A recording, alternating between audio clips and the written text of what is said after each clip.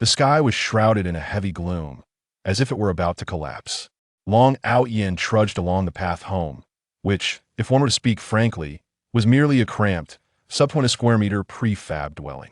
Recollections of recent events gnawed at his heart like a knife. His once happy home had been obliterated by a tragic car accident, his parents' company usurped by a cabal of shareholders, and he himself cast out into the cold.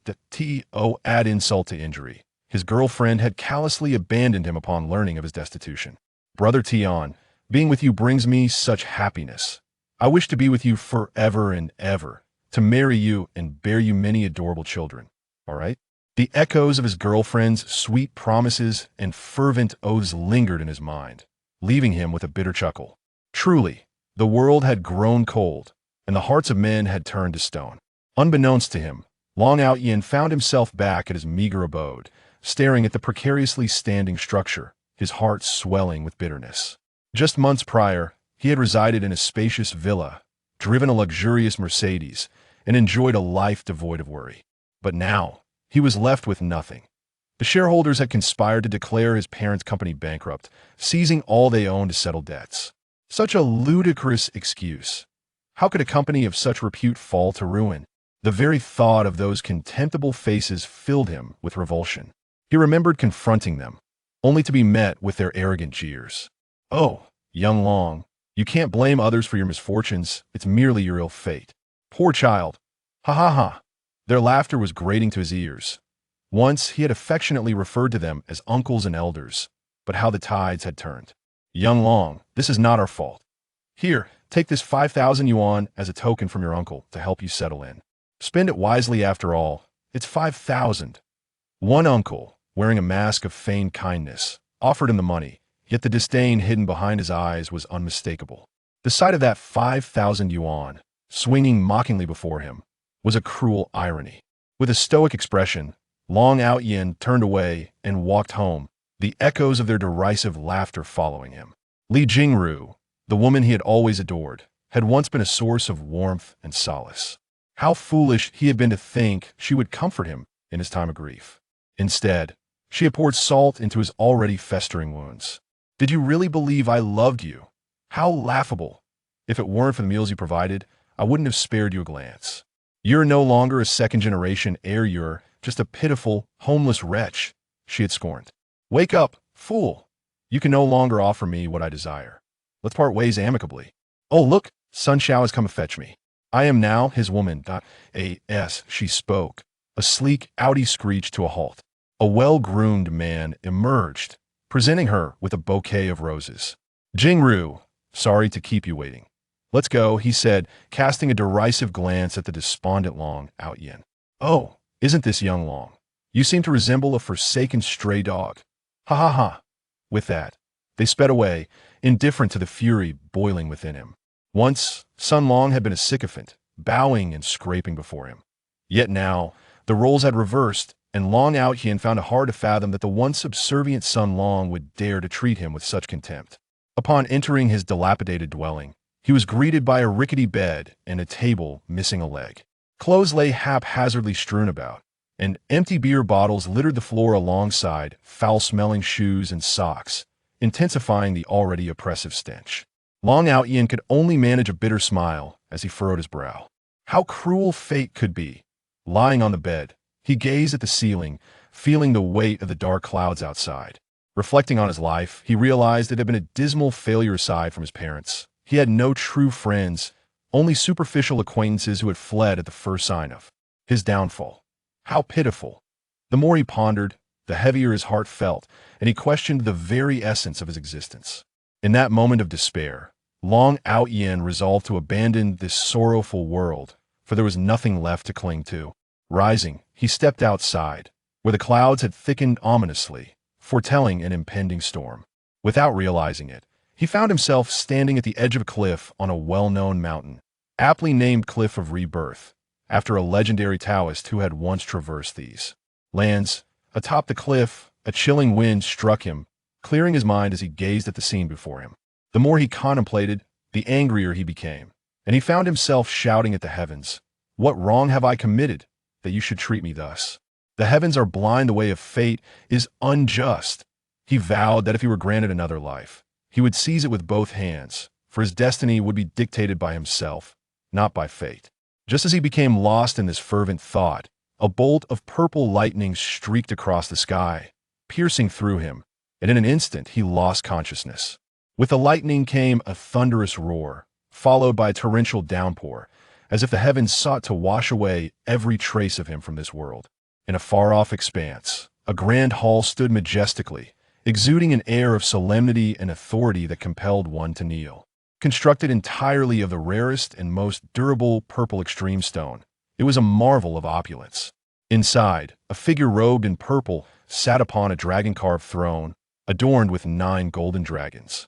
His face was chiseled, exuding both elegance and command, a subtle smile playing on his lips, embodying an aura of calm and composure.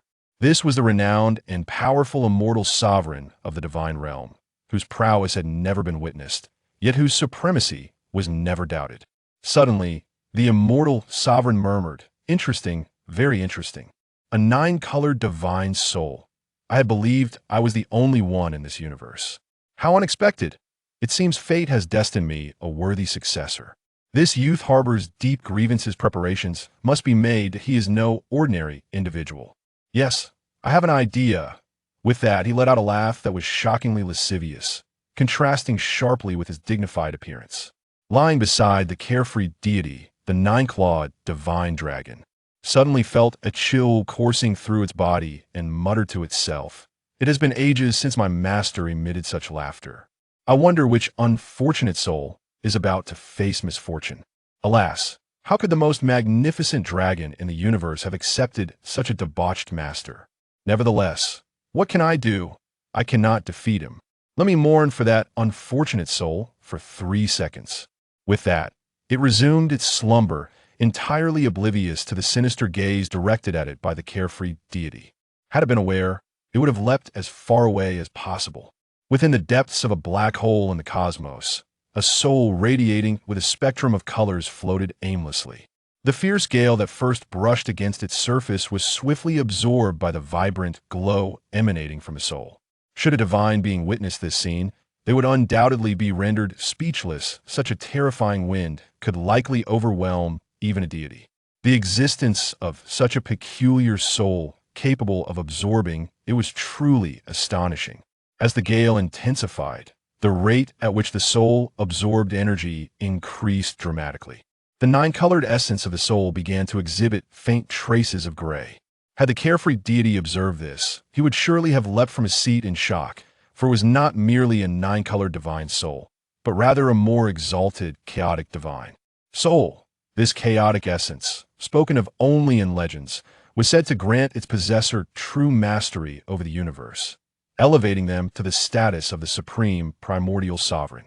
Chapter 2. Seeking a mentor and rebirth. Time flowed slowly within the spatial rift. Perhaps a year, a decade, or even a century had passed, or perhaps only a fleeting moment. Suddenly, the space surrounding the soul began to fluctuate violently, gradually forming a multicolored passage through which the soul was inexplicably transported to an unknown destination.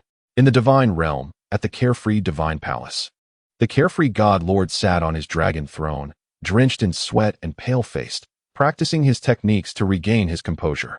Clearly exhausted, beside him floated a vibrant soul, the once ashen glow of which had mysteriously vanished. The carefree god lord grumbled inwardly, pondering why invoking a soul-summoning spell was so taxing. Could it be that his powers had waned recently? But that made little sense. Little did he know that the entity he summoned was not merely a 9-colored divine soul, but the legendary Chaos Soul. Had it not been for his extraordinary abilities, that Chaos Soul would have remained eternally trapped within the rift. After an indeterminate amount of time, I finally awakened, slowly opening my eyes and gazing blankly at my surroundings. Who am I? Where's this place? Gradually piecing my thoughts together, Long Outyin recalled everything. Hadn't I been struck by lightning? Where am I? Is this hell? No, where are the bull-headed and horse-faced guardians? Long Outyin muttered to himself. Young man, what are you mumbling about? How dare you compare my divine palace to that lowly underworld? You infuriate me. Have you ever seen such a magnificent underworld? The carefree god lord retorted angrily. It was then that Long Outyin noticed the man in purple robes sitting beside him on the dragon throne, whose chiseled features and flowing purple hair exuded both elegance and authority. Looking at the handsome visage, Long Outyin whispered in disbelief, "How can such a strikingly handsome person exist?" He reached out to touch the man, only to be astonished when his hand passed through the man's face. How could this be? It dawned on Long Outyin that he was floating in the air. "What is happening? What is this?" he exclaimed in panic. "You are dead, young man. This is merely your soul. Truly, you are a marvel of naivety," the carefree god lord scoffed. Long Outyin was taken aback by this revelation. His soul? The existence of a soul after death, a concept he had only heard of, was now a reality for him. Gradually, Long Outyin's thoughts settled, and he began to survey his surroundings. To his astonishment, a grand palace of deep purple materialized before him, and beside the man, he beheld a dragon, no ordinary dragon, but a 9-clawed dragon, more exalted than the legendary 5-clawed divine dragon. With a mixture of trepidation and curiosity in his eyes, Long Outyin cautiously inquired, "May I ask, esteemed senior, what is the name of this place, and why have you brought me here?" Noticing Long Outyin's expression, the carefree god lord reassured him, "Fear not, young one. I cannot harm you. I am the carefree god lord of the divine realm, and this is my abode, the carefree palace. As for you, I have rescued you." Though he had braced himself for the revelation, Long Outyin was still taken aback. The divine realm? A god lord? It all sounded extraordinarily impressive. Seeing Long Outyin lost in thought, the carefree god lord cleared his throat, bringing him back to reality. Realizing he was in the presence of an immensely powerful being, Long Outyin asked, "Might I inquire as to why you have brought me here?" In response, the carefree god lord adjusted his demeanor and said, "Young man, whether it is your fortune or mine, you are the second individual in this universe, besides myself, to possess a 9-colored divine soul. I have existed for 200 billion years, and at last, I have found another like myself. Thus, I wish to take you as my disciple and pass on my legacy. Will you accept?" The god lord looked at Long Outyin with hopeful anticipation. Long Outyin was momentarily stunned by this unexpected stroke of fortune. Such a thing existed? 200 billion years? This youthful figure before him had lived for 200 billion years. Seeing Long Outyin standing there in a daze, the carefree god lord coughed again, prompting him to respond. "Do you accept?" Snapping back to reality, Long Outyin hurriedly replied, "Yes, yes. Master, please allow me to bow before you." With that, he quickly prostrated himself. The carefree god lord beamed with joy. "Excellent. At last, I have a successor." Long Outyin then asked, "Master, may we begin learning your extraordinary techniques?" The carefree god lord replied, "Not so fast. There are preparations to be made first. You are currently only a soul and cannot cultivate. After I finish my instructions, I will send you to another realm for reincarnation, at which point you may begin your training. Allow me to explain my background. I am one of the 5 great god lords of the divine realm, and the technique I practice is called the carefree and proud world technique. The minimum requirement for cultivating this technique is a 3-colored divine soul. It is a wondrous art capable of harnessing the essence of the universe. That is all I shall say for now. If you have any questions, refer to the divine scroll I will provide. I have nothing else to gift you, so I shall bestow upon you this carefree divine ring. For now, you may use it for storage, and it will also protect your soul from harm. Other functions are sealed and will only be unlocked once you reach a certain level of power. As for what those functions are, you will have to explore them yourself. Now, I shall send you to be reincarnated." Without allowing Long Outyin to respond, the carefree god lord thrust him into the temporal rift. Just before Long Outyin entered the rift, he felt a jade slip and a ring merge with his soul. After that, he lost consciousness again. As Long Outyin vanished into the temporal rift, the carefree god lord turned slowly, gazing into the distance, and said, "My disciple, do not blame your master for being stingy with divine artifacts or pills. Only through enduring hardships can one see the rainbow. Only by facing adversity and challenges can one mature and succeed. I hope you do not disappoint the efforts of your master. Good luck." When Long Outyin regained consciousness, he found himself transformed into a fetus, roughly 4 to 5 months old. With nothing else to do, he began to examine his body. Suddenly, he discovered a jade slip and an ancient black ring in his mind. As he concentrated on the jade slip, a torrent of information flooded into his consciousness. Fortunately, his strong soul allowed him to withstand the influx. Otherwise, he would have perished. After thoroughly reviewing the contents of the jade slip, He found it divided into 5 main sections. The technique section, detailing the carefree and proud world technique and various techniques his master had deemed worthy. The formation section, documenting his master's formation knowledge divided into 10 levels, with the highest talent rumored to reach the 8th level, while the last 2 levels belonged to the realm of legends. The alchemy section, outlining his master's unique alchemical techniques. The artifact section, detailing various methods of artifact crafting, and the miscellaneous section, chronicling strange tales from the cultivation world, akin to a comprehensive encyclopedia of cultivation. Knowing he could not waste time while in his mother's womb, he resolved to practice the carefree and proud world technique. The technique was divided into 9 levels: divine foundation, divine heart, divine pill, divine infant, divine body, divine realm, transformation into void, transformation into God, and ascension to godhood. Having grasped the technique, Long Outyin turned his attention to the ring, but it remained unresponsive. Perhaps it was due to his current state. Thus, he settled down to cultivate. Thanks to the abundant innate spiritual energy within the womb and his own open meridians, his cultivation progressed remarkably well. Due to Long Outyin's cultivation, which drew the spiritual essence of heaven and earth into his body, his mother unknowingly underwent a transformation. This enhancement fortified her originally frail physique as a magician, elevating it to a level that even surpasses that of an ordinary warrior. Thus, although she is currently pregnant, her health is remarkably robust, and she exudes vitality. Chapter 3. Birth. Unbeknownst to him, immersed in his cultivation, Long Aotian was suddenly awakened by an overwhelming force. Upon regaining consciousness, he realized that more than 6 months had elapsed, marking the time of his birth. Listening to the heart-wrenching sounds from outside, he began to push outward.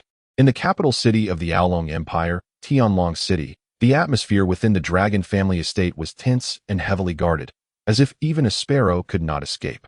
Those in the know understood that today was the day of the dragon family's matriarch, the young lady of the house, giving birth.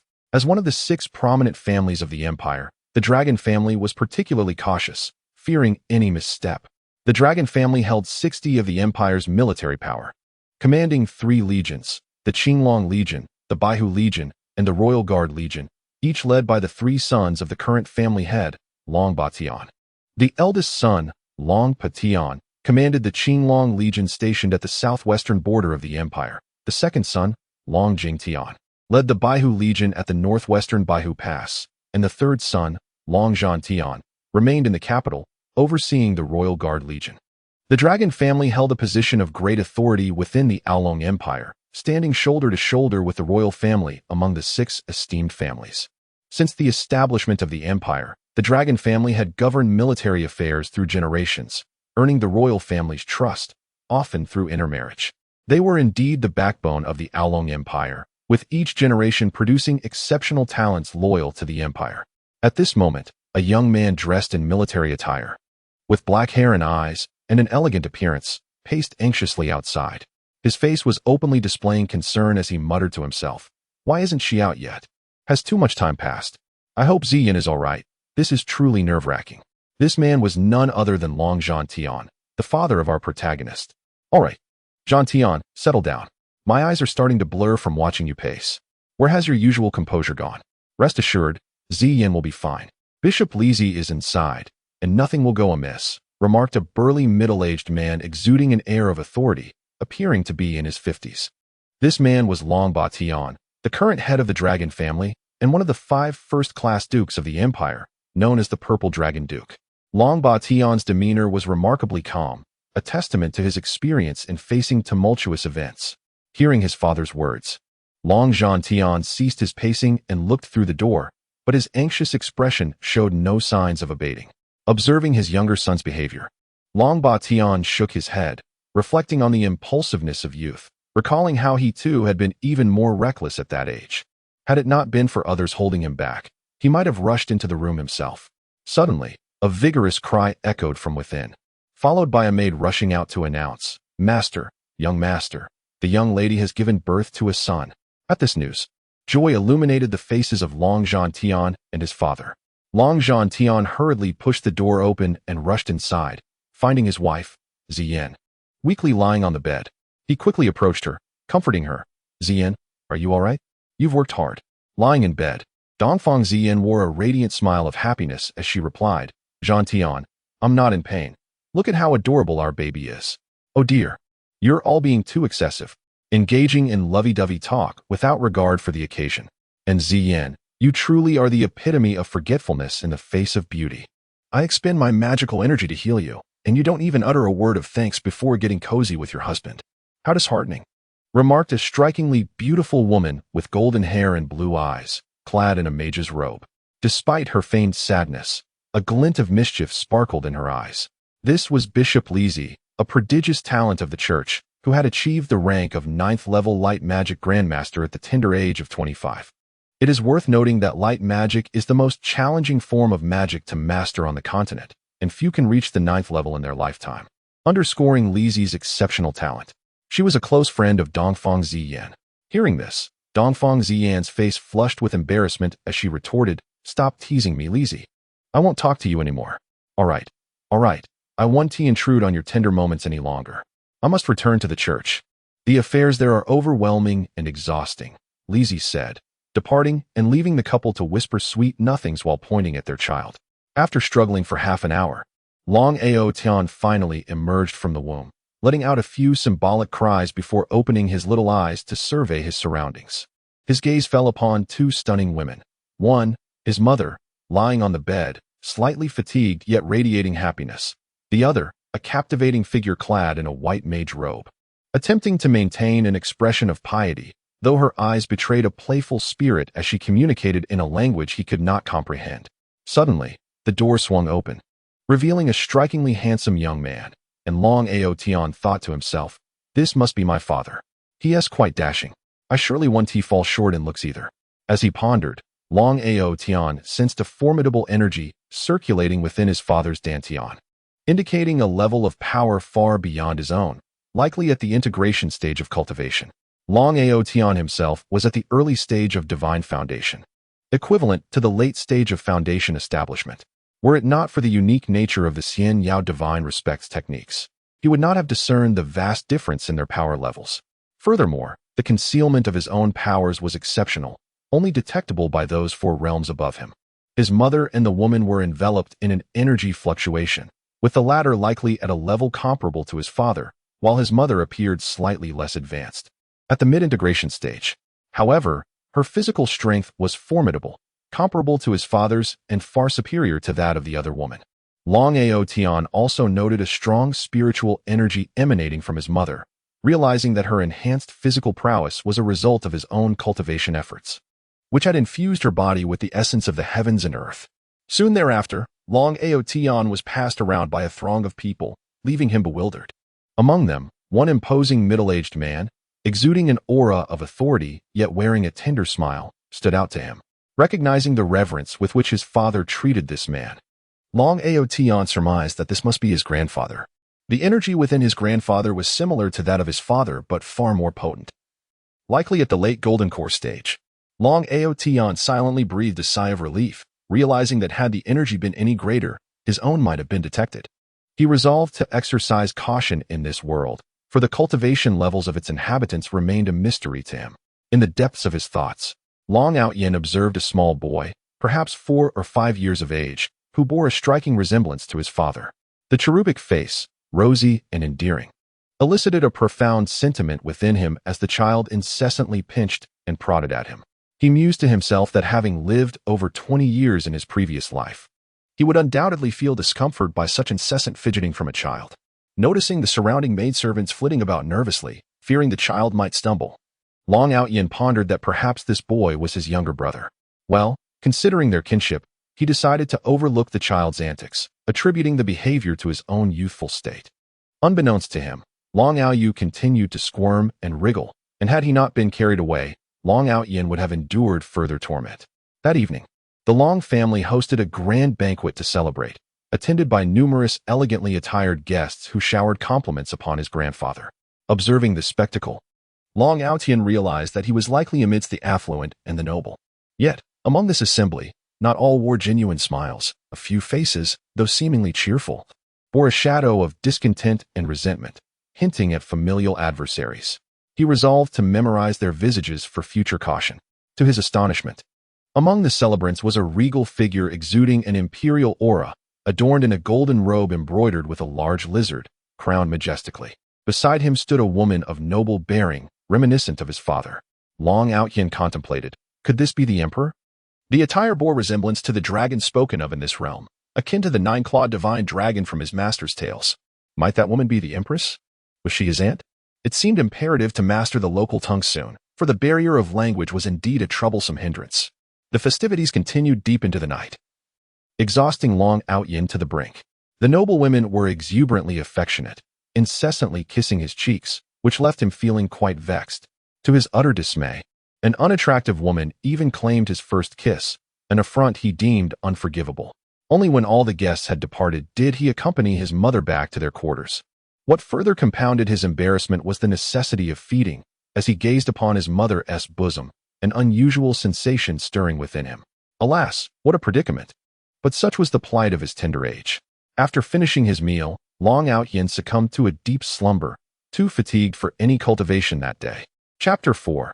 2 years in the Dragon's Manor, an elegantly serene structure embodying the essence of Suzhou's classical gardens, stands tall. Pavilions and terraces harmoniously complement each other, endowing this quaint courtyard with an extraordinary charm. At this moment, within the confines of the courtyard, a seemingly 2- or 3-year-old infant sits cross-legged upon a bed, striking a meditative pose with his palms facing upward. Ethereal energy and various magical elements swirl frantically towards the infant, coalescing into a vortex above his head. The energy is absorbed at an astonishing rate, and should anyone witness this spectacle, they would be rendered speechless. For the energy contained within could rival that of 2 or 3 level 6 masters combined. It is truly unfathomable that such a significant reservoir of power resides within an infant. Approximately 2 hours later, as the surrounding energy is completely consumed, the fluctuations of spiritual energy gradually settle. The infant opens his eyes, a fleeting glimpse of divine light flashing before returning to tranquility. Indeed, this is none other than the protagonist, Long Outyin. After 2 years of relentless cultivation, he has finally transcended to the mid-stage of the divine foundation realm, equivalent to the energy level of a level 6 warrior or mage in this world. Long Outyin now embodies the dual mastery of martial and magical arts, being a sorcerer proficient in all elemental magics. In the Xintian continent, magic is categorized into fire, water, earth, wind, lightning, light, dark, and spatial elements, along with the unique natural magic of the elves and the dragon magic, as well as various mutated spells such as ice magic from water and necromancy from darkness. The diverse magical elements absorbed during his cultivation now reside in his mind, forming distinct energy nuclei: red for fire, blue for water, green for wind, white for light, black for darkness, purple for lightning, colorless for space, and yellow for earth. These 7 energy nuclei operate in an intricate array reminiscent of the Big Dipper. Long Outyin's combat prowess is formidable enough to stand shoulder to shoulder with level 7 masters, an astonishing feat for someone barely 2 years old, as it is considered extraordinary for an individual to reach level 7 by the age of 20, while reaching that level by 40 is already a source of pride. Over the past 2 years, Long Outyin has gained a general understanding of this world, known as the Xintian continent, which is surrounded by endless oceans. The continent is home to 5 formidable empires, along with countless kingdoms and principalities that exist in allegiance to these empires. The 5 great empires are the Central Radiant Empire, the Eastern Aolong Empire, the Western Hughes Empire, the Southern Yinyang Empire, and the Northern Beastman Empire. Among these, the Radiant Empire is governed by a theocratic system, where the highest authority is not the imperial court, but the ecclesiastical court. Each emperor is appointed by the ecclesiastical court, which holds supremacy over the imperial royalty. The Radiant Pope is one of the 6 known divine masters, having reached the pinnacle of the late divine level, revered as the strongest individual on the continent. With countless experts within the ecclesiastical court, the primary members of this power structure include the Pope, for cardinal archbishops, 12 bishops, and an elder council formed by retired popes and protagonists. Additionally, the ecclesiastical court has an inquisition, a violent agency aimed at countering dark forces, composed entirely of formidable beings.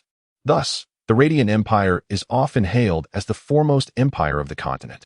The Aolong Empire, on the other hand, is founded on martial prowess, with a culture that venerates strength, It boasts the continent's premier Along Royal Academy of Martial and Magical Arts, presided over by Xianyuan Chifeng, one of the 6 divine masters, who, despite being of royal lineage, is devoted solely to martial cultivation, leaving political affairs aside unless the royal authority is threatened. Each year, the Academy produces a significant number of talented individuals, and entry is granted to those with potential, with provisions for assistance based on circumstances. This open policy has garnered widespread acclaim for the Along Royal Academy. Furthermore, the Along Empire maintains a favorable relationship with the dragon race, hosting 2 colossal dragons in service, contributing to its elite military force. The Hughes Empire, located in the western part of the continent, is characterized by its harsh terrain, fostering a rugged populace. The expansive grasslands of the Hughes Empire are conducive to a thriving nomadic culture, renowned for producing exceptional knights whose cavalry is unmatched across the continent. The Yinyang Empire, situated at the continent's southern extremity, experiences an intensely hot climate, resulting in a plethora of fire mages who are highly esteemed, making it the region with the greatest number of fire mages and the most formidable fire magic legions. The Beastman Empire occupies the northern part of the continent, comprising various Beastman tribes, including the Royal Lion Tribe, Tiger Tribe, Wolf Tribe, Bear Tribe, Minotaur Tribe, Centaur Tribe, and others, with the rare and powerful Baiman Tribe serving as guardians, capable of standing alongside dragons in battle. The continent is also home to numerous perilous locations, with 5 particularly notorious sites. The first is the Beast Forest located in the southeast, teeming with magical beasts. The periphery is known for low to mid-level magical beasts, attracting many adventurers, while the inner forest is dominated by high-level magical beasts, and it is said that no one returns alive from its depths, where sacred and even divine beasts may dwell. The second location is the Misty Forest in the northeast, perpetually shrouded in dense fog, making visibility less than 10 meters, easily disorienting travelers. It is believed that the fog was conjured by the elven goddess to protect her kin from human intrusion, with the heart of the forest being the legendary Elven Forest. The third site is the Dark Abyss in the southwest, a haven for dark creatures, including skeletons and other malevolent beings, making it a sanctuary for necromancers and dark mages. The Light Empire has stationed the Radiant Knight Order at the Abyss's perimeter to prevent incursions by dark entities, second only to the Ecclesiastical Knights of the Holy Light Order. The fourth perilous location is the Death Marsh in the northwest, characterized by treacherous swamps and inhabited by numerous terrifying magical beasts, the most notorious being the Hydra, said to evolve into a 9-headed serpent, surpassing even divine beasts, and regarded as a legendary super beast. Lastly, there is the Dragon Island located offshore, home to numerous dragons, the mightiest race on the continent, known for their unity. It is said that a newborn dragon possesses strength equivalent to a level 8 human warrior, with adult dragons reaching the pinnacle of level 9, comparable to a saintly warrior. Those with exceptional potential may attain the status of sacred beasts or even divine beasts. Currently, the Dragon Emperor, a golden sacred dragon, is recognized as a mid-level divine beast. The dragon race is categorized based on elemental affinities, including wind, fire, water, darkness, light, earth, and the all-encompassing golden sacred dragon, which is of royal lineage among dragons. Additionally, the continent hosts numerous organizations, with the ecclesiastical court recognized as the foremost entity. There is also the clandestine Dark Ecclesiastical Court and the Mercenary Guild. The Mercenary Guild comprises adventurers commonly referred to as mercenaries, classified into 9 ranks: SSS, SS, S, A, B, C, D, E, and F. Powerful mercenaries can form guilds categorized into S, A, B, C, D, E, and F levels, with S-level guilds capable of accommodating 5,000 members, A-level guilds 2,000, B-level guilds 1,000, C-level guilds 800, D-level guilds 500, E-level guilds 200, and F-level guilds 100. At the outset of registration, individuals may attain a maximum rank of D, contingent upon the strength of the guild leader, though most typically commence at F and gradually ascend. Presently, there are 6 A-ranked mercenary guilds on the continent. The Swordsman Guild primarily comprises swordsmen and is responsible for their registration and level assessment. The Mage Guild, akin to the Swordsman Guild in function, oversees the registration and evaluation of mages. The Thieves Guild, also known as the Assassins Guild, serves as the venue for the issuance of assassination missions. The titles within this guild are categorized into 7 levels: God of Assassins, White Jade level Assassins, Gold level Assassins, Silver level Assassins, Bronze level Assassins, Black Iron level Assassins, and Ordinary Assassins.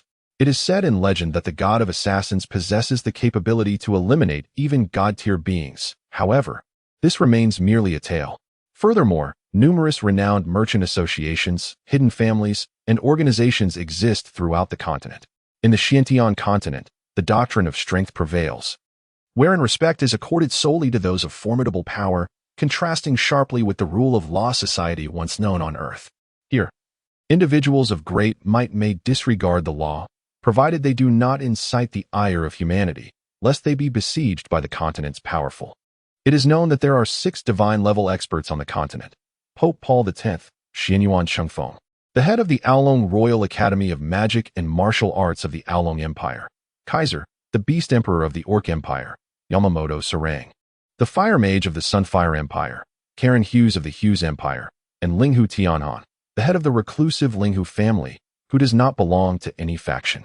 Additionally, there are 10 late-stage saint-level masters on the continent, one of whom is his grandfather, Long Badian. Chapter 5. Waste or Genius? Long Outyin gradually rose to his feet.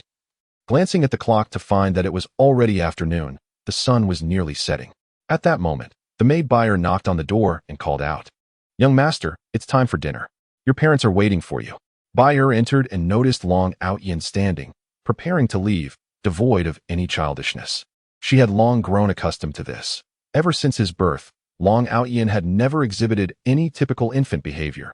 He had never wet his bed, never cried excessively, and preferred to remain alone in one place, ostensibly sleeping, though they believed he merely slept. In truth, he was cultivating. Since 6 months ago, when Long Outyin presented his grandfather with a design for a villa to be constructed, no one had regarded him as a child any longer. His requests were seldom denied, allowing him the privilege of staying alone in the villa. Long Outyin cast a glance at Buyer and said, "I understand, Sister Buyer. I shall come at once." Buyer, around 15 or 16 years old, was graceful and charming. They changed into their attire and proceeded to the dining hall together. Upon entering, Long Outyin saw that his grandfather and parents were already present, and he quickly apologized. "I'm sorry for keeping you waiting, grandfather." Long Batian, observing Long Outyin's demeanor, nodded affectionately and said, "Go sit with your mother." With that, Long Outyin dashed to his mother's side and made a face at his older brother, Long Outyu, who was 3 years his senior and already a level 2 warrior, a veritable prodigy. Unbeknownst to him, it was Long Outyin who, under the cover of night, used Earth Escape to enter his brother's room and cleanse his marrow with his spiritual energy. His brother stuck out his tongue at him and began to eat. The meal concluded amidst a joyful atmosphere. After dinner, as Long Outyin was about to leave, his grandfather called out, "Wait a moment, Outyin. Tomorrow marks your 2nd birthday. According to tradition, a banquet will be held, and your cultivation talent will be assessed. Tomorrow, your elder brother and the entire family will be present, along with Bishop Lees from the church, who will evaluate your talent. You must prepare well and remain calm." Long Outyin pondered briefly and replied, "Understood, grandfather. I will prepare diligently." He then returned to his villa. Once back, he took a bath, dismissed all the maids, and lay alone on his bed, contemplating the evening's banquet. He mused, "How should I present myself? Should I display my true capabilities? That is certainly unfeasible. A 2-year-old level 6 expert, proficient in both martial and magical arts, would undoubtedly attract attention, making me a target for those with ulterior motives. The Long family would face tremendous pressure as a result. Moreover, based on his 20-plus years of experience in his previous life, he understood that discretion was paramount. The one who stands out is often the first to be targeted. Thus, his plan was to initially disappoint his family and allow the adversaries of the Long family to revel in their false sense of security, thereby gradually fading from their view and minimizing external scrutiny. This would facilitate his actions later on without drawing attention. Feigning ineptitude while biding my time is indeed wise, he thought. Since his birth, Long Outyin's actions had drawn the attention of some astute individuals, as he behaved far too exceptionally for a 2-year-old. Therefore, he resolved to play the part of a fool in the eyes of outsiders. After all, who would pay heed to a supposed waste incapable of cultivation? Though Long Outyin's mind was mature beyond his years, he knew that in a world where strength reigns supreme, talent without power garners little notice. Having made his decision, Long Outyin settled into a meditative posture and began his cultivation. The following evening, Long Outyin was summoned to his mother, Dongfang Xian, who personally dressed him.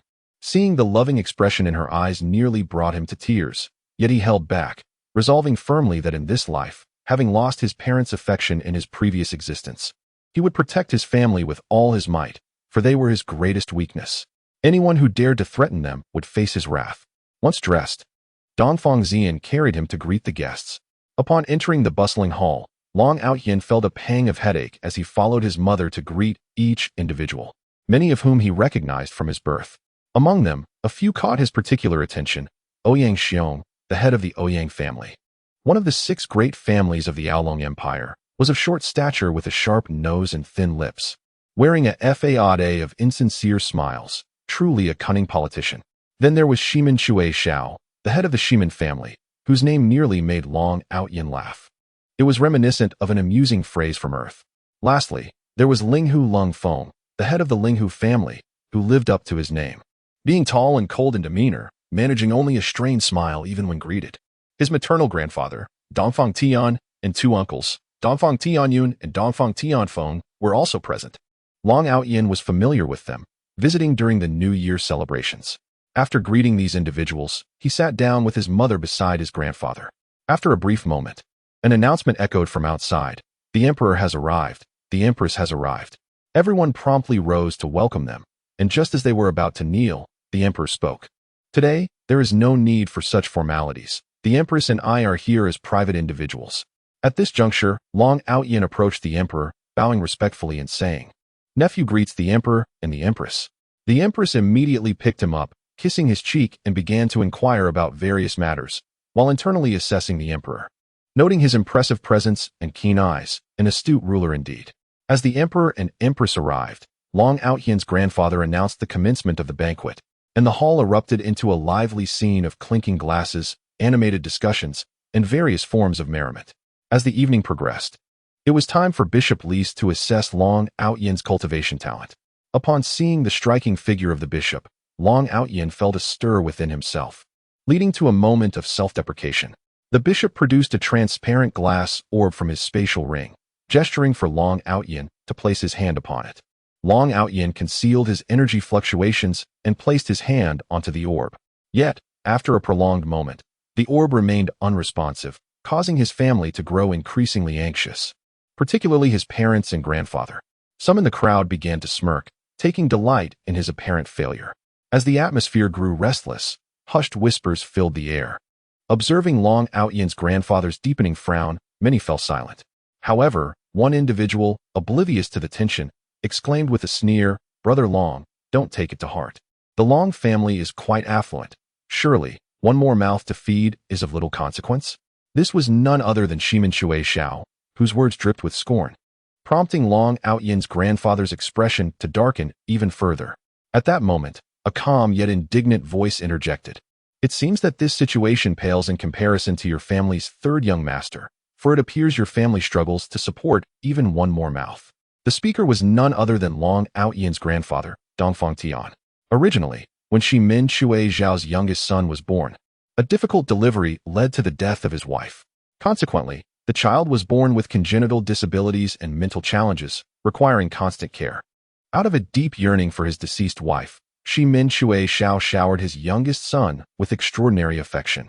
Upon hearing this, Shimin Shui Zhao's previously triumphant demeanor shifted as he prepared to retort, but the displeased countenance of the emperor nearby caught his attention. He then wove a polite excuse. Addressing the emperor and the assembled guests, "I must apologize, for I am unwell and must take my leave." With that, he turned and departed with his entourage. Sensing the awkward atmosphere, others soon followed suit, some offering words of comfort to the elderly Lord Long, while those less acquainted departed with indifference. In the end, the once bustling hall was left with only the emperor, the empress, and the Long family. Observing her father's expression, the aunt stepped forward and said, "Father, do not take this to heart. With our family's strength, ensuring Ao Tian's prosperous future poses no issue. Furthermore, with Ao Tian's intelligence, a political career is certainly within reach. We can always have the family guards protect him closely." The emperor, understanding her implication, replied, "Indeed, that is no problem. In fact, I hold a fondness for this boy. Aotion. As he spoke, he affectionately tousled the hair of the young Aotion cradled in the Empress's arms. The elderly Long and Aotion's parents also approached to comfort him, and gradually, the somber expression of Aotion's grandfather softened, though traces of sorrow still lingered in his eyes. Eventually, as guests departed, the grandfather summoned Aotion, his parents, and his brother to the study. At this juncture, Aotion's brother reassured him, "Do not worry, little brother. With me to protect you, no one would dare to bully you. If anyone dares, I will ensure they regret it." He punctuated his declaration with a show of his small fist. Witnessing his brother's display of support filled Aotion with uncontainable joy, lightening the previously heavy atmosphere for their grandfather and parents. The grandfather composed himself and addressed Aotion's father. "Henceforth, let the shadow protect Aotion closely. With its mastery, no one below divine level can detect it." Hearing this, Aotion's parents exchanged worried glances. His father quickly interjected, "No, father. What if the shadow departs? Mother's condition can only be contained by it." This remark deepened the grandfather's sorrow, as he recalled his wife and felt a surge of guilt for her plight. Had it not been for his own actions, she might not have fallen victim to the curse of the necromancer, nor would she have lain in a coma for nearly 2 decades. As Aotion and his brother absorbed their grandfather's words, confusion clouded their expressions. The grandfather, noticing their bewilderment, explained, "20 years ago, while traveling the continent with your grandmother, we discovered traces of dark magic in a village near the abyss of darkness. Several villages had been slaughtered. Following various clues, we identified the perpetrator, the necromancer Ben-Jila, one of the top 10 sacred level powers at the time. I had only recently reached sacred level, while your grandmother was merely at the 9th rank. The disparity in our strengths was vast. To cover my escape, she resorted to forbidden magic to momentarily elevate her power, sacrificing half of her cultivation in the process. Her fierce resistance gravely injured Ben-Jila, allowing him to flee. However, she fell victim to his curse, the sigh of death, which plunges its victims into eternal sleep, their vitality gradually eroded by the dark magic within. Thankfully, the shadow, a dark magic saint, was able to suppress the curse, but it could not awaken your grandmother. After that incident, I dispatched the family's secret forces, the Blood Dragon, to pursue Ben-Jila, but he managed to escape due to the unique nature of his necromancy. In subsequent years, I sought renowned healers, even the Pope of Light, but none could lift the curse. Thus, I resigned myself to the situation, allowing the shadow to watch over your grandmother while publicly declaring her deceased." With a heavy sigh, the grandfather's sadness was palpable, mirrored in the expressions of Aotion's parents. Upon hearing these revelations, Aotion and his brother were left astounded. They learned that their grandmother had not died, but had instead suffered under the relentless grip of dark magic. Aotion pondered whether he should visit his grandmother, hoping to find a way to save her. The sight of his grandfather's desolate figure filled him with sorrow. However, he realized that revealing his abilities might be unavoidable. As there were no outsiders present, he decided it was best to find a suitable excuse, keeping his master, the immortal god of freedom, a secret for now, as the time was not yet right. After a moment of silence, Aotion lifted his head and addressed his grandfather. "Grandfather, I may actually have a way to help Grandma." The grandfather paused in surprise, initially delighted, but then a look of disappointment crossed his face. "Enough, Aotion. You need not comfort me. I understand your good intentions." Sensing his grandfather's skepticism, Aotion urged, "Truly, grandfather, you must believe me. Look." He concentrated and suppressed his energy to exhibit the power of a level 3 warrior, causing a crimson aura of fighting spirit to emanate from his body. The astonishment on his grandfather's face was evident, mirrored by the expressions of his parents and brother. The grandfather hastily grasped Aotion's hand and inquired, "Tianer, quickly explain this. How is this possible? Were you not unable to cultivate? How did you attain level 3 warrior status?" His parents shared his astonishment. In response, Aotion began recounting, "Grandfather, you cannot bombard me with questions like this. If you ask too many at once, how can I answer? The truth is, I began my training long ago. When I was merely 10 months old, a mysterious old man appeared before me, unnoticed by anyone else. As I attempted to call out, I found myself unable to speak. He asked if I wished to become his disciple, and before I could reply, a light flashed in his eyes, and I lost consciousness. When I awoke, I found my mind filled with knowledge. It turned out he was my master, who recognized my potential as a void body. He is an extraordinary master, a super divine level expert, and he left me with teachings that suggested when a martial artist breaks through the barriers of martial skills and magic, that is the day they surpass divine level. Thus, he instructed me to practice both martial and magical arts from a young age. Consequently, I am now both a level 3 warrior and a level 3 mage. As a small fireball materialized in his hand, Aotion continued, ignoring the astonished gazes around him. My master instructed that before reaching sacred level, I must not reveal my powers. However, today I have no choice. I trust my master will not hold it against me. Furthermore, he left me with many other teachings, including various medical techniques, alchemy, and secret arts, which I am to share with the family when the time is right. My personal courtyard was also designed based on my master's blueprints. The family was left in a state of astonishment and joy. They were amazed not only by Aotion's perilous journey, but also by the fact that someone could appear and disappear without a trace within the Long family. Gradually, they came to terms with the extraordinary nature of his master, rejoicing in Aotion's fortuitous circumstances and extraordinary talent. Realizing that he was not a failure, but rather a rare genius, with the potential to heal his grandmother's affliction, the grandfather of Long Outyin exclaimed with fervor, "The legendary enlightenment is indeed an existence of transcendent caliber, an ethereal being. My grandson is truly extraordinary. A waste? What a farce.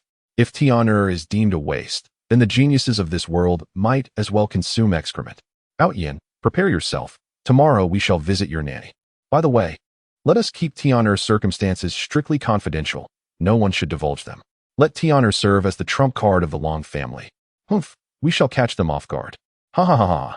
With that, he laughed heartily, as if releasing all the pin-up frustration within him. Afterward, he waved his hand, signaling everyone to exit the study, leaving him to organize his thoughts and calm his excited emotions. Chapter 6. Healing. Upon returning to his dwelling, Long Outyin reflected on his grandfather's words, feeling a tumult of joy and anger.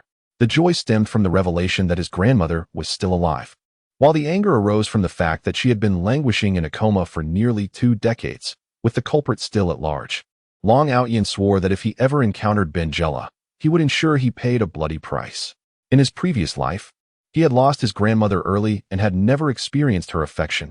In this life, he vowed not to suffer such a loss again. He was determined to exert every effort to alleviate her condition. After circulating his energy to calm his agitated heart, he began contemplating the methods for her treatment. According to Long Outyin's understanding, the dark magic of this world bore similarities to the demon cultivators in the realm of cultivation. Although the methods of attack and destructive power were incomparable, the curse of the undead resembled the restraints of cultivation, and generally, there were 2 methods to break such restraints. One was to forcibly shatter them with absolute cultivation power, while the other involved the use of medicinal pills combined with medical techniques to gradually consume the restraints within the body. Given his current circumstances, the first method was not feasible. He could only adopt the second approach. Long Outyin examined the alchemical text provided by his master and discerned that only 2 types of pills could effectively counteract dark magic at his current level: the demon-devouring pill and the magic-dissolving pill. When used in conjunction, the magic-dissolving pill would decompose the dark energy, while the demon-devouring pill would absorb the decomposed energy. Additionally, there was a third pill, the magic-restraining pill, which, while not possessing the ability to absorb or dissolve energy, could prevent the spread of dark magic. As he reviewed the required materials, Long Outyin frowned. He had only encountered the components needed for the magic-restraining pill in his studies on this continent, as they were relatively common. However, he had seen only a few of the materials for the other 2 pills, and some he had never heard of. It seemed necessary to sketch these out for his grandfather to review, as his knowledge was limited. After concluding this task, he began to meditate, introspecting on his internal condition. In his mind, 7 elemental cores rotated in the formation of the Big Dipper, with 9-colored spiritual energy flowing through his meridians, intermittently emanating a gray light that appeared rather eerie. Long Outyin himself was at a loss regarding this phenomenon and decided to disregard it, allowing the energy to converge in his dantian, forming a swirling mass of 9-colored energy. He glanced at the ring on his right index finger, feeling a sense of exasperation. This ring, which his master had described as seemingly formidable, appeared to him to be of little use aside from its storage capabilities. Its interior was as vast as the capital of the Aolong Empire, yet it remained empty except for a peculiar large egg, likely sealed away by his master. Perhaps, when his cultivation improved, he would uncover its secrets. Notably, this ring differed from the spatial rings of this continent in that it could store living beings. Creatures with lower cultivation could be easily absorbed, while those with higher cultivation required their consent for absorption, making it a valuable defensive artifact. After assessing his condition, he resumed his training. Meanwhile, at the residence of the Shimin family in the Tianlong Empire, upon returning home, Shimin Shuexiao beheld his third son, Shimin Wuqiu, sitting in a wheelchair with a silly grin. This sight reminded him of Dongfang Tian's mockery, prompting him to summon those outside. A black-clad figure, exuding an aura of lethal intent, entered and knelt, devoid of emotion, inquiring about his master's orders. Shimin Shuexiao commanded, "Instruct Ini to ensure to closely monitor the movements of the second young master of the Long family, Long Outyin. Should he leave the Long residence, act accordingly. If you can kill him, do so. If not, incapacitate him. He dares to mock my son, I will make him regret it." A chilling, sinister laugh followed his words. "Understood, I vow to fulfill the task," the figure replied before exiting the room. The Insha were the Shimin family's covertly trained assassins, each a thoughtless killing machine subjected to brutal training methods. The following morning, Long Outyin awoke from his meditation, checking his own condition and feeling elated to discover that his soul level had reached the pinnacle of the divine foundation, a significant advancement. It is known that enhancing one's soul cultivation is exceedingly challenging and often requires fortuitous opportunities. Now, his overall strength could contend with an 8th-level warrior. And while victory was unlikely, he could at least escape. With his cultivation improvement, the chances of healing his grandmother's ailment grew considerably. After dressing, he made his way to the hall. Upon entering, he found his grandfather pacing anxiously, flanked by his parents and brother. Witnessing his grandfather's distress only solidified Long Outyin's resolve to cure his grandmother. As Long Outyin approached, his grandfather quickly inquired, "Outyin, how are you? Are you prepared?" Noticing the dark circles under his grandfather's eyes, Long Outyin understood that he likely hadn't slept at all the previous night. Anyone in such a situation would struggle to find rest. Long Outyin replied, "Yes, I only need a few more materials. Grandfather, let us first see Grandma. Some things can only be addressed with first-hand observation." His grandfather nodded and led the way, swiftly guiding them to his study. Once inside, Long Outyin and his brother exchanged puzzled glances as their grandfather approached a bookshelf and rotated a thick volume. To their astonishment, a hidden door appeared in the wall, revealing a secret chamber. After entering, the door closed automatically behind them. Before them lay a lengthy corridor.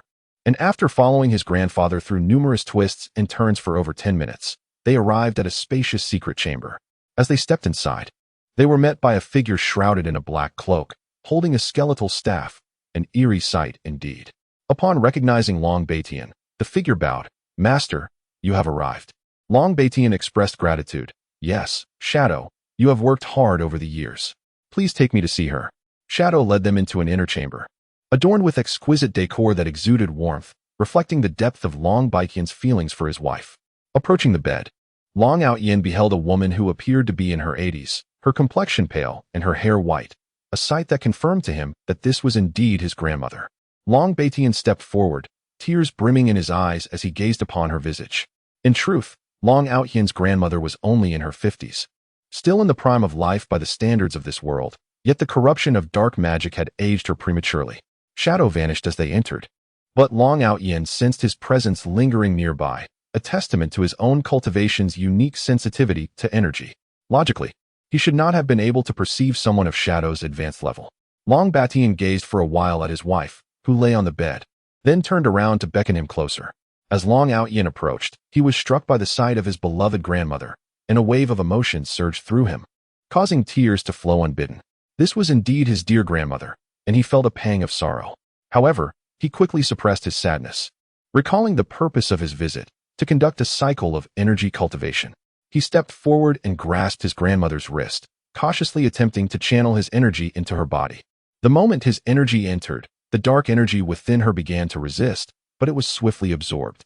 It was as if this energy possessed a consciousness, retreating at once upon sensing the intrusion. Long Outyin's energy circulated within her for a full cycle, yet he was dismayed to see the deepening pallor of her face. He had not anticipated the severity of her condition. Her bodily organs were nearing exhaustion, and her life force was nearly depleted. If left unattended, she would not survive beyond a year. Simultaneously, he felt grateful that he had discovered her plight in time. Observing the changing hues of his grandmother's countenance, Long Batian anxiously inquired. How is she, Tianer? Is there still hope? Long Outyen, seeing his grandfather's worried expression, replied, the situation is dire. If we do not act soon, I fear she may not last a year. Hearing this, his grandfather's face grew even more anxious. However, Long Outyen added, I can temporarily stabilize her condition and gradually repair the organs that have been ravaged by dark magic. While I cannot awaken her, I can improve her situation, shielding her from further harm. At this, Long Batian sighed in relief and asked, what do we need to save her?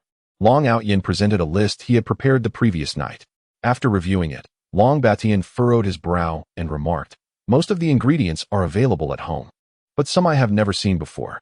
Long Outyen replied, Grandfather, please begin by gathering the materials for the demon sealing pill, and also prepare some other herbs to stabilize her condition. The rest can wait. With my current cultivation, I may not be able to handle it yet. Let the family prepare during this time. He also provided the materials needed for the cleansing pill. Long Batian immediately dispatched someone to gather the ingredients, and they exited the secret chamber. Upon returning to his courtyard, it wasn't long before Long Batian sent someone to deliver a rudimentary alchemical furnace along with the herbs required for crafting the demon sealing pill and the cleansing pill. Observing the furnace, Long Outyen reflected on the current state of alchemy in this continent, realizing that what the Long family provided was undoubtedly of superior quality. With a sigh, he commenced his preparations. Since Long Outyen had yet to reach the divine heart stage, he could not use the three flames true fire for alchemy and was limited to fire-based magic, which yielded a significant temperature difference. Moreover, as it was his first attempt, he felt somewhat anxious, leading to several initial failures. After 4 or 5 unsuccessful attempts, he paused to contemplate the reasons for his failures and the teachings of his master. He soon realized that the sequence in which the herbs were added was crucial. The order must not be disrupted. Steadying his mind, he began to melt the materials in the correct sequence. After more than 4 hours, he successfully produced his first batch of cleansing pills, hastily transferring them into a prepared jade vial. The results were satisfactory, yielding a total of 20 second-grade pills, classified according to their quality and function within the cultivation realm, where 10 grades exist, with those above 10 being immortal pills, and beyond that, the legendary divine pills. Subsequently, Long Outyen began to craft the demon sealing pill, which was slightly more complex than the cleansing pill and thus took a bit longer, approximately 6 hours, before he succeeded, producing 12 demon sealing pills. Truth be told, he was quite pleased with the outcome of his first foray into alchemy. As he stored the pills, he noticed the sun was beginning to set, prompting him to head to the main hall. Upon exiting the courtyard, he was approached by Bayer, who said, Young master, the master has instructed that you see him immediately upon your arrival. Long Outyen replied, Understood, Sister Bayer, and hurried towards the hall. Upon entering, he found his grandfather, Long Batian, along with his parents and brother, who were evidently awaiting him, likely informed in advance.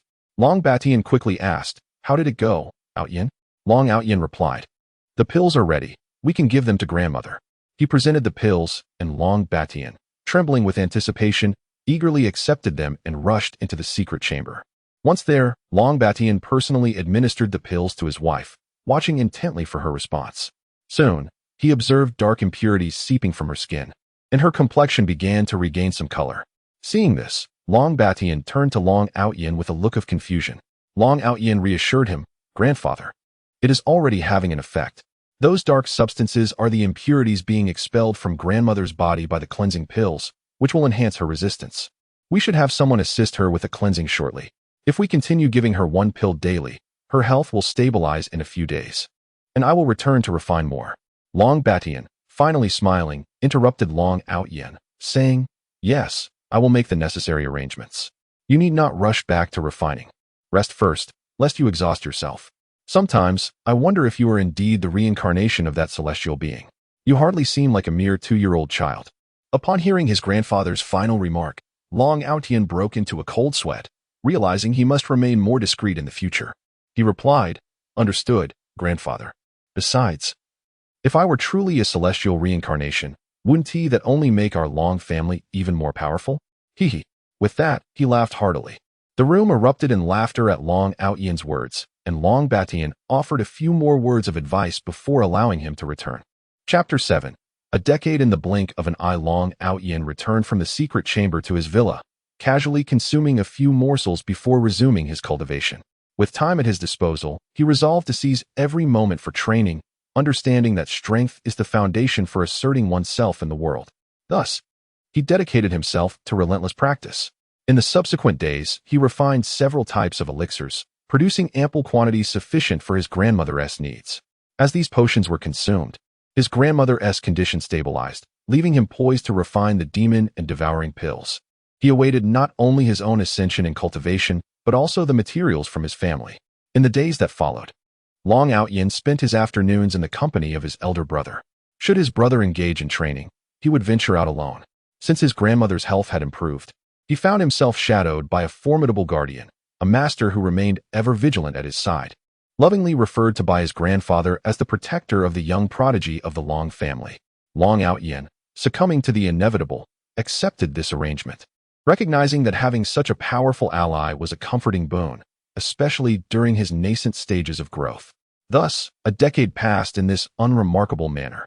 Long Outyin, now 12 years of age, stood at 165 centimeters, exuding a charming and refined demeanor. With his chiseled features and sparkling eyes, he had become a striking young man, captivating the hearts of countless maidens, bearing the admirable traits inherited from his parents.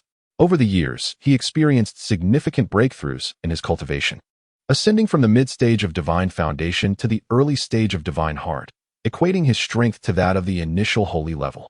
Yet, his unique dual mastery of magic and martial arts afforded him combat prowess akin to that of a mid-tier holy level practitioner, enabling him to evade even those at the later stages of the holy level. His grandmother's affliction had been entirely managed over these years. Her appearance restored to a youthful state, even surpassing that of women her age, much to his grandfather's relief. However, the materials required for further elixir refinement remained elusive, prolonging her slumber. Throughout these years, several significant events transpired. When Long Outyin was 3, he and his brother ventured out without the family's guards and fell victim to an assassination attempt. The suddenness of the attack inflicted considerable injuries on both brothers, but fortune favored them as their guardian arrived just in time to eliminate the assailants. The Long family and the Dongfang clan were incensed, and based on the intelligence provided by their protector, they ultimately traced the culprits back to the hidden assassination organization of the Shimin family. Instead of seeking a direct confrontation, Long Batian of the Long family unleashed his wrath, dispatching the majority of the Dongfang clan shadow guards to locate the organization's lair and commenced a massacre, decimating 3/4 of the hidden assassins before withdrawing. Though the Shimin family patriarch was furious, he dared not retaliate.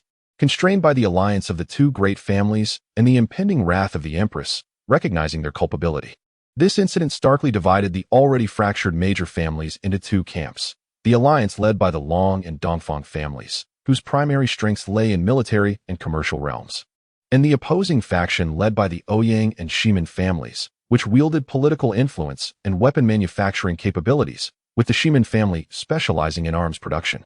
The Duga clan and the royal family remained neutral, offering no assistance to either side. In recent years, the various major families refrained from excessive actions due to the emperor's authority, redirecting their focus towards the younger generation. Conflicts frequently arose among the third generation of both factions. Yet all families maintained a tacit silence, tolerating these skirmishes as long as they did not result in loss of life. The continent had grown increasingly unstable, with the northern Beastman Empire and the southern Yanyang Empire amassing troops at the borders, eyeing the Aolong Empire with intent. Consequently, Long Outyen's uncles were preoccupied with border affairs and seldom returned home. However, his siblings had successfully enrolled in the Royal Magic and Martial Academy of Aolong in the imperial capital. Long Outyen, wishing to remain discreet, opted not to join them, instead spending his days idly wandering the home, resembling a carefree scion. The extent of Long Outyen's cultivation remained a mystery, even to his parents and grandfather, who were only aware of his 8th-level prowess, much to their delight. Others deemed him a talentless waste, leading to ridicule from the third generation of the Shimin and Ouyang families over the years. Yet, it brought him solace that his siblings had never displayed even a hint of disdain towards him, filling him with joy. Thus, he secretly assisted them in refining their skills, resulting in rapid advancements, as they became renowned talents within the empire. Another joyous development for the Long family was that his grandfather successfully attained the divine level 2 years prior, becoming the 7th divine level practitioner on the continent. However, this remained a closely guarded secret, known only to the Long family, as Long Batian imposed a strict gag order to prevent word from spreading. Historically, no one had achieved the divine level before the age of 60, with the youngest recorded practitioner reaching that level at 65. To avoid unnecessary complications, his grandfather chose to keep this information concealed. Ordinarily, Long Batian's elevation to the divine level would have stirred considerable commotion, even if he could evade the notice of others. He could not escape the keen eyes of Xin Yuan Qingfeng, the headmaster of the Royal Magic and Martial Academy. However, with Long Aoyan's assistance, his grandfather entered the immortal god ring for his breakthrough, ensuring that no external disturbance occurred. Long Aoyan further imparted a technique for concealing one's presence, allowing his grandfather to present his cultivation as that of a peak holy level practitioner, undetectable unless one reached the super divine level. Long Batian's successful advancement to the divine level was undoubtedly linked to Long Aoyan's extraordinary support. Long Aoyan modified the Long family's cultivation technique, the frenzied dragon formula, enhancing its ability to absorb spiritual energy from the environment and facilitating self-purification. As a result, his grandfather appeared considerably rejuvenated. Aside from his grandfather, Long Aoyan's parents also experienced varying degrees of improvement. His father broke through to the 9th level, reaching the initial holy level, while his mother attained the rank of 9th level Grand Magus. Both practiced the concealing technique, rendering their advancements imperceptible to others, thus sparing the Long family numerous troubles. Additionally, under his grandfather's persistent persuasion, Long Aoyan provided a cultivation method suitable for the Blood Dragon Guards, the Battle Chi formula, to maximize their potential. He also gifted his grandfather a sword technique titled Blood Slaughter Sword, significantly enhancing the Long family's overall strength. Long Aoyan did not neglect the ever-watchful Shadow who protected him, bestowing upon him a supreme magic cultivation technique, the Blood Fiend magic art. Long Aoyan affectionately referred to him as Grandpa Shadow, much to the latter's delight. Over the years, the Shadow advanced from mid-tier holy level to late-tier holy level, becoming an unparalleled master on the continent. Having spent 12 years on this continent without ever stepping beyond the imperial capital, Long Aoyan found himself with little to occupy his time at home. His cultivation had reached a plateau, unyielding to mere diligence. Moreover, having acquired the means for self-defense, he felt it was high time to explore the world beyond. The continent's perilous locales held an inexplicable allure for him, igniting his curiosity. Thus, he contemplated broaching the subject with his grandfather and preparing for some adventures. While lost in thought, a chorus of laughter and chatter erupted outside. Upon stepping out, Long Aoyan discovered his siblings had returned. His uncles each had 2 children, 1 son and 1 daughter.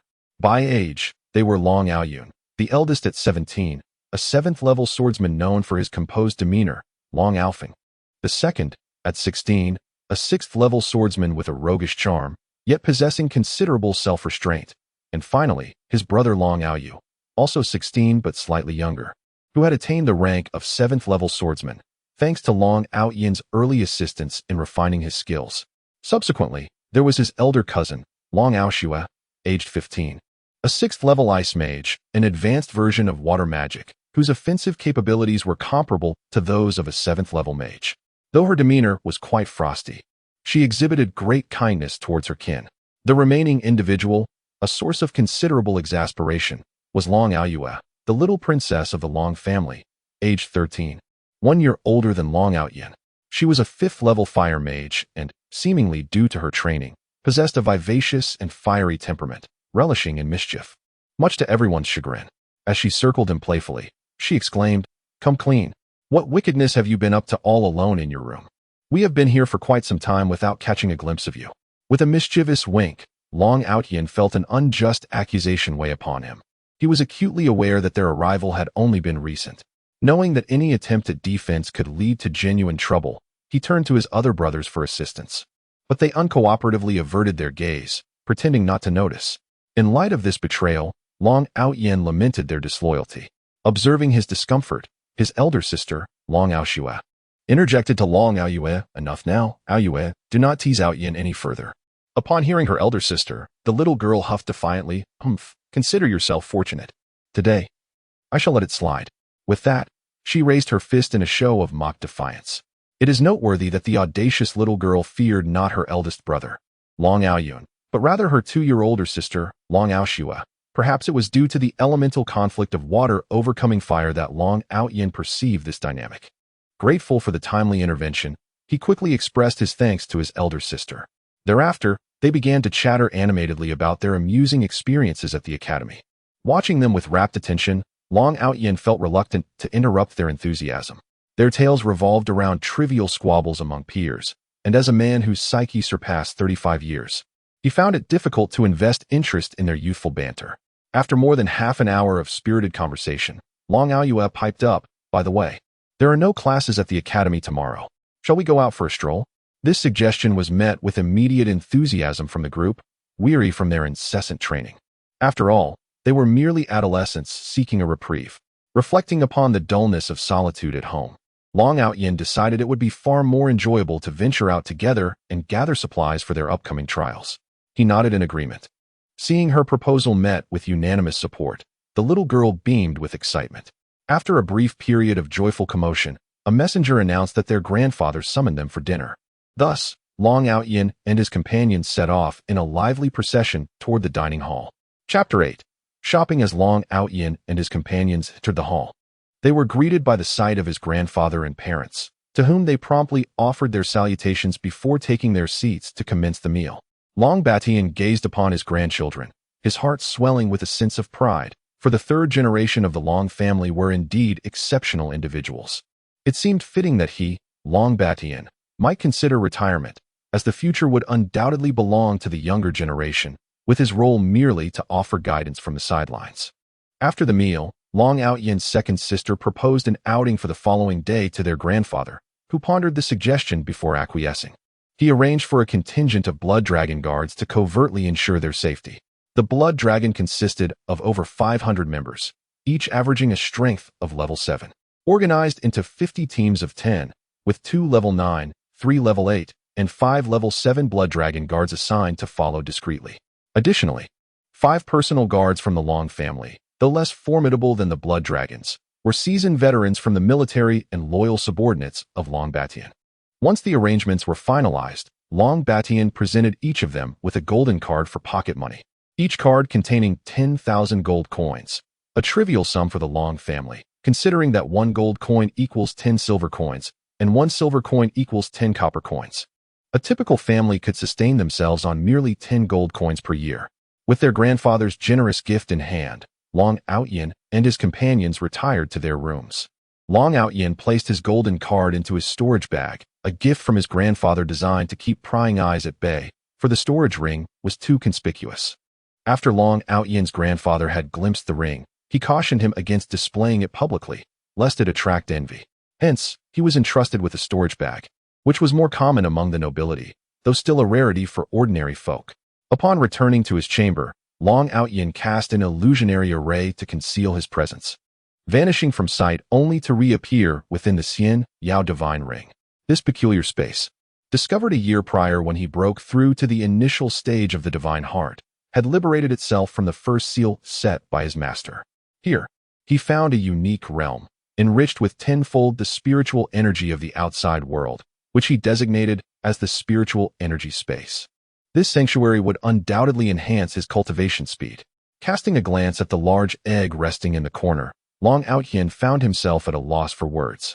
Prior to the discovery of the spiritual energy space, the egg had remained in the storage space, but upon the seal's unbinding, it had autonomously migrated here. Intrigued, Long Outyin began his investigations, theorizing that it might be a spirit beast egg. Following his master's records, he infused spiritual energy into the egg, only to witness a frenzied absorption until his own energy reserves neared depletion, yet the egg exhibited no outward signs of change. Since that incident, he refrained from further attempts. For according to his master's teachings, the more formidable the spirit beast, the greater the energy required for hatching, necessitating a higher cultivation level from the owner to avoid potential backlash. Thus, until he advanced further, he resolved to avoid that terrifying object. Nevertheless, his curiosity grew. What spirit beast lay within? Perhaps a celestial or divine creature, given that it was a legacy from his master. With thoughts of the spirit beast egg stirring anticipation and wonder, Long Outyin resumed his meditative state, as spiritual energy coalesced above him into a vortex. flooding into his being and expanding his meridians. As the energy circulated within, its magnitude swelled, compressing further.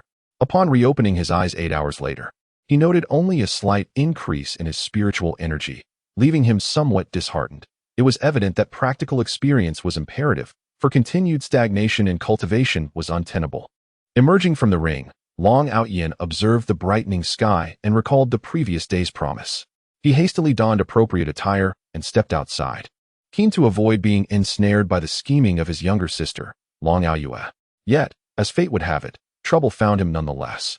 Before he could reach the hall, he was met with her indignant voice. "That lazy bum, always sleeping. I've been waiting far too long. Just wait until I get my hands on him." Upon spotting her brother, her face lit up with a conspiratorial grin. "Brother, you've kept me waiting. My legs are practically numb. Shouldn't you compensate me in some way?" Noticing Long Outyin's increasingly pained expression, she continued, "What's this? Reluctant, are we?" No, how could that be?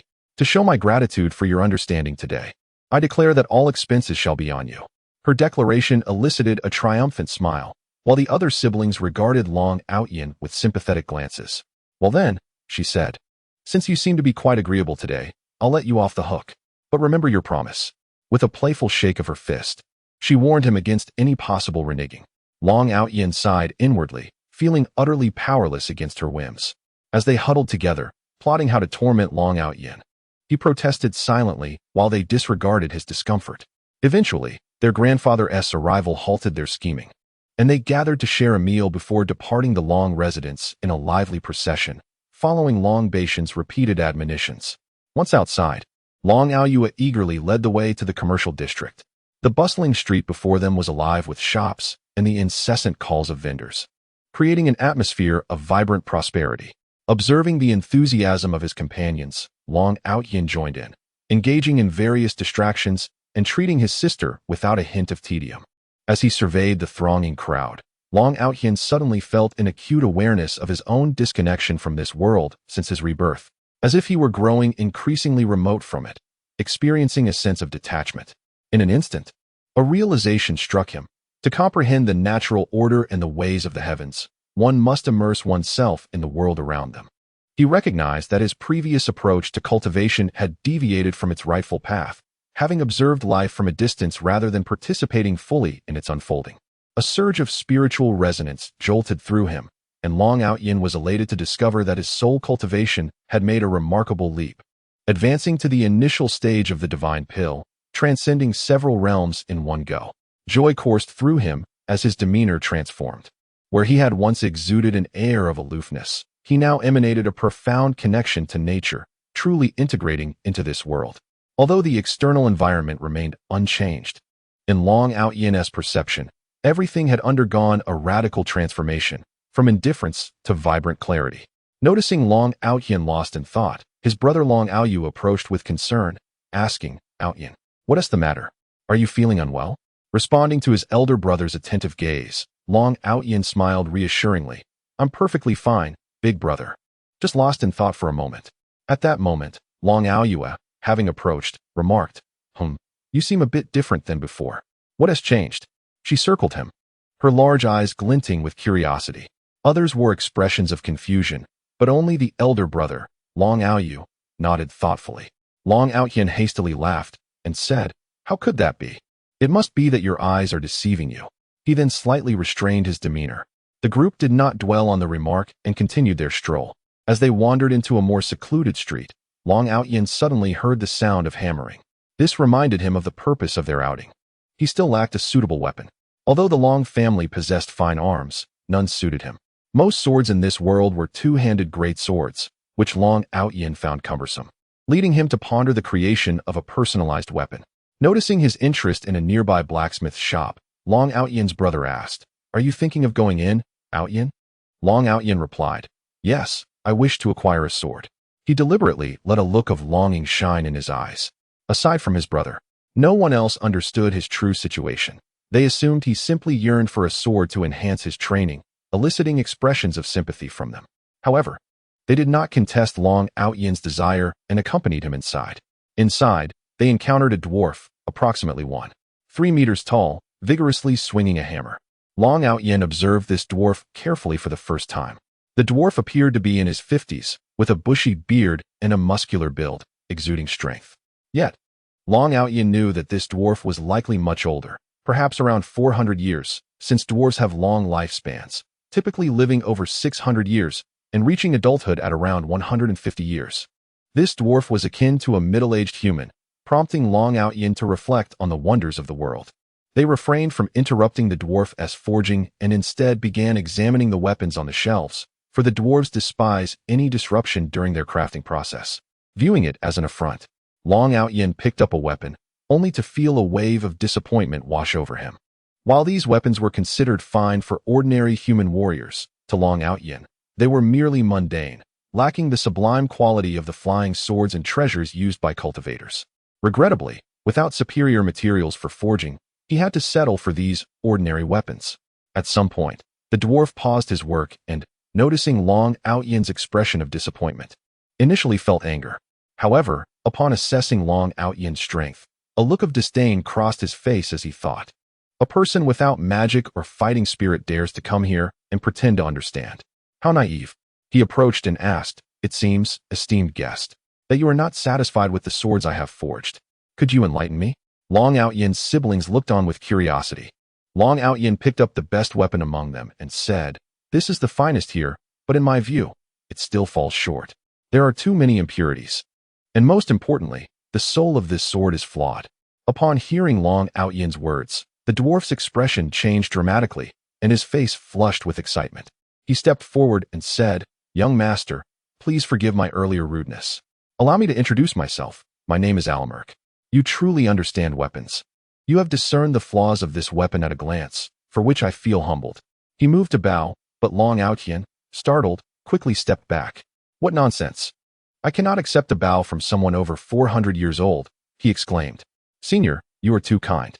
I merely possess a modicum of knowledge. I still have much to learn about forging." Long Outyin genuinely admired the dwarf's straightforward and magnanimous nature, appreciating the authenticity of his character. Unbeknownst to him, his brother, Long Outyin, was visibly excited. "So, you are Elder Alamerk of the dwarf clan. I have heard your name resound like thunder," he said, proceeding to introduce themselves. It turned out that Alamerk was the most renowned blacksmith among the dwarves, reputed to have forged artifacts of great power. Upon hearing Long Outyin's introduction, Elder Alamerk said, "So, you are the young masters and mistresses of the Long family. Each of you is truly exceptional. May I inquire what weapons you wish to forge? Today, I shall make an exception and forge them for you free of charge." The group rejoiced at the dwarf's generous offer and eagerly shared their desired weapon designs, which Elder Alamerk diligently noted down. When it was Long Outyin's turn, he produced the design he had previously crafted from his spatial bag. Although Elder Alamerk appeared puzzled, he did not press for further details and simply instructed them to return in half a month to collect their weapons. Thus, they exited the blacksmith's shop and continued their exploration. They roamed for the entire day, and even the young girl felt a sense of satisfaction upon returning home, having subsisted on snacks rather than a full meal. It was a frenzied outing, and even with Long Outyin's formidable strength, he found it exhausting. By the end of the day, he had lost more than half of his gold coins and couldn't help but lament the perils of accompanying women on shopping excursions. After returning to the Long residence and enjoying dinner, they retired to their rooms, for after a day of wandering, it was impossible not to feel fatigued. Thus, they each retreated to their quarters. Chapter 9. The Chaotic Holy Dragon, Little Jean. First update. Upon returning to his chamber, Long Outyin cast an illusionary array and stepped into the ethereal space of the Xiaoyao God Ring. Today, he sought to reinforce his spiritual cultivation. He settled into a cross-legged position and began to channel his energy. Although he observed no significant increase in his internal spiritual energy, he found that he could manipulate the ambient spiritual energy with greater finesse. In essence, Long Outyin could not only summon the spiritual energy within him, but also draw upon the energy surrounding him for his own use. This newfound ability would allow him to endure longer in conflicts, and by harnessing the ambient energy to fend off adversaries, his combat prowess had notably increased. His strength now equated to that of a late-stage holy-level warrior, enabling him to contend evenly with others of the same caliber. In his heart, Long Outyin rejoiced. He finally possessed the means to stand proudly in the continent of laughter. Apart from divine-level beings, he felt invincible, having stabilized his cultivation. Long Outyin turned his attention to the enigmatic spirit beast egg. With his ability to control the surrounding spiritual energy, he believed he could hatch it. He approached the egg and gently infused his internal spiritual power into it, while guiding a portion of the surrounding energy to enter the egg and another portion to replenish his own reserves. Time passed gradually, and the spirit beast egg absorbed Long Outyin's energy like an insatiable abyss. After approximately 2 hours, just as Long Outyin felt his energy waning, the egg finally responded. The shell began to crack open, revealing a diminutive dragon with a golden hue tinged with gray. It consumed the shell and gradually shrank until it resembled a small serpent, floating towards Long Outyin. Long Outyin scrutinized this little creature, which bore a striking resemblance to the 9-clawed divine dragon from his master, albeit appearing more juvenile and lacking the imposing aura of its elder. However, when Long Outyin observed its claws, he was taken aback. It had 10 claws. According to legends, the more claws a dragon possessed, the higher its rank. Could it be that this creature surpassed even the 9-clawed divine dragon of Xiaoyao? Long Outyin was momentarily stunned by this revelation. 10 claws. Remarkable. Master, please do not look at me like that. It makes me shy.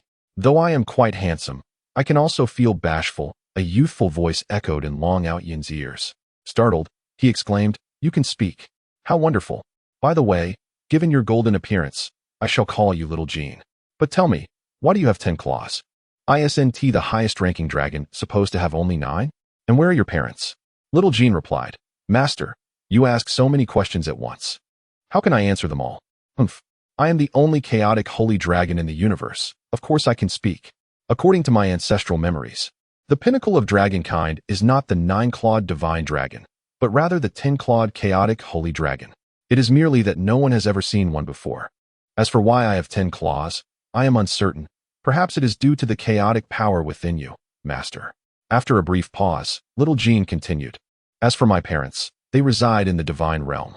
My father, whom you have met, is the 9-clawed divine dragon beside your master, while my mother holds the position of elder within the dragon clan. I was secretly taken by your master and presented to you. That scoundrel. Once I grow up, I shall certainly give him a beating for separating me from my parents." Upon hearing Little Jin's words, Long Outyin realized the extraordinary nature of his companion. Yet a wave of sweat broke out as he contemplated the implications. The audacity of Little Jean wanting to confront Xiaoyao God was utterly insane. Nevertheless, given Little Jin's potential, it was not entirely inconceivable. He couldn't help but envision scenes of his master being bested by Little Jean. In the divine realm, at the Xiaoyao Palace, the 9-clawed divine dragon lay beside Xiaoyao God, dozing peacefully. Suddenly, it sensed the birth of its offspring, but curiously, it was not in the divine realm, but rather in the company of that mischievous boy. After a moment's thought, it grasped the situation, undoubtedly. Its master had seized the opportunity to snatch the child while its mate was in seclusion. It cast a resentful glance at Xiaoyao God. Xiaoyao God, well aware of the unfolding events, momentarily displayed an awkward expression before adopting a serious tone. 9 claws, you do not mind your son being with my disciple, do you? Though it sounded like a request for 9 claws' opinion, anyone with insight could detect the underlying threat. Hastily, 9 claws shook its head. Of course, I have no objections. Internally, it scorned Xiaoyao God, thinking, how shameless. Even if I had objections, what use would it be? Can you really bring my son back? Though it harbored these thoughts, its expression betrayed none of its feelings. Suddenly, Xiaoyao God exclaimed, "What? How is this possible? A chaotic holy dragon, the legendary chaotic holy dragon. Could it be?" After uttering these words, he began to channel his energy and scrutinized Long Outyin closely. After a considerable time, he murmured, So that is how it is. It seems I, too, have misjudged at times. It appears this young lad will surely surpass me in the future. Given time, he will undoubtedly attain the strength of a controller. With that, he burst into hearty laughter. Hearing Xiaoyao God's words, 9 claws felt exhilarated. Who wouldn't want their offspring to succeed? They continued to observe Long Outyin and Little Jean, but upon hearing Little Jin's intent to confront Xiaoyao God, 9 claws immediately teleported away to seek refuge among the dragon clan. Seeing 9 claws flee, Xiaoyao God remarked, "You're quite fortunate to escape. Otherwise, I would have shown you no mercy. However, that little one has quite the spirit. I like him." With that, he closed his eyes, lost in thought. Little Jean remained unaware that his words had reached Xiaoyao God. At present, He proudly gazed up at Long Outyin, who found himself speechless at the sight. However, recalling Little Jin's mention of the chaotic power within him, he felt a twinge of curiosity and inquired, "Little Jin, what did you say about chaotic power? I have never heard of it. What is it? Is it powerful?" Upon hearing Long Outyin's question, Little Jin exclaimed, "Heavens! Master, you do not know about chaotic power? I cannot fathom how you have cultivated. Chaotic power is the most advanced and primal energy in the universe. It is said to be the energy wielded by the primordial controllers.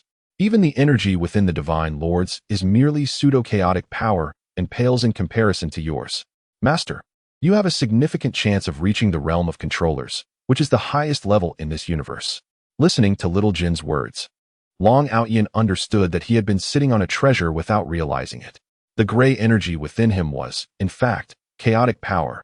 What a delightful revelation. Who wouldn't he wish to become more formidable? Suddenly realizing that he had yet to ascertain Little Jin's current strength, he asked, "By the way, Little Jin, what is your current power level?" Upon hearing Long Outyin's inquiry, Little Jin's head drooped in frustration. Typically, a divine dragon would emerge with the strength of a divine being. However, being a chaotic holy dragon, my potential is vast. Consequently, I was born with relatively low power, only at the level of a holy beast in this continent. Nevertheless, most beings dare not attack me upon seeing me, for I am, after all, the king of all beasts. With that, he lifted his head defiantly. Long Outyin, while slightly surprised by Little Jin's diminished strength, was overall pleased to have gained a powerful ally. Glancing at the sky, which was beginning to brighten, Long Outyin said to Little Jin, "I shall be going out now. Will you stay here, or accompany me?" "Of course, I will accompany you. There's nothing here, it's utterly boring," Little Jin replied eagerly. Long Outyin then advised him to conceal his strength while following him outside. Once outside, Little Jin assured him, "Master, do not worry. I will remain hidden when there are others around." Seeing Long Outyin's slight confusion, Xiao Jin transformed into a beam of golden light and penetrated into Long Outyin's body. Within his dantian, a miniature version of Xiao Jin appeared, adorned with an imposing and majestic tattoo on his back. Xiao Jin remarked, "Master, now you can rest assured, right? Hee, cultivating within your body will also benefit me, as I can utilize chaotic energy to refine my form and accelerate my cultivation progress." Upon hearing Xiao Jin's explanation, Long Outyin couldn't help but feel a surge of joy, realizing that this would save him considerable trouble. Chapter 10. Preparation for Adventure. After resolving the issue with Xiao Jin, Long Outyin found himself at leisure, contemplating his desire to embark on a journey. He made his way to his grandfather's study, only to find the door closed. Approaching, he knocked gently, and from within came the strong voice of Long Batian, inviting him in. Upon entering, Long Outyin discovered his grandfather engrossed in a book, one he had compiled in his previous life, detailing the 36 stratagems. Looking up, Long Batian acknowledged his grandson, inquiring about his early visit. Long Outyin expressed, "Grandfather, I have recently encountered a bottleneck in my cultivation and believe it is imperative for me to venture out and broaden my horizons. Remaining cooped up at home will yield no improvement. Moreover, I can collect medicinal herbs along the way, refining some elixirs to enhance our family's strength. After all, certain medicinal plants grow in locations inaccessible to ordinary individuals. I might also seek out the demon-devouring grass, which could hasten the awakening of grandmother." After pondering Long Outyin's words, Long Batian replied, "Indeed, it is not beneficial for you to remain at home, especially since you cannot attend the Royal Magic and Martial Academy. However, what about your safety and strength?" Recognizing his grandfather's concern, Long Outyin transformed some of his internal energy into fighting spirit, releasing a pale purple aura that demonstrated his early-stage 9th-level strength. Long Batian, pleased with this breakthrough, furrowed his brow and remarked, "While your self-defense is assured with your current power, have you considered that the Long family has many enemies? Venturing out could make you vulnerable to those with ill intentions. As the saying goes, it is easy to evade a direct attack, but difficult to guard against hidden threats." In response to his grandfather's worries, Long Outyin assured him, "Please observe." He then retrieved a vial of potion from his spatial pouch and applied it to his face. Gradually, his features transformed, settling into the visage of an ordinary youth, likely unrecognizable to anyone. Long Batian, astonished by this miraculous potion, questioned, "Tanner, is this another concoction of yours?" "Indeed, grandfather. This is a disguise ointment. Once applied, It renders the user undetectable by anyone below the mid-level of divine rank, Long Outyin explained, presenting over 20 vials. Each vial can be used 10 times. Without my specially formulated potion, one cannot revert to their original appearance. He then produced more vials, stating, "Grandfather, this is a restoration ointment that allows one to return to their true appearance. This could prove useful for our family members on their travels. Should the need arise, I can concoct more in the future. For now, this should suffice." After demonstrating the reversion of his appearance, Long Batian hastily took the vials, placing them into his spatial ring, an expected possession for the head of the Long family and a divine expert, muttering about the hidden treasures his grandson possessed, vowing to be more vigilant in the future. Long Outyin, bemused by his grandfather's ramblings, listened as Long Batian concluded, "With this potion, you should encounter fewer troubles. However, an attendant must accompany you for protection. This is non-negotiable. It will ease my mind. When do you plan to depart?" Long Outyin considered, appreciating the idea of having his grandfather's powerful attendant shadow him for protection. He thought, "It is wise to conceal my strength. Otherwise, grandfather would never agree. Despite my current prowess, I have trained my guardian, and his dark magical essence is now concealed, imperceptible to anyone below the divine level." He replied, "Very well, I understand. I will have Grandfather Ing accompany me as my steward. I intend to set off in half a month." Long Batian nodded, "Then prepare accordingly. Keep your journey under wraps, informing others that you are sequestered at home, engrossed in study. They believe you are incapable of further cultivation, so they will not suspect anything. How long do you plan to be away?" Long Outyin responded, "I anticipate a brief absence, likely not returning until the adult ceremony, which occurs at 18 in this realm. However, should I find the medicinal herbs I seek, I may return sooner." Long Batian remarked, "Such a lengthy duration? Well, it is good. Only through experience can one mature. Alas, I am growing old. Soon, this world will belong to you young ones, and I shall retire to enjoy my twilight years. You must also regularly update the family through our intelligence network, understood? Grandfather, you are not even 60. How can you consider yourself old? Besides, you are now a divine expert and should only grow younger with time. Moreover, it is said that reaching a certain level of power could grant one longevity. I will keep you informed regularly, so do not worry," Long Outyin reassured him. Long Batian chuckled, "You certainly know how to flatter. The prospect of reaching divine rank is indeed exciting. Now, tell me, where do you plan to journey?" "I wish to travel south to the beast forest, where medicinal herbs abound. It would be an excellent opportunity to gather herbs, and perhaps even capture a few magical beasts. I have my spatial ring for storage, and I would also like to visit my uncle, whom I have not seen in quite some time," Long Outyin explained. "That sounds reasonable, but exercise caution. The borders are currently unsafe. And do prepare some potions for your uncle. It would be prudent to share some information with him, as he is family," Long Batian advised. "Understood, I share the same sentiment. Once I arrive, I will inform my uncle. As for my second uncle, please send someone on my behalf," Long Outyin replied, and Long Batian nodded, signaling his understanding. After their discussion, Long Outyin bid farewell to his grandfather and returned to his preparations. In the following days, Long Outyin focused on refining elixirs, ceasing only once he had produced enough to sustain the family's development over the coming years. He presented the potions to his grandfather, explaining their usage and purposes. The primary elixirs included 20 vials of second-tier cleansing elixir, 20 vials of third-tier energy restoration elixir, which rapidly replenishes fighting spirit and magical energy during battle. One dose can restore half the energy of a 9th-level warrior, while lower-tier warriors can be fully rejuvenated without the risk of explosion, and 2 vials of 4th-tier vitality elixir, which aids individuals from 8th level to below divine rank in breaking through their limits without side effects, though each can be used only once. Each vial contains 10 doses. Additionally, he prepared a variety of other auxiliary elixirs, primarily 1st and 2nd tier, with a few 3rd tier, including detoxifying potions.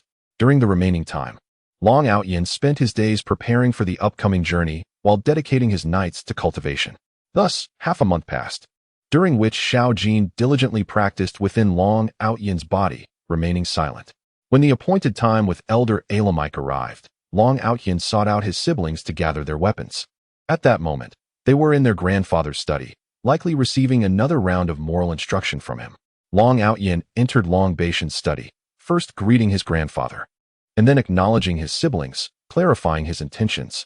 At that moment, his most troublesome second sister, Long Aoyue, remarked, "You little rascal. Why haven't you come to play with us these past few days? What have you been up to, shrouded in mystery? Confess honestly, and you may be treated leniently." Recently, his brothers had attempted to visit him several times, only to be turned away by the servants who claimed he was not seeing anyone, which prompted her teasing. Upon hearing her, Long Aotian glanced at his grandfather, who nodded in encouragement. He replied, "I have been preparing for an expedition. I intend to venture out and hone my skills." The moment he uttered these words, everyone except his elder brother, Long Aoyu, gazed at him in disbelief. His little sister approached and playfully ruffled his hair, saying, "You're not feverish, are you? Why are you spouting such nonsense?" Seeing their incredulous expressions, Long Aotian couldn't help but smile wryly. Long Batian then interjected, "Let us not be astonished. You are all of an age where certain matters can be disclosed without concern. In truth, Aotian is not incapable of cultivation. His prowess is quite commendable, even exceptional. To avoid drawing unwanted attention, he has chosen to conceal it." He proceeded to share Long Aotian's experiences with everyone, sternly instructing them to keep it a secret. In response to his grandfather's words, Long Aotian cooperatively manifested his faint purple energy at the surface of his skin, leaving them in astonishment. Only his elder brother exhibited a hint of surprise, perhaps not having anticipated Long Aotian's swift breakthrough. His little sister exclaimed dramatically, "Heavens! A 9th-level warrior? How is that possible? Are you perhaps the reincarnation of some divine being? I consider myself a genius, having reached the 5th level as a 13-year-old, yet you achieved the 9th level at merely 12. It's truly astonishing." The others nodded in agreement, their eyes reflecting surprise, joy, and admiration, devoid of any hint of jealousy, which brought Long Aotian a sense of comfort. However, his little sister quickly regained her composure, a mischievous smile gracing her face as she said, "Well, little Tian, you've kept us in the dark quite masterfully. Now, tell me, how do you intend to make it up to me? If you don't, just wait and see how I'll deal with you." In response to her playful threat, Long Aotian assured her, "When I return, I will certainly bring you gifts, not just for you, but for everyone. I will capture formidable magical beasts for you all. That should suffice, right? After all, I plan to enter the monster forest to enhance my strength." His little sister replied, "All right, it's settled then. And remember, make sure to catch me a beautiful one." At this, his brothers and sisters eagerly expressed their preferences, leaving Long Aotian in a mix of amusement and exasperation. It seemed he had much to do, but considering they were family, helping them acquire magical pets was not a burden at all. After concluding their discussion and under Long Batian's repeated admonitions to keep the matter confidential, they exited the study, preparing to head to Elder Alamik to procure weapons. Chapter 11. Conflict. Upon exiting the study, they departed the Dragon Mansion accompanied by several guards. Making their way onto the bustling streets, Dragon Aotian surveyed the lively crowd before him, feeling an unexpected warmth rather than indifference. As they strolled, they inevitably fell prey to the whims of the young maid, who insisted on compensation for her emotional distress. Dragon Aotian paid little mind to the trivial sum and allowed them to indulge. After wandering for over half an hour, they arrived at Elder Aramok's shop. Observing the elder busily attending to his tasks inside, they entered. Noticing their presence, Elder Aramok paused and greeted them. "Ah, it's you youngsters. Quite punctual, I see. Here to collect your weapons?" Upon receiving their nods, he beckoned them to follow. They proceeded to the small courtyard behind the shop, where Elder Aramok retrieved several weapons he had prepared as per their prior arrangements. The group was elated upon receiving their weapons and promptly expressed their gratitude to the elder. Dragon Aotian examined his weapon, feeling its quality and appreciating its craftsmanship. It had reached the pinnacle of the mundane tier, while the weapons of his companions had attained the peak of the middle tier. Satisfied with his own weapon's excellent material, Dragon Aotian noticed the dwarven elder observing him expectantly, waiting for his appraisal.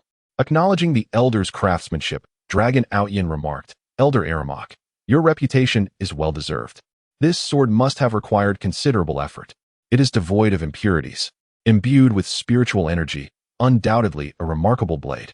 Pride illuminated Elder Aramok's face as he responded, "This sword was forged from meteorite iron I discovered during my travels across the continent. Although it may not possess the power of the sub-artifact I once crafted, its quality surpasses that weapon. It is indeed a masterpiece of mine." Hearing this, Dragon Aotian expressed his gratitude, reflecting inwardly that in this world, Sub-artifacts seemed akin to the finest mundane weapons for cultivators. Perhaps artifacts and treasures could rival the divine weapons of this realm. He longed to witness the divine weapons for himself. After exchanging pleasantries, they prepared to take their leave when the shop's door was suddenly kicked open. Several elegantly dressed young men, adorned with jeweled swords, entered. Leading them was Shimin Jun, the grandson of Shimin Chui Xiao, whose appearance was effeminate, followed by several handsome, albeit arrogant, companions. Upon spotting Dragon Outyin and his group, Shimin Jun's surprise quickly morphed into mockery upon seeing their weapons. Fixating on the slender sword in Dragon Outyin's grasp, he sneered, "Ah, if it isn't young Master Long, why wield a sword meant for a woman? Can't you handle a broadsword?" His laughter echoed arrogantly. The others glanced at Dragon Outyin with contempt, reveling in his perceived inadequacies. Typically, they regarded him as an untalented waste, seizing every opportunity to ridicule him. Initially cheerful, Dragon Outyin's expression darkened at their arrival. Recognizing the tension, he decided to retort, "Oh, what a shame. It seems someone's dog has escaped its leash and is running amok. One must wonder about its owner's lack of civic responsibility, allowing it to bite indiscriminately, oblivious to the risk of rabies." His words elicited laughter from his siblings, while Shimin Jun and his companions scowled, drawing their swords in preparation for a fight. Shimin Xiaozhan sneered, "A mere waste dares to make a fool of himself? How amusing. Draw your sword, and let us spar." Dragon Outyin responded, "Indeed, I am a waste, but what of you, young Master Shimin? A 5th-level swordsman challenging one without magic or fighting spirit. How utterly laughable. You should be embarrassed to let such news circulate. It appears only the likes of you dare to duel with someone deemed a waste." Shimin Jun, unable to contain his rage, exclaimed, "You scoundrel." Dragon Outyin shot back, "Scoundrel? Who do you call a scoundrel? Why, you of course." Laughter erupted from Dragon Outyin's companions, with Dragon Aoyu nearly collapsing in mirth. Meanwhile, Ouyang Yun observed disdainfully, thinking, "What a useless waste, being toyed with so easily." Realizing his blunder, Shimin Jun's anger flared. "You're asking for death," he shouted, swinging his sword at Dragon Outyin, who feigned panic and retreated, while his brother, Long Aoyu, stepped in to shield him. Just as the conflict was about to escalate, a voice interjected, "If you wish to fight, take it outside. Do not disrupt the order of this establishment." They suddenly recalled they were still within Elder Aramok's shop, halting their movements. However, Shimin Jun's group showed little regard for this warning and continued to advance aggressively. Witnessing this, Elder Aramok's fury erupted. In the blink of an eye, the young masters and their guards were unceremoniously ejected from the shop. Elder Aramok returned to his previous task as if nothing had transpired. Dragon Outyin had been unaware of the Elder's true strength until now, realizing he was at the late stage of saint rank, truly a master concealed beneath a humble exterior. Outside, the once dapper young gentleman now appeared disheveled and furious, their earlier composure shattered. Shimin Jun seethed, "How dare they strike me? Do they not know who I am? Those who oppose the Shimin family will find it difficult to survive in the imperial capital. Bring forth the destruction of this establishment." Shimin Xiaozhan, recalling his grandfather's warning against provoking the shop's patrons, grasped his brother's arm. "Enough, Jun. We will inform grandfather when we return. He will handle this matter." Though Shimin Jun was momentarily swayed by his brother's words, the indignity of being thrown out of the shop, especially in front of the Long family, fueled his embarrassment, prompting him to disregard his grandfather's advice. "I care not. No one shall stop me today. Bring down the shop. Let them learn the cost of crossing the Shimin family." Although Shimin Xiaozhan recognized the folly of their actions, he was too consumed by his own grievances to reconsider. Meanwhile, Ouyang Yun, sensing the brewing trouble, decided to extricate himself from the situation. "You two continue your folly. I have matters to attend to," he said, hastily making his exit. On one side, Shimin Jun declared, "At that time, of course, anyone daring to oppose the Shimin family will have to pay the price. I shall handle this matter." He was evidently unaware that he had become a pawn in someone else's game. Meanwhile, Shimin Xiaozhan, recognizing Ouyang Yun's intentions, disapproved but refrained from voicing his thoughts, only silently cursing him for his lack of loyalty, and said, "Brother Ouyang, take care." Just then, the guards moved to strike, while the Long family members attempted to intervene. Suddenly, a furious shout rang out. "Humph, truly a case of giving face yet receiving none." Elder Alamike stormed forward, his face contorted with rage, swiftly incapacitating the guards. Leaving them unable to move, clearly injured. Seeing this, Shimin Jun, in a foolish display of naivety, exclaimed, "How dare you retaliate?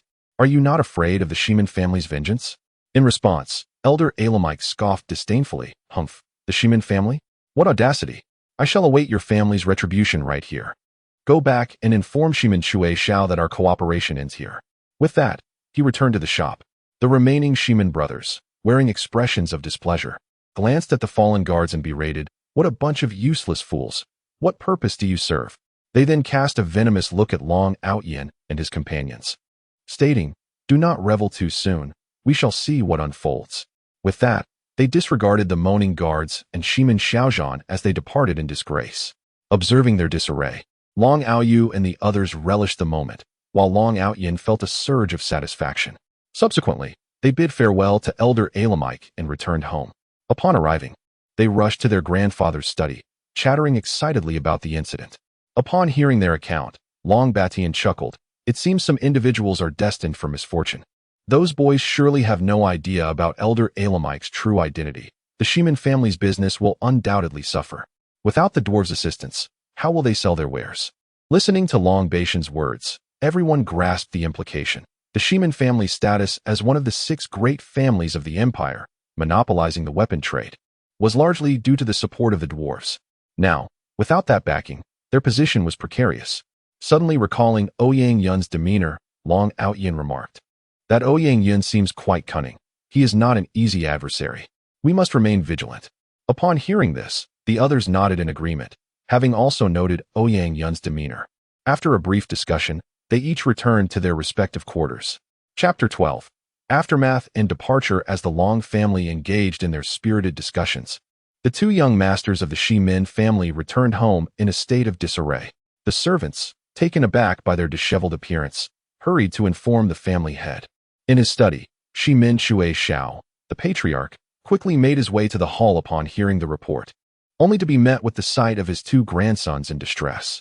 Anger surged within him as he demanded to know what had transpired. Shimin Jun, feeling overwhelmed and seeking solace, tearfully implored, "Grandfather, you must stand up for us. Today has been nothing short of disastrous." Observing his grandson's tears, Shimin Shui Xiao furrowed his brow and retorted, "What is there to cry about? Speak plainly, what happened?" Shimin Jun proceeded to recount the events, embellishing the tale to portray the Long family as instigators while presenting himself as an innocent victim, deftly shedding all responsibility. Initially, Shimin Shui Xiao remained unfazed by his grandson's account. However, upon hearing that Elder Alimok had sent them a message, his suspicions were aroused, and his fury erupted. "You wretched child! Even now, you dare to deceive me? If you do not tell the truth, then Xiaozhan, you take over." Understanding the gravity of the situation and the ire of his grandfather, Shimin Xiaozhan confessed the entire ordeal without omitting any details. After hearing his second grandson's narrative, Shimin Shui Xiao felt a wave of dizziness wash over him. His grandsons had dared to threaten Elder Alimok's establishment, and moreover, they had issued threats to one of the most respected elders of the dwarven clan. Such actions, given the dwarf's temperament, would undoubtedly lead to dire consequences. In a fit of rage, Shimin Shui Xiao struck his grandson and scolded, "Fool! Have I not advised you against provoking that establishment? Your reckless behavior has led us into grave trouble." Feeling unjustly punished by his grandfather, Shimin Jun lamented, "Grandfather, you would strike me for the sake of an outsider? Today, we have been bullied in our own home, and you do not seek to protect our family's honor. What shall we say to the world? They will surely mock us." Unmoved by his grandson's protest, Shimin Jun pressed on, "Is it not merely a dwarf? Though he may possess greater strength, our Shimin family has many skilled warriors. I refuse to believe we should fear him. He humiliated me in front of so many. I cannot let this grievance go unpunished." Seeing his grandson fail to grasp the magnitude of the calamity they faced, Shimin Shui Xiao felt a sense of despair. "Just a dwarf? Do you truly understand who he is? That is Elder Alimok, the revered elder of the dwarven clan. Do you not comprehend the enormity of your offense?" His indignation mounting, Shimin Shui Xiao continued, "Do you know why our family is one of the 6 noble families of the Aolong Empire? It is because our ancestors had forged bonds with the dwarven clan, who promised to aid us in crafting weapons and imparting their knowledge of metallurgy. Our weapons have long been celebrated across the continent, yet you have utterly offended their elder. Do you fathom the repercussions this will have on our family? Upon realizing the gravity of his actions, Shi-Min-Jun understood that he had antagonized the legendary Elder Alimok, the god of dwarven forging. Yet, the humiliation he endured gnawed at him, and he protested, "Grandfather, will this matter simply be forgotten? Shall I endure this indignity unavenged?" "Of course, we cannot let it go unaddressed," Shi-Min-Shui replied, though his voice was tinged with resignation. "However, this is not the time for retribution. We must first consider how to navigate the crisis facing our family. Without the Dwarven clan's assistance, our weapons will struggle to maintain their market presence. You are to reflect on your actions for a month. No leaving the house." Discontented by his grandfather's decision and the prospect of a month-long confinement, Shi-Min-Jun's resentment deepened, and he vowed to seek vengeance not only against the dwarf, but also against the Long family that had instigated this entire debacle. After delivering a stern lecture to his grandsons, Shi-Min-Shui dismissed them to their quarters, retreating to contemplate a solution to their predicament. Meanwhile, at the Long family residence, Long Outyin was discussing his desire to venture out into the world with his parents. His father expressed his support, but cautioned him to be vigilant.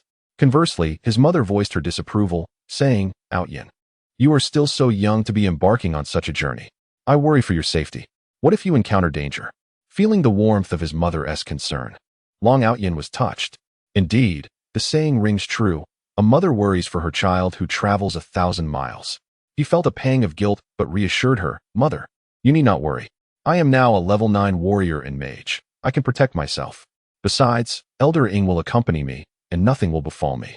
Understanding her son's resolve, Oriental Xian began to impart a multitude of advice. Although Long Outyin was already aware of most of it, he found comfort in her words, feeling a profound sense of happiness in her concern. After over an hour of her gentle admonitions, Long Outyin returned to his private quarters to prepare for his journey the next day. The following morning, after bidding farewell to his family, Long Outyin stepped out of a long residence. A wave of melancholy washed over him as he donned a new visage, appearing to be around 16 years old, clad in simple warrior attire that rendered him unremarkable, easily forgotten by those who glimpsed him. Accompanying him was Elder Ing, dressed in humble attire befitting a steward. And so, the two set forth, traveling southward. As they exited the imperial city gates, Long Outyin felt a surge of sadness, contemplating how his parents, siblings, and grandfather must also be feeling sorrowful. Yet, a flicker of anticipation ignited within him as he embraced his newfound freedom, longing to explore the continent. His spirit stirred, hinting at a breakthrough, as he reached the pinnacle of the initial stage of divine essence. This awakening of his spirit eased some of his sorrow, and he internally declared, "I have arrived at the Shintian continent. Await my conquest, for Long Outyin is here." After walking for half a day, feeling fatigued, Long Outyin turned to Elder Ing and said, "Let us find a place to rest. We have been on the road for quite some time." Elder Ing replied, "Young master, in approximately 10 miles, we shall reach Tianyuan City, which is rather renowned in the vicinity of the imperial capital. We can seek refuge in an inn there." "Very well," Long Outyin agreed. The two quickened their pace towards Tianyuan City and, after about 20 minutes, arrived. Before them lay a city that, while inferior to the imperial capital, was still respectable. Accustomed to the opulence of the imperial city, Long Outyin did not linger to explore, but instead sought out a prominent inn where he settled in, had a light meal, and retired to rest, preparing for an early start the next day. Upon returning to his chamber, Long Aotian seated himself in a cross-legged position, seeking to stabilize his newly attained cultivation. After a passage of over 6 hours, the voice of Xiao Jin echoed, calling out, "Master, master." Long Aotian emerged from his meditative state and summoned Xiao Jin. Noticing the deepening richness of the golden hue enveloping Xiao Jin, he realized that his companion had made further advancements in his cultivation. "Xiao Jin, you are awake. It seems your prowess has indeed increased," Long Aotian remarked. With pride, Xiao Jin replied, "Of course. I have now reached the pinnacle of sacred beasts in this realm. Even divine beasts would find themselves no match for me."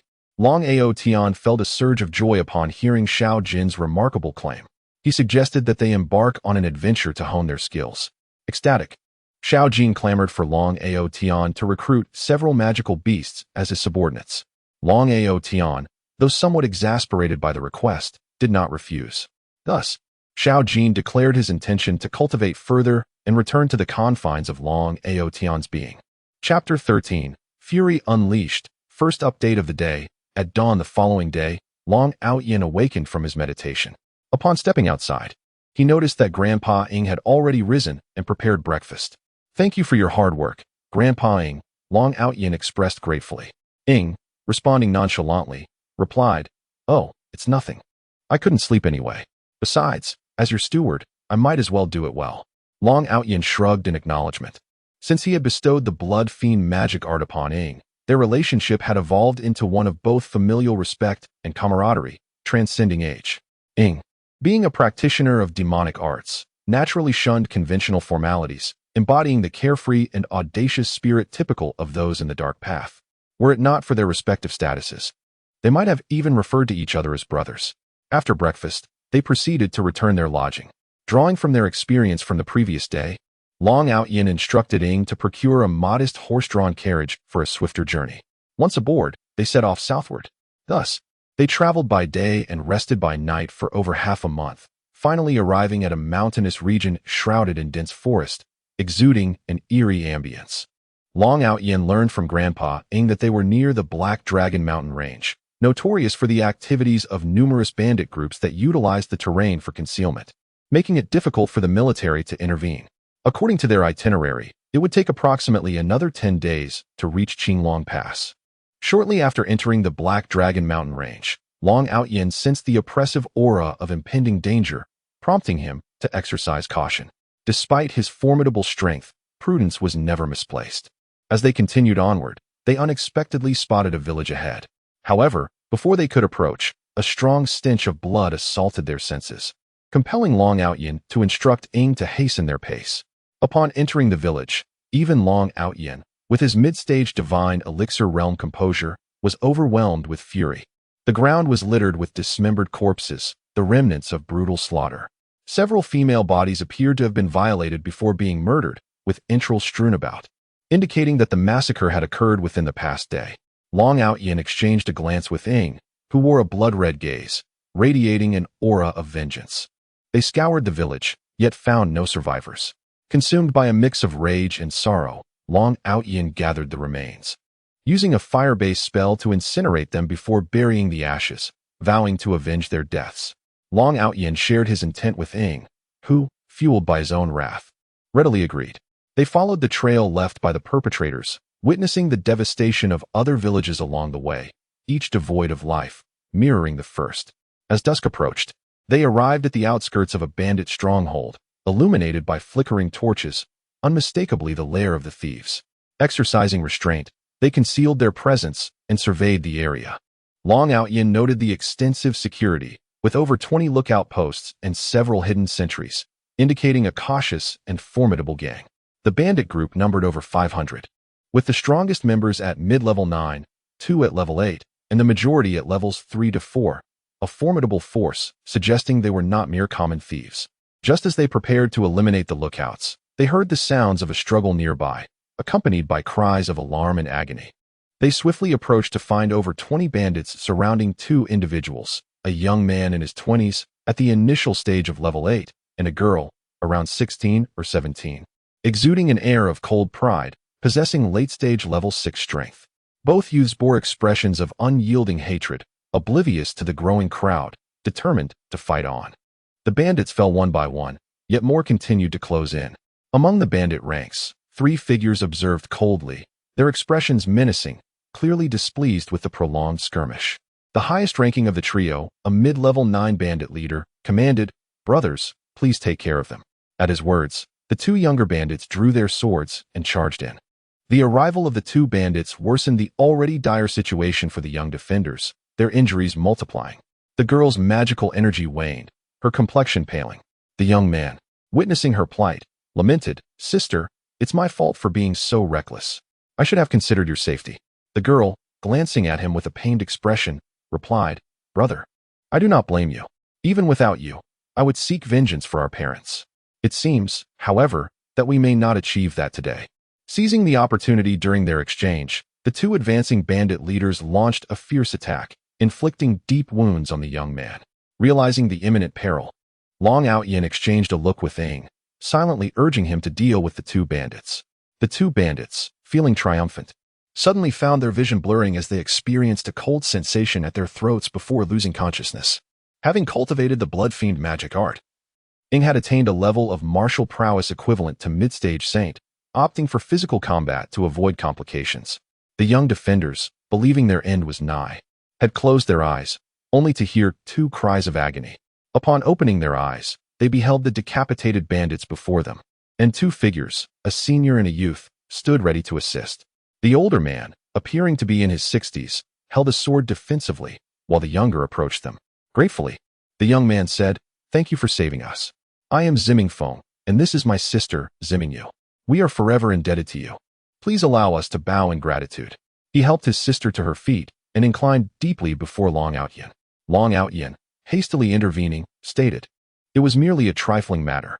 We were simply in pursuit of these bandits. Your rescue was coincidental." Introducing himself, he added, "You may call me Tianao." Noticing their grave injuries, Long Outyin retrieved 2 energy-replenishing pills from his spatial pouch and handed them over, instantly restoring their magical and combat energies. The siblings expressed astonishment but refrained from questioning, respecting the secrets each individual harbored, and showered him with further gratitude. Suddenly, the leader of the outer circle noticed the appearance of 2 individuals within the arena, and in an instant, his 2 brothers were dispatched. A surge of astonishment and fury coursed through him. He was astonished that he could not gauge the old man's strength, which evidently surpassed his own, and furious that his brothers, with whom he had shared life and death for so many years, lay lifeless before him. Despite his rage, his extensive career as a bandit had preserved his rationality. He pushed through the crowd and addressed the shadowy figure, saying, "Senior, may I inquire what provocation we, the Bloodwolf thieves, have caused to warrant the demise of my brothers?" Upon hearing his words, the shadow glanced at Long Outyin, who replied, "Grandpa Shadow, there is no need to waste words on these soon-to-be dead individuals. Given their transgressions, they deserve to perish 1,000-fold. Let us eliminate them without delay." Long Outyin's dismissive tone ignited the leader's fury, prompting him to charge at the shadow. His violet aura erupted, infused with a palpable killing intent, lending it a semblance of power. As he launched his attack, the shadow remained unfazed, effortlessly dismantling the leader's strike without even unleashing his own aura. The leader, feeling a mix of humiliation and rage, unleashed his aura as if it were limitless, intensifying his assault beyond its previous ferocity. Yet, no matter how fiercely he attacked, the shadow merely floated, neutralizing every strike with ease. Observing their leader being toyed with, the surrounding thieves began to retreat, sensing the impending doom. The shadow, noticing their retreat, ceased his playful demeanor and unleashed his silver aura, cleaving the leader in 2 with a single strike.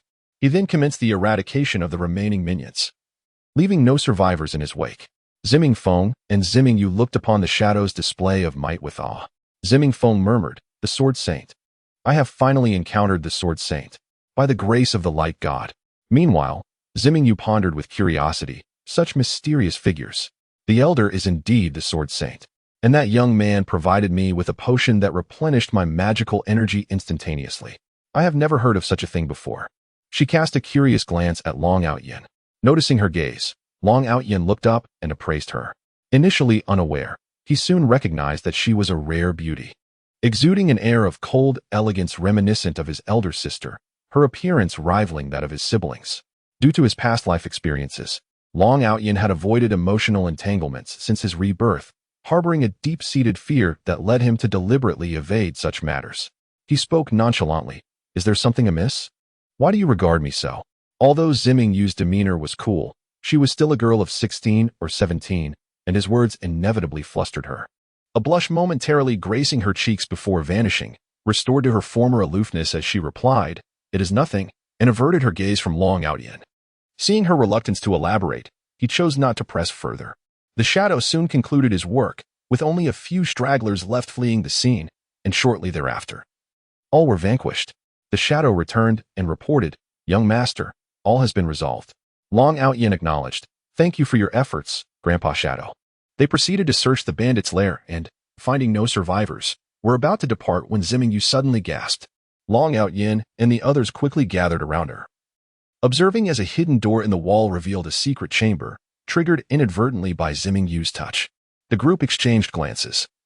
and the shadow took the lead into the chamber. At its end lay a vast storeroom, littered with chests. Approaching, they opened the chests to discover a trove of gold, silver, and jewels, along with several magical cores, the majority being low-level, with the highest reaching level 7. The precious metals and jewels alone were worth an estimated 4 to 5 million gold coins, a considerable fortune. All exchanged astonished looks. It was indeed incredible for a bandit group to possess such wealth. Noticing the absence of greed in the eyes of the two, Long Outyin felt a deeper appreciation for them. Zimingfeng then stated, Tian Ao, I think these treasures should belong to you, as we cannot transport them. You have space equipment. It should be no trouble for you to carry them away. Zimingyu nodded in agreement, her eyes seeking Long Outyin's confirmation. Their words elevated Long Outyin's regard for them. He found them loyal and unready, worthy of companionship. After a moment's contemplation, he replied, Very well. I shall keep these for the time being. Should you need anything, do not hesitate to ask. He then stored the treasures in his spatial pouch. Once they exited the secret chamber, they beheld the devastation around them. Long Outyin raised his hand, casting a fire-based spell, Meteor Fire Rain, igniting the lair. Ziming's siblings watched in astonishment, especially Zimingyu, who recognized the 7th level fire magic. To achieve instantaneous casting required at least an 8th level mage. And this seemingly younger boy possessed such formidable power, truly astonishing. Their curiosity about Long Outyin deepened. Realizing he had inadvertently revealed his strength, Long Outyin cleared his throat and explained, I encountered a fortuitous event in my youth, which elevated my abilities. Understanding his subtlety, they nodded in acknowledgement, recognizing the boundaries of inquiry. As the flames engulfed the bandits' hideout, leaving nothing but ash, the Ziming siblings reflected on their recent encounters, contemplating the unpredictable nature of life. Sensing the atmosphere grow awkward, Long Outyin remarked, Ziming-gu, may you find peace. Zimingfeng nodded but remained silent. Long Outyin then inquired, Ziming-gu, do you have any plans for the future? Zimingfeng replied, I intend to undergo training to enhance my strength. Today's battle has shown me that I still have much to learn. Had it not been for you, we might have lost our lives here. Hearing this, Long Outyin reassured him, your strength is already commendable. By the way, we are heading to the monster forest for training. Why not join us? It would be beneficial to have each other's backs. Zimingfeng, realizing the shadow's prowess, felt reassured about his sister's safety alongside them. He responded, Very well, I would be grateful for your company. They continued their conversation, learning that the siblings resided in a village where they had encountered the bandits. Their parents had been murdered while they were away on errands, unable to save them. Following the trails, they had arrived at this location, and the rest was history. Their abilities were self-taught, having been guided by 2 wandering swordsmen and a mage who recognized their potential in their youth. Long Outyin and the Shadow held deep admiration for the siblings' talents. Chapter 14. Arrival at Qinglong passed the following day. Long Outyin and his companions located the carriage parked at the foot of the mountain and boarded it to head towards the direction of the beast forest. According to the Z siblings, numerous ruthless bandit groups roamed the area, frequently raiding the neighboring villages. Upon hearing this, Long Outyin resolved to eliminate the bandits along their journey. In the ensuing days, they dismantled over a dozen bandit groups, sometimes taking down 2 or 3 in a single day, which inevitably slowed their progress. After a few days of battle, the air around them was thick with the aura of slaughter, prompting them to rest for a day upon exiting the Black Dragon mountain range, in order to conceal their murderous intent. Their recent spoils brought immense joy, amounting to over 20 million gold coins, equivalent to a month's tax revenue for a provincial region. After a day of recuperation to alleviate their fatigue, they resumed their journey. Long Outyin's performance astonished the Z siblings once again. Despite the relentless combat, he showed no signs of exhaustion and continuously unleashed a myriad of elemental spells, water, wind, earth, and fire, seemingly devoid of limits. It appeared he had mastered every element except for light and darkness, prompting the siblings to exclaim in disbelief at his prowess. Furthermore, his stamina left even Z Mingfeng feeling inadequate, who often jested if Long Outyin had transformed from a sacred beast, as such creatures could assume human form. Over the past few days, Long Outyin had grown less distant from Z Mingyue, sharing frequent banter and fostering a harmonious relationship. Z Mingyue found herself increasingly captivated by this seemingly ordinary individual. The more time they spent together, the more enigmatic he became, fueling her curiosity and unwittingly leading her into a deep infatuation. Observing his sister's demeanor, Zi Mingfeng discerned the subtle signs of her feelings but chose to remain silent. He considered that if his sister could be with Long Outyin, it might not be a bad thing. After a few days of observation, he concluded that Long Outyin was indeed a commendable individual, mysterious yet unperturbed by the abundance of enigmatic figures in this era. Once they had rested, the four set off towards the beast forest. After 8 days of travel, they arrived at a grand fortification, the towering walls made of sturdy black iron, radiating an imposing and solemn aura that instilled a sense of oppression. This was undoubtedly the Qinglong Pass, the southwestern gateway of the empire. Beyond the pass lay the beast forest to the south, while heading west would lead them to the Yin-Yang Empire, one of the 5 great empires of the Xiantian continent. Upon paying 4 silver coins, they entered the city, where they encountered a multitude of adventurers dressed in various attires, most of whom were preparing to venture into the beast forest. As Long Outyin observed the adventurers, he realized he lacked a formal identity for his expedition into the forest. He turned to Zi Mingfeng and inquired, "Brother Zi, are you mercenaries?" Zi Mingfeng replied, "Not yet. We have never ventured beyond the Black Dragon Mountain range. This is our first outing, and we have yet to register as mercenaries." With this, Long Outyin suggested, "Why don't we register as mercenaries together? We can also see if there are any available missions to undertake, as it aligns with our journey to the beast forest." Zi Mingfeng agreed with a nod. The 4 of them inquired about directions and made their way to the mercenary guild. Upon arriving at a towering building adorned with a shield and sword emblem, they entered the hall and found numerous mercenaries engaged in various activities, some accepting tasks, others forming teams, and many exchanging boastful tales. As Long Outyin and his companions approached, a hush fell over the room. Many gazes turned towards Zi Mingyue, filled with a mix of intrigue and desire, accompanied by the sound of gulping. A lecherous-looking mercenary, mid-level in strength, approached and leered at Zi Mingyue, saying, "Little sister, this isn't a place for someone like you. It's not safe with those 2 pretty boys behind you. Why not come with me? I guarantee your safety and so much more." He punctuated his words with a lascivious laugh, prompting nearby mercenaries to join in the jeering. Not far off, a rat-faced man eyed Zi Mingwei before turning to leave. Long Outyin noticed, but deemed it inconsequential, allowing the man to depart. Witnessing his sister's harassment, Zi Mingfeng's temper flared. Without hesitation, he charged forward and struck the man, sending him crashing into a pillar, unconscious. The surrounding crowd was taken aback. Defeating a mid-level warrior with a single strike was a clear display of formidable strength, prompting them to disperse hastily, particularly those who had been lewdly taunting. Once the troublemakers had retreated, Zi Mingfeng disregarded them and approached a service window, requesting, "We wish to register as mercenaries. Could you assist us?"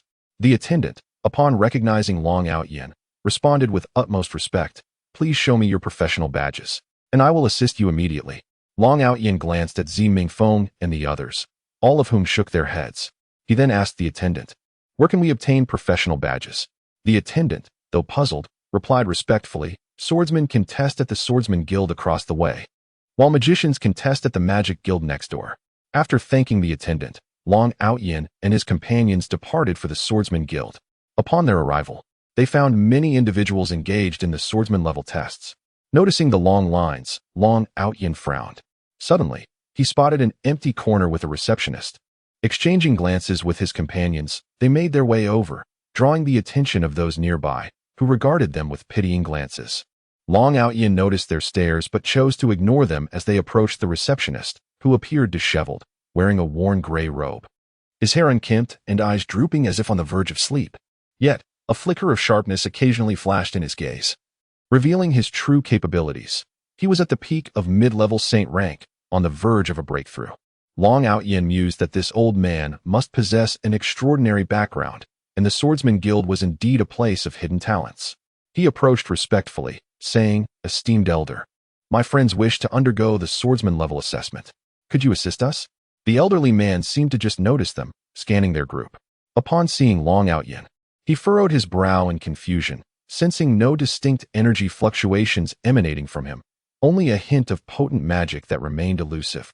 His gaze shifted to Zi Mingfeng, where admiration sparkled in his eyes, impressed by the young man's formidable prowess. Upon noticing Zi Mingyue, he nodded in acknowledgement, recognizing her substantial magical presence. When his gaze fell upon Yingzi, he was taken aback, realizing that she, like him, was a sword saint, yet he sensed her strength surpassed his own, leaving him astounded. Observing Long Out Yin's group, he began to speculate about their origins. Without further ado, he gestured, "Follow me." Thus, leading the way, Long Out Yin and his companions entered the room, only to discover that it was a fighting arena. Observing our perplexity, the elder explained, "The outside is solely responsible for assessing swordsmen below level 7. Only here do we evaluate those above level 8. Furthermore, the level 8 test requires not only that one's fighting energy reaches that level, but also demands practical combat experience. You must spar with me, and I will suppress my cultivation to the mid-level of 8. Only if you can withstand my attacks for the duration of an incense stick will you be deemed qualified." Upon hearing his explanation, Long Out Yin finally understood, and thus, Ziming Feng respectfully addressed the elder, "Please, senior." As the elder leaped onto the stage, Ziming Feng followed suit. Standing on the platform, Ziming Feng did not launch an immediate assault. Instead, he observed the elder across from him. Although the elder appeared to stand casually, Ziming Feng felt beads of sweat forming on his forehead, as if a mountain was bearing down upon him. This was clearly an indication that the elder was exerting his imposing presence. If Ziming Feng hesitated to attack any longer, he would undoubtedly face defeat. Consequently, he swiftly darted towards the elder, positioning himself at the elder's flank, and launched a strike infused with his fighting energy, aiming to cleave the elder at the waist. Noticing Ziming Feng's approach, the elder slightly nodded, revealing a look of appreciation. For a young man to swiftly escape the pressure of his aura and mount an effective counterattack was no small feat. The elder then deftly flicked his sword, meeting the tip of Ziming Feng's blade, causing Ziming Feng's sword to nearly slip from his grasp, thus neutralizing the attack, while simultaneously thrusting towards Ziming Feng's heart. Startled, Ziming Feng quickly retreated beyond the elder's range of attack, wiping the cold sweat from his brow, realizing the danger he had narrowly escaped. As the elder pressed forward with another assault, Ziming Feng knew he could not afford to be careless. Channeling his energy into his sword, he braced for the elder's onslaught. With a resounding crash, he staggered back several steps, while the elder merely shuddered slightly before continuing his relentless advance, his intensity heightened. On the sidelines, Ziminju watched her brother's precarious situation with concern. Sensing her anxiety, Long Out Yin reassured her, "Do not worry, Brother Mingfeng will surely prevail." Ziminju retorted, "Of course. You are not worried. He is not your kin." Hearing this, Long Out Yin felt an inexplicable pang in his heart, akin to a needle's prick. Noticing the change in Long Out Yin's expression, Ziminju realized her words had been somewhat harsh and quickly apologized. "I'm sorry, that was not my intention. I'm just worried about my brother." Reflecting on her words, Long Out Yin thought, "Indeed, he is her beloved brother. What am I in comparison?" He replied, "It's fine. I don't mind." Despite his words, Ziminju could clearly sense a rift forming between them, silently chastising herself for her attitude towards her savior. Yet, she turned her gaze back to the stage, still feeling guilty for her words. On the platform, Ziming Feng remained on the defensive, dodging attacks and appearing quite disheveled, while the elder moved with effortless grace. After a while, the elder finally ceased his assault and regarded Ziming Feng with admiration, stating, "You are quite impressive, young man. Congratulations. You are now a level 8 swordsman." He then descended from the arena and retrieved a blue medal from a nearby box, which bore the engraving of a two-handed sword. Ziming Feng respectfully accepted the medal, expressing, "Thank you, senior, for your leniency." He then exited, leaving the swordsmanship guild amidst the astonished gazes of the onlookers, who whispered among themselves, "Who is this person, able to emerge unscathed from the clutches of the cold-faced Yama?" Their murmurs echoed in agreement. Chapter 15. The Outyin Adventure Team. Upon exiting the Swordsman Guild, Long Outyin and his companions made their way towards the Mage Guild. The architecture of the Mage Guild bore a striking resemblance to that of the Swordsman Guild, distinguished solely by its emblem, a sacred staff that exuded an air of sanctity. Upon entering, they were met with a stark contrast to the bustling Swordsman Guild. The atmosphere here was eerily quiet, devoid of any patrons. As they pondered this oddity, a middle-aged wizard clad in a robe emerged from within, greeting them with enthusiasm. "Are you here for the magic assessment? How splendid. It has been days since we last had visitors for testing." Noticing Long Out-Yin's bewilderment, the wizard elaborated, "Few possess the aptitude to become mages on the continent. Most lack the requisite talent, rendering mages a rare commodity." Understanding the explanation, Long Out-Yin stepped forward and introduced himself. "Greetings, esteemed sir. I am here to undertake the mage level assessment. The wizard scrutinized Long Out-Yin's gray robe, reminiscent of a warrior's attire, and questioned, "Are you certain you have not mistaken this for the swordsman test?" To which Long Out-Yin affirmed, "Absolutely." With no further recourse, the wizard instructed them to follow him. He led them to a magical barrier surrounding a wall, stating, "You may unleash your most potent spells upon this wall, and your magical level will be determined accordingly." Observing the protective enchantment on the wall, Ximenju began her incantation. "O great wind god, heed my call." Wind blade barrage. A multitude of wind blades surged forth, striking the wall. The wizard, momentarily taken aback, gleefully announced, "A level 6 spell, wind blade barrage. Congratulations on attaining the title of level 6 mage." Turning to Long Out-Yin, he gestured, "It is now your turn." Long Out-Yin approached, feigning modesty as he began to recite his spell, "O great fire god." Meteor fire rain. A cascade of fireballs descended upon the wall like shooting stars. The wizard was left utterly speechless, muttering, "Heavens, a level 7 fire spell. Meteor fire rain. How is this possible?" Growing impatient with the wizard's astonishment, Long Out-Yin inquired, "May I now receive my professional medal?" The wizard quickly regained his composure, responding respectfully, "Yes, of course." He retrieved a level 6 wind magic medal for Ximenju, and a crimson level 7 fire magic medal, which he presented to Long Out-Yin with great reverence. After respectfully escorting the 4 out of the mage guild, they hurriedly proceeded to the mercenary guild. Upon reaching the same attendant, they inquired, "Hello, may we register as mercenaries now?" They handed over their professional medals. The attendant was momentarily stunned upon seeing the medals, but quickly regained his composure, saying, "Yes, certainly. Please wait a moment." He produced several forms for Long Out-Yin to complete, facilitating the registration process. Before long, each was presented with a mercenary card, with the attendant advising, "Please take care of these. They will recognize you upon blood oath, and your mercenary information will be displayed." As Long Out-Yin dripped blood onto the card, the information materialized. Tian Out-Yin, age 16, profession, level 7 fire mage, mercenary rank, D. After inquiring about their ranks, he discovered that Ximenfeng shared his D rank, while Ximenju held an E rank, indicating a division based on strength. The attendant then inquired, "Will you not consider forming an adventure team?" Long Out-Yin pondered this and replied, "Please elaborate."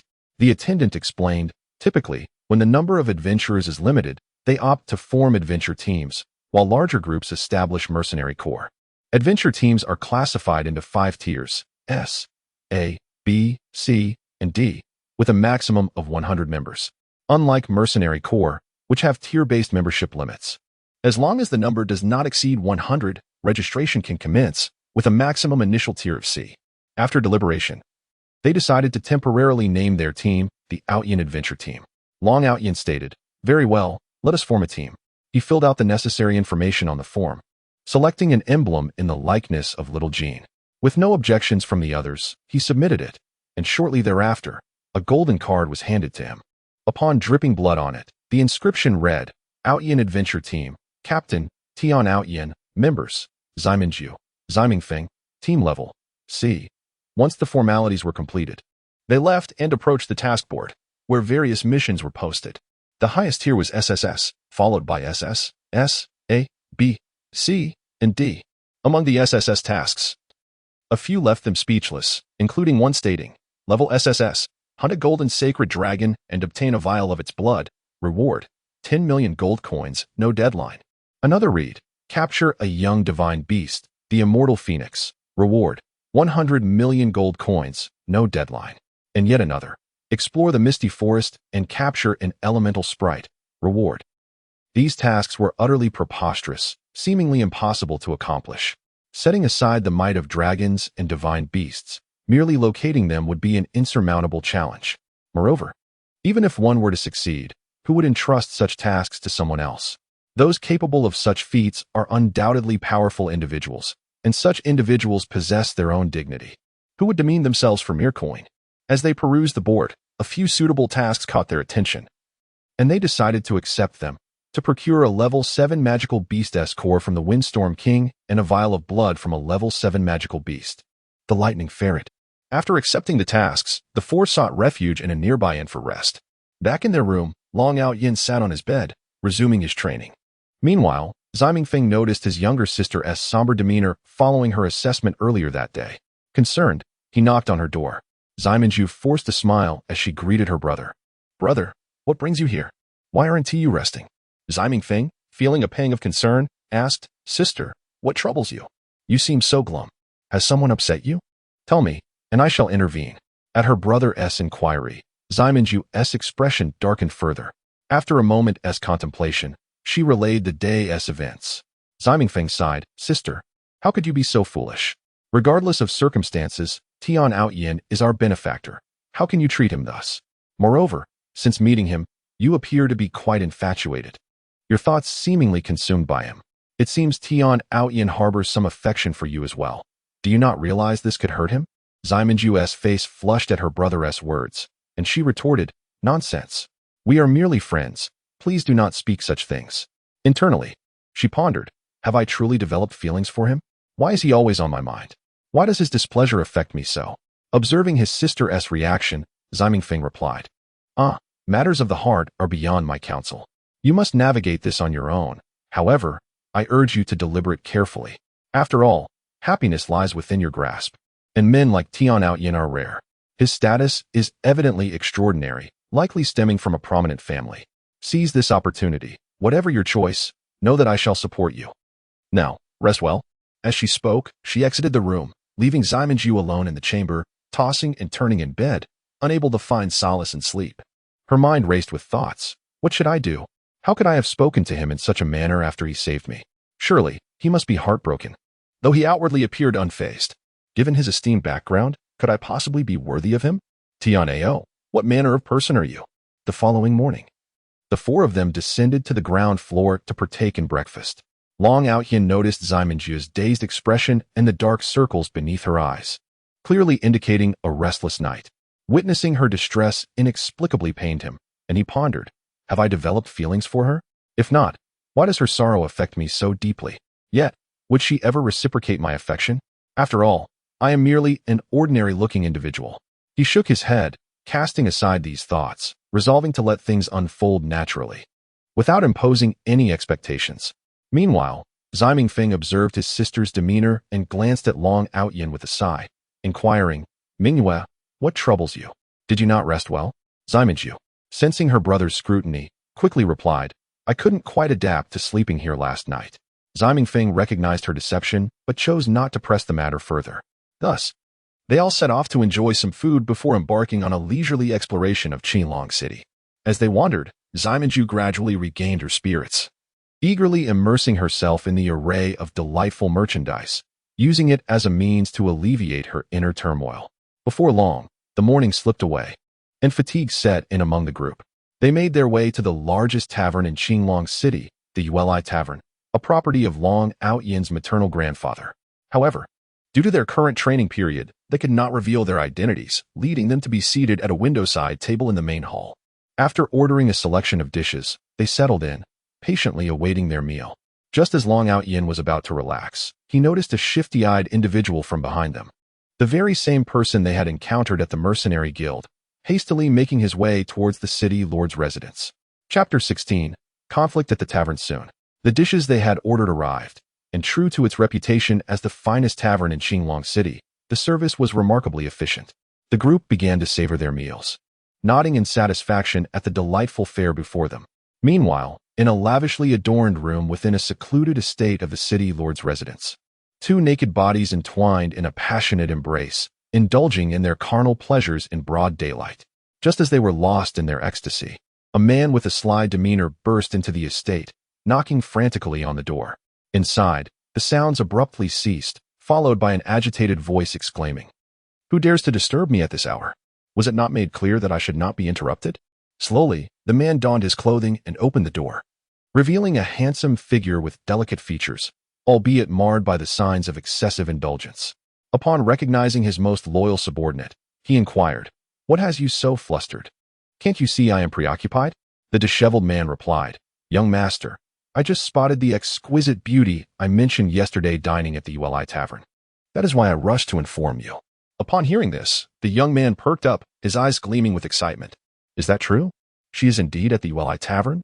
The subordinate eagerly affirmed, "I assure you, I saw it with my own eyes. He then offered a sycophantic smile. Pleased with the information, the young master stated, Well done, Dog 4. I am quite satisfied with your performance. Once this matter is resolved, I shall ask my father to arrange a good position for you, and upon completion, you will be rewarded with 100 gold coins. Gratefully, Dog 4 responded, Thank you, young master. It is an honor to serve you. I dare not claim credit for this. Satisfied with Dog 4's eagerness, the young master commanded, Immediately gather some people to accompany me to the Tavern to meet my lovely enchantress. Dog 4 promptly set off to gather a group. Before long, a large entourage emerged from the city lord's residence, moving with great urgency. Passers-by hurriedly stepped aside, recognizing the attire of Li Yunfeng's guards, the son of the city lord, who were known for their oppressive behavior. The group soon arrived at the Tavern, where Long Outyin and his companions were enjoying their meal. At that moment, a contingent entered the tavern, led by a man whose gaze fixated lasciviously on Ximenju, disregarding the whispers of the surrounding patrons.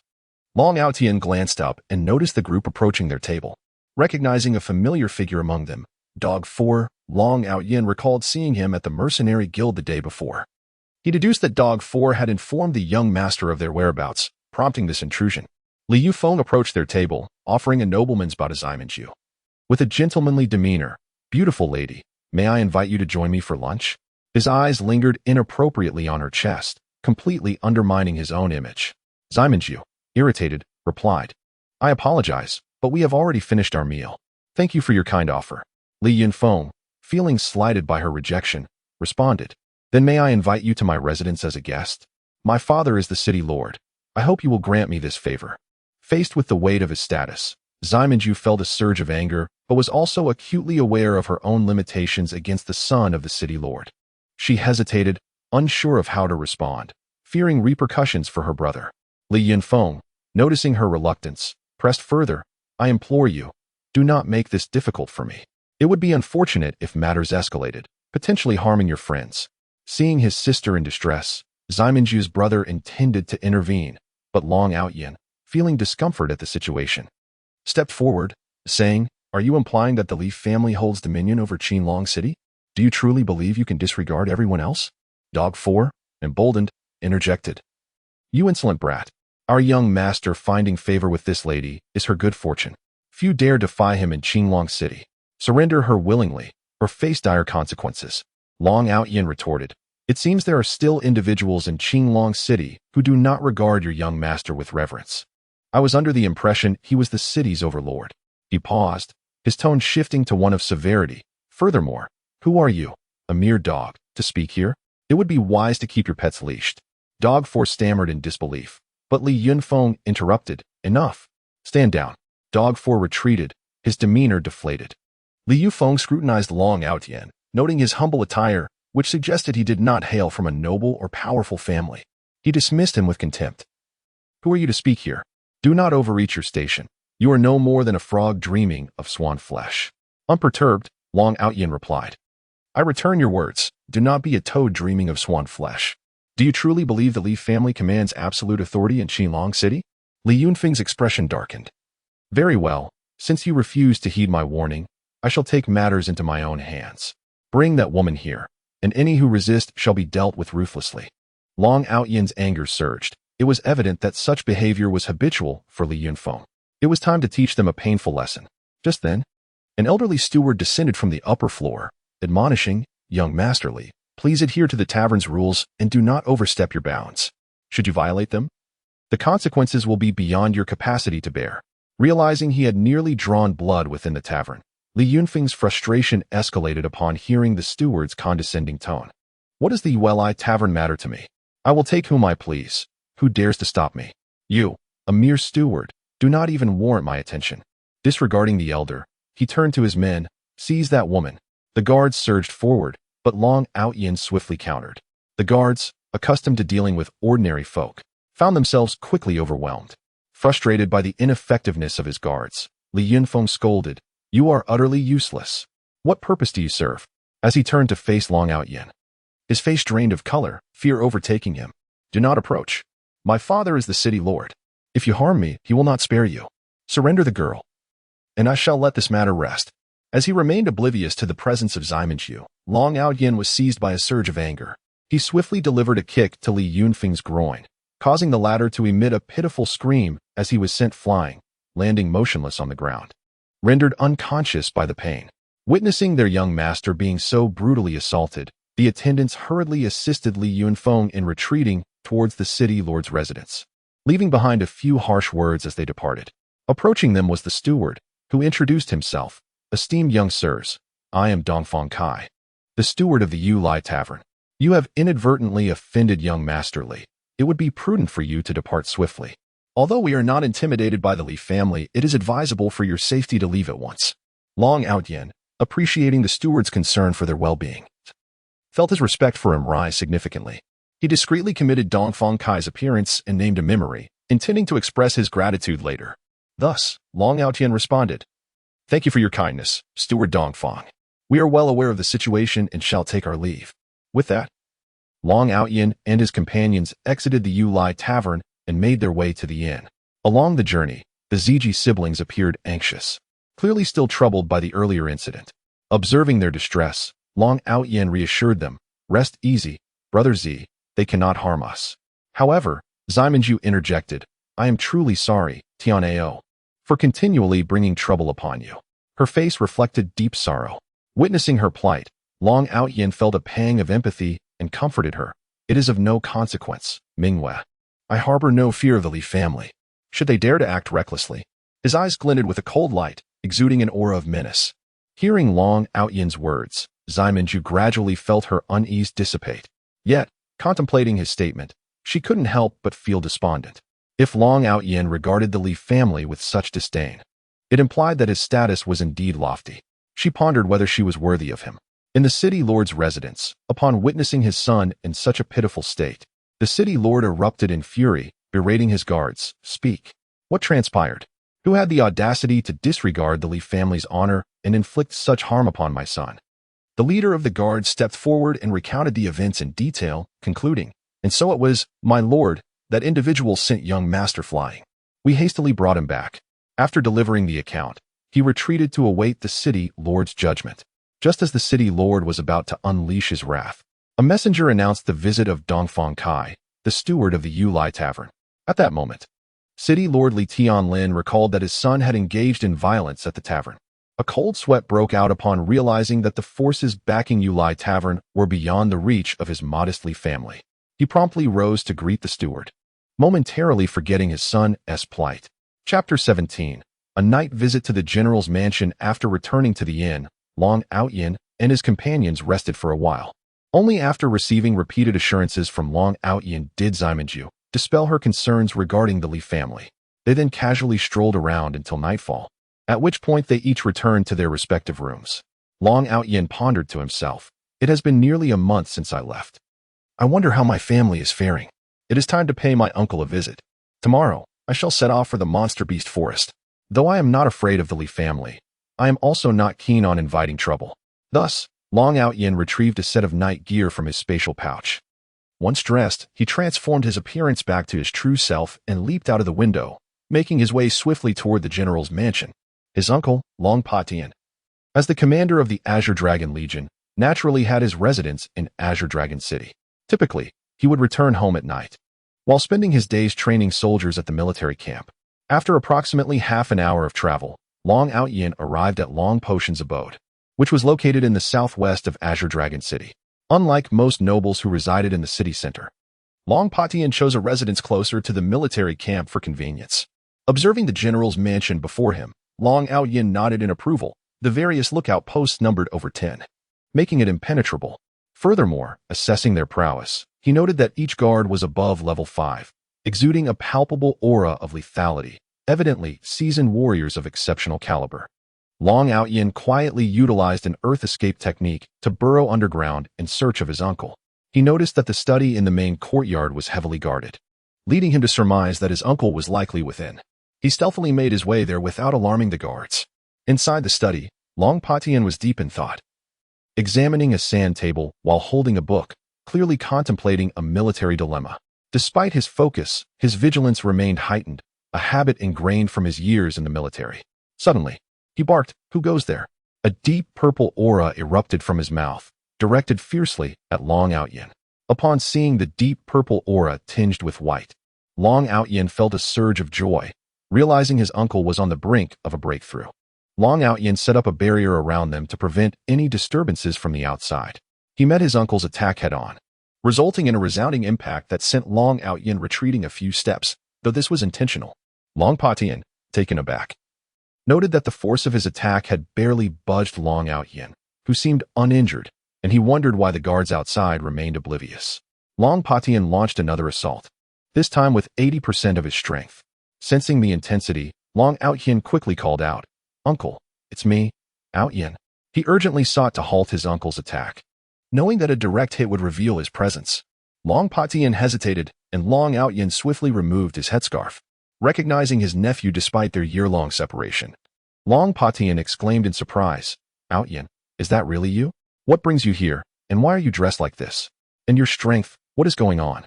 Long Outyin, understanding his uncle's confusion, replied, "Uncle, could you please ask one question at a time? It's quite overwhelming. To put it simply, I avoided all the guards to sneak in, and my strength has reached level 9. Long Patian reacted incredulously. How can this be? Even a divine-level expert would struggle to infiltrate unnoticed, let alone you. How did you achieve level 9? You were never able to cultivate before." Long Outyin explained, "My cultivation technique is unique, allowing me to conceal my presence effectively. As for my power," he proceeded to share the information he had previously divulged to his grandfather. Long Patian listened intently, excitement radiating from him as he clapped Long Outyin on the shoulder. "Remarkable. I never imagined your strength could reach such heights. But tell me, why was there no reaction from the guards outside?" Long Outyin responded, "It's nothing to worry about. I set up a barrier upon entering, rendering our conversation inaudible to those outside. It's a minor application of my technique." Long Patian nodded in awe. Suddenly, Long Patian recalled, "By the way, Outyin, what is the purpose of your visit? Surely, it cannot be merely to inform me of your strength." Long Outyin clarified, "Of course not. That is just a part of it. The main reason is that grandfather sent me to deliver some items to you." He then retrieved several elixirs from his spatial pouch, noticing Long Potion's puzzled expression. Long Outyin explained, "Uncle, these are elixirs I concocted, taught to me by my master. They possess significant benefits and can enhance your strength." He began to outline the uses of the elixirs. As Long Outyin spoke, Long Patian listened in astonishment, staring at him in disbelief. "Are you serious? Will these really enhance one's power without any side effects?" Long Outyin assured him, "Absolutely. Grandfather achieved a breakthrough to divine level after consuming my elixirs. He mentioned that the borders are currently unsafe, so he asked me to bring some elixirs for you to bolster your strength. Since we are family, there is no need for secrecy. I came out to experience the world and gain some practical knowledge." After hearing Long Outyin's explanation, Long Patian finally believed him and inquired, "What about my second uncle?" Seeing that Long Patian was not solely focused on himself, but also concerned for his brother, Long Outyin replied, "Don't worry, uncle. Grandfather will personally send someone to deliver to my second uncle. By our next meeting, our Long family will boast 1 divine level and 3 saint level experts." Hearing this, Long Patian felt a sense of relief and joy. "That's wonderful. By the way, where are you headed for your training? Surely not the Monster Beast Forest?" Long Outyin confirmed, "Yes, indeed. I plan to capture some monster beasts and gather herbs, hoping to have 9 nigh awakened by the time I return." Long Potion's excitement surged at this news. "Outyin, can you really awaken my mother?" Long Outyin reassured him, "I believe so. My main goal is to gather medicinal ingredients, and I am confident that I can awaken 9 nigh." Long Patian, elated, remarked, "That's fantastic. Mother can finally awaken." Previously, Long Patian had not disclosed to anyone that Long Outyin was the one who would cure his wife's ailment, so he was overwhelmed with joy upon hearing the news. Noticing the book on the table, Long Outyin remembered the works he had compiled from his previous life, including the 36 stratagems and the art of war. He presented them to Long Patian. "Uncle, this is a compilation I created from the materials my master provided, and I hope it proves beneficial to you." Long Patian, intrigued, took the book and began to peruse its contents. The more he read, the more excited he became. Finally, he looked up and said, "Outyin, did you really write this? It's truly remarkable. With these books, how could we not achieve victory in battle? Your efforts are commendable, Outyin." He patted Long Outyin on the shoulder. Long Outyin, feeling a bit bashful, replied, "Uncle, you flatter me. I merely organized these notes out of boredom when I had some free time. Listening to Long Outyen's words, Long Patien nodded and said, "Indeed, your master is quite remarkable. Outyen, you must diligently cultivate and not tarnish your master's reputation. Strive to reach the divine level as well." Long Outyen replied, "Rest assured, uncle, I will." Glancing at the sky, Long Outyen continued, "It's getting late, uncle. I should return, otherwise, my friends will grow suspicious. I have ventured out anonymously this time. You should also get some rest." Upon hearing Long Outyen's words, Long Patien nodded and cautioned, "Be careful during your trials. It is best to avoid the depths of the forest. Although your strength is commendable, there are numerous formidable beasts lurking within the depths of the monster forest." Long Outyen, appreciating his uncle's concern, assured him, "Do not worry, uncle. I am well aware of my capabilities and will be fine." With that, he dispelled the barrier and vanished into the study using Earth Escape, leaving Long Patien momentarily stunned before shaking his head with a wry smile. Exiting his uncle's residence, Long Outyen did not return to the inn, but stealthily made his way to the Lord's mansion. Reflecting on the events of the day, he felt a surge of anger and decided to teach them a lesson. While killing was out of the question, he resolved to rob them instead. Confident that the Li family, having operated in Qinglong City for so many years, must possess significant wealth. Thus, Long Outyen commenced his reconnaissance of the Lord's mansion, identifying several heavily guarded areas. One such location was an underground chamber at the edge of the mansion, which he surmised to be a treasure vault. Using Earth Escape, he entered and discreetly set up a barrier, ensuring he did not alert anyone outside.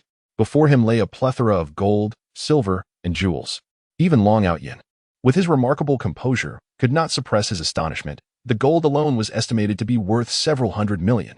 Countless jewels glittered before him, and without hesitation, he began to collect them into his storage ring, as his spatial pouch could not accommodate such a vast quantity. After assessing his haul, he estimated its value to be around 1 billion gold coins.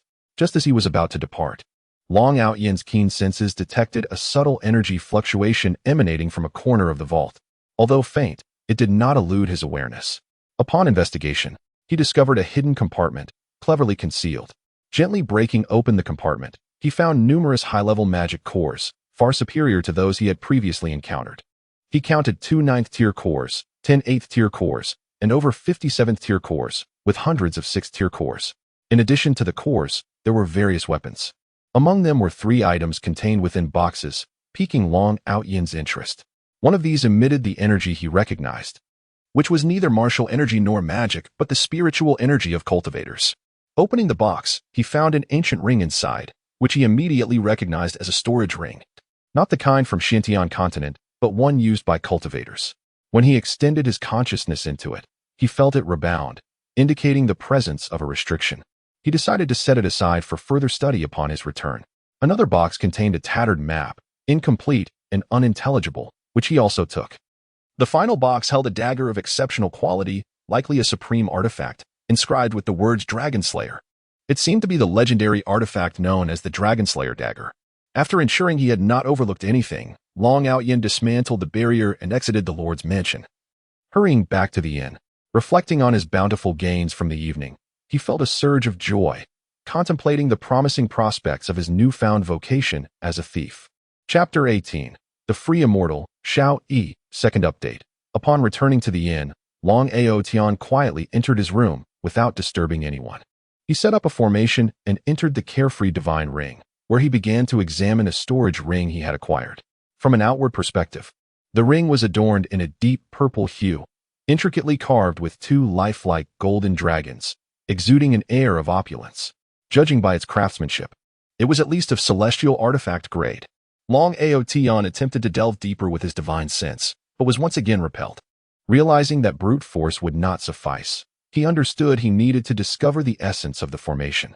Thus, he began to observe meticulously, comparing it with the formation knowledge he had previously studied. He soon discerned that it was a soul-locking formation of the 3rd tier. However, it appeared to have sustained some damage from an attack, limiting its power to that of a 2nd-tier formation.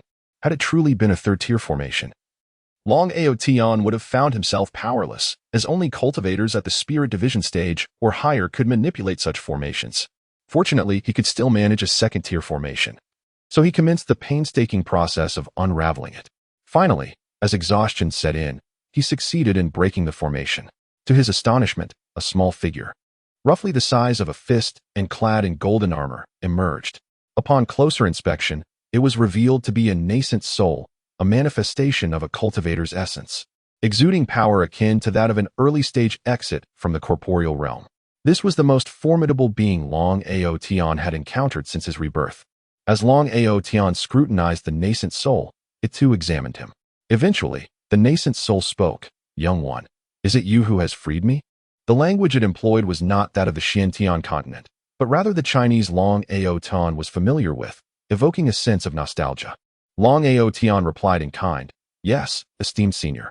I inadvertently acquired this ring and discovered it contained a restriction. Upon attempting to unravel it, I found you within.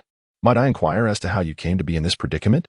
The nascent soul responded, "Since you have liberated me, I, Xiaoyi, express my gratitude.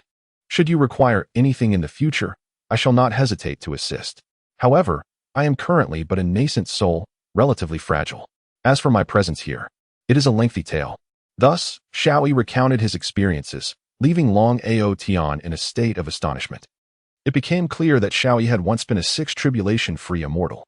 During a journey, he had heard whispers of a celestial abode emerging on Lingyun Star. Sensing that his own tribulation was imminent, he sought to enhance his chances of success and traveled to Lingyun Star. There, he waited for half a year. Alongside numerous powerful cultivators, including some at the integration and tribulation stages, and even a few at the ascendant and free immortal levels. Among them, Xiao Yi was the most formidable, accompanied by a 4 tribulation-free immortal, 2 3 tribulation-free immortals, and several 1 and 2 tribulation-free immortals. Together, they managed to break the restrictions and enter the celestial abode, each emerging with various rewards. Eventually, they were drawn to a lavishly designed storage ring, which bore the most formidable restrictions. Utilizing his exceptional skills, Xiaoyi successfully unraveled the restrictions and claimed the ring as his own. This, however, incited the covetousness of others. Several free immortals launched a surprise attack on Xiao Yi, taking advantage of his depleted energy. Despite sustaining injuries, Xiao Yi, a seasoned free immortal, proved far superior in both experience and strength, ultimately dispatching several attackers before attempting to escape. At that critical moment, one of the assailants, witnessing his comrade's fall, resorted to desperation and detonated himself. The ensuing spatial rift pulled Xiao Yi into its depths. For over a month, he was trapped within the rift, beset by raging winds. Ultimately, he expended his last vestige of spiritual energy to breach the space. Emerging in an unfamiliar territory, his power significantly diminished, reduced to that of a 1 tribulation-free immortal upon recovery. Xiao Yi began to explore this strange new world, discovering that its energy was steeped in darkness. Most inhabitants wielded powers surpassing the nascent soul stage, adorned with black wings. The more wings they possessed, the greater their strength. Yet, true masters were few, and he found himself unable to comprehend their speech, perceiving the inhabitants as cruel and cunning. His unusual appearance soon attracted attention, and due to the language barrier, he was deemed an invading outsider. Initially, the assailants posed little threat, but as time passed, more powerful opponents arrived. Among them was a leader boasting 8 pairs of wings. Wielding peak Earth immortal strength, equivalent to a 3 tribulation-free immortal. Had it been in the past, Xiaoyi would have dismissed such an adversary. He had once possessed late-stage celestial prowess. Thus, a fierce battle ensued. Ultimately, Xiaoyi was overwhelmed and forced to self-destruct, severely injuring his foes. His nascent soul then retreated into the storage ring he had recently acquired. Unable to maintain his strength, he set up a 3rd-tier soul-locking formation before forcibly tearing through space, succumbing to unconsciousness. Now, as Long Aotian released him, he speculated that the formation had been damaged by the energy of the spatial rift. Upon hearing Xiao Yi's tale, Long Aotian felt a profound sorrow. A once mighty 6 tribulation-free immortal reduced to such a plight, a testament to the grotesque nature of human greed. Long Aotian empathized deeply with his misfortunes. However, as Xiaoyi described the realm he had traversed, Long Aotian conjectured it was likely the demon realm of this world, with the 16-winged angel being a demon lord. Long Aotian remarked, "Esteemed senior, the space you traversed is likely the demon realm." Doubt clouded Xiao Yi's expression as he retorted, "Impossible. The demon realm could not possibly resemble that. Its inhabitants were so peculiar and weak." Realizing the misunderstanding, Long Aotion clarified, Senior. I do not refer to the demon realm of the cultivation world, but rather to the one of this continent. This realm differs entirely from the cultivation world. Upon hearing this, Xiao looked perplexed. What do you mean?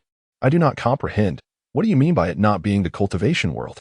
Long Aotion took the opportunity to elucidate the situation of this continent, explaining, indeed, this world and the cultivation world are two entirely distinct realms. Xiao Yi's surprise deepened as he suddenly recalled something. Wait, if you say this is not the cultivation world, then how did you arrive here? Long Aotion pondered for a moment, deeming Xiao Yi a worthy companion, especially as meeting a fellow cultivator was a rare fortune in this land. Thus, he replied, it is rather simple. In my previous world, I met my demise. My master, recognizing my uniqueness, took me as a disciple and reincarnated me here. I have resided in this realm for 12 years now. Xiao Yi found himself utterly speechless upon hearing Long Aotion's explanation. Today had likely been filled with more astonishments than any other day in his life. The notion of a soul being reincarnated into another space demanded an extraordinary level of cultivation, certainly beyond that of mere celestial beings, pointing instead to a being of the divine realm.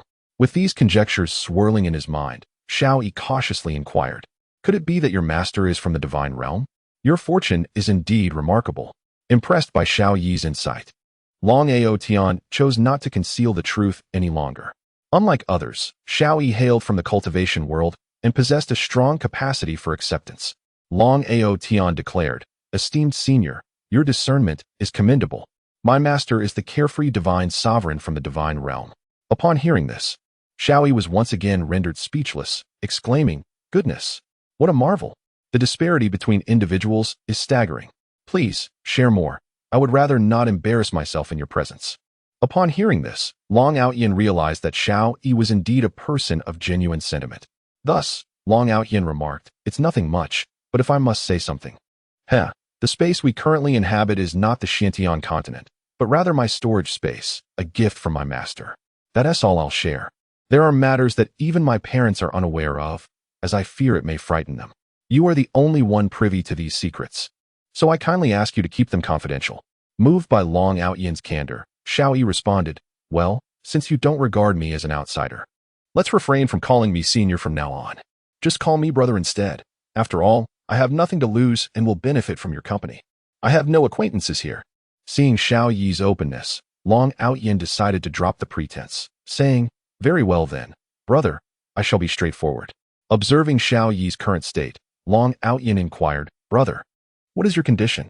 In response, Xiao Yi explained, the storage ring I acquired belonged to the celestial blue immortal. It contains materials and elixirs for restoring my physical form. Though my strength will diminish temporarily, nevertheless, this is advantageous as I won't need to cultivate as a loose immortal. I anticipate regaining my corporeal body in about a month, allowing me to explore the Xiantian continent. Upon hearing about the prospect of Xiao Yi's restoration, Long Aotion inquired further, brother, what was your primary focus in cultivation? Although curious as to why Long Aotion asked, Xiao Yi replied, I primarily practice swordsmanship alongside artifact refinement.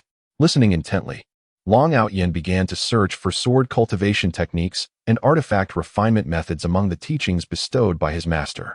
He soon discovered a sword technique, the Nine Heavens Divine Sword Method, created by a God Emperor, which could elevate one to the God Emperor realm, as well as a renowned artifact refinement treatise, the Divine Artifact Refinement Classic, crafted by a celebrated master of the divine realm.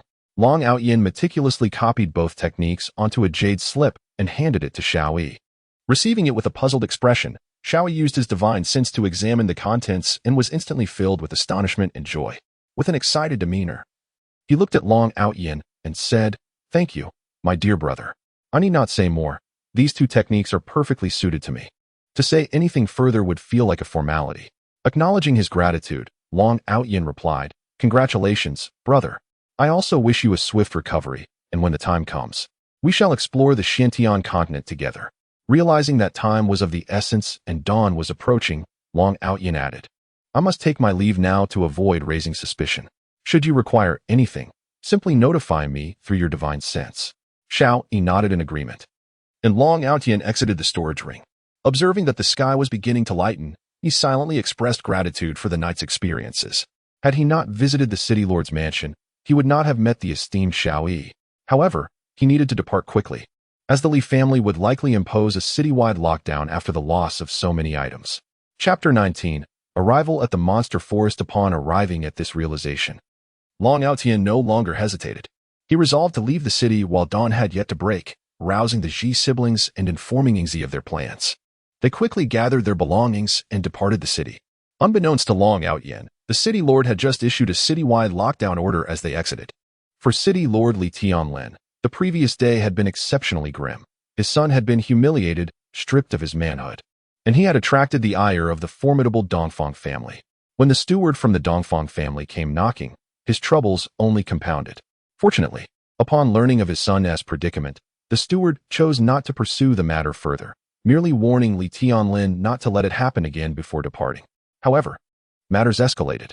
Just as Li Tianlin was fretting over his son's condition, he received a report that the treasure vault of the city lord's residence had been raided, leaving nothing behind. When Li Tianlin arrived at the vault, he was so overwhelmed that he spat blood and fainted.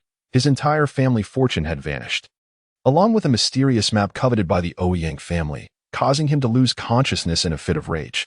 When Li Tianlin regained consciousness, dawn was approaching. He immediately ordered the city gates to be locked and a thorough search to be conducted, inciting widespread panic throughout Qinglong City and drawing the ire of many factions. Of course, Long Aotian remained blissfully unaware of these developments as he journeyed towards the monster forest, oblivious to the potential dangers that awaited him. As they traveled, they heard the astonishing news that Long Aotian had plundered the city lord's residence, which sparked admiration and cheers among the adventurers they encountered. Once outside the city, they set their sights on the monster forest, and Long Aotian retrieved several fine weapons from his storage bag that he had acquired from the city lord's residence. He presented a fiery red greatsword to Ji Mingfeng, a rare and exceptional weapon of the same caliber as his own. Ji Mingfeng protested, "This is too precious, Long Aotian.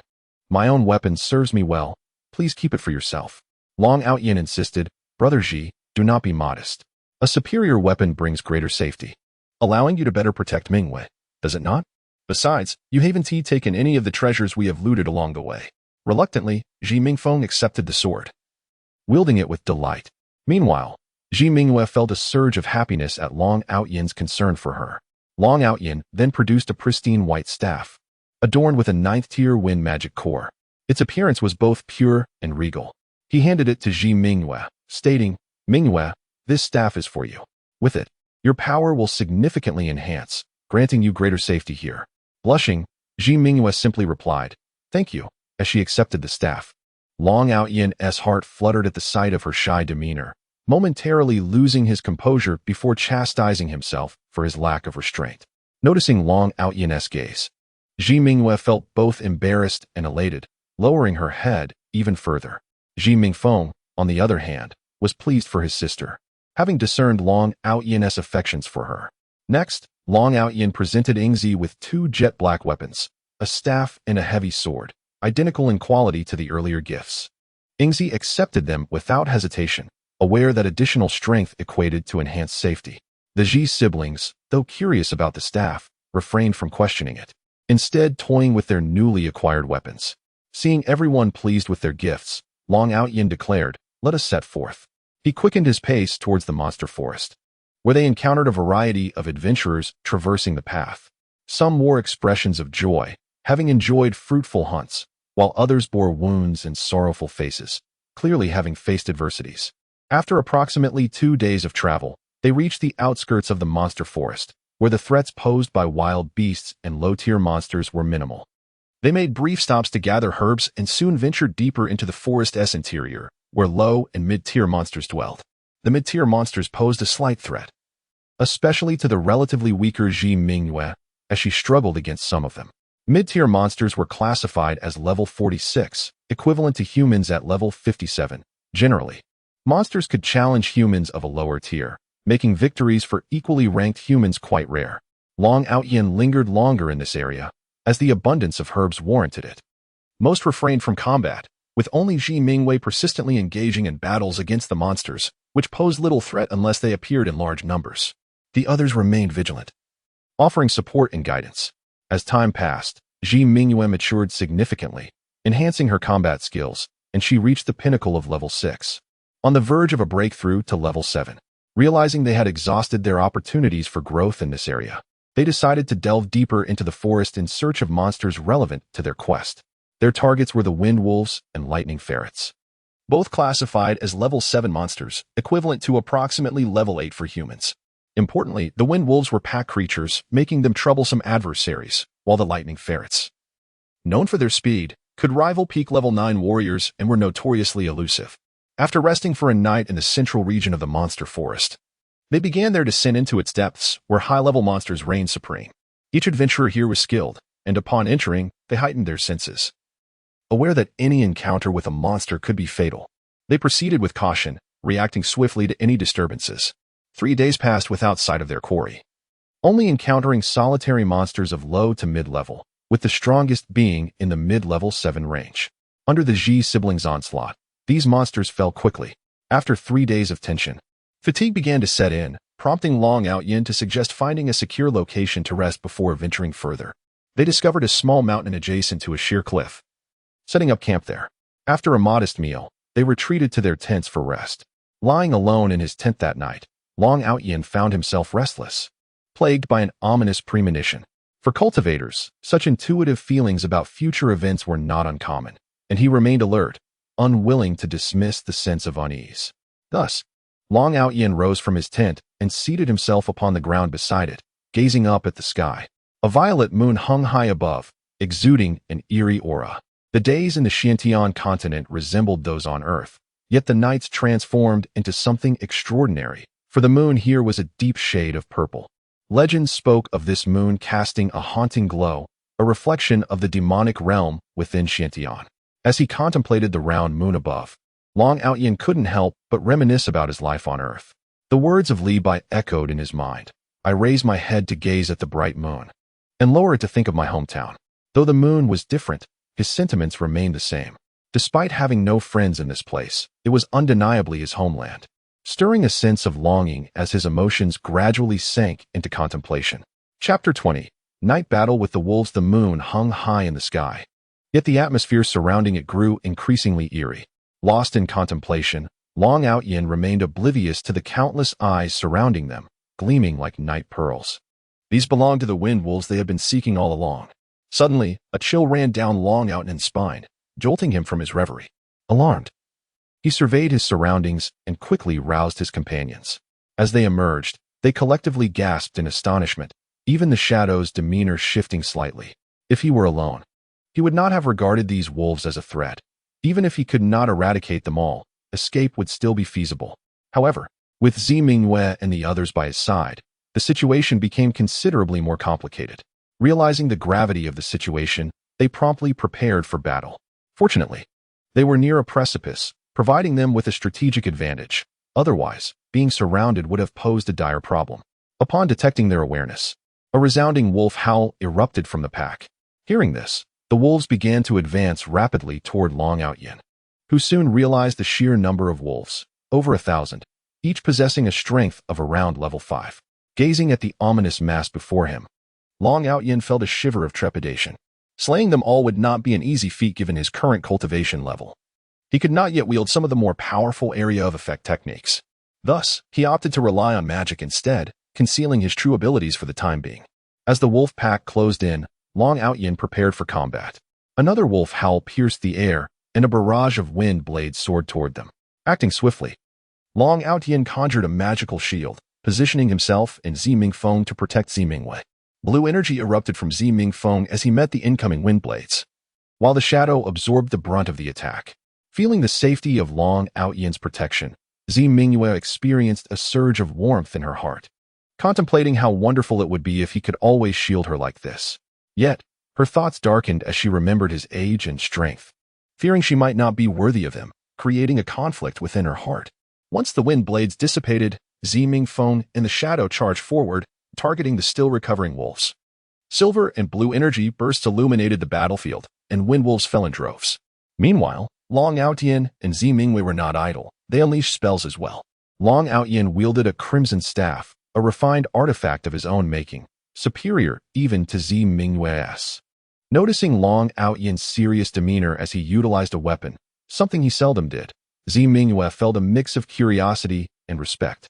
With reckless abandon, Long Outyin unleashed a barrage of level 6 and 7 spells, igniting the wolves in a tempest of flames. Despite the chaos, the pack showed no signs of thinning. Thus, he ceased his magical onslaught. Zi Mingyue assumed he had exhausted his magical reserves, reflecting that she had believed his power to be inexhaustible.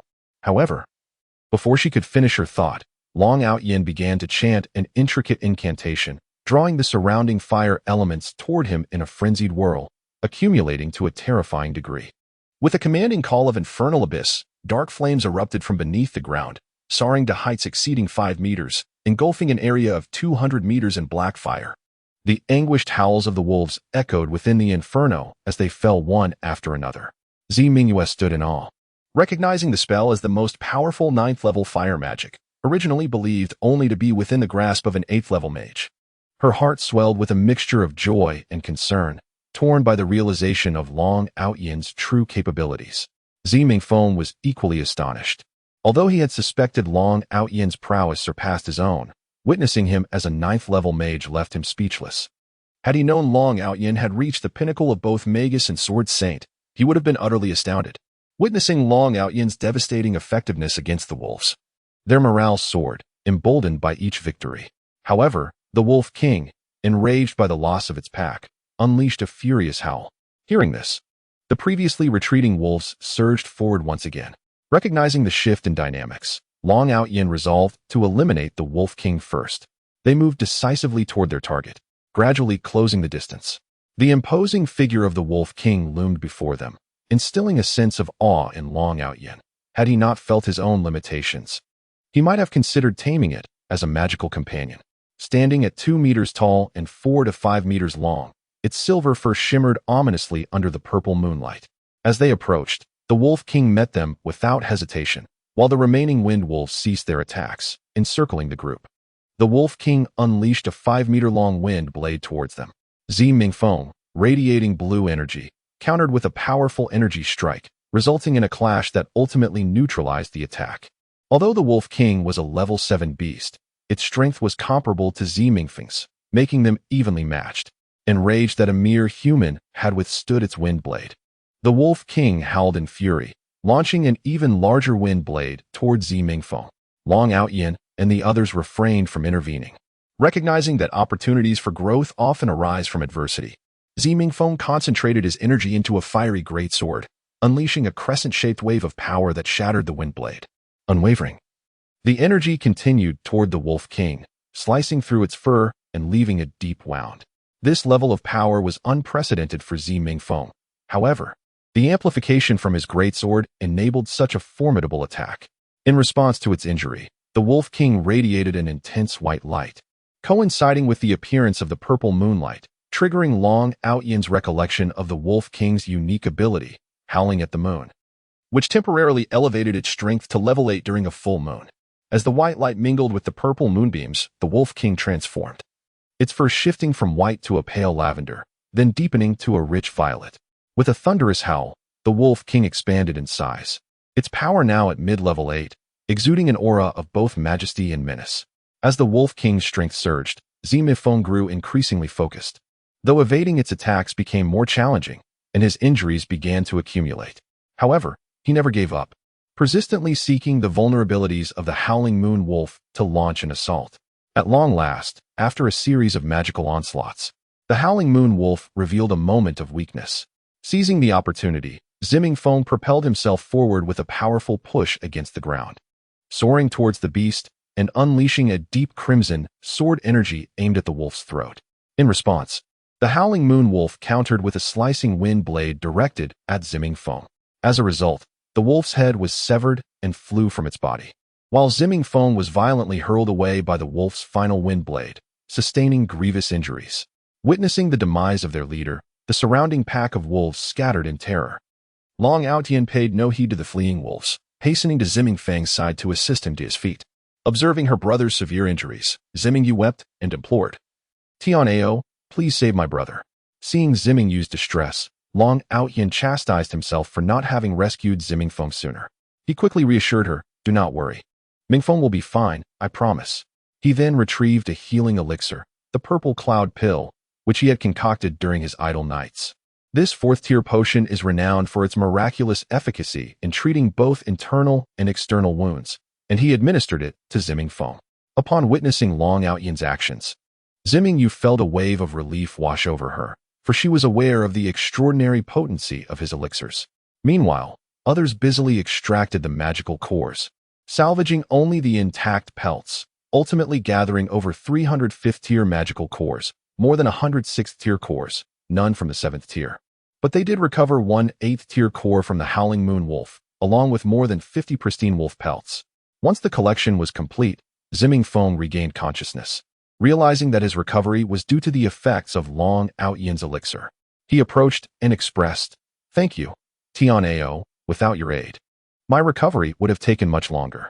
Long Outyan replied, "There's no need for such formalities, Brother Ziming. We are partners, and it is only natural to assist one another. You need not be polite. This is simply what I ought to do. Your wounds are healing, but you must rest for another day or two before you are fully recovered." Chapter 21. The Cunning Lightning Weasel. First update. Chapter 21. The Cunning Lightning Weasel. Thus, Long Outyan incinerated the corpses of the wind wolves in the vicinity, subsequently employing a water-based spell, Gentle Rain, to wash away the remnants of blood. This precaution was vital, as leaving the scene uncleaned might attract the attention of other magical beasts. In this manner, the area reverted to its original state. Long Outyan took the opportunity to recuperate for 2 days, during which Ziming injuries completely healed. Moreover, due to the battle with the Howling Moon Wolf, Long Outyan's strength had ascended to the pinnacle of mid-level 8, on the verge of breaking into late level 8.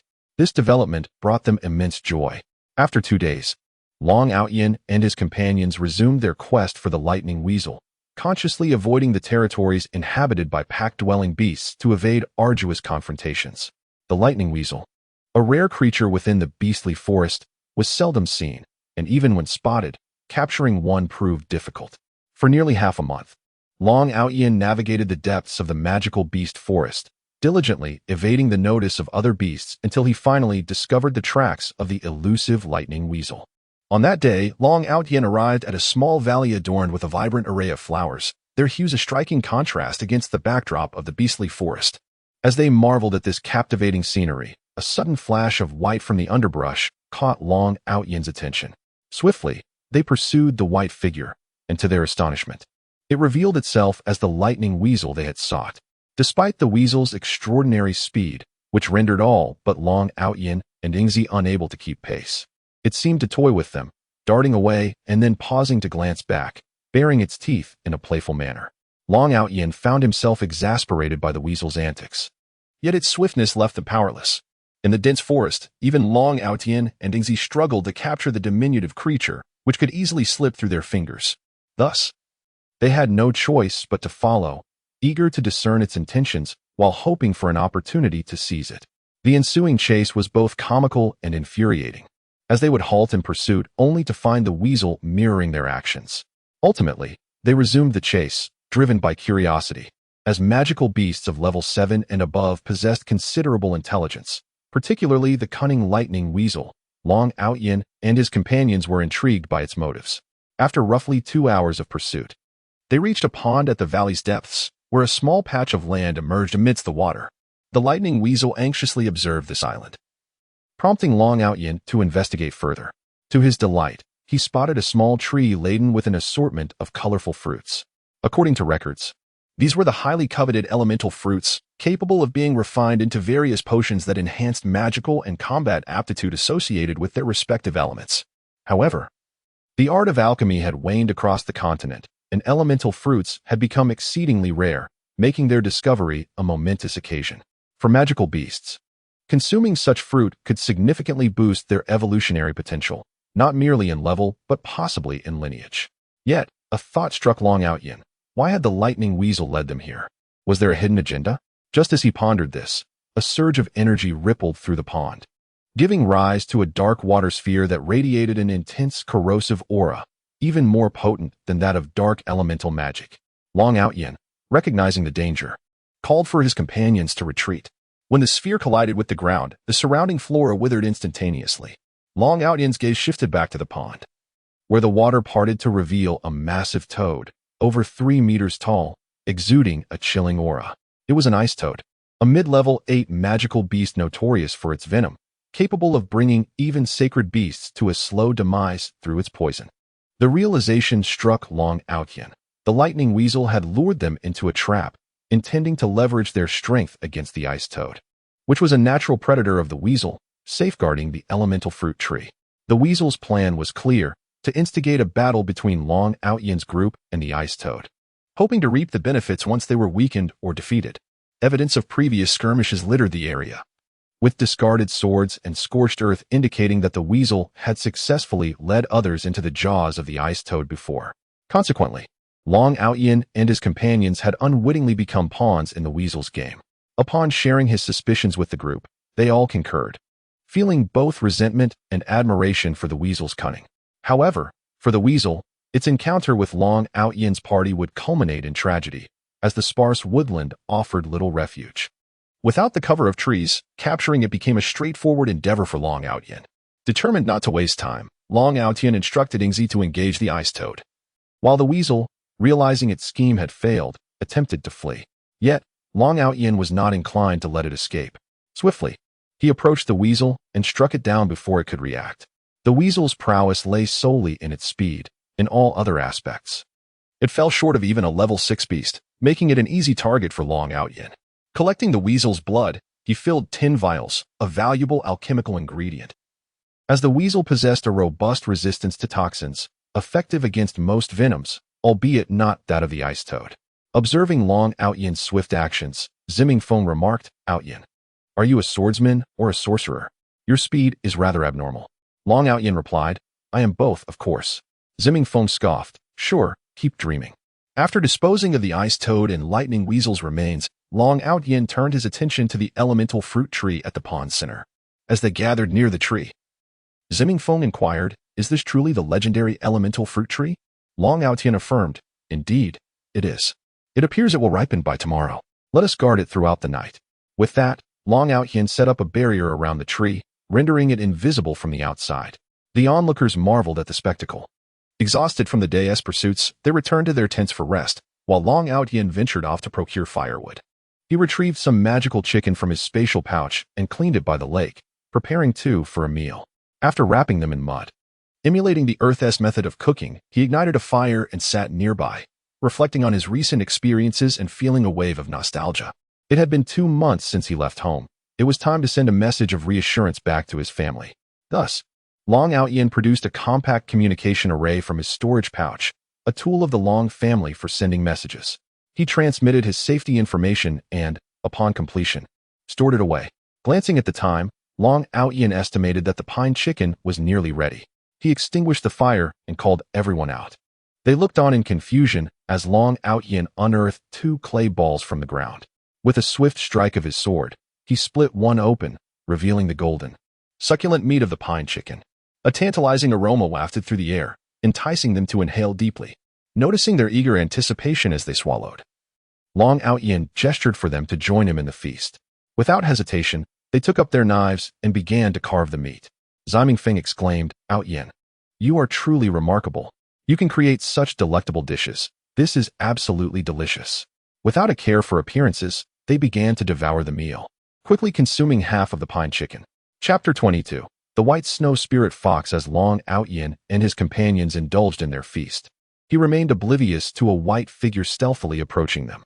Just as Zimingfeng reached for the remaining half of a roast pheasant, the white shadow darted in, snatching it away, leaving him grasping at nothing. The group was taken aback. Something had managed to approach them without a sound.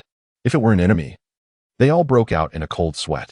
They turned to locate the source of the shadow and beheld a pristine white fox clutching the half-eaten pheasant in its paw, its large, watery eyes fixed upon them. Seeing that Long Outyin and the others did not pursue, the fox began to eat, remaining vigilant as it savored its prize. Before long, the half-pheasant disappeared, igniting a fiery rage in Zimingfeng for daring to steal from him. Though infuriated, he felt a wave of despair upon recalling the creature's remarkable speed. In contrast, Zimingyu gazed at the fox with starry eyes, exclaiming, "What an adorable little fox." Hearing her, the others broke into a sweat. It seemed that a woman's resistance to beauty was nearly non-existent. However, The rest were acutely aware of the fox's prowess. Its speed rivaled that of a saintly expert, prompting Long Outyin to heighten his vigilance. After finishing its meal, the little fox did not depart, but instead stared at the remaining pheasant pieces, clearly still hungry. Observing its behavior, Long Outyin's expression shifted, recognizing that high-level magical beasts possessed considerable intelligence. He tentatively asked, "Do you wish for more of this pheasant?" The fox seemed to comprehend his words, pondering for a moment before nodding, its eyes brimming with desire. Seeing this, Long Outyin picked up the pheasant, gesturing for it to approach. After a brief hesitation, the fox succumbed to the allure of food and cautiously approached. In a flash, it snatched the remaining half from Long Outyin's grasp and retreated to devour it, leaving the others puzzled by his actions. Long Outyin chose not to explain. His intention was to entice the fox to accompany them, making it a magical pet for Zimingyu. Earlier, he had inadvertently discovered the creature's identity, realizing it was a legendary white snow spirit fox, said to evolve into the divine nine-tailed celestial fox. Clearly still juvenile, it possessed some intelligence, but was not yet comparable to an adult magical beast. Thus, Long Outyin initiated his scheme of allure, casting a covetous gaze at the little fox. Noticing it linger, he said, "Little fox, the remnants have already been consumed. If you seek sustenance, join us, and I assure you a feast every day." The fox appeared intrigued yet cautious. Observing its hesitation, Long Outyin retrieved a cultivation pill from his storage bag. This elixir was beneficial not only to humans, but also to magical beasts, accelerating their evolution. Upon seeing the pill in Long Outyin's hand, the fox's eyes sparkled with longing, for it sensed the energy within. Magical beasts were far more attuned to energy than humans. Ultimately, the fox could not resist the temptation and leaped into Long Outyin's embrace, devouring the cultivation pill with evident delight. In that moment, the others grasped Long Outyin's intentions and felt a surge of admiration for him. Zimingyu, witnessing the little fox nestled in Long Outyin's arms, joyfully asked, "It's so cute. Long Outyin, may I hold it?" Her eyes shimmered with anticipation. Unable to withstand her gaze, Long Outyin acquiesced. However, the little fox remained wary of anyone other than Long Outyin. Observing this, he said, "Little fox, henceforth you shall stay by her side, protecting her. I assure you, you will not be neglected, and there will be benefits for you in due course." Upon hearing this, the fox eagerly leaped into Zimingyu's arms, affectionately licking her face, eliciting a fit of giggles from her. Long Outyin could only shake his head at the rapid change in demeanor. With half of his objective achieved, he continued, "Little fox, do you wish to mature quickly?" As he spoke, he produced 2 more cultivation pills, noting the desire in the fox's eyes. He added, "If you form a bond with your sister here, I will grant you these to hasten your maturation, and many delectable treats will await you." Gazing at the pills before it, the little fox's expression grew complex. Ultimately, as if making a momentous decision, it swiftly bit Zimingyu's hand, allowing a drop of blood to fall upon its forehead, thus sealing a blood pact. For magical beasts, this signified a lifelong servitude to their master, a bond that could not be undone unless the beast consented. A flash of red light marked the moment, and a small fox emblem appeared on Zimingyu's forehead before vanishing. They were all astonished by the fox's actions, and Long Outyin was equally surprised by its boldness in forging a blood pact with Zimingyu. Zimingyu, wide-eyed, turned to Long Outyin, exclaiming, "Long Outyin, thank you. I will take great care of the little fox. From now on, it shall be called Xiaoxue." The fox, still juvenile, appeared to possess strength akin to a late-stage level 8 beast. Zimingfeng, delighted that his sister had gained such a formidable companion, congratulated her before turning to Long Outyin. "Thank you, Long Outyin. This greatly enhances Mingyue's safety. I shan't say more, but I hope you treat my sister well. She is my only sibling." Long Outyin felt a wave of embarrassment at Zimingfeng's candid words, while Zimingyu blushed deeply, remaining silent. Due to Long Outyin's past experiences, he had deliberately avoided romantic entanglements with Zimingyu, uncertain of her true feelings. However, witnessing her demeanor now made it clear to him that she harbored affection for him. "Rest assured, Brother Ziming, should anyone dare to bully Mingyue, they shall face consequences," he vowed. Pleased by Long Outyin's response, Zimingfeng looked at his sister with pride, while Zimingyu, her cheeks flushed, declared, "I won't talk to you anymore," and scampered off with the little fox, glancing back at Long Outyin with eyes full of affection. As dusk approached, Long Outyin suggested, "All right, everyone, let us retire early. Tomorrow, the elemental fruits will ripen. We shall gather them and depart, exploring other locales while seeking suitable magical pets to enhance our strength. Thus, the group returned to their tents. Reflecting on the progress of his relationship with Zimingyu, Long Outyin felt a surge of excitement. He had long evaded matters of the heart. Yet today he chose to confront his feelings for her. His mind was filled with her every smile and frown. Surprised by his own emotions, he realized he had developed genuine affection for her. The teachings of his master emphasized following one's heart. Suppressing feelings could yield adverse effects. Resolute, Long Outyin decided to embrace his feelings for Zimingyu, for his interactions with her had revealed that she was quite compatible with his character. At that moment, Long Aotion's soul experienced a surge of vitality, his cultivation soaring to the pinnacle of the mid-stage divine pill, an entire tier of advancement. This filled him with elation. He began to examine his own cultivation status. Upon introspection, he found that the 7 elemental crystal nuclei within his consciousness had doubled in size, each as large as an egg, operating in a formation resembling the Big Dipper. Within his dantian, a swirling mass of 9-colored energy gathered, with a constant influx and efflux of power, resembling the peak of the early divine heart stage, on the verge of breaking through to the mid-stage of the divine heart. At that point, he would possess the capability to contend with divine-level entities. Meanwhile, Xiao Jin was still cultivating within him, unaware of when he would awaken. On the other side, Zi Mingwei tossed and turned, unable to sleep, her thoughts consumed by Long Aotion's words from earlier that day. Her heart overflowed with sweetness. Although Long Aotion had not explicitly declared his affection for her, she could discern his feelings through his demeanor and actions. Reflecting on the things Long Aotion had done for her, a tender smile graced her lips. Chapter 23. Capturing magical pets at the break of dawn the next day. Everyone awakened early, having consumed a light meal. The sorrow that had once adorned Ximenju's face was replaced with an expression of sweetness. Witnessing his sister's joy brought comfort to Ximengshan's heart. Ximenju gazed at Long Outyin with eyes full of affection, which delighted him immensely. At this moment, Ximengshan teased, "Sister, must you be so obvious? Is there no one else in your eyes but your beloved? You seem fixated on him as if he might flee." He exaggerated his expression, provoking a blush on both Long Outyin and Ximenju's faces. Ximenju playfully retorted, "Brother, what nonsense are you spouting? How annoying." Long Outyin found himself captivated by Ximenju's playful demeanor, his feelings for her deepening. Seeking to dispel the awkwardness, he suggested, "Let us check if the elemental fruits have ripened."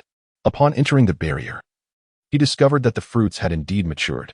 He retrieved 7 boxes from his spatial bag, carefully categorizing the 70 elemental fruits, 10 of each elemental type, before securing them back into his spatial bag. However, as he turned to observe the elemental fruit tree, he noticed it had begun to wither and would soon perish. Initially contemplating transplanting it into his spatial ring, he ultimately decided against it, realizing that one should not be overly greedy and should appreciate what one has, embodying the wisdom that contentment brings joy. After collecting the fruits, Long Outyin dismantled the barrier, prompting everyone to search for suitable magical beasts to capture as pets. He also intended to catch a few beasts for his brothers and family, as little Jean awaited the arrival of his new companions. Thus, Long Outyin began his search within the magical beast forest. After several hours, they arrived at a region where the temperature was significantly higher than the surrounding areas. Long Outyin surmised that a fire element magical beast must inhabit this territory, and as they entered, Mingyue's Xiaoxue retreated into the pet space, clearly disliking the heat. Noticing the absence of other magical beasts in the vicinity, Long Outyin deduced that this was the domain of the fire element beast, which forbade the presence of others. Following the fluctuations of fire elements, they gradually approached the territory's master. After a short while, Long Outyin noticed Ximenju was sweating profusely, which reminded him that her strength could not withstand such high temperatures. He inwardly chastised his own carelessness. In haste, he conjured an ice shield around Ximenju, alleviating her discomfort and bringing the temperature to a bearable level. Grateful, Ximenju cast a tender glance at him and murmured her thanks, while Ximengshan felt a wave of relief, having previously overlooked his sister as condition. He regarded Long Outyin with admiration, causing the latter to feel a bit bashful. With the immediate concern addressed, the group ventured deeper into the territory. It soon became apparent why the temperature was so elevated. They had entered the domain of a flame lion. Furthermore, Long Outyin noticed a massive fire crystal beneath the beast. which was the primary source of the heat. The flame lion, a late-stage 8th-level magical beast capable of evolution, could not have produced such an effect on its own. Long Out-Yin's eyes were drawn to the exceptional fire crystal beneath it, realizing it was a superior quality specimen. He marveled at his good fortune in discovering such a gem in this location, a prime material for crafting fire element flying swords, rare even in the cultivation world. With the assistance of the fire crystal, the flame lion's strength would undoubtedly increase rapidly. It was on the verge of reaching 9th level, clearly benefiting from the crystal's power. At that moment, the flame lion became aware of the intruders, its anger palpable at the sight of humans in its domain, especially since it had been oblivious to their presence. Rising with a roar, flames surged around it, exuding an imposing aura. Ximengshan, captivated by the creature's majesty, exclaimed, "Long Out-Yin. We must capture it. It's simply magnificent and suits my style perfectly. With it, I could escape from even a saint-level expert." Long Out-Yin replied with a chuckle, "Rest assured, it won't escape. Just wait, and you'll be riding it to charm a sister-in-law, considering how grown-up you are now." Ximengshan felt a wave of embarrassment, falling silent as he fixed his gaze on the flame lion, while Ximenju blushed at Long Out-Yin's teasing remarks. The flame lion, infuriated by the humans' apparent disregard for its authority, decided to teach them a lesson. It unleashed a massive fireball toward them, prompting the group to scatter. Due to the vast disparity in power, Ximenju retreated to a safe distance, watching the battle unfold, while Long Out-Yin and Ximengshan faced the challenge head-on. Had Long Out-Yin not needed to maintain his 9th-level strength, he could have dispatched the beast with a single strike. However, he understood the importance of not revealing his overwhelming prowess. Thus, he methodically cast spells to counter the flame lion's attacks, with his shadow absorbing much of the onslaught. Given its role as Long Out-Yin's protector, the shadow refrained from using its full saint-level strength, merely deflecting the flame lion's assaults. While Long Out-Yin and Ximengshan coordinated their attacks, the flame lion, noticing how effortlessly they countered its strikes, began to take the battle more seriously, bombarding them with relentless spells, which left them in a precarious position. The once lush forests soon lay in ruins, reduced to craters and ashes by the magical onslaught. The battle persisted for nearly 2 hours, during which the flame lion's magical energy dwindled significantly and its stamina waned. Seizing the opportunity, they intensified their assaults. Ximengshan dashed forward during a moment of magical reprieve and landed a kick that sent the flame lion sprawling. In order to capture it as a pet, he refrained from using his sword, opting instead for a flurry of punches and kicks. Eventually, the flame lion lay on the ground, whimpering, clearly subdued.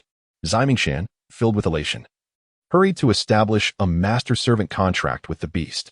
Upon completion, he presented the flame lion with a nourishing pill, which it devoured eagerly, its wounds healing rapidly and bringing it closer to breaking through to 9th level.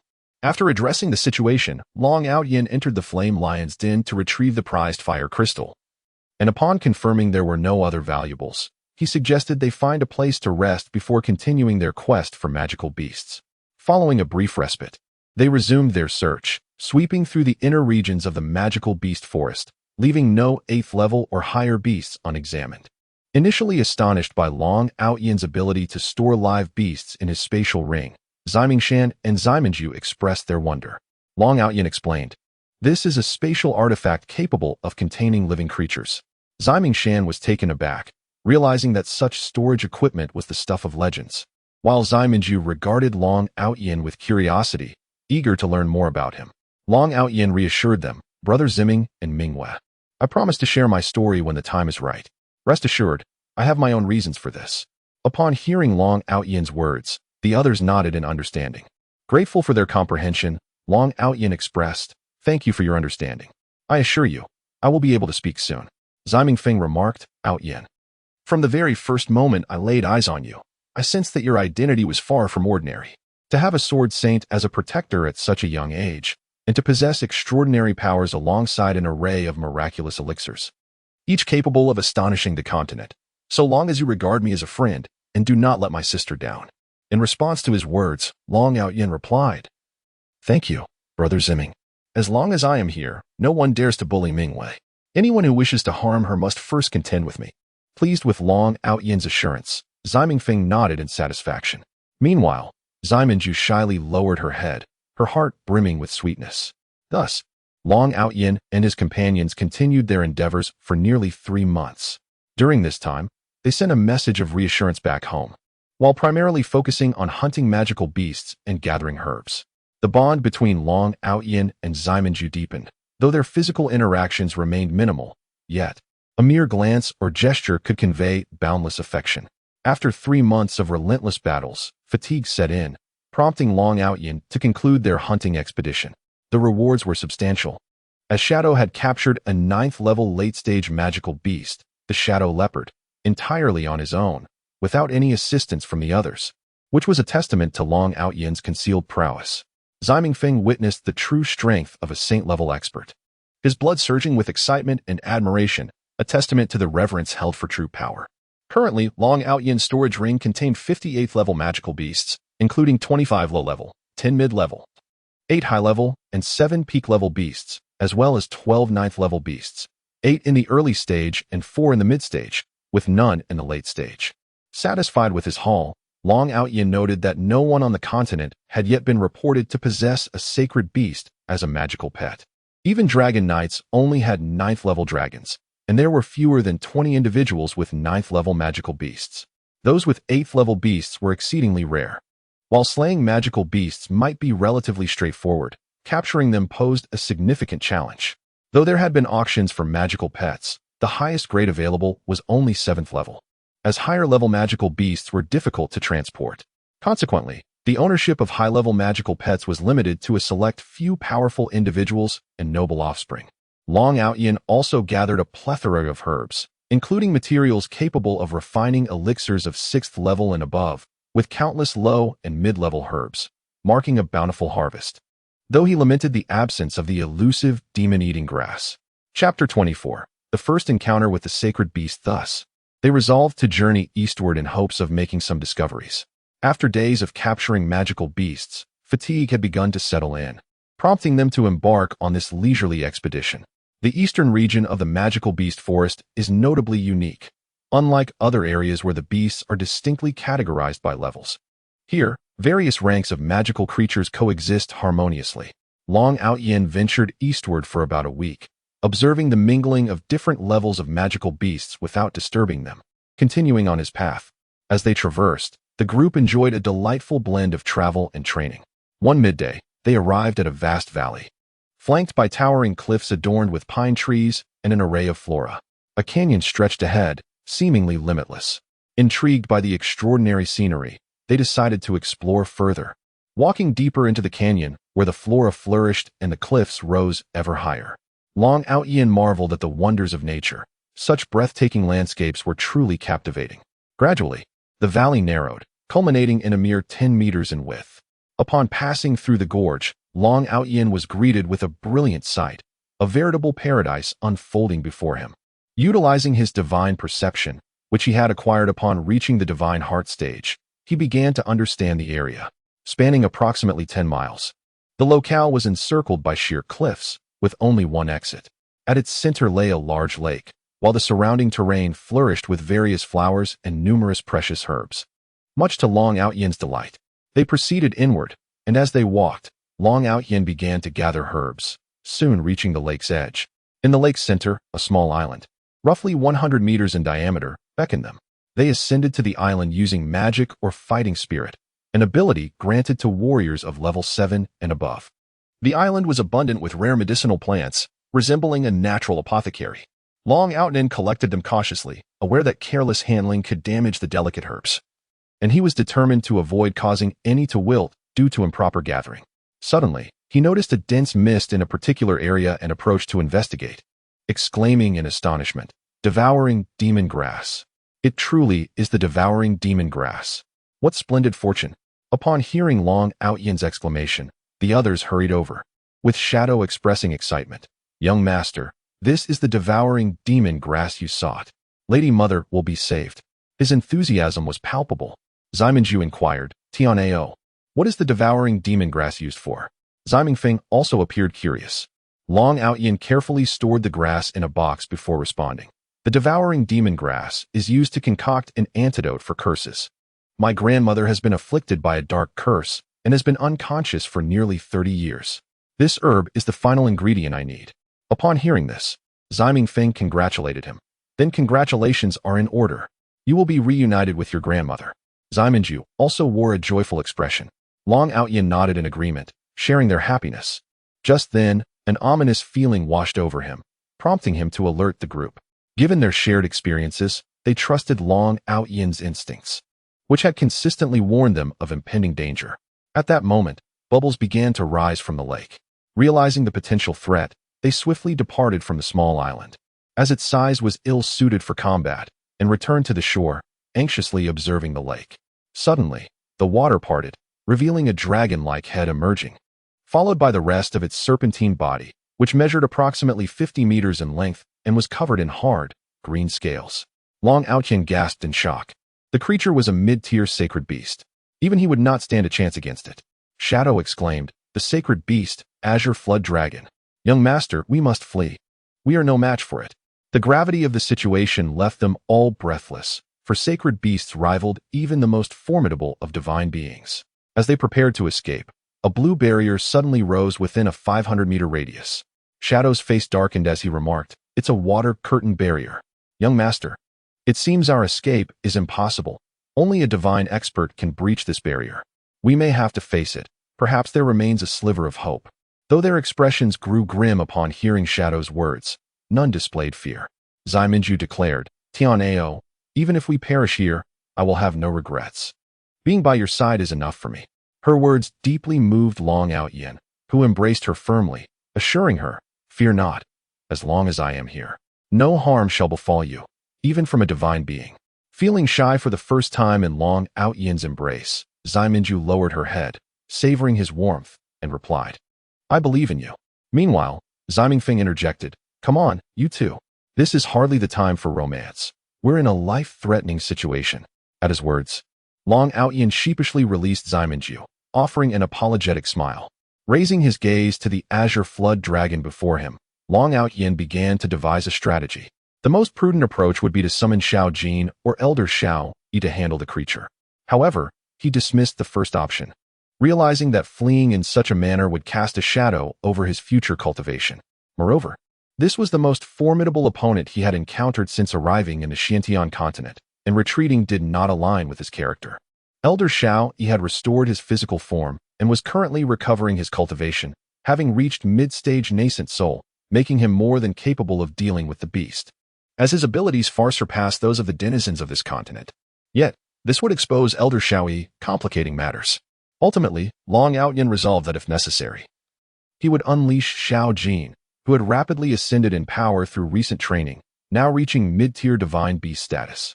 Even late-stage divine beasts would pose little challenge for Xiao Jin, making the confrontation with the Azure Flood Dragon a manageable task. Thus, they readied themselves for battle.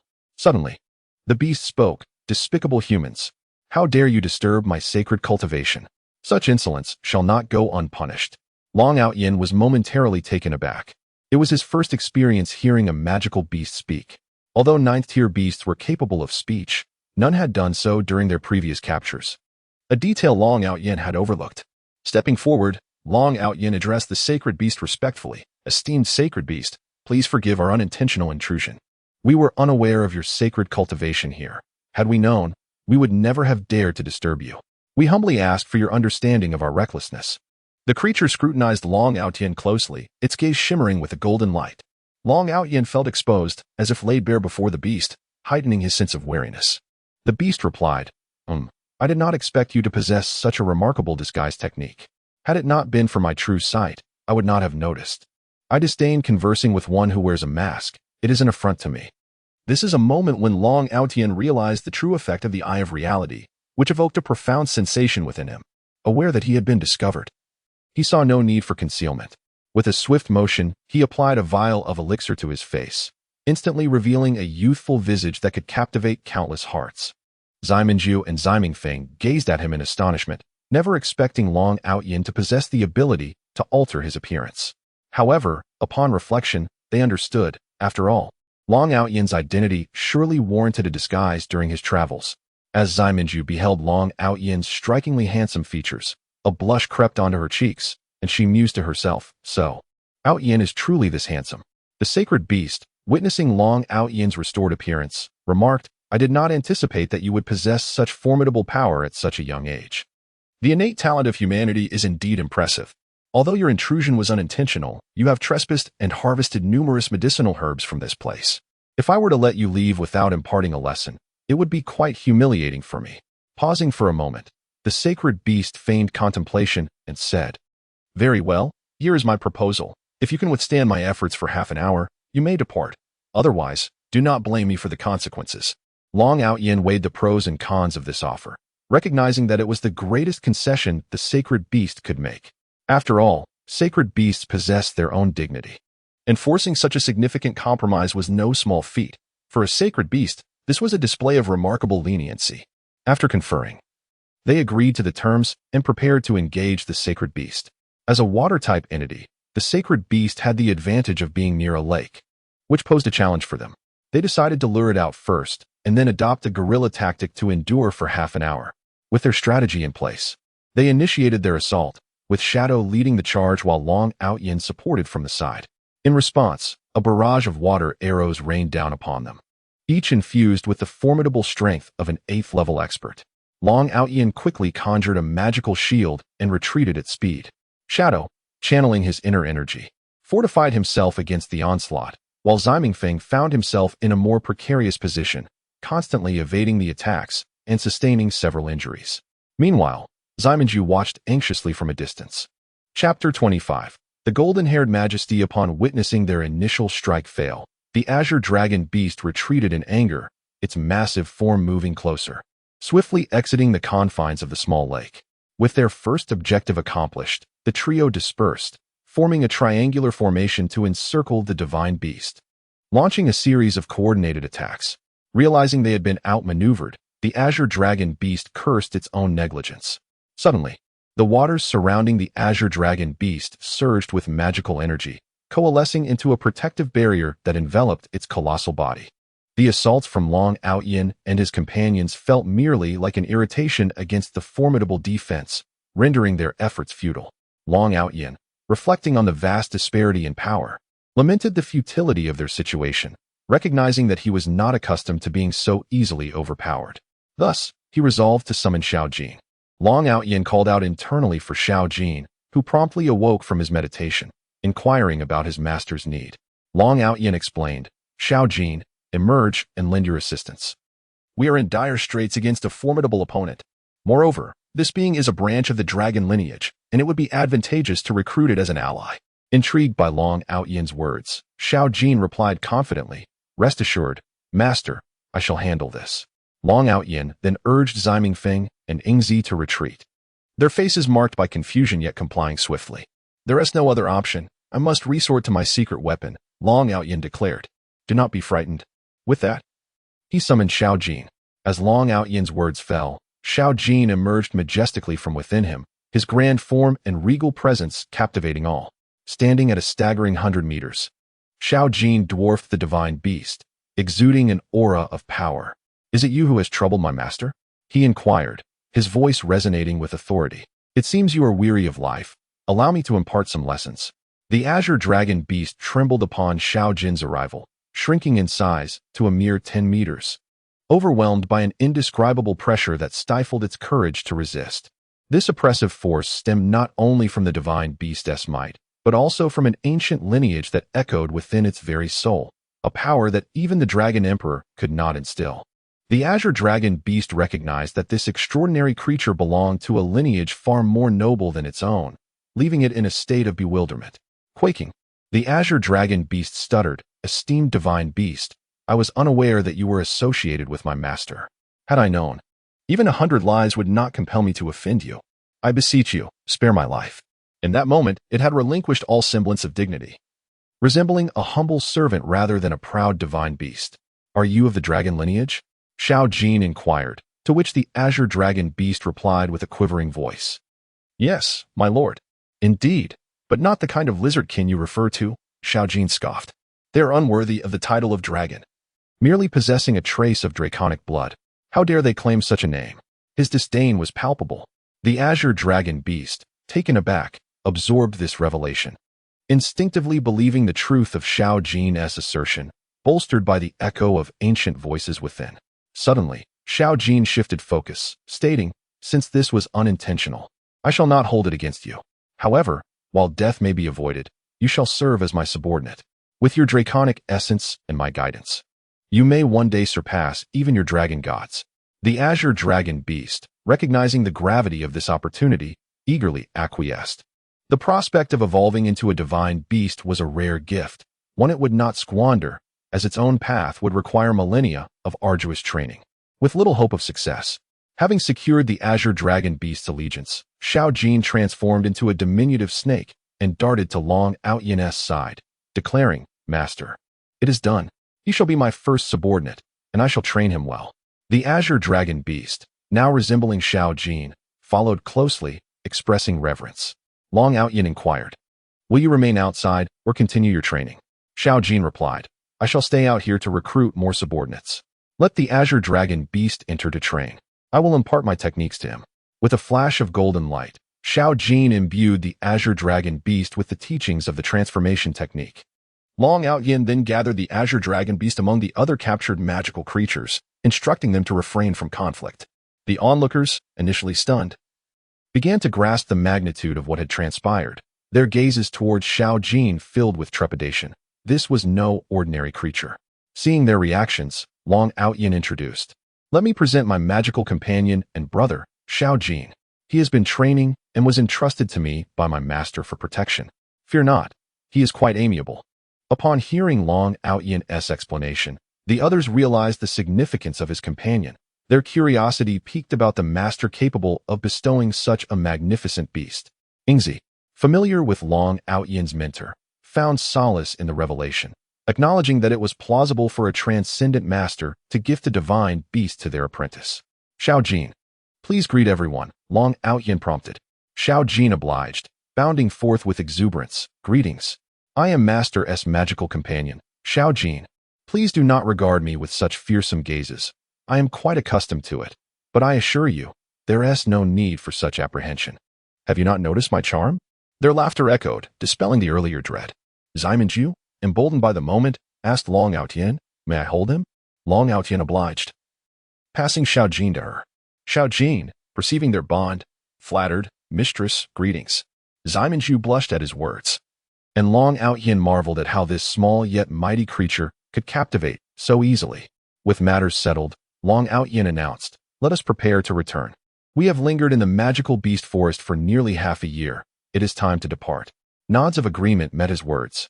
Though Zimanju expressed a hint of regret, "This place is so beautiful. I wish we could remain, but alas, without the azure dragon beast, many magical beasts will invade and wreak havoc." Long Outyan, sensing her sentiment, reassured her, "Do not worry, Mingwe. Opportunities will arise in the future. I will conceal this place with a protective array, ensuring no one can enter without my consent."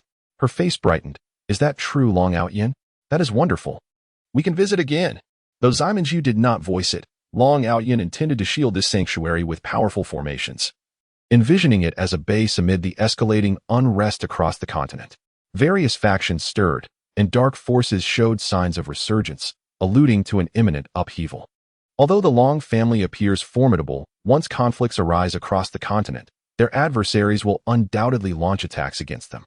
In such a scenario, the multitude of ants could overwhelm the elephant, making it exceedingly difficult for the Long family to safeguard their interests.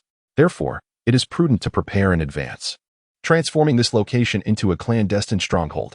When the turmoil erupts, the elderly and vulnerable members of the Long family can be brought here, shielded by the treacherous terrain and the perilous beast forest, making discovery nearly impossible.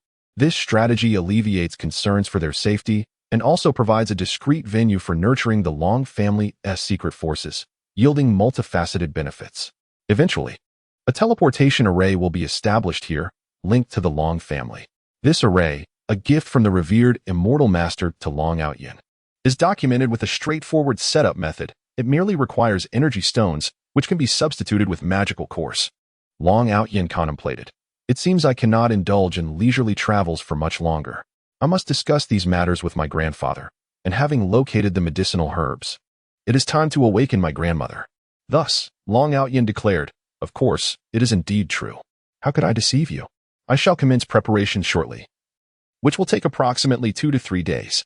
You all should rest during this time, and once everything is arranged, we shall depart together. Chapter 26. Setting the formation and departure. After considering Long Out-Yin's suggestion, everyone expressed their agreement. That evening, they cleaned several grouse and an unnamed beast resembling a sheep by the lakeside, preparing a feast. With Xiao Jin's involvement, their provisions increased significantly. As Ziming Yue's beast, Xiao Shui, emerged and spotted Xiao Jin coiled around Long Out-Yin's arm, it immediately trembled in fear. Long Out-Yin understood the cause and scolded, "Xiao Jin, retract your pressure. Do not intimidate Xiao Shui, or there will be no meat for you tonight." Xiao Jin quickly withdrew its aura and pleaded, "Master, I was wrong. I won't do it again. By the way, Master, that little fox seems to possess the bloodline of the nine-tailed fox. Quite impressive." The nine-tailed fox is a formidable spiritual beast. Intrigued by this revelation, Long Out-Yin asked, "Oh, the nine-tailed fox? Are you certain? I initially thought it could evolve into a nine-tailed celestial fox. I should have realized it had ancestral ties to the nine-tailed fox. How foolish of me." Xiao Jin replied, "Indeed, Master. I also possess some cultivation techniques for beasts inherited from my memories. Would you like me to impart them? It would significantly enhance its strength." Elated, Long Out-Yin responded, "Of course, do so."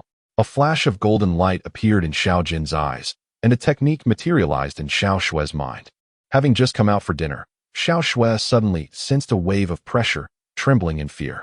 When the pressure vanished, it felt a rush of golden light and discovered a cultivation technique in its mind, bringing immense joy as it realized its strength would multiply several times. Understanding that this was the work of the small serpent on Long Out-Yin's arm, Xiao Shui gazed at it with a mix of fear and gratitude. At that moment, Zi Mingyue gently stroked Xiao Shui, saying, "Xiao Shui, there's no need to fear. Xiao Jin is quite friendly." Comforted by her words, Xiao Shui managed to suppress its fear and turned its attention to the food. Soon, the meal was ready. Long Out-Yin and Ningzi shared a grouse, while the Zi siblings consumed another. Xiao Shui devoured two, and Xiao Jin enjoyed a grouse along with another beast. After their meal, they returned to their tents to rest. Once inside, Long Out-Yin set up a formation. He and Xiao Jin entered the carefree divine ring, arriving in the spiritual space to check on brother Xiao Yi's recovery. To his delight, Long Out-Yin found that Xiao Yi had reached the peak of the mid-yuaning stage. As a swordsman, his attacking power rivaled that of a mid-drawn sword, capable of challenging opponents of higher levels. Upon entering, Xiao Yi noticed immediately, awakening from his meditation. He appeared around 30 years old, exuding maturity and composure.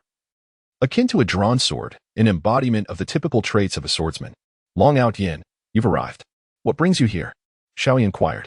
"I wanted to see if you might consider venturing outside, as remaining in seclusion indefinitely is not advisable. A journey could yield unexpected benefits," Long Out-Yin suggested. After pondering for a moment, Xiao Yi agreed. "That could be beneficial. It prevents stagnation in one's mindset. Although my current state is stable due to my recovery, broadening my horizons is still advantageous." Long Out-Yin then taught Xiao Yi the language of the Xiantian continent. Cultivators learn languages quickly, requiring only a burst of consciousness to absorb the knowledge. He also shared his current situation to avoid complications upon their exit. For now, Xiao Yi's identity was that of Long Out-Yin's master, having previously saved him and now residing alongside him to repay the debt. He had been recuperating within the ring, and now that he was well, he was ready to emerge, adopting the name Tianao. Just as they prepared to leave, Xiao Jin interjected, "Master, could you bring my little brothers here to train? It would expedite their growth." Xiao Yi then noticed the small creature on Long Out-Yin's arm. Upon closer inspection, he gasped, "Goodness, what sort of dragon is this? How can it possess 10 claws? Aren't the highest regarded as 9-clawed divine dragons? Moreover, its strength seems off." Long Out-Yin explained. "In truth, Xiao Jin is a chaos sacred dragon, a tier above the 9-clawed divine dragon, gifted to me by my master." Xiao Yi was left speechless, muttering, "Incredible. Some people have it easy, blessed with divine artifacts and sacred beasts. It's quite disheartening." Ignoring his murmurs, Long Out-Yin led him to the external storage space. Observing the magical beasts outside, Xiao Yi remarked, "So this is a magical beast. It resembles a spiritual beast but lacks considerable strength." Long Out-Yin nodded in agreement. They then transported the beasts to the spiritual space for proper training, as Xiao Jin had already provided them with techniques. Long Outyin and Xiaoyi then exited the divine ring. Upon exiting, he noted that dawn was approaching, prompting Long Outyin to commence preparations for the formation. After some contemplation, he identified the most advanced formation he could establish at this stage, the Shifeng Illusory Annihilation Formation. This comprehensive formation integrated illusion, confusion, entrapment, and lethality. Classified as a quasi-third-level formation, stronger than a second-level formation, but slightly weaker than a true third-level formation. All that remained was to gather the crystals necessary for the formation. Initially, he intended to use magical beast cores, but Long Outyin changed his mind, requesting some crystals and celestial stones from Xiaoyi. With the celestial stones, the formation's potency reached that of a third-level formation. Once prepared, Long Outyin and brother Xiaoyi began the setup. With the methods and materials at hand, the formation was relatively straightforward to establish. They approached the canyon's entrance, weaving a hand sign to conceal it with an illusion. Only a super divine expert could see through it. Next, they returned to their campsite to set up the core components of the formation, distributing 10 celestial crystals in 10 directions, followed by placing 36 crystals according to the positions of the 36 heavenly generals, and then laying down 72 crystals based on the positions of the earthly spirits. Finally, in the center of the formation, Xiaoyi produced a spiritual artifact to serve as the formation's eye, completing the setup. A mist enveloped the surrounding valley, and from within, a protective barrier formed, shrouding the entire campsite. Thanks to the celestial crystals and the spiritual artifact, the formation's power peaked at the third level, capable of withstanding any assault below the Great Ascension stage. Long Outyin felt immense satisfaction in successfully setting up this formation, while Xiaoyi expressed admiration for Long Outyin's talent in formation. This praise left Long Outyin feeling somewhat bashful. As the formation solidified, spiritual energy began to converge in their vicinity. Long Outyin had also incorporated a gathering formation, quickly amplifying the spiritual energy to a density nearing that of the spiritual space within his carefree divine ring. At this juncture, Long Outyin grew increasingly eager to unlock the second layer of his master's seal. Once everything was complete, dawn broke. They returned to their resting area, where they found others already awake and preparing breakfast. Seeing a stranger beside Long Outyin, they exchanged puzzled glances. Long Outyin introduced, "Allow me to introduce. This is brother Xiaoyi, a person my master once saved. He was recuperating in the ring and is now fully recovered, thus accompanying me." The group greeted Xiaoyi warmly and introduced themselves in turn, quickly fostering a sense of camaraderie. Having lived nearly 6,000 years, Xiaoyi was well-versed in social nuances, and soon everyone was laughing and sharing stories, solidifying their friendship. Long Outyin addressed everyone, stating that he and his elder brother, Xiaoyi, had completed the main structure of the barrier, despite their lack of understanding of formations. Only minor details remained, which would require additional time, approximately a day or two.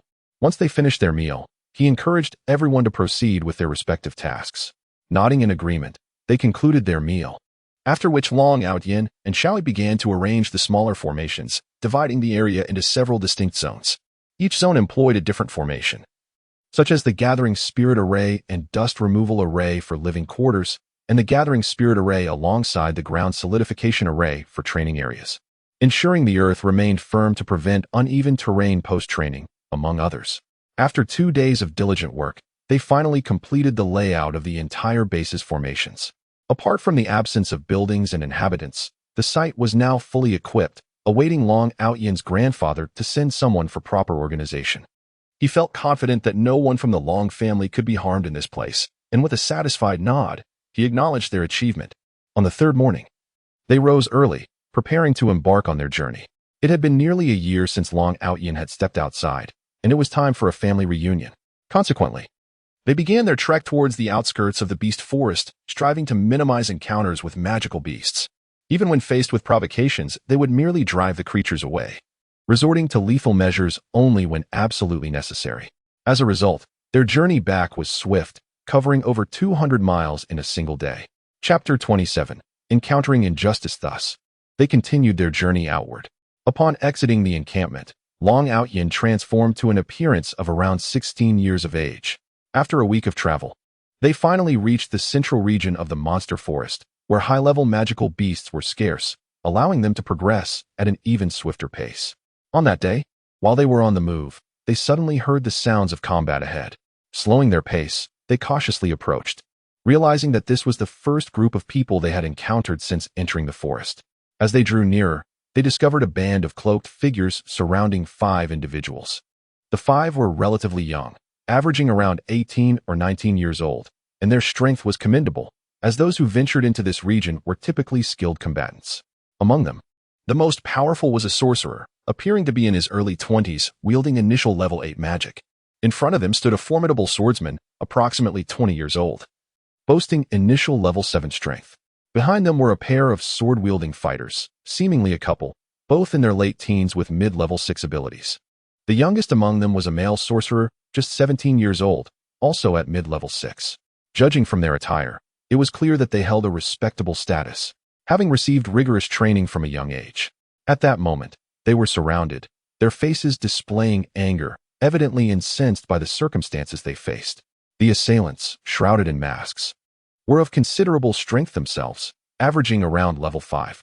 Although they were not as powerful as the young group, their numbers and combat experience gave them an advantage, forcing the younger fighters to retreat. The eldest sorcerer among the group, in a fit of rage, exclaimed, "You despicable cowards! Do not think I am unaware of your identity. Surely, you are the lackeys sent by that thief guild, resorting to such cowardly tactics against our magic guild." The masked assailants were momentarily taken aback by his astuteness, but quickly recovered, unveiling their sinister intentions. "Ah, Mora, since you have deduced our origins, we cannot allow you to live. Your magic guild's rivalry with the swordsman's guild will be your undoing. We shall pin your death on them, and then we will see how your grandfather contends with the swordsman's guild. In the end, our thief guild shall emerge as the foremost guild in the continent." Their leader concluded with a sinister laugh, relishing in their malicious plot. Upon hearing this, Mora and his companions displayed expressions of urgency, their attacks becoming increasingly frantic. "You vile scoundrels! You will not escape your fate. Should I survive today, I will ensure that your guild pays for this blood debt." Observing their distress, Long Outyin shook his head disapprovingly, reflecting on their youthful naivety and lack of experience. They are still too young, too inexperienced in battle. A simple provocation has thrown them into disarray. They are akin to sheltered young masters and mistresses. They require further honing. It seems I shall intervene to rescue them. Alas, my heart is too soft. In the midst of the fray, Mora began to chant an extensive incantation, summoning a fire dragon that surged forth to attack the thieves. The dragon, wreathed in flames, barreled toward the assailants, who were caught off guard and cried out as the fiery beast engulfed them. After casting his spell, Mora collapsed to the ground, drenched in sweat, his face pale. He had forcibly summoned a level 9 fire dragon, and the backlash from such a powerful spell left him in agony. The thief leader, witnessing the level 9 magic unleashed, was taken aback. But soon his expression turned to fury as he saw nearly a third of his men fall. "You wretch, Mora! How dare you harm my men? I will ensure you pay dearly for this." With that, he unleashed a torrent of blue energy, revealing himself as an 8th level expert, charging toward Mora. The other young fighters quickly formed a protective circle around him, desperately fending off the oncoming assault.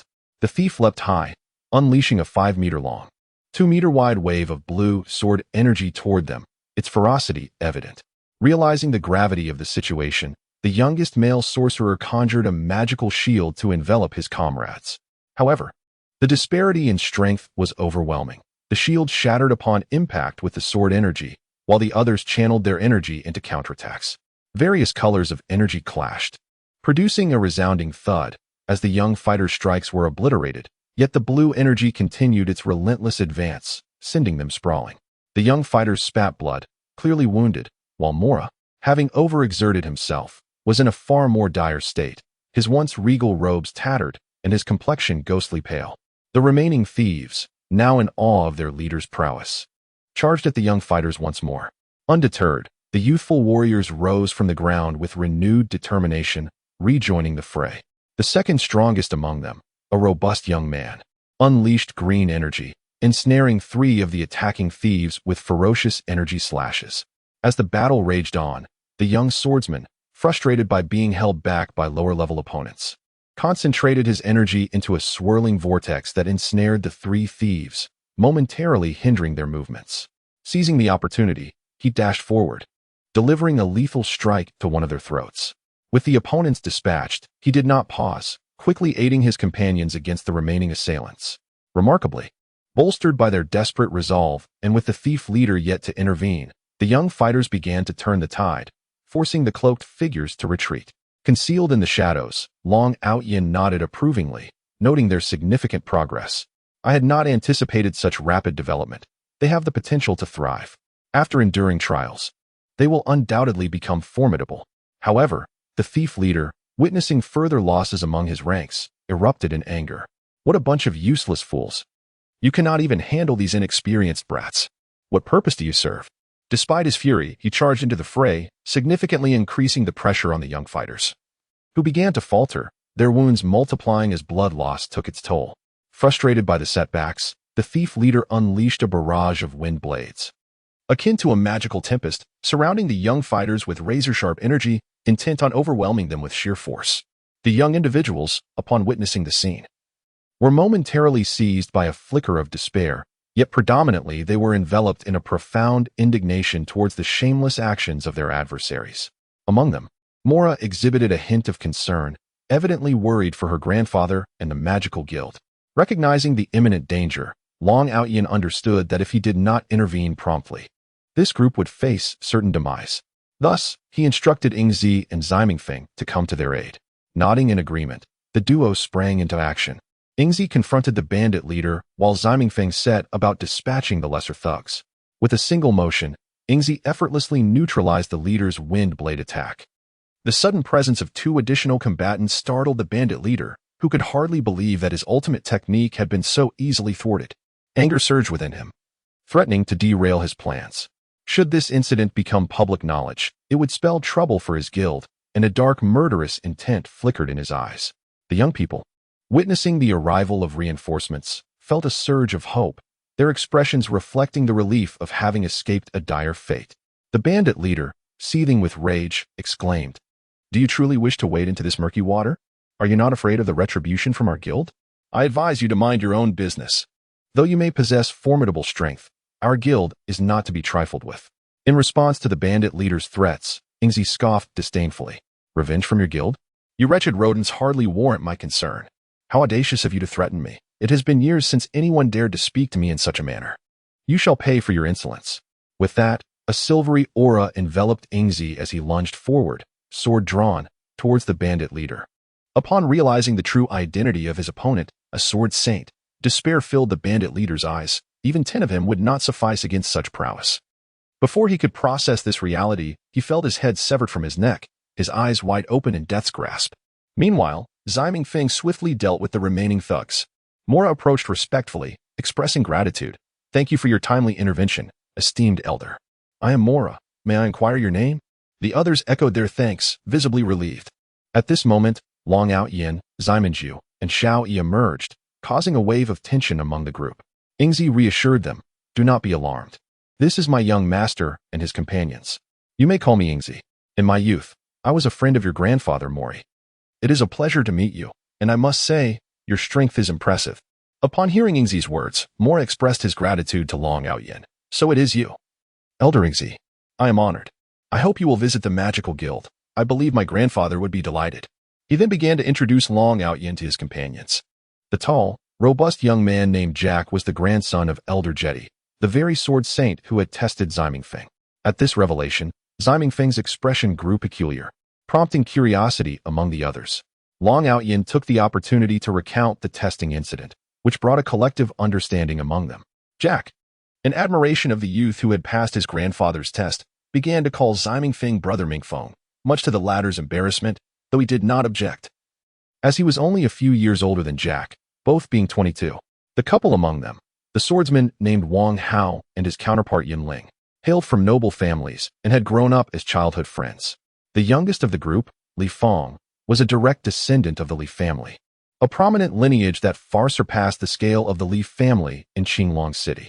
Long Outyin merely claimed to be an adventurer, revealing nothing of his true identity, and the others felt no sense of discord, for each harbored their own burdens.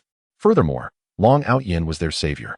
Subsequently, he produced several ordinary healing potions for them to consume, allowing everyone to gradually recover from their injuries.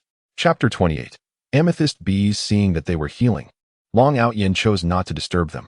He cleared the area of corpses and cast a fire magic to reduce them to ashes, then began to prepare food. After approximately 2 hours, they gradually awoke. Although their injuries had not fully healed, they were no longer in dire straits and merely needed time to recuperate. Gathering around the campfire, they began to converse.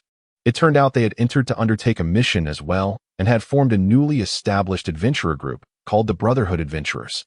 The group had met in Qinglong City and, feeling an instant camaraderie, decided to travel together and gain experience. Their task was to slay the level 7 magical beast, the Amethyst Shadow Leopard, and obtain its magical core. After successfully defeating the leopard, they intended to leave when they encountered members of a thieving guild pursuing them. Long Outyin briefly recounted the events of the past few months, though he omitted certain details, as some matters were simply too shocking to disclose. The group deliberated and decided to return to Qinglong City to report on their mission. Due to the presence of injured members, Long Outyin proceeded slowly, while the others engaged in light-hearted conversation along the way. Soon, they arrived at a stunning area filled with flowers, stretching for about 5 miles, showcasing a myriad of colors. The sight delighted the two girls immensely. Upon entering the flower field, Long Outyin sensed something amiss. It was too quiet, devoid of any other creatures, prompting him to extend his awareness over a radius of 100 meters. Suddenly, a terrifying thought struck him. He recalled a dreadful species that instilled fear in all creatures. A dominant force beneath the divine beast of the magical forest, the amethyst bees. Individually, their strength was modest, around level 5. With the queen at level 7 and the royal queen at level 8. However, their numbers were staggering, often amassing in swarms of tens of thousands. Realizing the danger, Long Outyin urged, "Everyone, we must leave this place. Something is not right." Kaminju, puzzled, asked, "Outyin, what could possibly be wrong? This place is so beautiful." In response, Long Outyin insisted, "I suspect this is the territory of the amethyst bees. We must leave quickly. Encountering them would be disastrous." Upon reflecting on their surroundings, the group acknowledged the similarity to the bees' habitat and hurriedly prepared to exit. Just as they reached the edge, a sudden buzzing filled the air. Their expressions changed dramatically as Ingzi exclaimed, "Everyone, retreat. It's the amethyst bees." Behind them appeared a dark mass of amethyst bees, blotting out the sky. Long Outyin declared, "Don't run. It's futile. We must prepare for battle. We cannot outrun them." They took refuge beside a small mound of earth, and upon witnessing the swarm above, the group's faces reflected their unease. Long Outyin silently cursed himself for not retreating sooner. If it had been only the initial few members, escape might have been manageable, but with so many injured, it was a formidable challenge. Of course, had Xiao Yi intervened, the situation would have been different. He could easily handle the swarm alone. As strategies raced through his mind, he considered several options. One was to use a ring to conceal everyone and escape, releasing Xiaojin as well. But this would expose their trump card, an unwise choice. It seemed they would have to confront the threat directly, assessing the situation as it unfolded. Thus, they readied themselves for combat. Ingzi, Jack, Kaimingfeng, Wang Hao, and Yunling positioned themselves at the front, while several mages prepared their spells at the back, with Brother Xiao coordinating their efforts. As the amethyst bees neared their attack range, they began chanting incantations. Mora unleashed an 8th level spell, Rain of Fire, an enhanced version of Meteor Shower, ideal for area attacks. Kaminju employed her signature Wind Blade Barrage. Meanwhile, Li Feng, being a soil magic practitioner, held back due to her weaker offensive capabilities. Long Outyin executed the most powerful 9th level spell, Hellfire, as a vast expanse of black flames consumed the amethyst bees' lives, quickly creating a clear zone. The newcomers were astonished. They had not anticipated Long Outyin's formidable strength. Particularly Mora felt dwarfed by his prowess. While she had suffered backlash from an 8th level spell, Long Outyin appeared unfazed by his 9th level magic. Initially, they had overlooked Long Outyin's capabilities, believing him merely a kind-hearted young master. Now, they recognized the depth of his power, their gazes filled with admiration. Who would have thought a youth appearing merely 16 or 17 years old was a 9th level mage? Witnessing Long Outyin's display of might rekindled their confidence. In such battles, the role of a high-level mage far outweighed that of a sword saint. The swarm of amethyst bees halted, evidently recognizing their adversaries were formidable, prompting a shift in strategy as they began attacking from all directions, encircling the group. Their expressions turned grave, caught off guard by the bees' intelligence. Seeing this, Long Outyin furrowed his brow. Suddenly, an epiphany struck him. To subdue the queen bee would resolve their predicament. He shared his plan with the group. Mora protested, Outyin. That's easier said than done. As a mage, traversing into their midst is no simple task. The others nodded in agreement. Long Outyin reassured them, Fear not. With Brother Shaoyi protecting me, no harm shall befall me. Remain here, and do not wander off if I do not return. He then focused his awareness. Locating the massive queen bee hidden behind the swarm, which measured over 3 meters in length, its enormous transparent wings flapping at an astonishing frequency. Once he confirmed its location, Long Outyin and Brother Shaoyi charged towards it, swiftly vanishing from their companion's sight. Kaminju, noticing Long Outyin's absence, wore an expression of deep concern. Observing his sister's anxiety, Kaimingfeng comforted her, saying, Do not worry, sister, your little admirer will be just fine. Blushing at her brother's teasing, Kaminju retorted, You're insufferable, brother. Seeing his sister's spirits lifted, Kaimingfeng sighed in relief. Meanwhile, Long Outyin raced toward the queen bee, driven by a brilliant idea that had taken hold of his thoughts. He envisioned capturing the amethyst bees, as their honey was a precious commodity, renowned for its healing properties and beauty-enhancing effects, a rarity highly sought after in the continent. 300 years ago, a mere bottle of ordinary amethyst honey auctioned for over 20 million gold coins. The honey produced by the amethyst bees included royal jelly from the queen, royal jelly from the king, premium honey from advanced amethyst bees, and regular honey from ordinary bees. Should Long Outyin successfully tame this swarm, he would have an inexhaustible supply of amethyst honey at his disposal. Swiftly, Long Aotion arrived before the amethyst bee queen. Without any hesitation, he activated the beast control technique, a method bestowed upon him by his master, to subjugate the amethyst bee queen, commanding her to lead him to the hive and harvest all the honey. Under the guidance of the amethyst bee, they soon reached the hive, where the abundance of flowers surpassed that of the previous location, and the scenery was even more enchanting. In no time, numerous amethyst bees spotted them, yet, with the amethyst bee queen present, the swarm remained motionless. Before long, Long Aotion arrived at the honey storage area, which revealed an enormous beehive. Upon entering, he was overwhelmed with joy, nearly bursting into laughter at the sight of the copious honey. He began collecting it, dedicating over half an hour to the task. And by the end, his delight was evident in his beaming smile. The royal jelly was scarce, amounting to over 100 pounds, while the queen jelly exceeded 500 pounds. The premium amethyst honey totaled over 2,000 pounds, and the ordinary amethyst honey was in staggering quantities, reaching tens of thousands of pounds. Had it not been for Brother Shaoyi's special storage vials, they would have faced significant difficulties in transporting the bounty. Brother Shaoyi was equally elated, recognizing that these were rare and extraordinary treasures, unattainable even in the realm of cultivation, truly a unique product of the Xiantian continent. Upon exiting the beehive, Long Aotion stored the hive in his spiritual space and instructed the amethyst bee queen to gather the bees. He marveled at the sheer number of bees, which far exceeded the previous count, totaling over 50,000. With a swift gesture, he encapsulated them within his spiritual space and released Little Jean to ensure they did not clash with other magical beasts. Watching this unfold, Brother Shaoyi expressed his envy, remarking on the vastness of Long Aotion's spatial ring. How is it that the disparity between people is so great? He mused. Understanding his jest, Long Aotion replied, It's merely a matter of good fortune, haha. Brother Shaoyi, taken aback, found himself at a loss for words, pondering the connection between luck and their circumstances. Recognizing that bees require flowers to gather nectar, Long Aotion resolved to collect seeds upon returning home to cultivate them within his spiritual space. Thus, he returned with the amethyst bee queen to the site of their earlier battle, summoning the remaining amethyst bees and securing them as well. Finally concluding his endeavor and placing the amethyst bee queen within to oversee the hive. Chapter 29. Returned to Qinglong City at this moment. Upon witnessing the retreat of the purple crystal bee, Ximingfeng and the others were filled with curiosity, yet sighed in relief, beginning to await our return.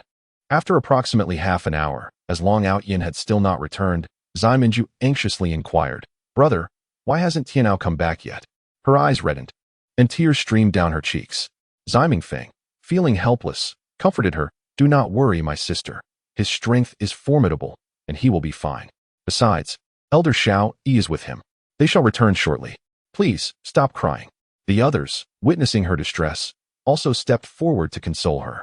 Just then, Long Outyin and Elder Shao Yi returned, and upon seeing Long Outyin, Zimanju dashed into his embrace, sobbing. Long Outyin quickly reassured her, "Do not cry, Mingyue, I have returned. See, you needn't worry, and if you keep crying, you won't look as beautiful. I also have a gift for you." Hearing this, Zimanju ceased her tears and gazed at him with reddened eyes. Long Outyin then presented her with a vial of purple crystal royal honey. Upon opening it, Zimanju's eyes sparkled with delight as she swiftly tucked it into her bosom, planting a kiss on Long Outyin's cheek, saying, "This is a reward for you." Long Outyin's heart fluttered. It was the first time Zimanju had kissed him, and he felt elated. At that moment, Mora's voice broke in. "Must you too be like this? Are you not striking a blow to my wounded spirit? Here I am, still a solitary soul. Just a while ago, I was so worried about you. And now you've returned only to recognize your little sweetheart. How utterly disheartening." He struck a pose of feigned injury, prompting Long Outyin to release Zimanju and say, "I apologize for causing everyone concern. Consider this a gift for all of you as compensation." He then distributed the vials of high-grade purple crystal honey he had prepared for gifting. As the others received their gifts, Mora, recognizing their worth, exclaimed, "Purple crystal honey, and of the finest quality? This is too precious. We cannot accept it." He attempted to return it. Seeing their reluctance, Long Outyin insisted, "Please do not stand on ceremony. If you consider me a friend, accept it. If not, then it matters not." With no other option, the others accepted the gifts. Long Outyin briefly recounted the events that had transpired, though he embellished the story, not out of distrust, but to shield them from potential calamities. Once he had clarified everything, they began their journey back, encountering numerous adventurers along the way. After declining countless invitations to form parties, it took them over a month to return to Qinglong City. As they approached the city gates, an unusual atmosphere filled the air, hinting at the possibility of war. Long Outyin resolved to promptly submit the mission and inquire about the situation with his uncle. Upon entering the city, he made his way directly to the mercenary guild. The bustling scene remained unchanged, yet a pair of eyes fixated upon him. The owner of those eyes, upon recognizing Long Outyin, displayed a mix of resentment and excitement. This person was none other than Go Si, a subordinate of the city lord's son, Li Yufeng. Since Long Outyin had incapacitated Li Yufeng a year prior, Go Si had been relegated to menial tasks within the city lord's manor. Discovering Long Outyin's presence provided him with an opportunity to regain favor, prompting him to race towards the city lord's estate. Long Outyin, however, remained oblivious to his intentions, as he hardly regarded such a minor character. At this point, Long Outyin approached a counter, producing the Wind Wolf King Crystal Core, which he had acquired later, leaving the 8th level one behind, and a vial of lightning mongoose blood, along with the adventure group's card. He presented them, stating, "Hello, I am here to submit my mission. Here are the required items. Please verify." The attendant inspected the items and confirmed, "Indeed, these are correct. Congratulations on completing both tasks. Your adventure group's rank has now been upgraded to C level. Here are your mission rewards and your adventure card. Please take care of them." After verifying the items, Long Outyin expressed his gratitude. "Thank you." Mora and the others then submitted their own missions before approaching Long Outyin, asking, "Tianao, what are your plans now?" Long Outyin pondered for a moment and replied, "I plan to return to my family. I have been away for a year and ought to visit. Let us part ways here. I hope to see you again in the future. Make sure you find a wife by then." Mora, upon hearing this, retorted, "Even you jest at my expense. Just wait. I will definitely bring a beautiful woman for you to meet next time." They bid farewell, with Mora heading home to alert his grandfather to be on guard against the Thieves Guild. Long Outyin also performed a polite gesture, saying, "Until we meet again." After parting ways with Mora and his companions, Long Outyin arrived at the finest inn in Qinglong City, the Yueli Inn, which, along with the Yueli restaurant, belonged to the Dongfang family. He secured a private courtyard and contemplated it was time to reveal his true identity. That evening, he intended to visit his uncle as well. After dining, Long Outyin invited the others to stay. Zimanju, puzzled, asked, "Tianao, is there something important you wish to discuss?" Long Outyin glanced at them and addressed the Zimming siblings. "Have you not been curious about my background? As our trials near their conclusion, and considering my relationship with Mingyue." They understood his implication and nodded in agreement, while Zimanju shyly lowered her head. Observing their reactions, Long Outyin continued, "In truth, my name is not Tianao. My real name is Long Outyin. Surely, You can deduce my identity from my name. In the Aolong Empire, the Long surname is unique. Indeed, I am a direct descendant of the Long family. My father is Long Zhantian. I trust you are now aware of my lineage. Zimingfeng, with a look of astonishment, remarked. From the first time we met, I sensed your background was extraordinary. I never anticipated you were a scion of the Long family, and even more so, the one rumored to be unable to cultivate. He hesitated, as it was an unflattering remark. Long Outyin interjected. You mean the so-called useless one? Yes, indeed. Aside from the Long family, only a few of you know of my true strength. Alas, it is complicated. If others were to discover this, it could lead to trouble. My previous secrecy was born out of necessity. Zimingfeng replied, it is of no consequence. We understand. Everyone harbors their secrets, after all. Ziminju appeared visibly unsettled upon learning of Long Outyin's identity. Sensing her distress, Long Outyin reassured her, do not worry. Mingyue, my family would not oppose it. To put it bluntly, even the reigning emperor could not compel me into a marriage I do not desire. The Long family does not sacrifice the happiness of its members for alliances. Rest assured. Besides, with someone as wonderful as you, my family would surely approve. Zimingfeng nodded appreciatively at Long Outyin's words, while Ziminju beamed with happiness, declaring, this is wonderful. Outyin, I will not be willful. I will ensure they come to like me. Seeing her at ease, Long Outyin suggested, tonight, you both should accompany me to meet my uncle. I sense an ominous atmosphere in Qinglong Pass. It seems another conflict may arise. I wish to ensure my uncle's safety by bringing him some magical beasts. Ziminju and Zimingfeng agreed, though Ziminju still harbored some anxiety, possibly from the prospect of meeting his family so soon. Long Outyin gently patted her back, signaling her to remain calm. After dinner, Long Outyin and his companions departed from the inn, making their way towards the general's residence. This time, Long Outyin decided to visit through the front entrance. The descendants of the Long family carried a jade pendant for identity verification, and he intended to present this as he approached. After a half-hour's walk, Long Outyin arrived at the gate of his uncle's house. The guards were even more vigilant than during his last visit. As he approached, the hidden guards shifted their attention towards them. Long Outyin nodded, unfazed. Observing the two sentinels at the entrance, he produced the jade pendant and addressed one of the soldiers, saying, excuse me, could you kindly inform the general that a descendant of the Long family, accompanied by friends, has come to visit? He handed the pendant to the soldier. The soldier examined the pendant and scrutinized Long Outyin before replying, please wait a moment. I will report to the general immediately. With that, he entered the premises. While the other soldier remained on alert, cautious due to the sensitive circumstances of the time, ensuring no unforeseen incidents occurred. After a brief while, the first soldier returned, returning the pendant to Long Outyin and respectfully stating, I apologize for the wait, young Master Long. The general invites you in. He and the madam are awaiting you in the hall. He then led the way, following the soldier into the general's residence. Long Outyin took the opportunity to observe his surroundings, as he had not been able to do so during his previous nocturnal visit. The mansion of Long Patian was not adorned with ostentatious decor like those of other nobles. Instead, it exuded a solemn military elegance, conveying a sense of grandeur and boldness. They soon reached the hall. Once the soldier exited, Long Outyin discreetly used a potion to alter his appearance and greeted, Uncle, Aunt, Outyin sends his regards. He then introduced Zimingfeng and the others to Long Patian. After Long Outyin completed the introductions, his uncle scrutinized the Ji siblings and remarked, you may call me uncle. Just as Outyin does, we are family now, and there is no need for formality. The Long family is not bound by excessive customs. He cast a meaningful glance at Ji Mingyue, who, under Long Potion's perceptive gaze, felt a wave of embarrassment. She greeted Long Patian shyly, while his aunt pulled her aside for a whispered conversation, the content of which remained unknown. Shortly thereafter, Ji Mingyue returned to Long Outyin's side, her cheeks flushed. When introducing his elder brother, Xiao Yi, Long Outyin merely referred to him as a friend of his master.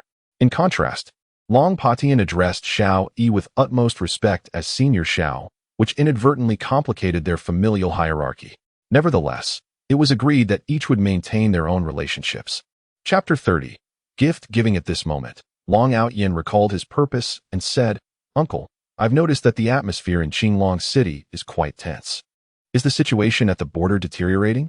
Upon hearing this question, Long Patian contemplated for a moment before responding. Indeed, according to intelligence reports, the Sunfire Empire has mobilized 800 000 troops to the outskirts of Qinglong Pass, evidently harboring nefarious intentions. Those wretched dwarves are up to some underhanded schemes again. It seems there is no respite. I estimate that a war is inevitable within the year. Long Outyin, upon hearing Long Potion's words, also adopted a serious demeanor and replied, "Uncle, I may not be well versed in military strategy, but I urge you to think carefully and avoid any dangers. On this trip to the monster forest, I captured some magical beasts. Let me select one for you at the arena. It could provide a measure of safety." Long Patian found it difficult to refuse his nephew's kind offer, although he considered that lower-tier magical beasts would not be of much assistance to him, and capturing a higher-tier one was a challenge. Nonetheless, he did not want to dismiss Long Outyan's goodwill, and Long Outyan noticed Long Patian's lack of concern. Upon arriving at the arena, they found it deserted. Long Outyan extended his consciousness into the spiritual space and searched, ultimately locating a peak mid-level 9th-tier dragon wolf. Among 9th-tier magical beasts, the dragon wolf was formidable, combining the flying capability of the dragon lineage with the speed of wolves, alongside a significant immunity to magic.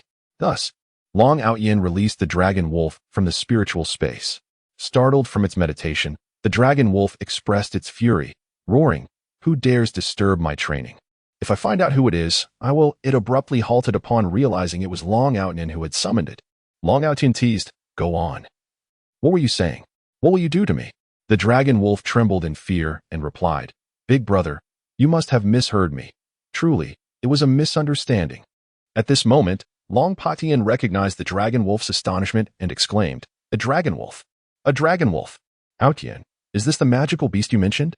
"It's a peak mid-level 9th-tier beast," Long Outyan affirmed. "Indeed, this is it. If you make it your magical companion, it can ensure your swift escape in times of danger. Unless faced with a divine-level expert, no one will be able to detain you, thereby greatly enhancing your safety." Long Patian responded, "That's not feasible, Outyan. It's better for you to keep it. I'm fine. I've already broken through to the saint level, and I believe few can threaten me now." Seeing his reluctance, Long Outyan reassured him, "Rest assured, uncle. My master has provided me with magical beasts that are no less impressive than this dragon wolf. I have also prepared for grandfather, father, and second uncle. You need not worry, just sign the contract with it." Long Outyan addressed the dragon wolf, saying, "Listen well. Your task is to protect my uncle diligently. When the time is right, I will not neglect you. Your freedom will be restored. However, if my uncle suffers even a scratch, beware of little Jean seeking you out." The dragon wolf shivered at Long Outyan's words and replied, "Don't worry, big brother. I won't give the master any reason to find me. Such opportunities are meant for others." With that, Long Patian consented and signed the master-servant contract with the dragon wolf, thus making it his magical companion. Long Outyan's aunt beamed with joy at this development. She always worried when her husband went to battle, but with the dragon wolf as protection, she felt assured of his safety. She turned to Long Outyan and said, "Outyan, your thoughtfulness is greatly appreciated. Thank you for all you've done for your uncle." Long Outyan quickly replied, "Aunt, you're being too modest. We are family, and this is what I ought to do." At this moment, Long Outyan recalled the purple crystal honey he had gathered. Noticing that his aunt was over 40, though well-preserved, she was beginning to show signs of aging. Thus, he presented her with a jar of royal jelly and 5 jars of high-grade purple crystal honey, along with 10 jars of regular purple crystal honey, saying, "Aunt, this is a little something I brought back from the monster forest. Please accept it. It will be beneficial for you." Long Outyan gifted her large jars, each containing about 10 pounds. His aunt, puzzled, accepted them and opened one, releasing an enticing fragrance that was utterly captivating. She exclaimed in delight, "Outyan, is this purple crystal honey or royal jelly?" Her uncertainty stemmed from her overwhelming excitement, for women of her age are particularly concerned about their appearance and well-being. Seeing such a beauty-enhancing treasure, how could she not be thrilled? Long Patian was equally astonished. After all, what man wouldn't want his wife to remain youthful forever? Noticing their reactions, Long Outyan clarified, "Yes, indeed. This is 10 pounds of royal jelly, 50 pounds of high-grade purple crystal honey, and 100 pounds of ordinary purple crystal honey. I believe this should suffice for you." His aunt nodded vigorously. "This is more than enough. Just a small amount of such elixirs can rejuvenate someone by several years, let alone this quantity." Long Patian then said, "Let us go, Outyan. I'm eager to hear about your experiences over the past year. How did you manage to capture such formidable magical beasts? And even set your sights on the purple crystal bees, which even divine beasts dare not provoke. Once back in the house, Long Outyen briefly recounted his recent adventures to Long Patian. He omitted certain details, mentioning only that Shadow and Brother Xiao had assisted him in capturing the magical beasts and the purple crystal bees. Long Patian harbored no suspicions regarding his nephew's journey, listening with great intrigue. Finally, Long Patian asked, "Outyen, how long do you intend to stay here?" Long Outyen replied, "Uncle, I won't linger for too long. I must return to treat Grandma. This time, I found the medicinal herbs needed to awaken her, and I believe she can regain consciousness, allowing our family to reunite." Upon hearing this, Long Patian stood up in excitement, grasping Long Outyen's shoulders. "Outyen, are you serious? You can truly bring Mother back to consciousness." He became emotional, clearly overjoyed with the news. Long Outyen assured him, "Absolutely. This time, I will ensure Grandma is thoroughly cured. And as for Ben Jella, he better not cross my path again, or he will pay a severe price. Anyone who dares lay a hand on my family must be prepared for death." Long Patian agreed. "That's good. That's good. Ben Jella must not escape justice. But you should still exercise caution if you encounter him. He is on the verge of reaching divine-level strength, and his power is not to be underestimated." Although Long Outyen internally dismissed Long Patian's concerns, he verbally reassured him, "Don't worry, uncle. I know my limits. I won't act recklessly." Seeing Long Outyen's determination, Long Patian nodded in agreement, and they continued discussing matters regarding the Sunfire Empire. Eventually, Long Outyen remarked, "Uncle, it's getting late. We should stay at the Yulian. If anything arises in the next few days, feel free to find us. We can't afford to linger here for too long. Considering the current circumstances, there are numerous spies from other factions, and we must avoid drawing their suspicion." Long Patian acknowledged, "All right, I understand. If anything comes up in the next few days, just come to me. In Qinglong City, no one dares disregard my authority." They then bid farewell and left the general's residence, heading towards the inn. Shortly after, they returned to the inn and went to rest. Meanwhile, in the city lord's mansion, in the study of Li Tianlin, the informant Dog 4 knelt beside him and reporting to you, Lord City Master, those individuals have returned to the Yulian. They previously visited Long Patian's residence, but we have no intelligence on their activities." Li Tianlin rose to his feet, pacing back and forth in his study, his mind incessantly calculating. Today was anything but tranquil for him. Ever since the Li family's son was stripped of his status and their treasury was plundered a year ago, the family's standing had significantly diminished, their power reduced to several tiers. After extensive investigation and the elimination of most suspects, the focus ultimately fell upon Long Outyen and his associates. The evening of Li Yunfeng's downfall coincided with the theft at the city lord's mansion, which naturally aroused suspicion towards them. However, when orders were issued to apprehend Long Outyen, it was discovered that he had already departed from Qinglong City. After a year of calm, Long Outyen resurfaced, presenting a prime opportunity for Li Tianlin to pursue his inquiries. Yet, upon hearing rumors of Long Outyen's potential connections to Long Patian, Li Tianlin hesitated. The Long family was an indomitable force that the Li family could not afford to provoke. Even his own lord, the Ouyang family, regarded Long Jiao with trepidation. Weighing the risks and benefits, Li Tianlin resolved to further investigate Long Outyen's identity and his relationship with Long Patian to avoid a catastrophic misstep that could spell disaster for the Li family. It is fair to say that Li Tianlin was a rather astute individual, always considering matters thoroughly, aware of whom to provoke and whom to avoid. This wisdom had led the Li family to a period of remarkable prosperity under his leadership. He then addressed Dog 4, saying, "You may rise. You have performed admirably today, and I am quite satisfied. Once this matter concludes, I shall reward you. I hope you will continue to diligently serve the Li family." He instructed his subordinates to refrain from hasty actions, advising them to closely monitor every move of the others without drawing attention. Dog 4, elated, replied, "I understand and will devote myself entirely to the Li family's service. If there is nothing further, I shall take my leave." Li Tianlin nodded, and Dog 4 exited the study with a spring in his step. Chapter 31. The Revenge of the Li Family after leaving Li Tianlin's study. Gosi pondered for a moment before making his way to Li Yunfeng's villa. Ever since being incapacitated by Long Outyen, Li Yunfeng's psyche had twisted into a near-perverse state. Upon entering the villa, Gosi was immediately greeted by the sounds of a woman's anguished moans emanating from Li Yunfeng's chamber. It was evident to Go see that his master was indulging in the torment of yet another woman. Since his transformation, Li Yufeng had developed an intense hatred for women, particularly striking ones, deriving pleasure from their suffering. Go see knocked on the door, and a voice, ambiguous in its tone, called out from within. Did I not say not to disturb me while I am occupied? Nevertheless, Li Yufeng opened the door upon seeing Go see and inquired, What brings you here at such an hour? Upon entering, Go see beheld a woman, stark naked and covered in bruises, her disheveled hair cascading as she was bound to a chair. Various instruments of torture lay ominously on the nearby table, sending a chill down Go see's spine. He spoke. Master, I have come to share some good news, which I am certain will delight you. Intrigued, Li Yufeng responded, Oh? Do tell, what is this joyous news? If it pleases me, I shall reward you handsomely.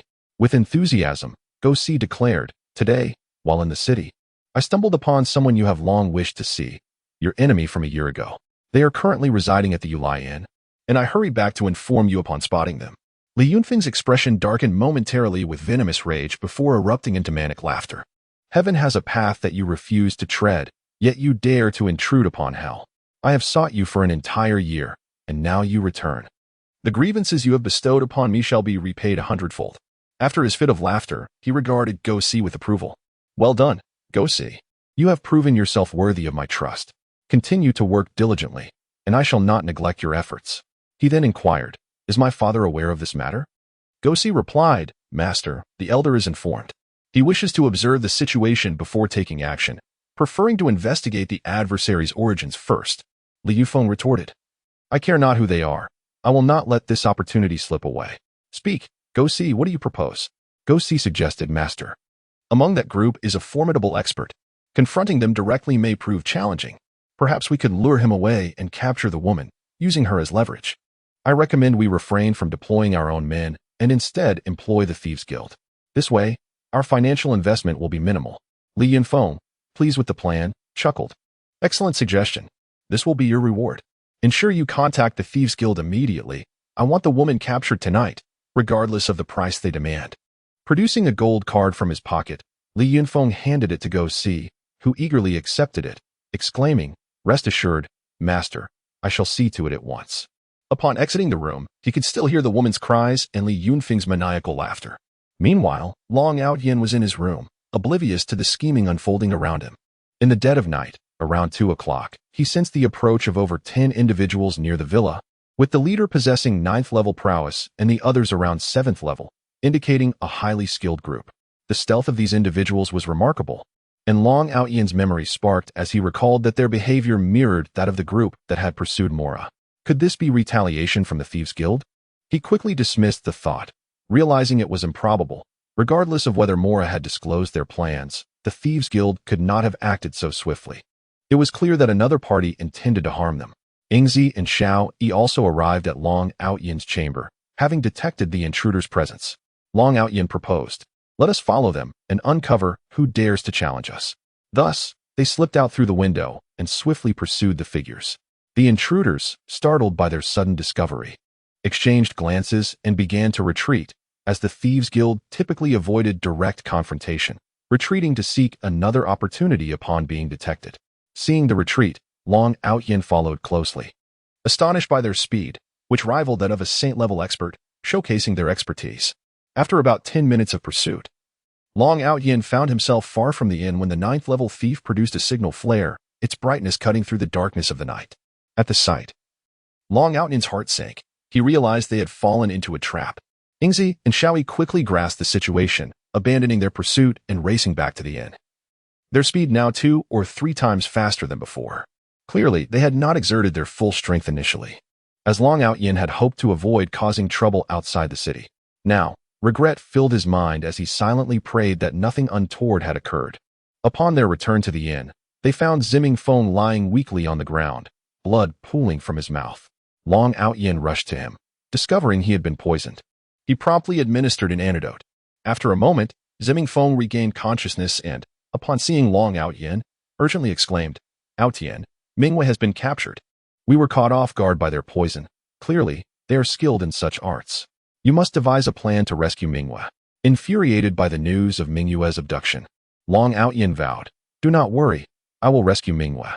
If I discover who is responsible, they shall wish they had never been born. My apologies, Brother Zimming. This is all my fault for being careless. Rest assured, Mingwei will be unharmed. The attackers were from the Thieves Guild. We must investigate them now. Together. They hastened to the Thieves Guild. Under the cloak of night, they darted through the streets with remarkable speed, reaching the guild in 10 minutes. Long Outyin had never held the Thieves Guild in high regard, and their audacity in targeting Zimming Feng's sister compelled him to seek counsel with his grandfather upon their return to the imperial capital, intent on teaching them a lesson. Upon entering, they were met with dim lighting that cast an eerie atmosphere. An elderly man at the counter glanced at them, speaking in a dispassionate tone. What brings you here so late? Are you here to issue a task? State your target and deadline, and we will provide a satisfactory price. Long Outyin, uninterested in idle chatter, replied, We are not here to issue a task. We seek information. I wish to know who commanded the recent capture of our associate and the whereabouts of our people. It would be prudent for you to disclose this to avoid unnecessary consequences. Should anything happen to my friend, I assure you, there will be dire repercussions. The man, realizing the gravity of the situation and that he had just dispatched individuals to carry out the capture, felt a surge of alarm. The rapid arrival of Long Outyin and his companions indicated their formidable strength and considerable influence, and he began to regret his earlier actions. Originally, members of the Thieves Guild would meticulously investigate the background of their targets before undertaking any mission. However, this evening, due to the employer being the young master of the City Lord's mansion and the exorbitant price offered, an exception was made for this task. It seemed that a formidable challenge lay ahead, yet, for the sake of the guild's reputation, silence was imperative. The elder remarked, Humph. I believe there is no need for me to reiterate the guild's principles to you. We, the Thieves Guild, are the largest assassin organization on the continent, renowned for our integrity. We would never betray our employers. Now, if you would please take your leave. Seeing their lack of recognition, Long Outyin felt a surge of anger. Xiaoyi interjected, Outyin, do not waste your breath. Simply resolve this by extracting his soul. This will prevent any deceit, for he is no virtuous individual, so there is no need for moral hesitation. Upon hearing this, Long Outyin pondered for a moment and replied, If that is the case, then I shall bear no blame. He approached the elder, restraining him, and placed his hand upon the elder's head, invoking the soul search technique, which flooded his mind with all pertinent information. Shadow and Zimming Feng were taken aback, astonished by Long Outyin's formidable skill, which was truly an eye-opening experience. After closing his eyes to process the information gleaned from the elder's mind, Long Outyin opened them, comprehending the entire situation. It turned out that this was all orchestrated by the very young master of the City Lord, Li Yunfeng, whom he had incapacitated a year ago. This was indeed infuriating. Long Outyin declared, It was Li Yunfeng who orchestrated this. This time, I shall eradicate his entire lineage. Those who dare to confront me must be prepared for death. I will ensure that anyone who provokes the Long family knows that there are dire consequences. Let us first go to my uncle and have him gather people to besiege the City Lord's mansion. Not a single soul must escape. Zimming Feng felt a surge of joy upon hearing Long Outyin's words. Witnessing his determination to annihilate the entire Li family for the sake of his sister filled him with pride.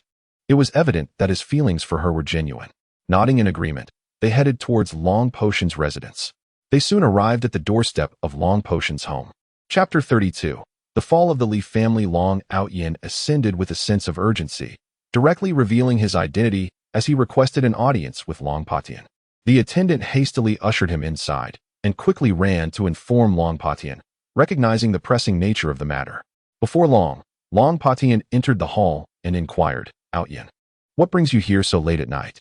Long Outyin replied, Uncle, Mingwei has been captured by the City Lord's men. It was the Thieves Guild that acted. Long Outyin recounted the entire sequence of events. Upon hearing this, Long Potion slammed his hand on the table, exclaiming, This is outrageous.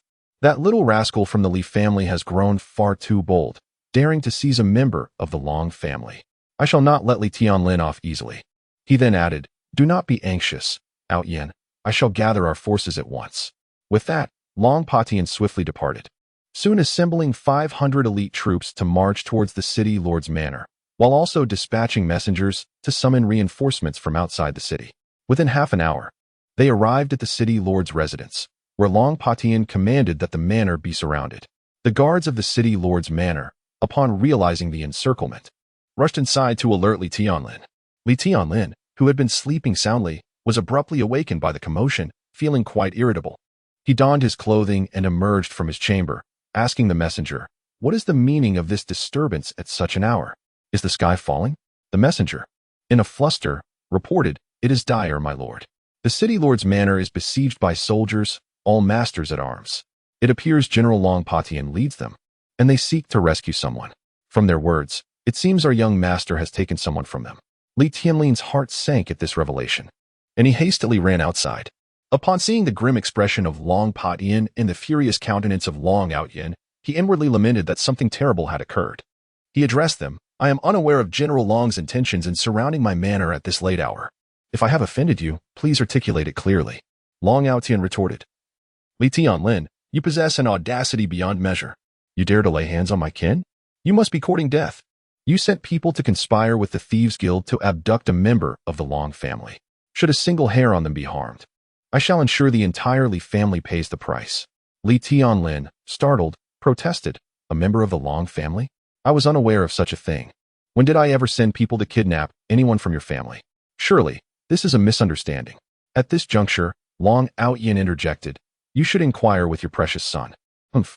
After I incapacitated him, he remained unrepentant and continued to provoke me. Does he think me easy to bully?" Li Tianlin, upon hearing this, was enraged. "So it was you who harmed Feng?" Long Outyin replied, "Indeed, and what of it? Who allowed him to lay hands on my woman? He should know better than to provoke the Long family. The last time I spared him was out of respect, yet he dared to kidnap Mingwe. He has brought this upon himself." Li Tianlin's mind raced with dread. His son had offended the Long family, and it appeared he had incurred their wrath. The prospect of avenging his son seemed increasingly bleak, and he lamented his misfortune. Long Outyin continued, "Indeed, who else would dare impersonate a member of the Long family? Release Mingwe at once. If she is unharmed, I shall let this matter go with a mere reprimand. However, should any harm come to her, you will be responsible for collecting your son's corpse." Li Tianlin, in a flurry, commanded someone to summon Li Yunfeng. Meanwhile, Li Yunfeng, just awakened and having learned of the situation, ordered that Ximenju be brought before him. Upon seeing her beautiful face twisted in anger, he sneered, "You wretched girl, you have finally fallen into my hands. Do not worry, your little lover will soon come to join you. I shall ensure he knows the consequences of crossing Li Yunfeng." Ximenju, disdainful, retorted, "You are nothing but a scoundrel. Trash remains trash, full of dreams yet blind to reality. If he learns of this, your family will face annihilation." Her expression radiated contempt. Li Yunfeng, incensed by her words, struck her across the face, causing her cheek to swell. "You insolent girl, I shall teach you a lesson today," he declared, approaching her with malicious intent. As he tore at her clothing, exposing her fair skin, Ximenju seethed with rage, cursing him, "You beast. May you suffer a most wretched fate." In a fit of rage, Li Yunfeng slapped her again, stating, "I will not tolerate your insolence." Just then, a frantic knocking echoed from outside, accompanied by a voice calling, "Young master, it is urgent. The master requests your presence." Li Yunfeng, infuriated at the interruption of his fun, was perplexed as to why his father would summon him at such an hour. He turned to Ximenju and said, "I shall deal with you shortly." He hastily exited, following his attendant to his father's side. Upon meeting his father, Li Yunfeng complained, "Father, why did you call for me? I was in the midst of something important. That wretched girl dared to insult me." Li Tianlin, upon hearing this, discerned the gravity of the situation, erupting in anger. "Silence, you fool. Do you not see General Long is here? Get out of my way." Only then did Li Yunfeng notice the throng surrounding their manor, and he leapt up, exclaiming, "It is you? You dare to walk into your own demise. Prepare to face the consequences alongside your little lover for daring to insult me." Long Outyin confronted him. "What have you done to Mingwe? If she is harmed in any way, you shall regret ever being born." Li Yunfeng, panicked, cried, "Father, send someone to capture him. He is the one who has caused me this distress. You must avenge me." His obliviousness to his father's fury was evident. Li Tianlin quickly dispatched someone to bring Ximenju forth. When she arrived, he struck Li Yunfeng across the face, admonishing, "You wretch! How dare you speak to young Master Long in such a manner? Do you wish to doom our entire family?" As despair washed over Li Tianlin, he realized that the very family he had painstakingly built might be destroyed by his son's folly. Li Yunfeng stood there in shock, unable to comprehend why his father had struck him. Moments later, Ximenju, disheveled, was brought before them, inciting Long Outyen's fury. Long Outyen rushed to Ximenju, his heart aching upon seeing her bruised face. Very well, Li Yunfeng. You have crossed a line. Today, I shall ensure your entire family pays dearly for this affront. He retrieved a garment from his ring and draped it over Ximenju, casting a calming spell to ease her tension, allowing her to rest. He then placed her beside Long Ziming and instructed, "Brother, take care of Mingwe." With that, he rose, drawing his sword from the ring for the first time, swiftly moving to Li Yunfeng's side and lifting him up. Li Yunfeng, suddenly awakened to reality, cried, "Father, save me." Li Tianlin, caught off guard by Long Outyen's sudden aggression, pleaded, "Young Master Long, do not act impulsively. Let us discuss this matter." He then turned to Long Patian, seeking his intercession. Long Patian turned his face aside, clearly indifferent to the matter at hand. In his heart, he thought, as a descendant of the Long family, one must possess their own means of handling affairs. His role was merely to provide protection. Long Outyen disregarded Li Tianlin, lifting Li Yunfeng with his left hand while his right hand plunged a sword into Li Yunfeng's left leg. The pain caused Li Yunfeng to sweat profusely and cry out in agony. Witnessing this, Li Tianlin's anger surged. If his son were to be killed in such a manner, what would remain of the Li family? In a fit of rage, Li Tianlin exclaimed, "This is truly an affront. Someone, rescue my young master at once. Hurry, Long Patian. Do not assume that the Li family is easily bullied." Following his command, a large contingent emerged from the Lord's mansion. Long Patian, incensed by the sight, waved to his men, declaring, "All units, heed my command. Eliminate them. Leave not a single member of the Lord's mansion alive." The cavalry charged toward the personnel of the Lord's mansion, just as an army of over 2,000 arrived from outside the city, encircling the mansion completely. Li Tianlin, witnessing this, questioned, "Long Patian, do you truly intend to annihilate us? Are you not afraid of the Emperor's wrath?" "I'm a count of the Empire." Long Patian disdainfully scoffed. "I acknowledge you as a count only because you claim to be one. Without my recognition, you are but nothing." His words were cutting and merciless.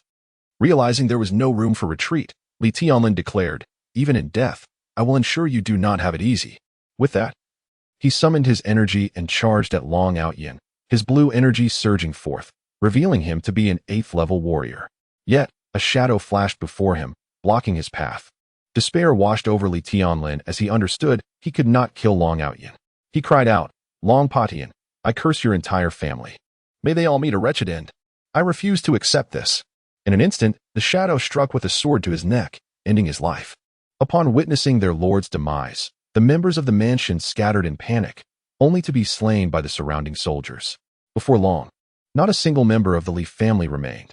Chapter 33. The return to Black Dragon Mountain. In the end, Li Yunfeng was left incapacitated, his limbs severed, reduced to a mere staff of flesh.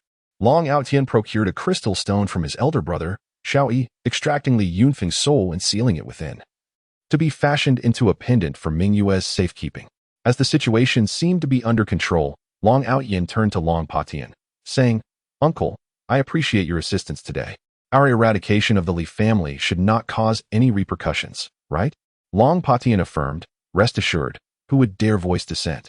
The Long family's affairs are none of their concern. I shall handle this." Long Outyen then replied, "Well then, Uncle, we intend to depart from Qinglong City today, so we will not be stopping by your home to bid farewell." Long Patian responded, "That is indeed wise. Be cautious on your journey. Do not let your guard down." Nodding in agreement, Long Outyen led his companions away, leaving the remaining matters for Long Patian to resolve. He returned to the inn, cradling Ximenju in his arms. Seeing her state filled him with sorrow, and he vowed that he would never allow anyone to harm her again, promising to forge a powerful protective talisman for her. After a short time, Ximenju awoke, and, upon seeing Long Outyen, nestled against him in tears. Observing her distress, Long Outyen comforted her, "Do not cry, Mingyue. This is my fault. I was too careless, which allowed the Li family an opportunity. I have avenged you. The Li family has been eradicated, so please cease your tears." Ximenju's eyes widened as she exclaimed, "The Li family is gone? What do you mean, Outyen?" Ximingfeng interjected, "Outyen has slain every member of the Li family as retribution for your suffering." Long Outyen nodded in affirmation. Ximenju, touched, said, "Outyen, you are truly wonderful." At that moment, Long Outyen presented her with the pendant, saying, "This is for you, Mingyue." She took it, her eyes sparkling with joy as she exclaimed, Ah, what a beautiful pendant. It is simply exquisite. Outyin, I adore it, thank you. Long Outyin replied, it is not merely beautiful. Examine it closely. I believe you will find it intriguing. As she scrutinized the pendant, her astonishment grew, and she gasped, Outyin, what is this? How is there a transparent Yun foam inside? Long Outyin chuckled, oh, it is nothing. I merely sealed a soul within this crystal. He who dares to harm my beloved shall face eternal suffering. Ximenju agreed, yes, such a person deserves no mercy. Even 1,000 deaths would be insufficient. I shudder to think of how many have suffered at his hands. Justice is indeed served. Seeing Ximenju's spirits lifting, Long Outyin suggested she change her attire and prepare for their imminent journey back to the imperial city. He mused, it has been nearly a year and a half since I set out. The new year is approaching, and I shall soon be 14. It is time to return home. I am certain my grandfather will be delighted. Before long, Ximenju emerged, her bruises having vanished thanks to Long Outyin's care. He instructed Shadow to procure a luxurious carriage for their journey, as they were weary from their travels through the monster forest over the past year. Moreover, Long Outyin was eager to reunite with his family. Thus, they journeyed without lingering too long, quickly arriving at the Black Dragon mountain range. Ximenju and Ximingfeng expressed their desire to pay their respects to their parents, to which Long Outyin nodded in agreement, considering them family now. They arrived at the village where Long Outyin had first entered Black Dragon Mountain, only to find it dilapidated after a year. Many houses had collapsed, and no signs of life remained. They climbed a small hill behind the village and found 2 solitary graves. Ximenju and Ximingfeng knelt in reverence, and Long Outyin joined them. Ximingfeng spoke, Mother, Father, are you faring well in the afterlife? My sister and I miss you dearly. We avenged your deaths a year ago, and my sister has found her place in the world. May you rest in peace. He bowed 3 times in respect. Ximenju added, Father, Mother, I miss you so much. I was often thoughtless and caused you distress. Now that I have grown, I have found someone I love, and I have brought him to meet you. Long Outyin then said, though I have not had the privilege of knowing you, uncle and aunt, I can see the goodness you imparted through Ximingfeng and Mingwei. I am eternally grateful to you for bringing me someone I cherish deeply. Rest assured, I shall love Mingyue steadfastly, through time and tide. He bowed 3 times as well, then helped Ximenju to her feet. Noticing their sorrowful expressions, Long Outyin consoled them, Ximingfeng, Mingwei, take heart. I believe your parents would not wish to see you in such pain. As long as you live happily, they would be pleased. Ximingfeng, somewhat uplifted by Long Outyin's words, responded, do not worry, I am merely feeling nostalgic. There are countless others who have suffered far worse than we in this treacherous Black Dragon Mountain. At this, an idea sparked in Long Outyin's mind. What if we initiate a campaign against the bandits of Black Dragon Mountain? We could cleanse this area of its scourge and contribute to the people here. Initially, Ximingfeng's eyes lit up at the suggestion, but then dimmed as he replied, that is impossible. The terrain is too perilous, and the bandit groups are elusive. Annihilating them completely is beyond our reach. Long Outyin fell silent at his words, but then Shaoyi spoke up, I have a plan we might consider. Long Outyin eagerly asked, what is your plan, brother? Please share. Shaoyi explained, with our limited numbers, it is unfeasible to eliminate the bandit groups directly, and we cannot remain here indefinitely. However, we could recruit some individuals, train them to enhance their strength, and empower them to eliminate the bandits, allowing them to remain until the area is free of threat. Upon hearing this, Long Outyin clapped his hands in agreement. What a brilliant idea. But which faction should we recruit for training? Ximingfeng, do you know of any reputable bandit group we could approach? After a moment of contemplation, Ximenju's eyes brightened as she exclaimed, indeed, there is a commendable bandit group known as the Bloodwing Bandits. Their members consist of former soldiers or condemned prisoners. And they have a notable trait. They never rob the common folk. Their targets are only corrupt nobles and other bandit factions. Long Outyin was intrigued. Such a thing exists? They target other bandits? It seems they have a sense of chivalry. Excellent. They shall be our choice. By the way, brother, do you know their specific location? Ximingfeng replied. The residents of Black Dragon Mountain are well aware of this, as their stronghold is situated in the area most populated by the locals, specifically atop Tianyi Peak. Many residents voluntarily joined the Bloodwing Bandits. Thus, in the following days, they set off toward Tianyi Peak. Ever since Ximingfeng mentioned the Bloodwing Bandits, Long Outyin had developed a keen interest in them, eager to discover what they were truly like. After approximately 3 days of travel, they arrived within the vicinity of Tianyi Peak. Here, villages dotted the landscape, and the inhabitants bore no remarkable difference from those residing beyond the Black Dragon Mountains, which came as quite a surprise. At that moment, Long Outyan's curiosity towards the Bloodwing thieves grew increasingly intense. He resolved to pay a visit to the Bloodwing thieves that very night. Thus they sought a suitable place to rest, conserving their energy in preparation for their nocturnal expedition to Tianyi Peak. As darkness enveloped the land, they finished their meal and secured their carriage, embarking stealthily towards Tianyi Peak. Long Outyan employed a concealment technique, rendering their movements undetectable. Upon reaching Tianyi Peak, he spotted a large encampment ablaze with torches that illuminated the stronghold as if it were day. However, an unsettling atmosphere pervaded the encampment, heavy with tension, leaving Long Outyan deeply intrigued about the unfolding events. Cautiously, they approached the stronghold to eavesdrop on the happenings within, perhaps seizing an opportunity. They concealed themselves behind a pile of hay, listening intently to the conversation of a few patrolling guards, hoping to glean any valuable information from their discourse. After a prolonged wait with no fruitful revelations, just as they were about to give up, one of the patrolling guards lamented, "Alas, who knows the condition of the boss's injuries? It's hard to believe that the Tianhu thieves have colluded with the Dark Mage, employing dark sorcery to wound our leader." Another guard replied, "Indeed, I've heard that this Dark Mage is quite formidable, purportedly an 8th-level sorcerer." At this moment, a third individual interjected, "Silence. The second-in-command has strictly forbidden discussing this matter. If other thief factions learn of this, it could spell disaster for the local populace." Upon hearing this, the two guards promptly sealed their lips, nervously glancing around to ensure no one had overheard, before exhaling a sigh of relief. Clearly, their apprehension had subsided. Listening intently, Long Outyan's mind began to churn with possibilities. It seemed an opportunity had presented itself. If he could leverage the situation to heal their leader and win their allegiance, it would be advantageous. He signaled to his companions to retreat to the carriage, planning to return the following day, allowing for some preparation this evening. Chapter 34. A visit to the Bloodwing. After their return, the group began to devise a strategy.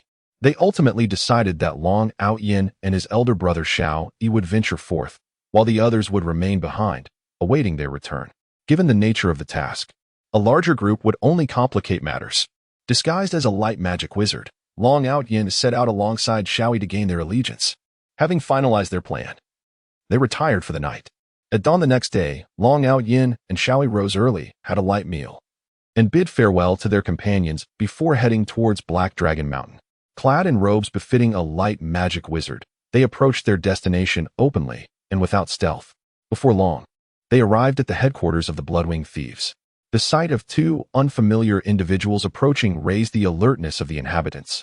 As the atmosphere was rife with tension during these precarious times, weapons were drawn, and the duo was met with wary gazes. One of the minor leaders commanded, "Halt. State your names and intentions, or we will be forced to attack." Long Outyan responded, "Please do not misunderstand. We harbor no ill will. Kindly inform your leader that Light Mage Tian Ao has come to visit." On this occasion, Long Outyan had altered his appearance to resemble a pious middle-aged man, approximately 30 years of age, embodying the essence of a light magic wizard. The leader scrutinized them with skepticism before finally relenting. "Very well. Please wait here while I inform our chief." He dashed inside, quickly reaching the center of the encampment. "I report to the second-in-command. There is a person outside claiming to be a light mage requesting an audience. Please advise on how to proceed." The second-in-command emerged, exuding an air of sophistication and wisdom. Clearly the strategist of the thieves' band, followed closely by a robust man. The messenger greeted the burly figure with respect. "Greetings, third-in-command." The imposing man nodded and turned to the refined middle-aged leader. "Brother, what are you hesitating for? Quickly invite him in. He may have the means to heal our elder brother's wounds." Upon hearing this, the second-in-command glanced at his muscular companion and replied, "This matter requires careful deliberation. Their timing is too fortuitous. I fear they might have ulterior motives. Given our elder brother's injury, we must exercise caution. Inform the brothers to be vigilant and bring the two men in. We shall discern their intentions. If they are allies, we shall welcome them. If enemies, they shall not find us unprepared." The burly man paused and said, "It seems you are indeed the more prudent one, brother. I shall relay the message to the others." He departed, while the second-in-command instructed, please escort our guests to the conference hall. The messenger complied and soon approached Long Outyin and Xiao Yi. My apologies for the wait. Please follow me. Our chief requests your presence. They were led into the heart of the stronghold, arriving at the conference hall, which housed only the second-in-command and the third-in-command. The second-in-command introduced himself. I am Xue Qinghe, the second-in-command of the Bloodwing Thieves, and this is my younger brother, Xue Hu. Long Outyin felt an inexplicable sense of familiarity upon meeting Xue Qinghe, sensing a charismatic aura that suggested a past of significance beyond that of a mere thief. He surmised that Xue Qinghe's demeanor and grace were indicative of a noble heritage. Greetings, second-in-command. I shall dispense with pleasantries. I have come to negotiate. And I believe it would be prudent to conduct our discussion in a more private setting, Long Outyin stated. Xue Qinghe regarded him thoughtfully. Very well, follow me. They proceeded to a secluded chamber. This will suffice, Xue Qinghe said. Now, please reveal your purpose. I seek to understand your ultimate objectives. I prefer straightforwardness in our dialogue. In response, Long Outyin explained, Yesterday, I learned of your chief's injury at the hands of a dark mage, one of considerable power. I wish to assess the situation and see if I might offer assistance. Of course, I do not expect to provide aid without compensation, as no one is willing to engage in a losing venture. He paused, gauging Xue Qinghe's reaction, noting that his expression remained inscrutable, a sign of a man of great composure. Furthermore, I have a request. I wish for the Bloodwing Thieves to assist me in eliminating the rival band of thieves on Black Dragon Mountain. Before Long Outyin could continue, Xue Hu erupted, Absolutely not.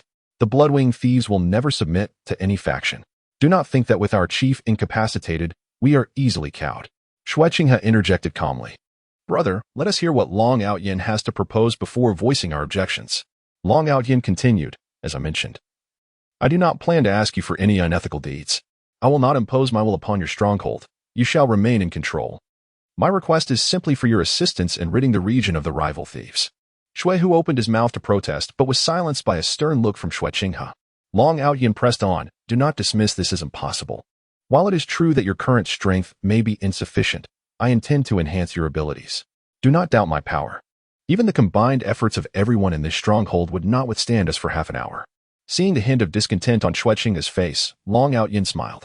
Rest assured, my aim is to empower you so that you may cleanse this territory of all rival thieves, establishing your band as the sole authority. I assure you, I will not compel you to engage in any actions contrary to your moral code.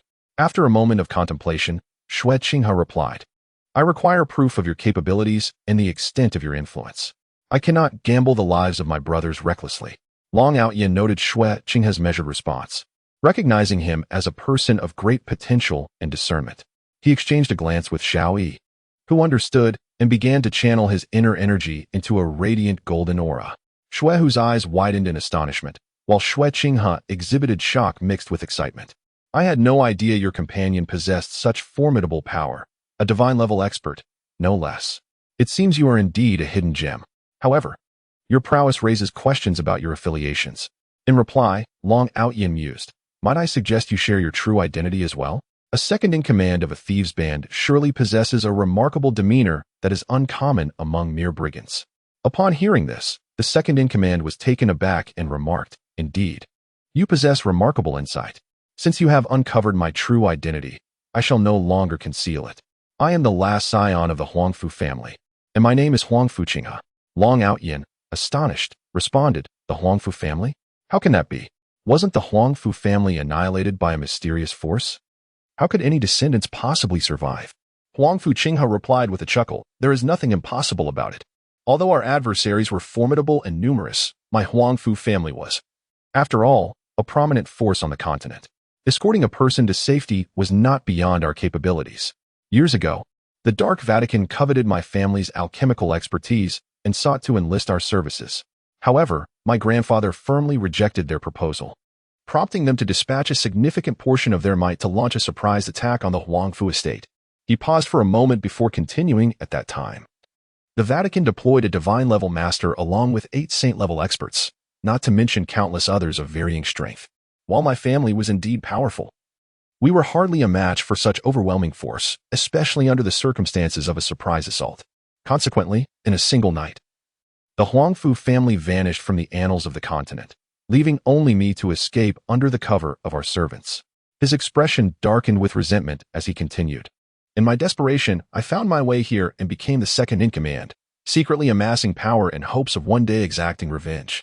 Though my ambitions are noble, the execution has proven fraught with challenges. After 15 years of development, we have achieved this modest scale, yet finding capable experts remains exceedingly difficult. Ultimately, we have no saint-level masters among us. Only my elder brother, myself, and my third brother possess 9th-tier strength, while the rest fall below that mark. Chapter 35. Subduing the Bloodwing. Upon hearing his words, Long Outyin remarked, "Ah, so you are a descendant of the Huangfu family. No wonder you possess such an impressive demeanor. It is tragic that the Huangfu clan was annihilated by the Dark Church. It appears their audacity has only grown." After a moment of contemplation, Long Outyin continued, "Since you have revealed your identity, I shall not conceal mine any longer." With that, he transformed his visage to resemble that of a youthful boy, approximately 13 or 14 years of age, and stated, "Allow me to introduce myself. I am Long Outyin, the legitimate grandson of the Long family. This is my companion and protector, Xiao Yi." Upon hearing Long Outyin's introduction, Huangfu Qinghe exclaimed, "I had no idea you hailed from the Long family. It is no wonder you are so self-assured." Even in the past, the Huangfu clan possessed merely 2/3 of the Long family's strength. The Long family is a titan that even the Dark Church dares not offend lightly. To think I would encounter a scion of the Long clan. Pausing for a moment, Huangfu Qinghe added, "If you can heal my elder brother, and if what you have just stated holds true, we would be most willing to ally ourselves with the Long family. With the support of the Long clan, our strength would surely grow rapidly." Long Outyin replied, "Indeed, I stand by my word. However, let us first attend to your elder brother's ailment." He then suggested, "Shall we assess the condition of your leader?" Huangfu Qinghe nodded. "Very well, follow me." He led the way, and at this moment, the blood tiger, having shed its earlier fury, now regarded Xiao Yi with admiration, trailing behind Long Outyin. Soon, they arrived at the central dwelling of the stronghold. Entering, they found a middle-aged man lying unconscious on the bed, his face shrouded in a dark aura. Long Outyin approached, grasped his hand, and began to channel his energy for examination. In a short while, he discerned the cause of the affliction. It was revealed that dark magic had ensnared the leader's consciousness in a deep slumber, and without intervention, he would remain trapped in this state indefinitely. However, it was a relatively simple matter to resolve. Straightening up, Long Outyin reassured the anxious pair, "The issue is manageable. Allow me to treat him." With that, Long Outyin began to chant an incantation, drawing upon the light elements that coalesced around him. He employed a 9th-tier light magic spell, Holy Redemption, a singular healing art. As the magic took effect, the leader's complexion gradually regained its color, returning to that of a normal person. Soon, his eyelids fluttered, and after a few moments, he opened his eyes, slowly rising to survey his surroundings as he regained his senses. "Second brother, third brother, is it you who have saved me? And who are these two?" he asked, casting a puzzled gaze at Long Outyin and Xiao Yi. Huangfu Qinghe interjected, "Elder brother, allow me to introduce this young Master Long, your savior. Without his aid, you may not have survived this ordeal." The Bloodwing, upon hearing this, hastily expressed his gratitude to Long Outyin. However, Long Outyin remarked, "There is no need for thanks. My motives are not entirely selfless." The Bloodwing looked at Long Outyin with curiosity, and noticing this, Huangfu Qinghe proceeded to explain their agreement. After listening, the Bloodwing fell into deep thought. After a moment, he raised his head and said, "Very well. I trust that young Master Long will fulfill your promise. With the reputation of the Long family at stake, I believe you would not deceive us." Long Outyin responded, "Rest assured, my word is my bond. Henceforth, you shall serve as the secret strength of the Long family. I shall ensure that your capabilities do not wane." He then added, "Now, I intend to enhance your strength, as your current abilities would struggle to meet my expectations." With that, Long Outyin produced 2 vials of elixirs from his spatial pouch, each containing 50 pills, and handed them over. "These are the Long family's specially crafted elixirs, which will significantly aid in your strength enhancement. There are a total of 100 pills. Select a trusted group to consume them, and they should each experience an elevation of 1 tier without adverse effects." Then, he took out a smaller vial containing 10 pills and continued, "These are for you, along with your second and third brothers. Consuming these should propel you beyond your current limits. With such power, I trust you will accomplish the tasks I assign you." The Bloodwing gazed incredulously at the elixirs. Can these truly enhance our capabilities? It seems utterly remarkable that such wonders exist in this world. Huangfu Qinghe, whose family had a history in alchemy, was equally astonished by the miraculous nature of the elixirs, realizing that the Huangfu clan's previous strength would have made it impossible to concoct such potions. Accepting the elixirs, the Bloodwing stated, "Since we are now under your patronage, we shall henceforth address you as young master. We shall proceed to select individuals to elevate their abilities, to fortify our strength and enable me to avenge the wrongs done to me." Long Outyin nodded. "Very well, do so. I shall return in 3 days, by which time I expect your strength to have significantly improved. Together, we will confront the Tianhu Thieves Guild. I am quite intrigued by that dark sorcerer. I wish to discern what advantages he possesses." The Bloodwing was elated at this development, knowing that with Long Outyin and Xiao's involvement, their adversaries would likely face dire consequences. Furthermore, sensing that Long Outyin had additional allies, and judging by Xiao's prowess, he surmised that Long Outyin's friends would not be lacking in strength either. Thus, he replied, "I am most grateful, young master." With that, Long Outyin and Xiao exited the stronghold and returned to their carriage. Upon their return, Zimingyu and others approached them. Zimingyu inquired, "Outyin, how did it go? Was it successful?" Long Outyin replied, "Of course it was successful. You need only consider who was involved. When my husband is on the scene, success is inevitable." Zimingyu's cheeks flushed at his words as she retorted, "How intolerable! Who are you calling your husband?" Zimingfeng interjected, "Must you two engage in such flirtation upon returning? Are you intent on making a spectacle of me? I cannot bear it. Outyin, when we return to the imperial capital, ensure you introduce me to some lovely ladies." Long Outyin chuckled and replied, "Very well, I assure you will be pleased. Now, let us find a place to settle for the time being. In 3 days, we shall accompany the Bloodwing Thieves Guild to confront the Tianhu Thieves Guild. I am most intrigued by that dark sorcerer who dares to show his face to harm others. I look forward to discovering his true capabilities." Thus, they made their way to the nearest town to find an inn to stay for a few days. The accommodations were rather rudimentary, but they could manage for the time being. Given the lack of pressing matters, they chose to refrain from wandering aimlessly and instead focused on resting and honing their skills, solidifying the gains they had made in their recent endeavors. Upon returning to their room and entering the spiritual space, Long Outyin wished to check on the status of the magical beasts. As soon as he stepped inside, Xiao Jin noticed him and exclaimed, "Master, why have you not visited me these past few days? I was nearly suffocating from boredom." In response, Long Outyin said, "This time, I shall take you out. By the way, how have your little followers been progressing in their training? Have there been any developments?" Xiao Jin, upon hearing this inquiry, brightened up and replied, "Of course. You should know whose little followers they are. Many magical beasts have leveled up during this time. I have discovered that their training aptitude is quite remarkable. They were merely lacking suitable cultivation methods, which hindered their progress. Now, with my techniques, their advancement has been substantial." Pausing for a moment, he continued, "Currently, we have 1 holy beast, which is Little Qing, 6 9th-tier late-stage magical beasts, 8 mid-tier, 11 early-stage, and 15 8th-tier late-stage beasts. The remainder are all 8th-tier mid-stage. Each of them has at least advanced 1 tier." Long Ao Tian was taken aback, yet immensely pleased. He remarked, "Excellent, Xiao Jin. With these magical beasts, I believe the strength of the Long family will undoubtedly ascend several levels. Truly, this is beyond my expectations." Upon hearing Long Ao Tian's praise, Xiao Jin proudly lifted his head and replied, "Of course, my subordinates are formidable, and I am confident that before long, there will be 9th-level magical beasts evolving into sacred beasts." Long Ao Tian nodded in agreement and said, "Very well, let us proceed." With that, Long Ao Tian and Xiao Jin emerged from the Xian Yao Divine Ring. Xiao Jin once again transformed into a small snake, coiling around Long Ao Tian's arm. So much so that one might easily mistake it for an ordinary serpent if not observed closely. Reclining on his bed, Long Ao Tian yearned for a restful slumber.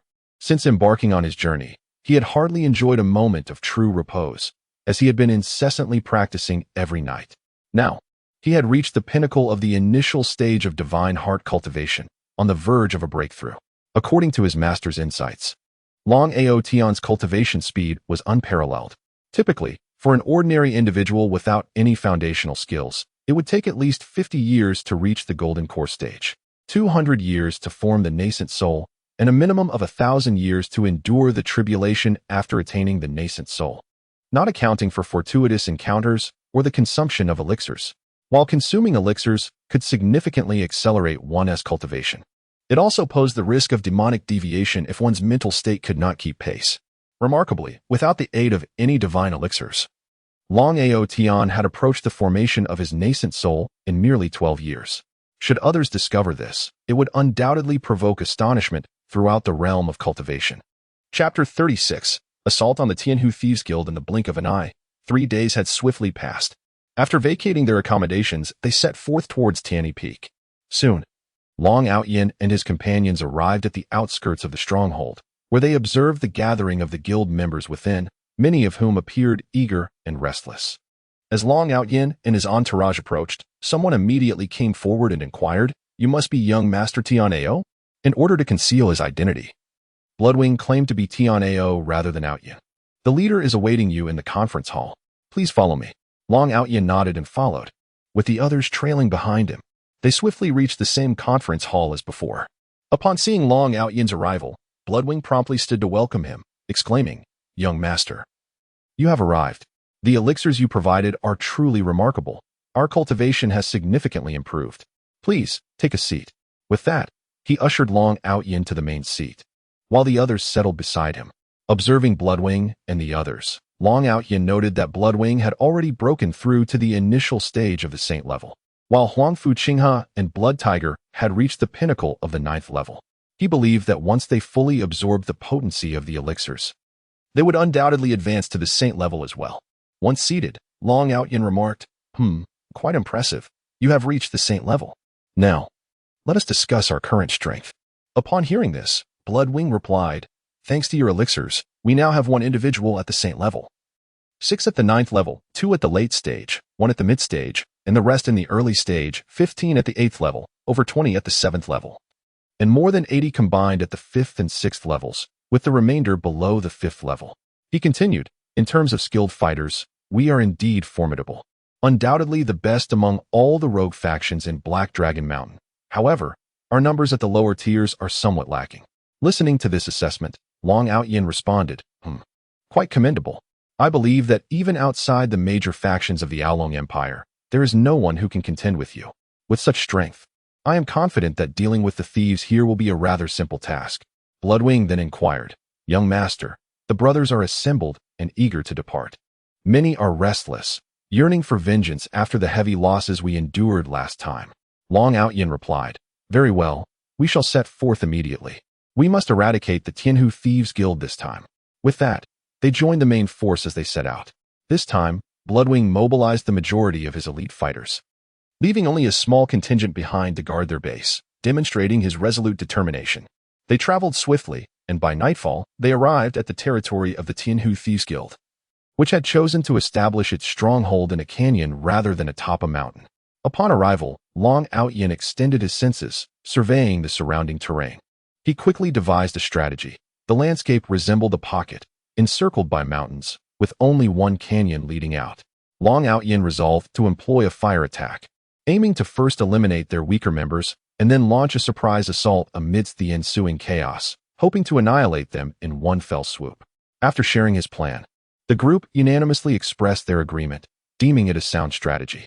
They decided to conceal themselves and wait for darkness to fall, believing that this approach would yield far better results. Before long, the sky darkened, casting a purplish moonlight that enveloped the canyon in an eerie glow. At this moment, Long Outyin dispatched a dozen agile individuals skilled in stealth, each armed with incendiary stones, to infiltrate the area. Once they were in position, they ignited the fires simultaneously. Meanwhile, the rest of the group concealed themselves, awaiting the opportunity to strike at any fleeing enemies. In no time, the group had entered, secured their positions, and exchanged signals. After hearing a series of strange croaking sounds, smoke began to rise from several locations within the stronghold. The infiltrators then retreated swiftly. Instantly, chaos erupted within the Tianhu Thieves Guild as the flames spread rapidly, the towering inferno visible for miles around. The canyon transformed into a sea of fire, filled with shouts and screams that echoed throughout the night. At that moment, 2 figures emerged from one of the rooms within the stronghold. One was a scarred man with a menacing demeanor, while the other was cloaked in a dark robe, exuding an aura of coldness. Both bore expressions of fury upon witnessing the death toll. The scarred man turned to the sorcerer and demanded, "Master Alan, what shall we do now?" The individual named Alan replied, "Gather the surviving members and charge outside to see who dares to challenge the Tianhu Thieves Guild." In a swift manner, the two rallied around 100 individuals, as the majority of their comrades had either perished in the flames or suffered grave injuries, abandoned by their fellows. Ultimately, only about 100 remained, representing the elite of the Tianhu Thieves Guild, each possessing strength of at least the 4th level, including one at the 9th level, 5 at the 8th level, and the rest ranging from the 4th to 7th levels. As the group surged forward, Bloodwing's fighters emerged from their hiding places and engaged the enemy, swiftly dispatching nearly half of their number, while the remaining foes struggled to hold their ground. The scarred man and the sorcerer finally recognized their assailants, disbelief etched on their faces. The sorcerer exclaimed, "This is impossible. You were under the influence of my spell. Dark Slumber, how could you have recovered so quickly? This cannot be." Bloodwing retorted, "There is nothing impossible about it. Are you not aware that there exists a form of magic known as light magic? Last time, you caught us off guard, but this time, you shall not escape. I seek vengeance for my fallen brethren, and today marks your demise." The sorcerer responded, "I never expected your luck to be so fortuitous as to encounter a light mage. But do you truly believe your mere numbers can contain us? Do not forget, I am a dark necromancer, and mass warfare is my specialty." With that, he began to chant an incantation, and the slain began to rise from the ground, their eyes devoid of life as they swung their weapons towards Bloodwing's group. Seeing this, Bloodwing was taken aback, realizing that they faced the most troublesome type of dark mage, the necromancer. This presented a considerable challenge. Long Outyin himself was intrigued. Having not anticipated the ability to manipulate corpses, reminiscent of certain practices from Earth, albeit rather clumsily, these undead possessed only half the strength they had in life. True necromancy could unleash their full potential. Noticing the enemy's use of dark necromancy, Shadow stepped forward at Long Outyin's signal, retrieving the staff that Long Outyin had gifted him previously, and began to chant his own incantation. Soon, the undead broke free from Alan's control and turned to attack their former masters. Alan, witnessing this, could scarcely believe it. "Impossible! How could you possibly have a necromancer? And one of such high caliber? This cannot be real." In a fit of hysteria, he cried out. The others in Long Outyin's group were equally astonished to discover that the usually reticent Shadow was, in fact, a necromancer of saintly rank. Zi Mingfeng and Zi Mingwei were especially taken aback, having known Shadow for over a year, believing him to be merely a sword saint. They now realized that his mastery of necromancy surpassed even his martial prowess, suggesting that his swordsmanship was merely a secondary pursuit. Shadow disdainfully remarked, "What is impossible about this? It seems you are simply unaccustomed to the extraordinary. Humph, do you think you are the only one who can wield dark magic?" After speaking, he continued to assault them. And soon all the adversaries lay dead, leaving only Alan alive. The scarred man also met his end, his head severed by Blood Tiger's blade, eyes forever closed. Observing the relentless attack from his foes, Alan immediately shouted, "Wait. Do not kill me. My master is Ben Jera, one of the top 10 masters. Though you are formidable, if you take my life, my master will undoubtedly avenge me. Be wise and let me go." Upon hearing this, Long Outyin and Shadow were momentarily taken aback. Shadow exhibited a curious expression, glancing at Long Outyin, who mirrored his bewilderment. They ceased their assault. Alan, believing his words had struck a chord, declared, "Humph, are you afraid? Release me, and I will plead with my master to spare you from repercussions. Otherwise, misfortune awaits you all." At that moment, the other members of Bloodwing were busy clearing the battlefield, leaving only 3 leaders behind. Long Outyin stepped forward, fixing Alan with a penetrating gaze. Is Ben Jera truly formidable? Do you know who we are? You attempt to intimidate us with tales of Ben Jera. Had you mentioned another saintly master, perhaps you would have had a sliver of hope. Alas, since you are Ben Jera's disciple, fate has conspired against you. Unable to capture him, we shall settle for you to repay the debt." Alan, feeling the weight of Long Outyin's words, anxiously asked, "Who are you? Do you truly fear no reprisal from my master?" Long Outyin replied with a chuckle, "Let me enlighten you. I am Long Outyin, and my grandfather is Long Batian. You must be aware of the enmity between Ben Jera and our Long family. For years, he has evaded our pursuit like a rat. Who would have thought his disciple would cross my path? Such is the justice of fate."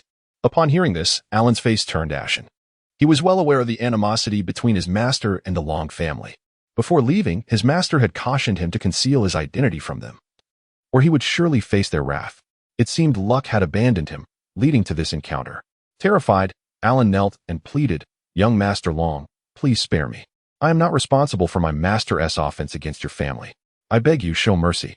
In response to his words, Long Outyin and his companions displayed expressions of disdain, reviling his cowardly behavior and his betrayal of his master. Long Outyin, uninterested in further discourse, stated, "Spare you? How could that be? Go to hell and repent." With that, he swiftly snapped Alan's neck, ending his life. As the chaos subsided, Long Outyin proclaimed, "Well, this concludes today's affair. I do not intend to linger in Black Dragon Mountain any longer. Bloodwing, proceed according to our previous plans. I will notify you of any developments. Should you encounter difficulties, seek me out at the Imperial Capital's Long family. Here is a token of the Long family. Keep it safely. Serve me well, and you shall not be wronged."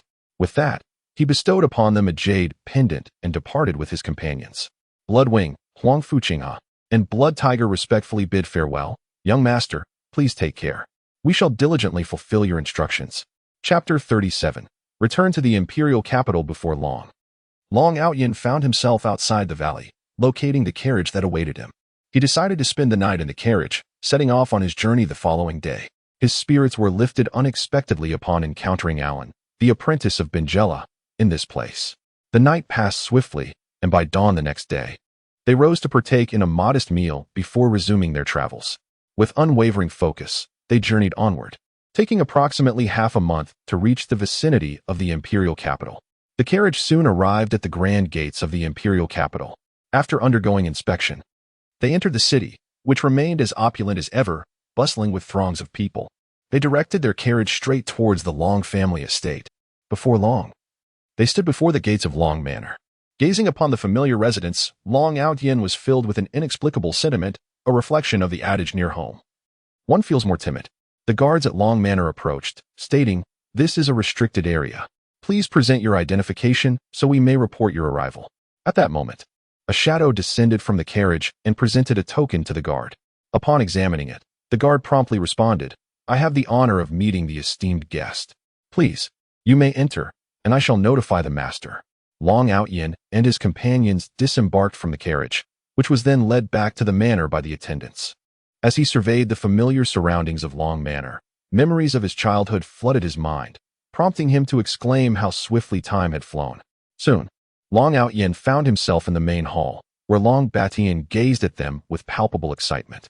Long Outyin quickly stepped forward, kneeling and restoring his appearance to its original form as he addressed his grandfather. "Outyin greets you, grandfather. I apologize for causing you worry. These are my friends." He proceeded to introduce them to Long Batian. Observing Long Outyin kneeling, Zimingyu understood and joined him on the floor, saying, "Mingyue greets you, grandfather, and wishes you well." Zimingfeng also offered his greetings, while Xiao Yi simply nodded in acknowledgement. Long Batian, filled with joy at the sight of Long Outyin, assisted him to his feet, exclaiming, "Excellent, excellent. It is good to have you back." He then turned his gaze to Zimingyu, helping her up and appraising her with a nod. "Ah, you have an excellent eye, Outyin. From now on, we are all family. There is no need for formality. The Long family has no excessive rules. Please, take a seat." At this juncture, Long Batian looked towards Zimingfeng, nodding in approval. "Indeed, such strength at a young age is truly remarkable. You must be Mingyue's brother. You may call me grandfather from now on, as we are now family. If any trouble arises, do not concern yourself with the adversary's status. Just ensure you do not suffer losses. The Long family will bear the burden for you." Zimingfeng, overwhelmed by Long Batian's words, knelt in gratitude, saying, "Mingfeng greets you, grandfather." Long Batian chuckled heartily and helped him up. Finally, Long Batian turned his attention to Xiao Yi. Since Long Outyin had not disclosed Xiao Yi's strength, Long Batian was unaware of his capabilities. Bowing respectfully, he said, "I greet the esteemed elder and apologize for any oversight." Xiao Yi waved his hand dismissively. "It is of no consequence. I am not concerned with such formalities. You may simply refer to me as brother. My age, well, you will discover that in due time. Let us keep our interactions informal, and Outyin may also address me as brother." Long Batian, who had never placed much importance on such customs, quickly replied, "In that case, I will not stand on ceremony. Brother, I hope you will guide me in the future. Your cultivation is beyond my comprehension, and I am truly envious. Xiaoyi responded. Do not be envious. You have a fine grandson. With him, it is merely a matter of time before the members of the Long family ascend to the realm of godly strength. Do not inquire how I know. You will understand when your cultivation reaches that level. Allow me to keep a bit of suspense. I can only say he has an outstanding master, which is something I envy. Long Batian was greatly excited by Xiao Yi's words, exclaiming, Is that so? That is truly wonderful. Just then, Xiao Jin interjected, Master, you have yet to introduce me. It seems you continually overlook my existence. It is rather pitiful. Long Batian looked curiously at Xiao Jin, perched on Long Outyan's arm, and asked in astonishment, Outyan, was that little creature speaking just now? Long Outyan affirmed, Yes, grandfather, this is Xiao Jin, my magical pet, gifted to me by my master. Its rank surpasses that of divine beasts, and as for its strength, it currently possesses the capabilities of a late-stage divine beast, akin to a supergod among humans. Do not be deceived by its small stature. Its true form stretches several hundred meters long. Long Batian was taken aback, exclaiming, Greater than divine beasts? Is that truly the case? Outyan, it appears your master is indeed an extraordinary individual. I initially thought him a mere supergod expert, but it seems I have greatly underestimated him. You must strive earnestly in your cultivation. Do not squander your master's efforts. This is an immense opportunity for you.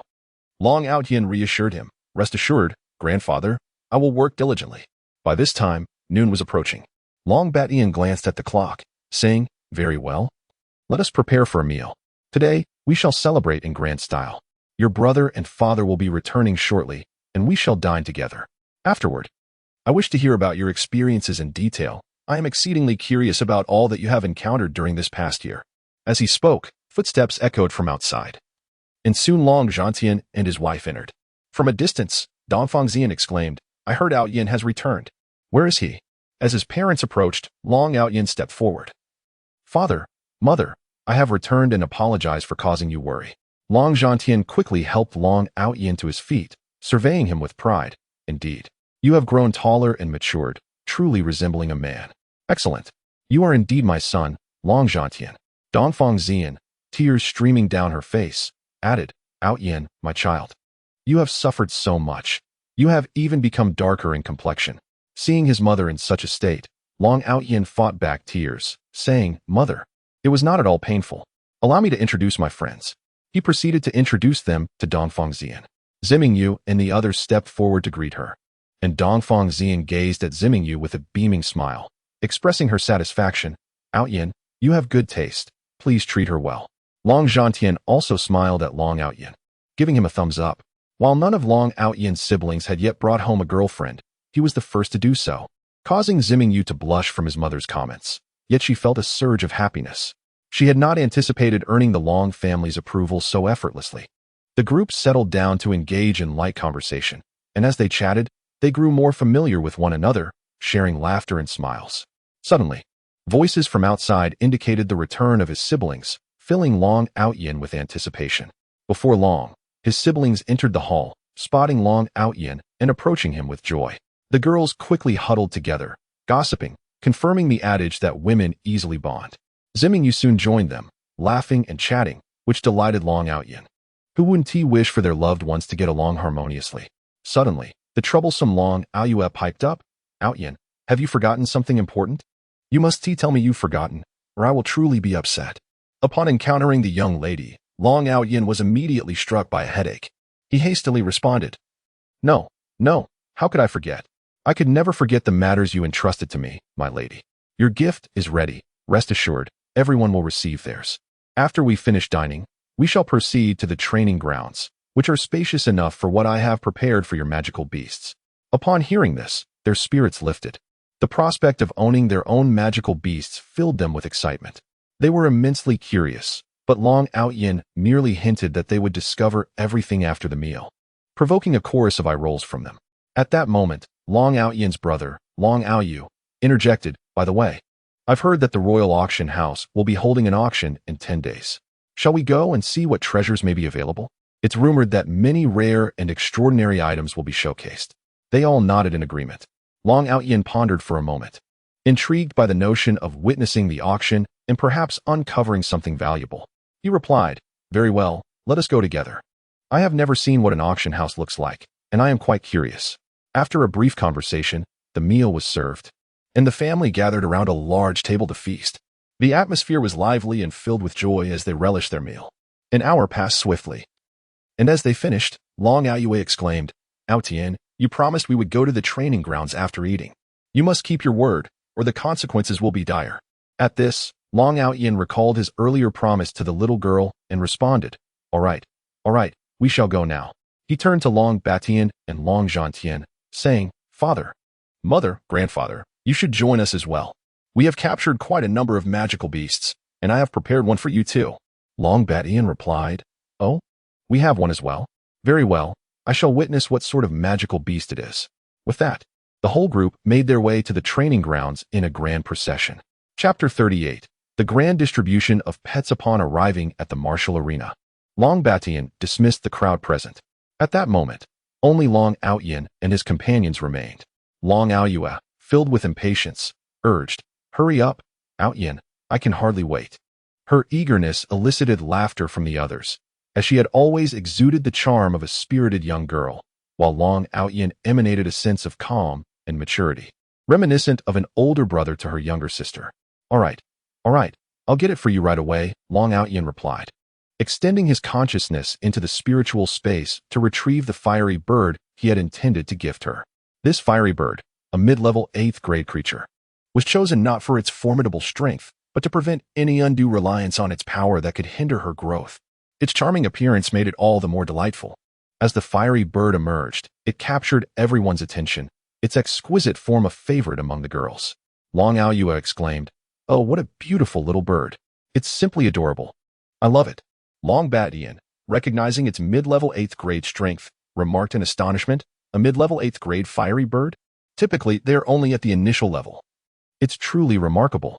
"Yes, it is indeed a mid-level 8th grade creature," Long Aoyan confirmed. "Moreover, it has the potential for evolution. With the training from Xiaojin, it possesses limitless possibilities for advancement." Long Batian, incredulous, responded, "What? Limitless evolution? How can this be?"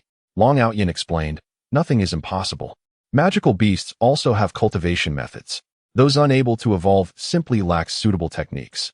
Most rely solely on instinct, which is why few magical beasts advance. However, with Xiaojin providing the right methods, they can indeed progress." Long Batian was taken aback. Is there such a phenomenon? It's truly unfathomable. With this magical pet, Aoyue's strength will significantly increase. However, Aoyue must not neglect her cultivation. His words were directed at Aoyue. The little girl, her cheeks flushed with excitement upon learning of her pet's prowess, responded, "I know. Grandpa, I've always been diligent in my training." The group exchanged knowing glances, bemused at her definition of diligence.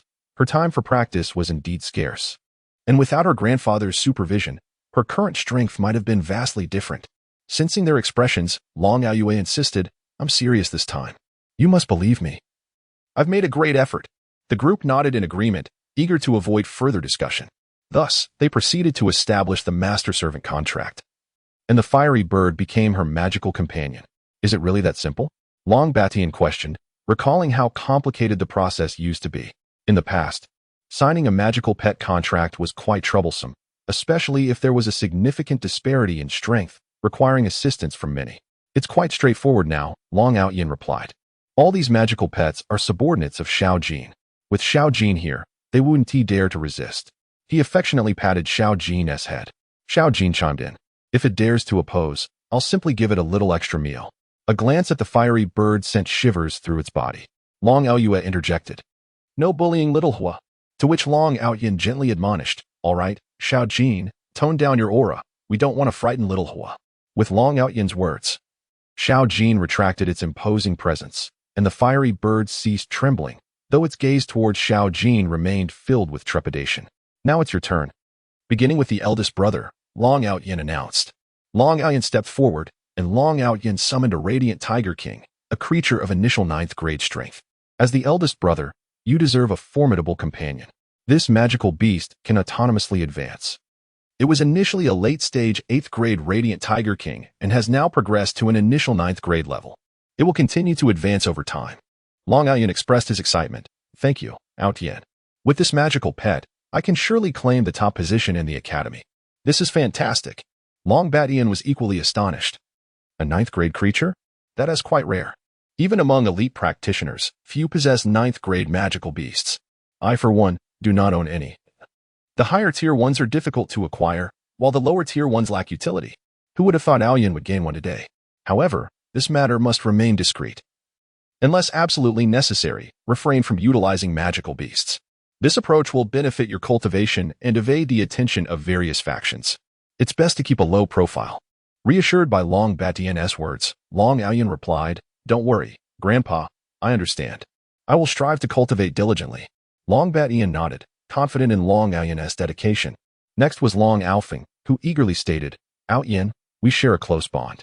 Could you procure a ninth-grade magical beast for me as well? My request isn't high. Just something like what our elder brother received.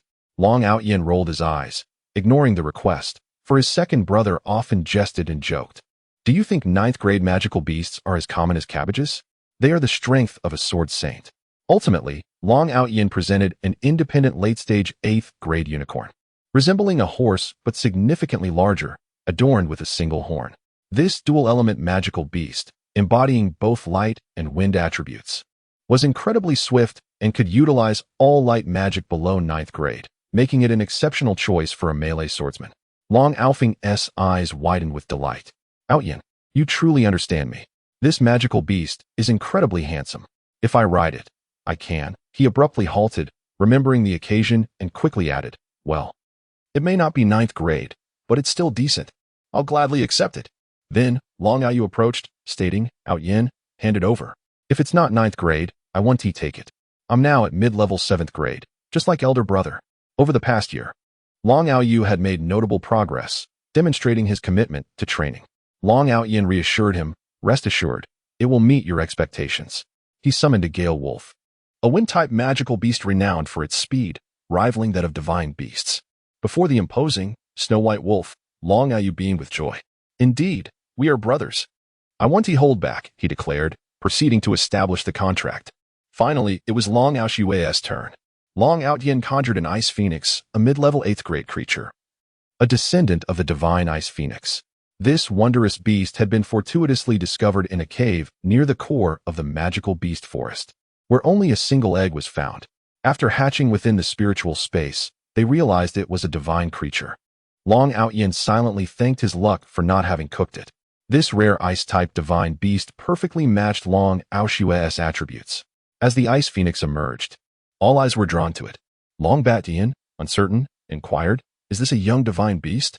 He looked expectantly at Long Aoyan, who nodded, affirming, yes. This is a young ice phoenix with mid-level 8th grade strength. As Dragon Batian recounted the process of acquiring the ice phoenix, he expressed admiration for the extraordinary luck of his companion, saying, I truly commend your fortune. Encountering such an event is remarkable. Moreover, this divine beast's attributes align perfectly with Aoshua's abilities. With the stimulation from this creature, Aoshua's mastery of ice magic will undoubtedly see a substantial enhancement, perhaps even leading to a significant advancement. Upon gazing at the divine beast before her, Long Aoshua could no longer maintain her icy demeanor and joyfully exclaimed, This is simply wonderful. I adore this little phoenix immensely. Thank you, Aotian. Without hesitation, she was eager to establish a contract with it. However, Aotian interjected, Sister, I advise you to forge an equitable contract with it. Divine beasts possess dignity, and once it matures and its intelligence increases, it will develop affection for you, which is far preferable to treating it as a mere servant. You may even reap unexpected rewards in the future. Dragon Batian nodded in agreement, stating, Indeed. Aotian has a point. Aoshua, you should proceed with an equal contract. Aoshua nodded and promptly executed the equitable agreement. It was then Long Zhantian's turn. Aotian presented a formidable earth bear, still not fully matured, but possessing late-stage 9th level strength. A fully grown earth bear is a sacred beast, renowned for its potential to evolve into a divine creature. This bear reigns over the earth, continuously replenishing its magical power as long as its feet remain grounded. Upon seeing it, Long Zhantian remarked, An earth bear, though not yet mature, is impressive. Well done, Aotian. I shall accept it. No need for pleasantries between us, my son. Thus, Long Zhantian entered into a contract with the Earth Bear. Next, Outyin retrieved a colorful crane, a late-stage 9th-level magical beast capable of human flight and possessing remarkable speed. A harmonious match for his mother. Dongfang Xian joyfully signed the contract, pleased to see her mother's delight. Finally, it was Dragon Bashan's turn. Outyin unleashed the Azure Jiao, its massive form occupying a quarter of the training ground and causing considerable damage. Seeing this, Outyin rushed forward and kicked it, scolding, "Come on. Can't you shrink down a bit? Are you showing off your size? Do you want your master to indulge you?" The Azure Jiao quickly complied, transforming into a smaller form and pleading, "Please, I didn't mean to, big brother." Outyin responded, "You should revert to human form. This appearance is quite uncomfortable." Before long, the Azure Jiao transformed into a robust middle-aged man, leaving Outyin speechless. Upon seeing this, Dragon Batian exclaimed, "The sacred beast, Azure Jiao?" Outyin confirmed, "Indeed, grandfather. This is the magical companion I present to you. With this Azure Jiao by your side, even the Pope may not dare to challenge you." Outyin then addressed the Azure Jiao, "Little Qing, you must be obedient. I assure you, I will not treat you poorly."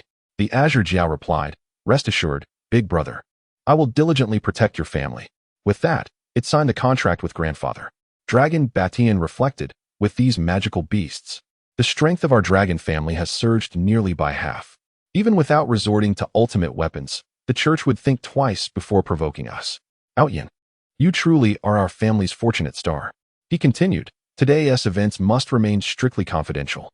In the absence of life-threatening situations, no one is permitted to utilize these magical beasts. Although our dragon family is now formidable, we cannot withstand the collective assaults of all adversarial forces. When the day arrives that our power allows us to disregard them, then you may act without hesitation." Listening to Dragon Bashan's words, everyone nodded in understanding.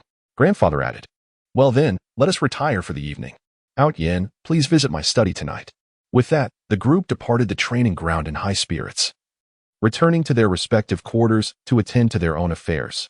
Chapter 39, Conversation in the Study, Part 1. As night fell, after sharing a meal and engaging in light conversation, everyone retired for the evening. Long Outyin accompanied Long Batian to the study to discuss the recent expedition. Once inside, after securely closing the door, Long Batian took a seat and gestured to the chair beside him, saying, "Please sit down and share the details of your journey. I am quite curious about your experiences." With his grandfather steering the conversation into serious matters, Long Outyin felt no need for concealment. "During our expedition, we traveled from Black Dragon Mountain to the Monster Forest, where I met Zimming Feng and Zimming Yu." Long Batian expressed his astonishment. "Black Dragon Mountain? Is that the infamous stronghold of the bandit group? Did you encounter any challenges there?" Long Outyin replied, "Indeed, we faced some difficulties. Upon entering the mountain, Shadow and I discovered numerous villages that had been slaughtered, which filled me with rage. We followed the trail to the Blood Wolf bandit group, intending to eliminate them. At that moment, we encountered the Zimming siblings seeking vengeance. Seeing them in peril, we rescued them and continued our journey together, raiding several bandit groups along the way." Long Batian nodded approvingly. "Well done. The bandit groups there have become excessively brazen. In my youth, I also engaged in raids against them. I trust your spoils were substantial?" Long Outyin responded, "Indeed, the gains from this expedition are remarkable, almost astonishing. The treasures I seized could sustain the Empire's expenditures for a decade, with gold alone amounting to over 1 billion coins, not to mention countless jewels and ornaments." Even Long Batian, with his vast experience, was taken aback by the figures Long Outyin presented. In his own youth, he had only amassed a few million coins. How is that possible? Those bandit groups combined could not possibly possess such wealth. Aside from them, whom else did you rob?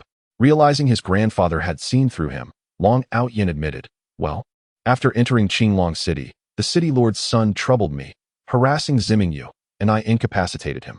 Subsequently, I raided the Li family's treasury, only to discover that a mere city lord's estate could be so affluent, far wealthier than some first-rate noble families." Long Batian remarked, "It is no surprise that the Li family has accumulated such wealth in Qinglong City over the years. You say you incapacitated Li Tianlin's son? Surely he will seek revenge. With his temperament, he would not let this go." Long Outyin continued, "To avoid complications, we took our leave before they could react. However, when we returned to Qinglong City, They discovered us, and as a result, they hired members of the Thieves Guild to retaliate, abducting Yu. Upon hearing this, Long Baitian's anger flared. How dare the Li family abduct a daughter-in-law of the Long family?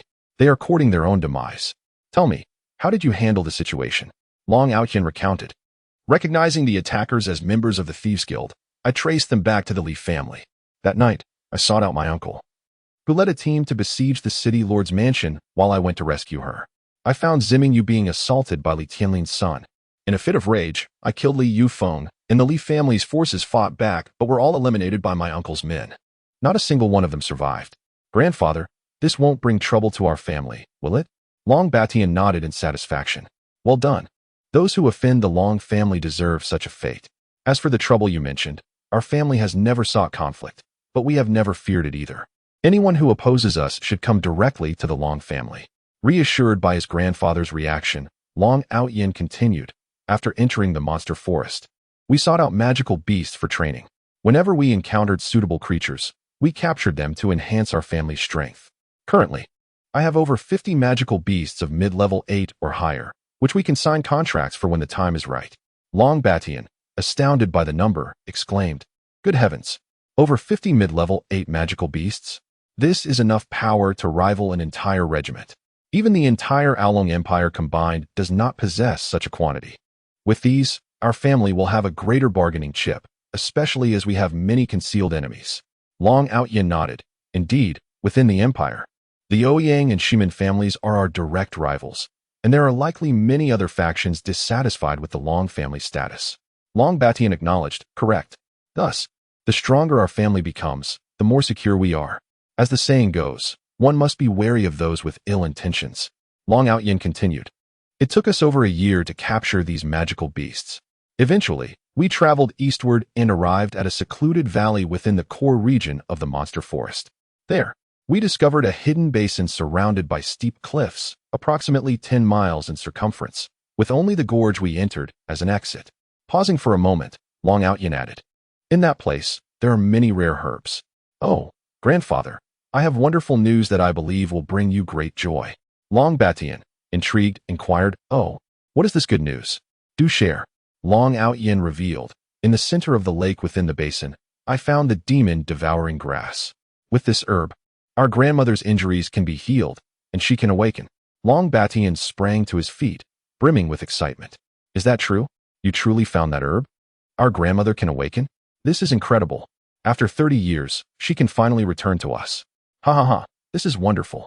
Outyin, you are simply remarkable. After regaining his composure, Long Batian asked, Outyin, when can you concoct this elixir? What materials do you need? Speak up, and I will have someone prepare them. Long Outyin replied, Grandfather, I have everything prepared. I just need to start refining the elixir. Tonight, I can begin, and by tomorrow, our grandmother will awaken. We will finally be reunited as a family, never to be separated again. Long Batian responded, That's excellent. However, after such an extended state of unconsciousness, I fear that even upon awakening, her health may not be optimal. Although she consumed your cleansing elixir, regaining her former condition will be quite challenging. Confidently, Long Outyin reassured, Do not worry, grandfather, she will recover. It may have been difficult in the past, but now restoring her health is well within my capabilities. Long Batian inquired, Oh, what method do you have for restoring her health? Do you possess some miraculous elixir?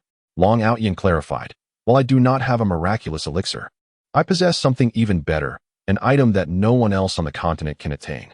With that, he produced a vial of royal jelly from his spatial ring, presenting it to his grandfather. This was of the utmost quality, contained in a fine jade bottle, weighing 5 pounds. Long Batian, puzzled, took the vial, gently opening it. Instantly, a captivating fragrance enveloped the entire study. Staring in disbelief at the vial in his hand, he stammered, This is purple crystal honey? Or is it royal jelly? No, could it be royal jelly? How could this possibly exist? Long Outyin remarked, Indeed, this is royal jelly, which I collected on my way back. We stumbled upon a cluster of amethyst bees, and I managed to subdue the queen bee, subsequently pillaging all the treasures from her lair. I also captured every amethyst bee and stored them in my spatial ring. From now on, we shall have an inexhaustible supply of amethyst honey. His grandfather, after a moment of astonishment, replied, Outyin, You truly amaze me. To think that you could tame the amethyst bees is unprecedented. How wonderful. With this substance, your grandmother's health will surely improve, perhaps even surpass her former vitality. It was then that Long Out Yin recalled the absence of flowers for the bees to produce honey. He said, "By the way, grandfather, I would appreciate your assistance in secretly gathering seeds from various flowers to avoid arousing any suspicions from those with ill intentions. My amethyst bees currently lack the necessary flora for honey production." Long Batian responded, "That is quite manageable. I will ensure that the task is undertaken. It won't be long before we have sufficient seeds. Please, continue to share your experiences. I am eager to hear about your other legendary encounters." Chapter 40, Conversations in the Study, Part 2. Long Ao Tian remarked, "Indeed, while I was collecting the demonic grass, Shao Qing emerged from the water, and thus we engaged in a skirmish, ultimately leading to Shao Jin subduing it." Long Batian replied, "So Shao Qing was captured here, huh? Haha. Encountering you must have been unfortunate for him." Long Ao Tian continued, "I felt that the terrain there was quite suitable for establishing a secret base. Therefore, I collaborated with Brother Shao Yi to set up an extensive barrier, enveloping the entire basin. Even those with extraordinary powers would find it challenging to enter." Long Batian commented, "That place does indeed sound promising, yet it is too distant from the Long family, making communication rather inconvenient." Noticing his grandfather's concerns, Long Ao Tian reassured him, "There is no need for worry. I possess a remarkable artifact that can resolve this issue. My master imparted to me the method of constructing a teleportation array, which is relatively simple to set up. This will facilitate swift communication." Long Batian, intrigued, exclaimed, "What? A teleportation array? The legendary array thought to be lost to time? You can actually construct such a thing? This is splendid." Long Ao Tian acknowledged, "Indeed. This artifact has become extinct on the continent, and I am unsure why my master possessed it. Thus, we must exercise caution. The emergence of this teleportation array could cause a stir across the continent. It is of immense importance to any organization." Long Batian nodded in agreement, stating, "Precisely. Hence, only direct members of the Long family can be privy to this knowledge. Anyone else must not be made aware, and violations will be dealt with according to family law." After a moment of contemplation, Long Batian added, "Our secret organization must expand. We will transfer the blood dragons directly to that basin, allowing for growth without attracting attention. Moreover, the monster forest is an excellent training ground, and within a 10-mile radius, the blood dragons could increase severalfold, coupled with the resources you acquired. This plan will undoubtedly strengthen the Long family's power." Upon hearing his grandfather's words, Long Ao Tian proposed, "Grandfather, we could designate that location as a refuge for the Long family. Should war erupt on the continent, we could swiftly relocate the elderly and vulnerable there, ensuring their safety. We could establish a Long family stronghold akin to our current one." Long Batian concurred, "Indeed, that is a sound strategy. The continent is increasingly unstable, with various factions clandestinely preparing for impending conflict. What remains is merely a spark to ignite the flames of war, which will undoubtedly engulf the entire continent.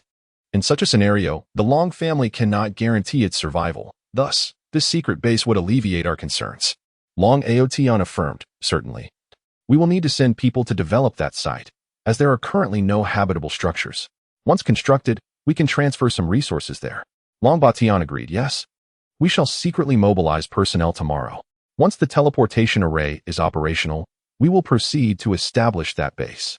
The sooner it is completed, the sooner we can utilize it, thereby enhancing the security of the Long family. Now, let us not dwell on the base any longer.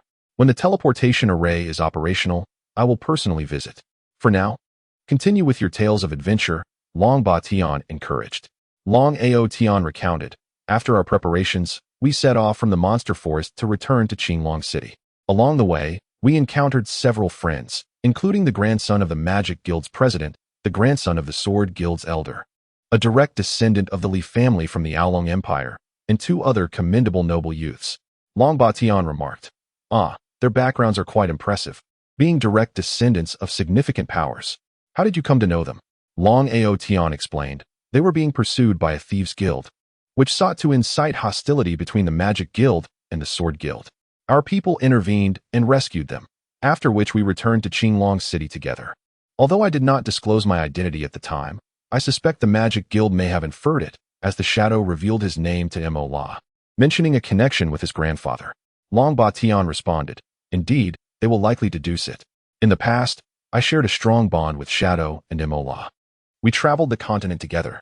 He bore no prejudice against Shadow for being a necromancer, which solidified our friendship. It has been many years since we last met.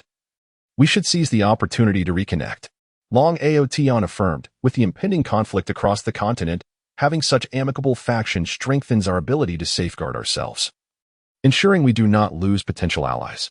Long Bation concurred absolutely. Once we resolve these matters, I intend to meet with Shadow to discuss the possibility of forming an alliance. Long Aotion added, upon returning to Qinglong City, I visited my uncle, gifting him some purple crystal honey and a pinnacle-level dragon wolf. This provides an additional layer of assurance. With the dragon wolf, my uncle can at least defend himself on the battlefield. Long Bation nodded approvingly. That was a commendable action, given the current turmoil at the borders. Having a high-level magical beast is advantageous. Long Aotion continued. After vanquishing the Li family, we departed Qinglong City, intending to return to the imperial capital. We then arrived at the Black Dragon mountain range, where I sought to address the rampant thieves guild and bolster the Long family's strength. I allied with a reputable thieves guild to enhance their capabilities and tasked them with eliminating rival factions. Suddenly, Long Aotion recalled something. By the way, grandfather, after subduing the Bloodwing Thieves Guild, while attacking the Tianhu Thieves Guild, I encountered someone of interest, a necromancer, a disciple of Ben Jera. Long Bation responded, what? A disciple of Ben Jera? Did you find any trace of him? Have you eliminated him? Long Aotion replied, I found no sign of him, but I did eliminate his disciple. Also, I discovered that the second-in-command of the Bloodwing Thieves Guild is actually an orphan from the Huangfu family. Long Bation inquired, oh, the Huangfu family? The one that was mysteriously destroyed 15 years ago? Were they not all eradicated? Long Aotion explained. He was protected and smuggled out by the family's guards. The Dark Holy See attacked the Huangfu family, seeking their alchemical secrets, but when they were refused, they unleashed their full might and obliterated the family. Long Bation mused, I had not anticipated the Dark Holy See's involvement. Indeed, only the Dark and Light Holy sects, alongside the four major guilds, could possess such power to annihilate the Huangfu family in a single night. It is surprising that the Dark Holy See has become so brazen after being suppressed for so long. Long Aotion speculated. It is likely that the Dark Holy See will seize this opportunity amidst the continent's upheaval to re-emerge and challenge the Light Holy See, which would spell disaster for the continent. Long Bation lamented. Indeed, the Light and Dark Holy sects have battled for millennia without vanquishing one another, each conflict bringing immense calamity to the continent. Long Aotion remarked, after departing from the Black Dragon mountain range, I returned directly to the imperial capital. You are already aware of the subsequent events. Long Bation responded, indeed, I am astonished by the vividness of your experiences. The rewards you have reaped are substantial. Very well. You may take your leave. Once you refine the elixir tonight, your grandmother will awaken tomorrow, and it will bring joy to all of us to see her. Long Aotion assured, rest assured, grandfather, I shall succeed in the alchemy. Tomorrow, we shall reunite as a family. You should retire early as well. I will return to my residence now. Long Bation nodded in acknowledgement, and I exited the study, making my way toward my own villa. Chapter 41. Alchemy. After parting ways with Long Bation, Long Aotion did not return to his residence. Instead, he made his way to the abode of his elder brother, Xiao Yi. He knocked gently on the door, and soon heard Xiao Yi's voice from within. The door is not locked. Come in. Upon entering, Long Aotion was greeted by Xiao Yi, who inquired, Aotion, what brings you here at such a late hour? Long Aotion replied, elder brother, I wish to concoct a batch of elixirs, but I lack a proper alchemical furnace. I was hoping you might have a suitable one I could borrow. I need to create the Demonbane elixir and the transformation elixir for my grandmother's ailment. Xiao Yi contemplated for a moment before responding, let me see what I have. He then extended his consciousness into the celestial ring he possessed, and soon retrieved a beautifully crafted alchemical furnace, presenting it to Long Aotion. Examining the exquisite piece, Long Aotion noted that it was of at least celestial grade, adorned with intricate carvings of 4 fire dragons, their fierce expressions accentuated as they exhaled a golden orb, exuding opulence. He expressed his gratitude. I shall not impose further, elder brother. With this furnace, I am confident of success. I must return now to commence my alchemical work. Xiao Yi nodded, seeing Long Aotion off before closing the door. After leaving his elder brother's residence, Long Aotion returned directly to his own courtyard. Once inside, he set up a protective barrier and then transported himself into the realm of the Xiaoyao divine ring, retrieving the alchemical furnace along with several herbs, including the crucial demon bane grass. Reflecting on the key steps and precautions necessary for crafting the demon bane elixir, he ensured he had not overlooked anything before commencing the process. Long Outyin summoned the alchemical flames. As a practitioner of the golden core stage, he was able to utilize these flames for alchemy, eschewing the mundane fire. The use of alchemical flames not only enhanced the success rate, but also improved the quality of the elixirs. For instance, with Long Outyin's current level of cultivation, the efficacy of the essence cleansing pill he could forge was vastly superior to previous attempts. 3 colors of flame danced before him, a manifestation of his master's unique technique. Divided into 3, 6, and 9 hues. The 3-colored flames were accessible to practitioners, the 6-colored flames to immortals, and the 9-colored flames to divine beings. The current 3-colored flames surpassed the traditional 3 true flames, akin to the heavenly fire of the immortal realm, showcasing the exceptional nature of the Xiaoyao Divine Master-S technique, which enabled the production of flames exceeding one's own cultivation level. The 3-colored flames, referred to as spiritual fire, enveloped the furnace, while the 4 dragons adorning the furnace exhaled golden flames, elevating the temperature of the spiritual fire. This was the furnace's intrinsic capability. Enhancing the temperature of the alchemical flames, though not particularly extraordinary, it proved to be immensely practical. Before long, the furnace glowed a fiery red. At this juncture, Long Outyin began to add the herbs sequentially. As the herbs gradually dissolved within the furnace, he waited until they were fully liquefied before covering the furnace to reduce the flame to a gentle heat. This process required a delicate touch. Even the slightest miscalculation could lead to failure, and Long Outyin was acutely aware of the stakes involved, especially given his grandmother's health. Time slowly drifted by, and after approximately 2 hours, Long Outyin estimated that sufficient time had passed. He ceased the flame's output, allowing the furnace to cool naturally, knowing that extracting the elixirs prematurely could compromise their quality. Half an hour later, the furnace regained its violet hue, indicating it was ready. Long Outyin retrieved a porcelain vial, preparing to collect the elixirs. Upon opening the furnace, he was greeted by the sight of over 20 elixirs soaring into the air. Swiftly, he performed a collection gesture, securing the elixirs within the vial before sealing it. With the demon bane elixir completed, Long Outyin proceeded to concoct the transformation elixir. The method for this elixir was considerably simpler than that of the previous one. So he retrieved the necessary herbs and summoned the alchemical flames once more to preheat the furnace. After preheating, he sequentially added the herbs and then covered the furnace, applying gentle heat. This time, the process was quick. After 1 hour, he halted the heating and awaited the cooling of the furnace, subsequently collecting the elixirs as before. After producing the 2 elixirs, Long Outyin felt a significant depletion of his spiritual energy. The advanced nature of the elixirs and the complexity of the process had exacted a heavy toll. Once he had secured the elixirs, he sat cross-legged to meditate and recuperate his lost energy. Upon awakening, he discovered that his spiritual energy had fully replenished, and his meridians had slightly expanded, enhancing their resilience. Elated, he realized that alchemy contributed positively to his cultivation. Noticing the time, he saw dawn approaching.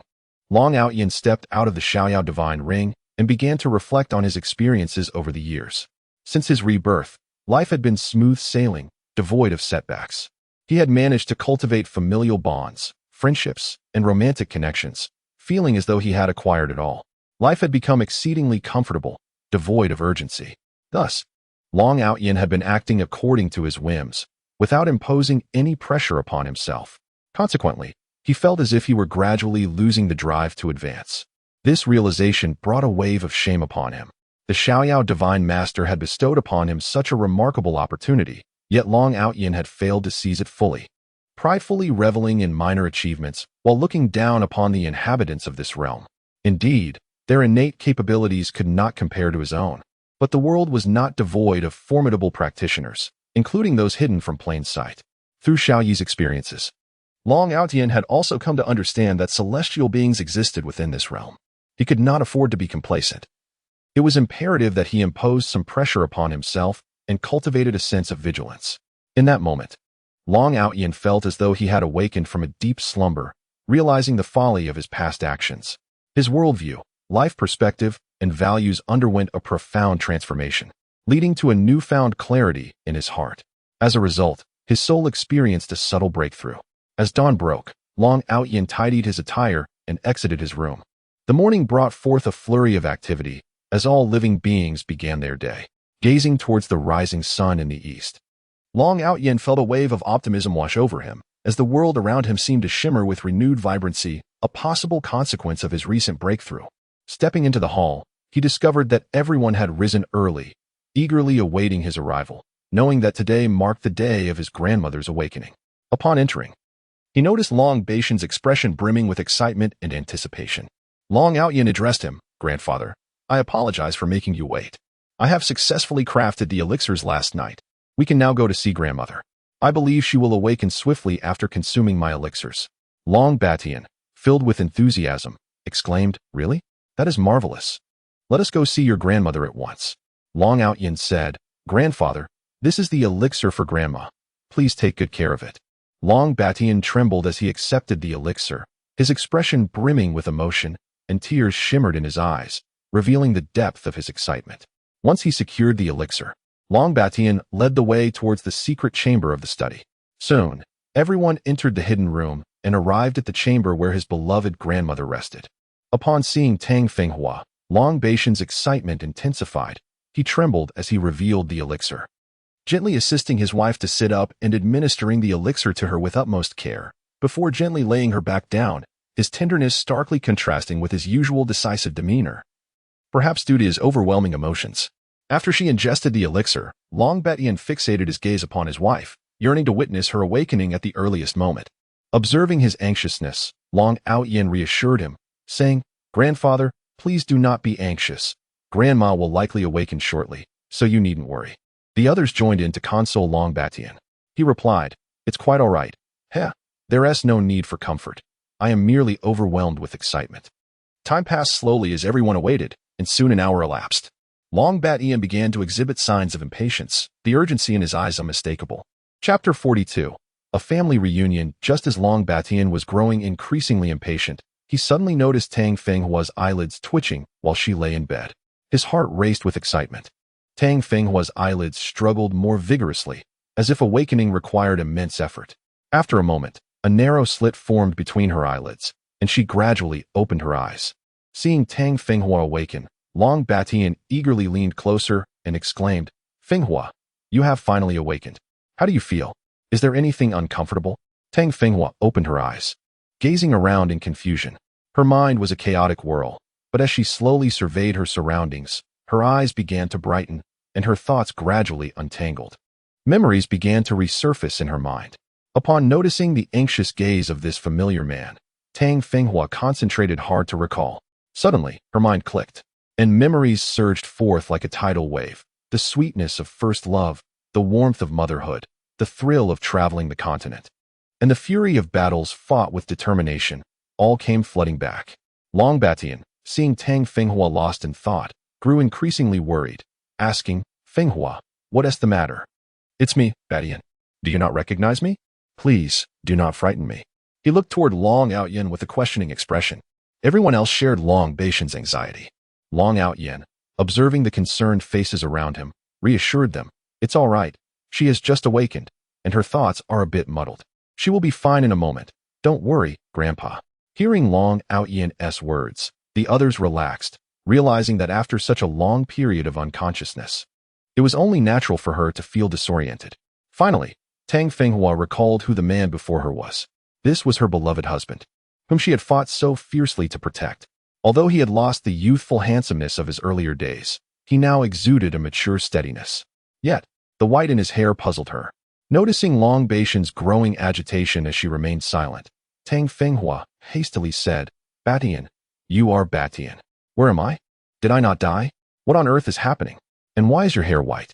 Long Batian's expression transformed with emotion upon hearing her words, and tears streamed down his face. "You finally remember me. You scared me to death just now. I thought you had forgotten me. 30 years, it has been 30 long years. How could I remain as youthful as before? But it doesn't seem matter anymore. You have finally woken up." Tang Fenghua was taken aback. 30 years? She had been asleep for 30 years? No wonder her husband had white hair. She struggled to process this revelation. sitting there in stunned silence. Long Batian, observing her state, urged, Fenghua, are you all right? Don't dwell on the past. His words snapped her back to reality, and she noticed the many eager faces surrounding her. Among those present, she recognized only one person, Shadow, although she did not know the others. They radiated a sense of familiarity, especially a middle-aged man in armor who bore an uncanny resemblance to her husband in his youth. Her eyes turned curiously to Long Batian. Realizing the presence of others, Long Batian hastily introduced them. Fenghua, you have been in a coma for 30 years. These are our descendants. He then turned to Long Aoyan and the others, saying, come forward and pay your respects. Long Zhantian and Dongfang Xian approached first, with Long Aoyan and his brother following closely behind. Long Zhantian knelt before her, tears streaming down his face as he cried, Mother, it is me, Zhantian, your son, Zhantian. Mother, I pay my respects to you. This is your daughter-in-law, Dongfang Xian. Xian, have you not yet met your mother-in-law? Dongfang Xian quickly added, daughter-in-law pays her respects to you, hoping for your swift recovery. Long Zhantian continued, Mother, this is your grandson, Long Aoyan, and my brother, Long Aoyu. Long Aoyan and his brother chimed in, grandson pays respects to you, grandmother. Congratulations on reuniting with grandfather. We wish for your speedy recovery. Tang Fenghua felt an indescribable mix of emotions. Her son had grown up, married, and even had children. They all appeared so accomplished. Overwhelmed, she exclaimed, Zhantian. You are Zhantian. My son, look how much you have grown. She quickly helped him to his feet, her hand instinctively brushing his hair. Long Zhantian, feeling somewhat awkward, protested. Mother, I am already grown. Please do not ruffle my hair. I will lose face in front of the younger generation. He feigned embarrassment, a stark contrast to his usual demeanor. Tang Fenghua replied, to me, you will always be my child. What harm is there in ruffling your hair? Besides, there are no outsiders here. After speaking, she helped Dongfang Xian to her feet, saying, I did not realize that the little girl from back then has grown up and become my daughter-in-law. You have endured much over the years. Dongfang Xian replied, it is nothing, mother. It is my duty. Tang Fenghua then turned her gaze to Long Aoyan and Long Aoyu, her eyes sparkling with warmth as she said, so you must be Aoyu and Aoyan. How delightful. I have grandchildren now, and they are so grown. Should you ever need anything, come to grandmother. I shall do my utmost to make up for the years lost. Long Aoyu responded, grandmother, you flatter us. You owe us nothing. You saved grandfather's life, allowing us to keep him, and thanks to you, we now have the chance to be reunited as a family. We should be grateful to you. Long Aoyan added, indeed, grandmother, without you, the Long family might have perished. You owe us nothing. Rather, it is we who owe you our gratitude. Tang Fenghua beamed at their words. Oh, how eloquently you speak. She chuckled. One by one, Long Batian's siblings approached to pay their respects, keeping Tang Fenghua smiling throughout. Seeing her joy, Long Batian felt his own heart swell with happiness. After 30 years, he had not felt such elation. It was as if he had returned to his youth, his heart brimming with passion. After introducing everyone, Long Batian suggested, let us move to the hall. It is too crowded here. Since Tang Fenghua had just awakened and was still unsteady, they had prepared a chair similar to a wheelchair for her to sit in.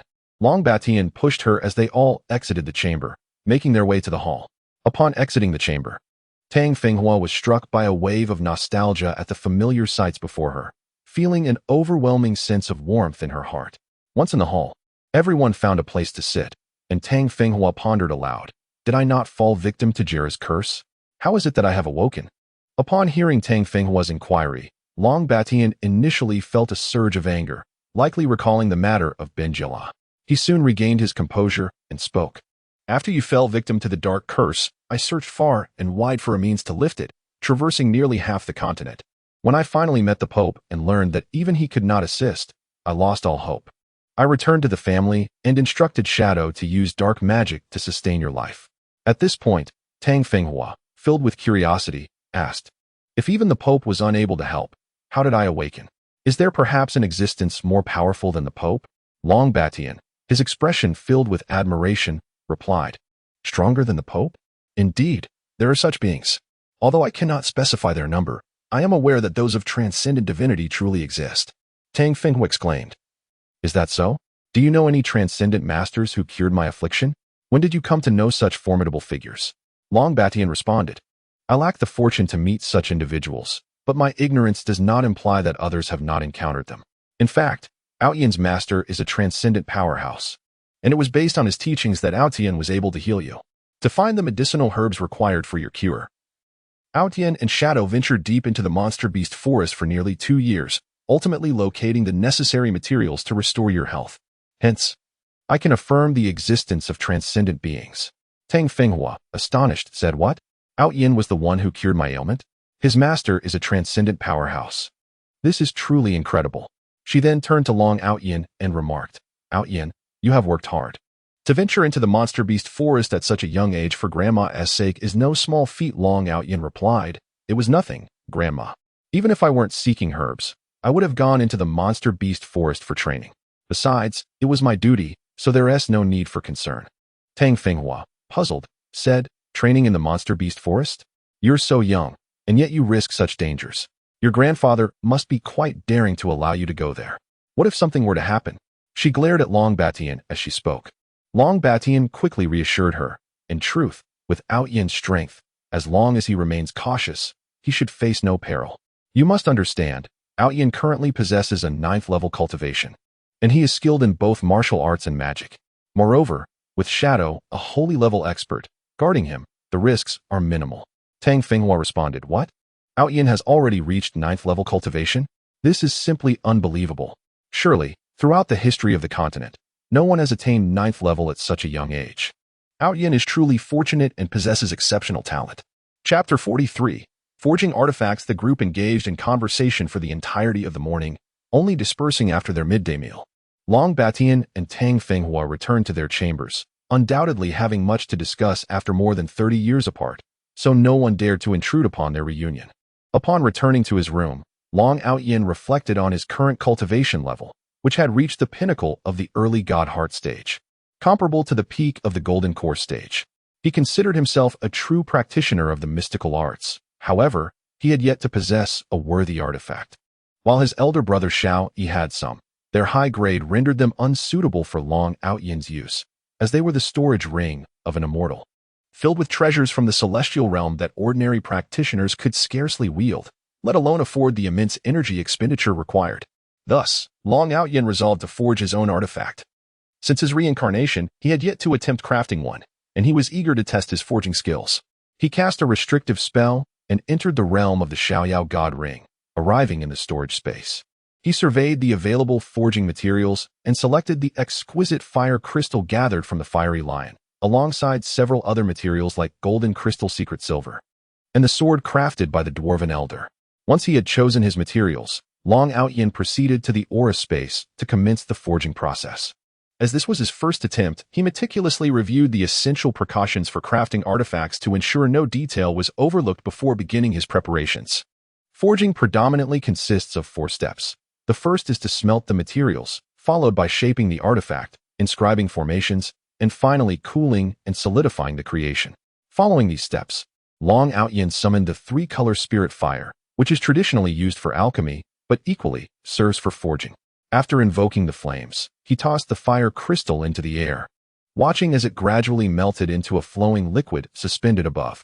He continued to sequentially melt the golden crystal secret silver and other items until he reached the final piece, the black meteorite sword. Due to the presence of numerous impurities, he first removed them before refining the metal, ultimately reducing it to the size of a fist while enhancing its quality to that of meteorite essence through the refining process. Observing the floating liquids, Long Aoyan began to merge them together, starting with the fusion of the golden crystal and secret silver, followed by the combination with the fire crystal, culminating with the meteorite essence. The result was a swirling mass of purple liquid that continuously transformed in midair. After contemplation, Long Aoyan decided to forge a flying sword. As both the fire crystal and meteorite essence possessed exceptional hardness, making them ideal for offensive capabilities, he gradually shaped the liquid into the form of a sword, intricately carving mountains and rivers on one side, and images of flying birds and beasts on the other, while the hilt bore an exquisite 5-clawed golden dragon. With the sword mold taking shape, Long Aoyan began inscribing formations upon it. After careful deliberation, he chose to engrave a solid formation to enhance its durability, a soul-capturing formation to inflict soul damage, capable of causing disorientation in foes for a duration between 1 to 10 seconds, and a shattering gold formation to ensure it could pierce through any defense. Lastly, he added a gale formation to augment the speed of both attack and flight. Upon completing the inscriptions, Long Outyin secured them within the sword's body, leaving only the final step of cooling. Cooling can be achieved in two ways: using celestial spiritual waters, such as the cold spring water or the nine heaven sweet dew for optimal effect, or through mundane water, which yields lesser results. Within the Xiaoyao God Ring, a layer of aura space had accumulated a significant amount of spiritual liquid, so Long Outyin gathered some and submerged the sword mold within it. He watched as the mold absorbed the aura at a discernible pace, consequently lowering its temperature, and just as the spiritual essence began to dwindle, the flying sword took shape. Long Outyin grasped the 3-foot-long purple flying sword in his hands and, upon probing its essence, discovered it was a mid-grade spiritual weapon. He felt a surge of joy. Crafting a spiritual weapon on his first attempt indicated a commendable level of forging skill. Pondering the absence of a name for the sword, he admired its elegant form. Shimmering with purple light and radiating occasional fluctuations of green wind elements, a manifestation of the gale formation's effect, he decided to name it Purple Gale. Noticing that time was still on his side, Long Outyin recalled the incident involving Li Tianlin's abduction of Ximenju and was inspired to forge a protective artifact for her. Ideally, it would be one imbued with spiritual essence, capable of autonomously safeguarding its master. Such artifacts demand a high standard, necessitating the presence of a spirit. Spirits can manifest in two forms, one being the spirit that naturally develops within an artifact over an extended period, signifying the highest quality, and the other resulting from the sealing of a slain spiritual beast or human soul, stripped of its consciousness, leaving only instinctual activity. The latter is of inferior quality and often tainted by malevolence, employed exclusively by practitioners of the dark arts. Contemplating this, Long Outyin felt a headache coming on. Allowing an artifact to cultivate its spirit naturally requires millennia, an impractical prospect for him. Yet, he could not bring himself to take innocent lives for the sake of crafting an artifact, leading to a deep sense of inner conflict. Were to acquire a soul. Suddenly, a flash of inspiration struck him. After slaying Li Tianlin, he had sealed his soul. He could summon Ximenju to release it, using it to forge an artifact, thus atoning for his misdeeds. Moreover, utilizing his soul in such a manner would not adversely affect his own moral standing. It aligned with the principle of karmic retribution, ensuring that he would face no backlash, but rather a fortuitous outcome. Resolute in his decision, Long Outyin exited the ring and returned to his room. Seeking out Ximenju to request the pendant she possessed, he intended to transform it into a protective artifact. He made his way to her courtyard. Upon reaching her door, he knocked gently, and Ximenju's voice rang out from within, asking him to wait a moment. Shortly, the door opened, revealing Ximenju, whose face lit up with excitement upon seeing him. Outyin, what brings you here? Come inside. Now that Ximenju was officially recognized as Long Outyin's girlfriend, he felt no need for pretense and stepped inside. It was his first time in her room, adorned with exquisite trinkets and an array of colorful flowers, exuding a refreshing and pleasant ambience. Noticing his admiration for her room, Ximenju teased, "What are you looking at? Is there anything worth seeing? Speak up. Did you come to tour my room?" At that moment, Long Outyin recalled his purpose for being there and replied, "Well, Ximenju, do you still have that pendant I gave you last time? Please take it out. I wish to forge a protective treasure for you, to prevent any future dangers. I require the soul of Li Tianlin contained within." Upon hearing that Long Outyin intended to create a treasure for her using Li Tianlin's soul, Ximenju initially felt joy but soon expressed concern. "Outyin, is it appropriate to use a soul to forge an artifact?" Seeing her apprehension, Long Outyin felt reassured and replied, "No need to worry. Using an ordinary person's soul might raise issues, but Li Tianlin was a man laden with sins throughout his life. My actions serve to uphold justice. Who would dare to challenge me? You needn't fret. Besides, if we keep it between ourselves, who would know?" Ximenju's tension eased upon hearing Long Outyin's words. "Thank you, Outyin. I promise I won't tell anyone." With that, she retrieved the pendant. Long Outyin accepted the pendant and remarked, "Mingwe, would you like to take a look inside my ring?" Ximenju replied, "Sure, I have never been inside before. I am curious to see what it is like." Thus, Long Outyin drew Ximenju into the ring, and he followed suit. The spiritual space, nourished by the essence of spiritual energy, was adorned with numerous plants, flowers, and trees. though they appeared somewhat sparse in relation to the vastness of the area. Upon entering, Ximenju inhaled deeply and exclaimed, "Out Yin, the air here is so peculiar. It feels incredibly refreshing to breathe, and there seems to be a tremendous power, perhaps even superior to magical elements. It truly is delightful." Long Outyin chuckled and affirmed, "Indeed. This is spiritual energy, akin to the elemental magic, yet its applications far exceed those of magical elements." Ximenju nodded, seemingly grasping his words. Long Outyin then said, "Please wait a moment while I prepare something for you." He retrieved a piece of fire crystal and a piece of chalcedony, the latter discovered during his trials in the monster forest, and took out the pendant once more. Long Outyin summoned the three-colored spirit fire to melt the pendant without harming the soul within. As the restrictions dissipated, Li Tianlin's soul attempted to escape, but Long Outyin commanded, "Stay." He cast a binding spell to restrain it, then projected a beam of white light that penetrated its brow. Soon, the soul's gaze dimmed, indicating that Li Tianlin's consciousness had vanished, leaving only the essence of the soul.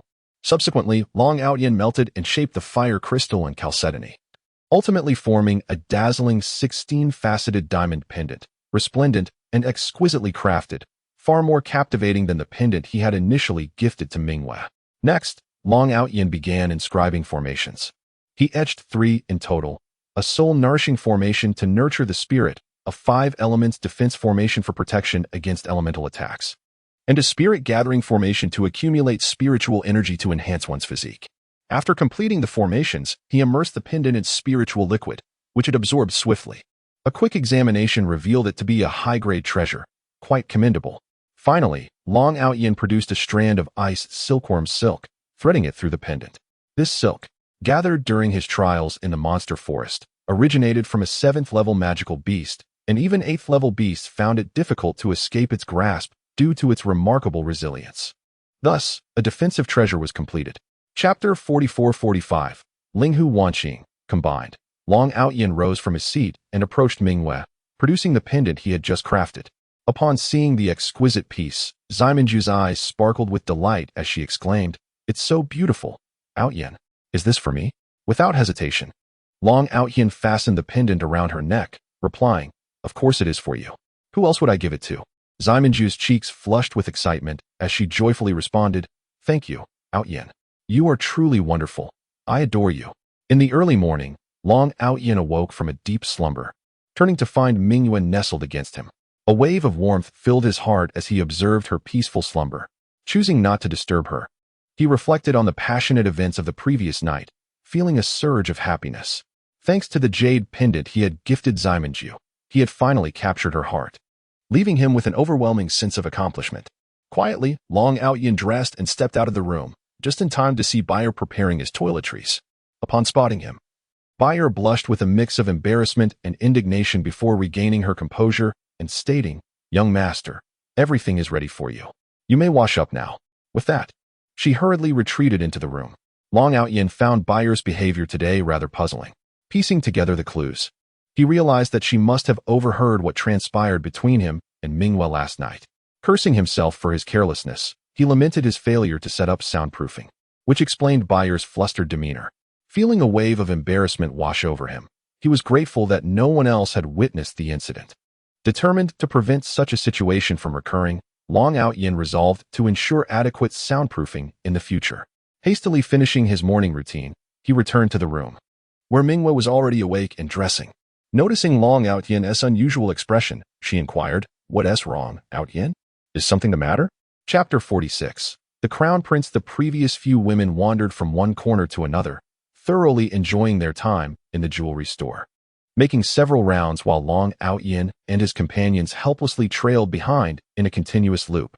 Just as their patience was waning, a voice suddenly pierced through the air. "Ching, so this is where you are. I've been searching for you for quite a while. Why didn't you come to find me?" Long Outyin looked up to see a strikingly handsome young man holding a folding fan. Adorned in a golden robe embroidered with 8 foreign dragons, a royal robe typically featuring 9 dragons, denoting the crown prince. Despite the warm smile that graced his face, Long Outyin's keen instincts immediately flagged him as a potential threat, categorizing him as a typical hypocrite. Recognizing the man's attire, Long Outyin understood that he was the renowned crown prince, a formidable contender for the throne. The current emperor had 3 sons, the crown prince, born of the Ouyang family, who maintained a close alliance with them as they fervently supported his bid for the throne. The second prince, born of the Linghu family, was a martial arts enthusiast indifferent to power, wholly devoted to the path of combat, having achieved the rank of an 8th-level warrior at a young age. And the third prince, the son of Long Outyan's aunt, enjoyed the backing of the Long family due to his mother being the empress, making him a popular candidate for the throne. Upon hearing the newcomer's address, Linghu Wanqing frowned and replied, "I have met the crown prince. I kindly request that you refrain from calling me Qinger, as we are not well acquainted." She then assumed an expression that clearly communicated her desire for distance. The crown prince, feeling somewhat embarrassed in front of so many, especially those from the Long family, quickly masked his discomfort with a smile, saying, "My apologies. I was indeed remiss. Please forgive me." Witnessing this, Long Outyan heightened his guard. The man possessed both adaptability and cunning, indicating he was a formidable adversary with the makings of a hero. It seemed his cousin indeed faced a challenging rival. The crown prince continued, "Since I have some free time today, why not allow me to guide everyone around? I shall treat you all today, so please feel free to choose whatever you like." He presented himself with an air of generosity. At this moment, Long Outyan's second brother, Long Alfing, was displeased. Their ongoing rivalry stemmed from Long Alfing's disdain for the crown prince's insincerity, and with the Long family's support behind him, he felt no need for restraint. He approached assertively, stating, "Crown Prince, do you truly think so little of us? Is it not sufficient for us to accompany Miss Linghu? Do you believe we lack the means to purchase items here?" Long Alfing unabashedly confronted the crown prince, who felt the sting of the insult. For he was indeed the crown prince, and his status demanded respect. His expression darkened. At that moment, a group entered the store, led by none other than Shimin Jun and Ouyang Yun, the 2 individuals from the previous encounter at the dwarven shop. Upon recognizing them, the crown prince approached with a friendly demeanor. Shimin Jun, upon spotting Zimingyu, was immediately struck by her beauty, elegantly inquiring, "May I have the honor of knowing your name, fair maiden?" "I am Shimin Jun from the Shimin family. Might I be so bold as to request your acquaintance?" His gaze lingered on her with an unsettling intensity. Long Outyan's temper flared. He felt an overwhelming urge to confront Shimin Jun for daring to flirt with his woman in plain view. Zimingyu, however, responded with an icy demeanor, saying, "I'm afraid I cannot accept your advances. I am out of your league, and my boyfriend would not take kindly to it. I ask you to respect that." Shimin Jun, taken aback by her rejection, bristled at the notion of being disrespected and threatened. "Miss, I urge you to reconsider. It would be unfortunate if this escalated into an unpleasant situation. Also, as for your boyfriend, I would like the honor of meeting him." At this, Long Outyan stepped forward, wrapping an arm around Zimingyu, and confronted Shimin Jun. "What? Are you intending to threaten my woman? Is the Shimin family so audacious as to think they can lay hands on the women of the Long family without consequence?" Upon recognizing Long Outyan, Shimin Jun's anger flared. "So it is you. I have sought you for over a year. It is your fault that I have faced punishment from my father for your cowardice." The crown prince interjected, "Enough. Let us not ruin our camaraderie over such trivial matters." Shimin Jun, unwilling to contradict the crown prince, begrudgingly acquiesced. "Very well. I shall overlook this for the crown prince's sake, but I will ensure you pay for this in the future." However, Long Alfing was not content to let the matter rest. "Do you take the Long family so lightly? We cannot simply allow you to act as you wish. If we give you face, who will give us face in return? Is it not embarrassing for us to allow this?" He postured defiantly, prompting Long Outyan to stifle a laugh at his brother's unexpected flair for bravado. The crown prince, sensing the escalation, could no longer contain his frustration and warned, "Are you intent on escalating this? Such actions would be detrimental for all involved. Should this matter grow, you may find yourselves unable to bear the consequences. Perhaps we should end it here." Long Outyan, reflecting on the implications of responsibility, considered the Long family's rising power and felt emboldened. "Let it escalate then. There is nothing to fear. We have never shied away from trouble." His brothers rallied behind him in support. The crown prince, feeling his authority undermined, struggled to contain his fury, yet his rational mind advised against a full confrontation with the Long family. With a hardened expression, he addressed Long Outyan. "What is it that you desire, Long Shao? Perhaps you might enlighten me." Long Outyan nonchalantly replied, "It is quite simple. Shimin Jun has offended my woman and should come forth to apologize. We cannot allow the world to perceive the Long family as easy prey for anyone who wishes to trample over us." Shimin Jun, incensed, exclaimed, "What? You, A worthless fool. Dare demand an apology? You are delusional. As tensions rose, Shimin Jun prepared to strike, prompting Long Outyen's brothers to ready themselves for a fight. Just then, four individuals descended from the second floor, declaring, well, Shimin Jun, how bold of you to act so brazenly on our Dongfang family's territory, even bullying our younger brother. Are you truly challenging the Dongfang family?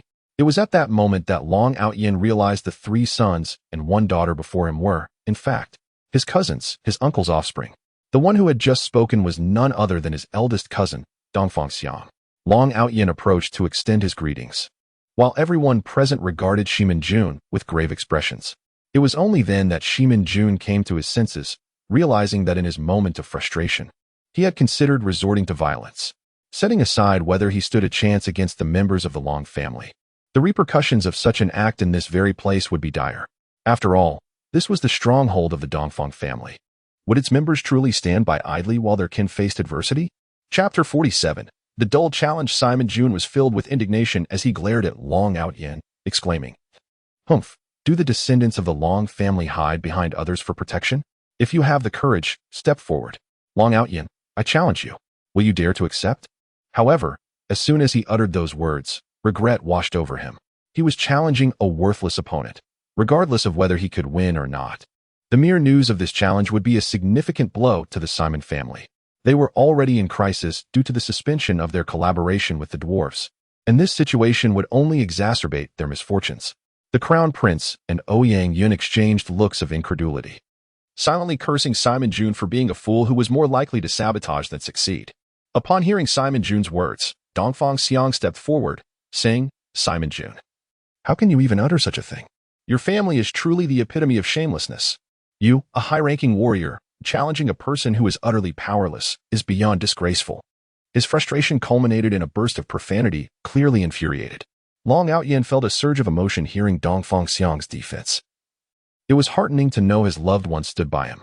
In contrast, Shimin Jun, incensed by Dongfang Xiang's vulgarity, retorted, "You, how dare you insult me? Do you possess no sense of noble decorum?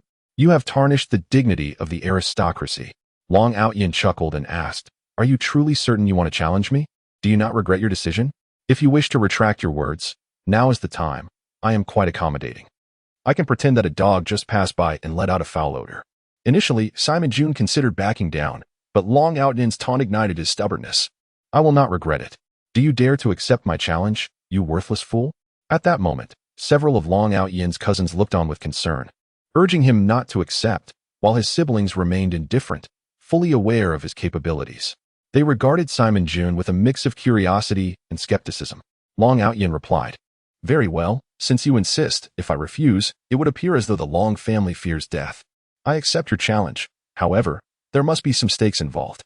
My appearance fee is quite considerable, and not something just anyone can afford." Dongfang Xiang and the others grew anxious upon hearing Long Outyen's acceptance, but he reassured them with a calm glance. His siblings held them back, indicating that Long Outyen knew what he was doing. Although his cousins were puzzled, they trusted that his siblings would not lead him astray. With a sinister grin, Shimin Jun replied, "Since you seek death, I shall not be responsible. As for the stakes you mentioned, we shall set up a wager, and you can place your bets then. Let us schedule it for a week from now. How does that sound?" Long Outyen nodded. "Sounds good. I happen to be in need of some funds. I would not refuse a generous offer. But do not cry when you lose." Shimin Jun, feeling belittled by Long Outyen's disdain, retorted, "Humph. Just wait and see how I deal with you. For now, I will let you bask in your arrogance, but soon you will regret it." Long Outyen answered, "Then let us await the outcome." Shimin Jun sneered, "Very well. I shall take my leave now." With that, he strode away, followed closely by Ouyang Yun and the Crown Prince, who could not resist cautioning Long Outyen, "Young Master Long, do be careful. After all, swords spare no one, and injury could lead to dire consequences." Long Outyen replied, "There is no need for your concern, Your Highness. I am quite capable of handling myself. Safe travels, and do mind your step. Watch out for any dogs along the way." The Crown Prince huffed and departed. Once they were gone, Dongfang Xiang remarked, "Outyen, you acted rather recklessly. The opponent is also a high-ranking warrior. Getting injured would be unfortunate." Long Outyen smiled mysteriously, assuring his cousin, "Fear not, dear brother. I am well aware of my own capabilities. I never undertake actions without certainty." Just wait and see. Do not question my motives. All will be revealed in due time. At that moment, Long Outyan's cousin, Dongfang Xiaoya, said, Brother, it has been over a year since we last met. I am curious about what you have been doing all this time.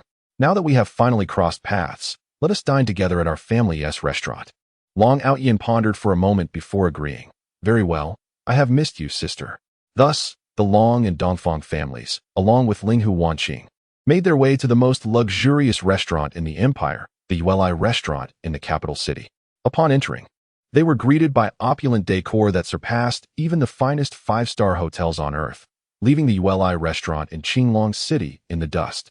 As soon as they entered, a waiter noticed them and hurried over, saying, Young master, how may I assist you? Dongfang Xiang was pleased with the waiter's promptness and attitude, stating, Please prepare a spacious private room for us and serve a selection of the restaurant's specialties. The waiter promptly replied, Of course, young master. Please follow me. He led them to a lavish private room, adorned with exquisite sculptures and furniture that exuded both wealth and elegance, devoid of any vulgarity. Observing Long Outyan's reaction, Dongfang Xiang remarked, Outyan, I believe this is your first visit here. You seem to have spent all your time at home. What do you think of the decor? My father went to great lengths to have it designed. Long Outyan responded, It is splendid indeed, lavish yet refined. It feels quite comfortable. I shall have to visit more often. Hee, you must treat me next time, for I am but a poor man. Should Dragon Batian have heard this, he would surely be infuriated, for he knew that Long Outyan possessed wealth amounting to billions of gold coins. Long Outyan's cousin boisterously replied, What nonsense! Who would charge you for a meal here? That would be an embarrassment to our Dongfang family. Rest assured, come whenever you like. Soon, an array of exquisite dishes was served, filling the air with delightful aromas. They began to savor the meal, and Long Outyan could not help but praise the culinary delights. Before long, the meal concluded, and they returned home. Due to the earlier encounter with the Crown Prince, Long Outyan felt no desire to stroll around, opting instead to head back to the Long residence. As they departed, his eldest cousin reminded him to visit often, to which Long Outyan nodded in agreement, having developed a fondness for the restaurant's cuisine. Upon their return to the Long family estate, news spread throughout the capital that Simon Jun had challenged young Master Long. Everyone knew that Long Outyan was deemed a worthless individual incapable of cultivation, leading to widespread disdain for Simon Jun, who had acted in a manner unbecoming of nobility. Typically, such news would not circulate so swiftly, but this was largely due to Long Outyan's influence. While dining, he had instructed the guards of the Long residence to disseminate this information, ensuring that it reached every ear.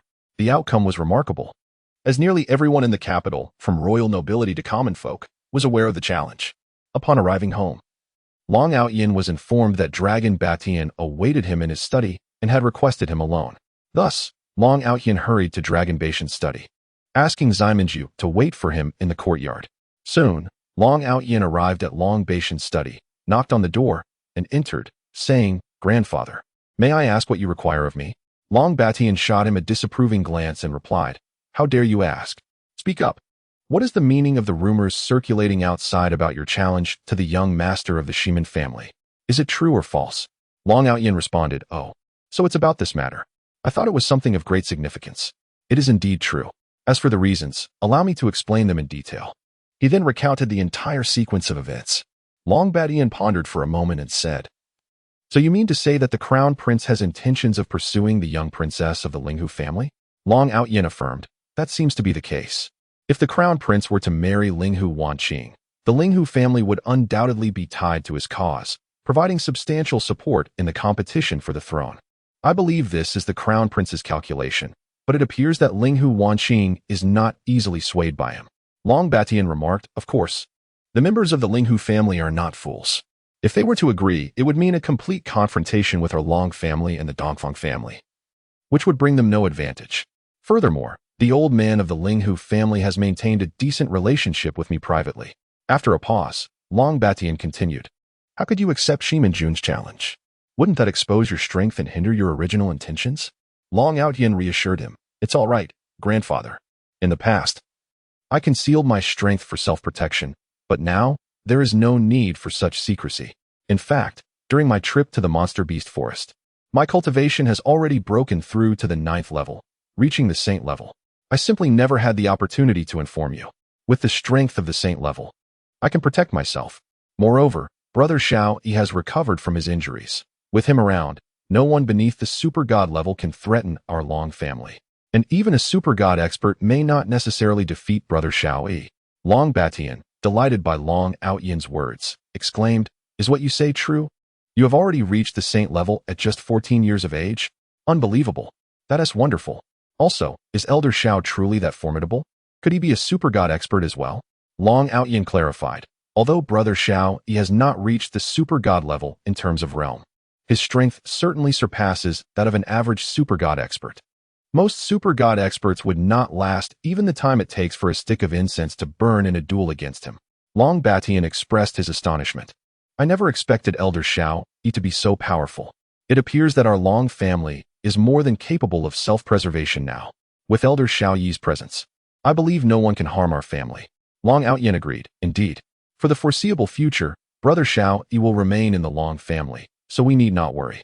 Since we possess such strength, I also wish to shed the label of being a waste, as that title is quite unpleasant. However, I will not reveal my saint-level strength, as doing so would incite madness among the people. While it won't harm our foundation, it would still bring certain troubles. So I have decided to only showcase the strength appropriate for my age. Long Batian responded, well, since you have made your decision, go ahead and act on it. Hee. It seems you have also initiated a betting game, right? It would be wise to take advantage of that and make them pay a price. Upon hearing Long Batian's words, Long Outyan thought to himself, what a cunning old fox. He replied, I will ensure they pay a price. Over the years, the Shiman family's wealth has accumulated to a certain extent. Why not take advantage of it? Chapter 48. An unexpected outcome. Long Batian remarked, well, that's enough. If there's nothing else, you may return. By the way, take care of your health and don't overexert yourself, lest you harm your body. Upon hearing Long Batian's words, Long Outyan's face flushed crimson as he hurriedly exited. He soon returned to his own villa. At this moment, in the study of the Shiman family head, Shiman Shuexiao, Shiman Jun knelt silently on the floor. Shiman Shuexiao, with a grim expression, said, what a disgrace. Look at the mess you've made by challenging a mere waste. How could you even think of saying such a thing? The entire imperial capital is now mocking us by name, branding our Shiman family as shameless. Our family was already struggling, and this is just adding insult to injury. As he spoke, Shiman Shuexiao cast an angry glare at Shiman Jun. Shiman Jun replied, Grandfather, this must be the work of those with ill intentions, deliberately trying to tarnish our family's reputation. We must uncover the mastermind behind this. Shiman Shuexiao, still fuming, retorted, what good will investigating do now? Everyone is already aware of the situation, and besides, isn't what they say out there the truth? Shiman Jun fell silent, lowering his head, and suddenly thought of Long Outyan. He declared, when the time comes for the duel, I will surely kill Long Outyan to avenge my grievances. Shiman Shuexiao was nearly driven to madness. Why had he not realized earlier how foolish his grandson was? He scolded, fool. Shut your mouth. Kill Long Outyan? How could you even think of such a thing? Do you dare to harm him? If you attempt to kill him, our Shiman family will be buried alongside him by the next day. You are a fool. Although our family is one of the 6 great families of the Aolong Empire, we are nothing compared to the Long family. Their true power is beyond our reach. You better abandon this foolish thought, or I shall deal with you myself before the Long family does. After hearing his grandfather's words, Shiman Jun, unwilling to relent, said, surely the Long family wouldn't go to such lengths over a mere waste? Grandfather, you are being overly dramatic. It's just a useless person. Would the Long family really make a fuss over him? Seeing his grandson's utter lack of sense, Shiman Shuexiao was nearly apoplectic. He struck Shiman Jun across the face, exclaiming, silence, you wretch. Do you truly wish for our entire Shiman family to be buried alongside Long Outyan? Get out. Go home and think carefully. Shiman Jun, nursing his reddened face, left his grandfather's study, his eyes gleaming with resentment. In his heart, he vowed, fine, I may not kill him, but I will make his life a living hell. I shall utterly ruin him, and then I can have that beautiful girl for myself. Humph. In the Ouyang family, Ouyang Xiong listened to his grandson Ouyang Yun's report and said, well done, Yun. I never expected Shiman Shuexiao to have such a foolish grandson. If it weren't for our current alliance with the Shiman family. Ouyang Xiong did not finish his thought and changed the subject. A few days ago, I received news from Dark Assassin that the Li family has been exterminated. It seems that Li Tianling's idiot son offended a member of the Long family and was annihilated by Long Patian. With the Li family gone, our Ouyang family has completely lost control over Qinglong City. The current situation is quite unfavorable for us. We must strategize carefully. It appears the emperor has tacitly approved the Long family's actions. We must fully support the crown prince. This is our Ouyang family's last hope. Ouyang Yin replied, "Yes, grandfather. If there is nothing else, I will take my leave." Ouyang Xiong nodded, and Ouyang Yun exited, leaving Ouyang Xiong alone, lost in thought. The royal family, the Dongfang family, the Linghu family. At this moment, the major families and factions were closely monitoring the upcoming duel, anticipating the reactions of the two powerful factions. In the following week, the challenge became a topic of conversation among the populace, and the betting schemes devised by the Shimin and Ouyang families were finalized. Due to the stark disparity in strength, the odds of Long Outyin winning were set at 115, while the odds for Shimin Jun stood at 1-1. Time passed swiftly, and a week soon elapsed. The day of the duel between Long Outyin and Shimin Jun had arrived. In the morning, Long Outyin instructed his servants to place staggered bets on his victory, amounting to nearly 100 million gold coins, a sum sufficient for both families to enjoy a lavish feast. Meanwhile, Shimin Jun had arrived early at the imperial capital's arena. Gazing at the throngs of spectators, he felt a surge of determination, vowing to teach Long Outyin a harsh lesson in front of so many witnesses. As the time drew near, Shimin Jun noticed Long Outyin had yet to arrive, thinking to himself, he must be too frightened to show up. At that moment, murmurs began to ripple through the crowd. Just as impatience began to settle in, Long Outyin arrived, accompanied by members of the Long family. Upon seeing Long Outyin, Shimin Jun mocked, "Has the young master long been too frightened to come? Why did it take you so long? If you are afraid, you may beg for mercy." As he spoke, a smug and sinister glint flickered in his eyes. Long Outyin replied, "Oh, I have no habit of being treated like a fool. I assume the young master Shimin possesses such a penchant." Upon hearing Long Outyin's retort, Shimin Jun's eyes blazed with fury, and he shot back, "Enjoy your gloating while you can. Soon you will wear a different expression, one of despair." Long Outyin scoffed, "Oh, I'm so terrified." At that moment, a figure ascended the stage and addressed the crowd. "Silence, please. I hereby announce that the duel will commence shortly. Both parties, please step back 15 paces." Upon hearing this, they each retreated 15 steps. As Long Outyin and his companions readied themselves, the announcer declared, "Let the duel begin." With that, he swiftly exited the arena. Shimin Jun retrieved a massive two-handed sword from his spatial pouch, clearly a fine weapon, and charged at Long Outyin. Shimin Jun now possessed peak-level strength, having improved slightly since their last encounter in the dwarven shop, though only marginally. As he approached, Long Outyin remained unfazed, while the audience began to murmur in anticipation, with some exclaiming, "Could he be too frightened to respond?" Someone nearby quickly shushed the speaker, fearing for their safety. It was then that the individual recalled Long Outyin's identity and, feeling anxious, glanced around to ensure no one was watching before sighing in relief. On stage, Shimin Jun felt the distance between himself and Long Outyin diminishing, his smirk growing wider as if he had already triumphed. He leapt high into the air, unleashing a yellow energy slash aimed at Long Outyin. In response, Long Outyin effortlessly shifted his body in an extremely unconventional manner, dodging the attack with remarkable agility, causing the energy slash to strike harmlessly against the ground behind him. Shimin Jun, bewildered, exclaimed, "Impossible. You must have just gotten lucky. You won't have such fortune next time." He added defiantly. The onlookers largely echoed Shimin Jun's sentiments, save for a few discerning individuals who recognized Long Outyin's skill. One cloaked figure murmured, "Such remarkable footwork, expertly concealed. This is indeed intriguing." Long Outyin, overhearing, replied, "Ah, you constantly label me as a waste, yet you cannot even lay a finger on me. How pitiful for you indeed." Infuriated by the mockery, Shimin Jun retorted, "Silence," and charged at Long Outyin once more, each strike laced with lethal intent. Yet, Long Outyin consistently evaded Shimin Jun's guaranteed blows at critical moments. Frustrated by Long Outyin's evasiveness, Shimin Jun foolishly declared, "What skill is there in merely dodging? If you have the ability, come at me directly." To which Long Outyin replied, "Why should I concern myself with your preferences? Should I simply stand still and allow you to strike me? Fool." As Long Outyin sought to avoid wasting time with him, he deftly parried the incoming attack with a flick of his sword, unleashing a surge of green battle energy. Swiftly, he descended, slicing through Shimin Jun's wrist, causing the sword to be discarded. Seizing the opportunity, Long Outyin dashed to his side and delivered a powerful kick to his abdomen, propelling him into the air. In a fit of despair upon witnessing Long Outyin's green battle energy, Shimin Jun screamed, "This is impossible. This cannot be true. How can a waste like you be a level 6 swordsman?" But soon, he felt a sharp pain in his abdomen and was sent flying. The audience and the various factions lurking in the shadows were astounded, hastily relaying the news to their superiors.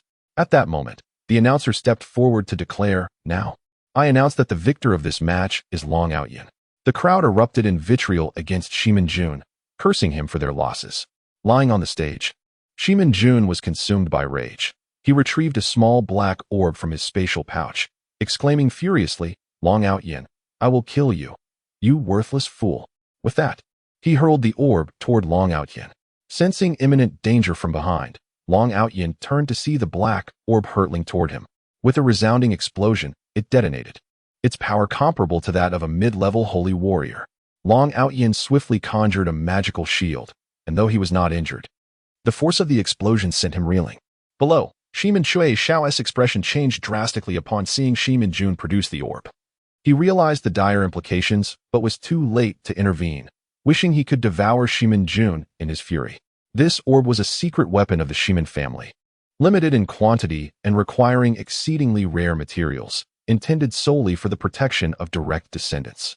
Upon witnessing the orb, Long Batian emanated an overwhelming aura of power, the presence of a divine-level warrior radiating throughout the imperial capital.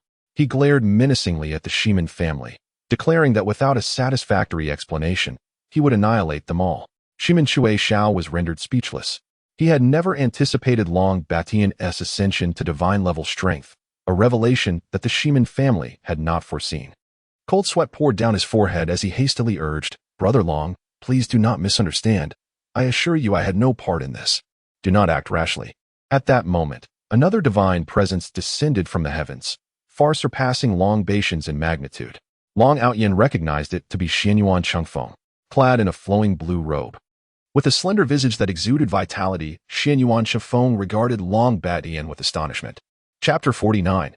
Aftermath Turmoil. Long Batian also recognized Xianyuan Chengfeng and hurriedly retracted his imposing aura. Clasping his hands in greeting, Batian pays respects to Senior Xianyuan. Regardless of status or identity, Long Batian was compelled to offer this gesture, for Xianyuan Chengfeng was, in name, a member of the royal family and, moreover, a renowned master of divine caliber, significantly older than Long Batian. Xianyuan Chengfeng landed gracefully and surveyed Long Batian, saying, "Ah, it is you who has broken through to the divine level. I thought it was someone else causing trouble in the Along Empire. This is indeed splendid. Our empire has gained another divine master. By the way, what transpired earlier? Who incited such rage in you that you disregarded your own aura?" Long Batian recounted the recent events to Xianyuan Chengfeng, who, upon hearing the tale, felt a surge of indignation. He had not anticipated that Shimin Jun could be so despicable. Casting a cold glance at Shimin Shui Shao, he inquired, "What do you have to say for yourself?" Shimin Shui Shao hastily replied, "Senior, this all stems from that wretch's own actions. I am truly wronged." Xianyuan Chengfeng responded, "Though you may be innocent, the undeniable fact remains that Shimin Jun breached our agreement and must face punishment." With that, he unleashed a blade of sword energy that pierced Shimin Jun's dantian, rendering him a cripple, unable to cultivate for life, a true embodiment of waste. Then Xianyuan Chengfeng declared, "Very well, let this matter rest. Should I discover anyone seeking vengeance afterward, I shall not be lenient." He shot a warning glance at Shimin Shui Shao. Although Shimin Shui Shao harbored deep anger over his grandson's fate, he recognized the strength of the situation and had no choice but to acquiesce. This was, after all, the best outcome. Otherwise, the entire Shimin family might face dire consequences. Thus, Shimin Shui Shao said, "I shall heed Senior Xuanyuan's commands. If there is nothing else, I shall take my leave." He signaled for his people to escort Shimin Jun back to the Shimin family estate. At this moment, Long Outyin descended from the platform, greeted Long Batian, and then turned to Xianyuan Chengfeng, saying, "I am Long Outyin, paying my respects to Senior Xianyuan." Xianyuan Chengfeng acknowledged his greeting. "No need for excessive courtesies. It seems you have wasted a sacred scroll earlier. Consider this book a compensation." He produced a volume from his spatial ring and handed it to Long Outyin. Upon inspection, Long Outyin realized it was his own cultivation notes. He quickly returned it, exclaiming, "Senior, this is far too precious. I cannot accept it." Xianyuan Chengfeng replied, "It is nothing of great value. Just accept it." Unable to decline further, Long Outyin said, "Then I must thank you, Senior Xianyuan." Long Outyin thought to himself, "Although I do not hold this item in high regard, it could serve as a reference to comprehend the offensive techniques of divine masters and to discern what makes them exceptional in this world. My magical shield was mistaken for a sacred scroll, which conveniently spared me the need to explain and resulted in acquiring a tome of cultivation notes." Seeing Long Outyin accept the gift, Xianyuan Chengfeng remarked, "Well, I have no further business here. I shall return to the academy. Should you need anything, feel free to seek me there. Farewell." With that, he soared into the air, heading towards the academy. Once Xianyuan Chengfeng departed, Long Outyin said, "Grandfather, let us return. We still need to collect our gambling debts. 1.5 billion, haha." Long Batyan responded, "Indeed, it is fortunate your strength has reached the sacred level. Otherwise, we would have faced considerable danger. We must remain cautious in the future to avoid any unforeseen mishaps." Long Outyin replied, "Understood, grandfather." With that, they returned to the Long family. Upon arriving home, they found Tang Fenghua waiting for them. Long Outyin exclaimed, "Grandma, your health has just improved. You must take care not to overexert yourself." Long Batian nodded in agreement. Tang Fenghua remarked, "I was unwell upon waking, but after consuming Toner-S royal bee pollen, I feel significantly better, nearly fully recovered. That bee pollen is truly remarkable. I feel as if I have returned to my youth."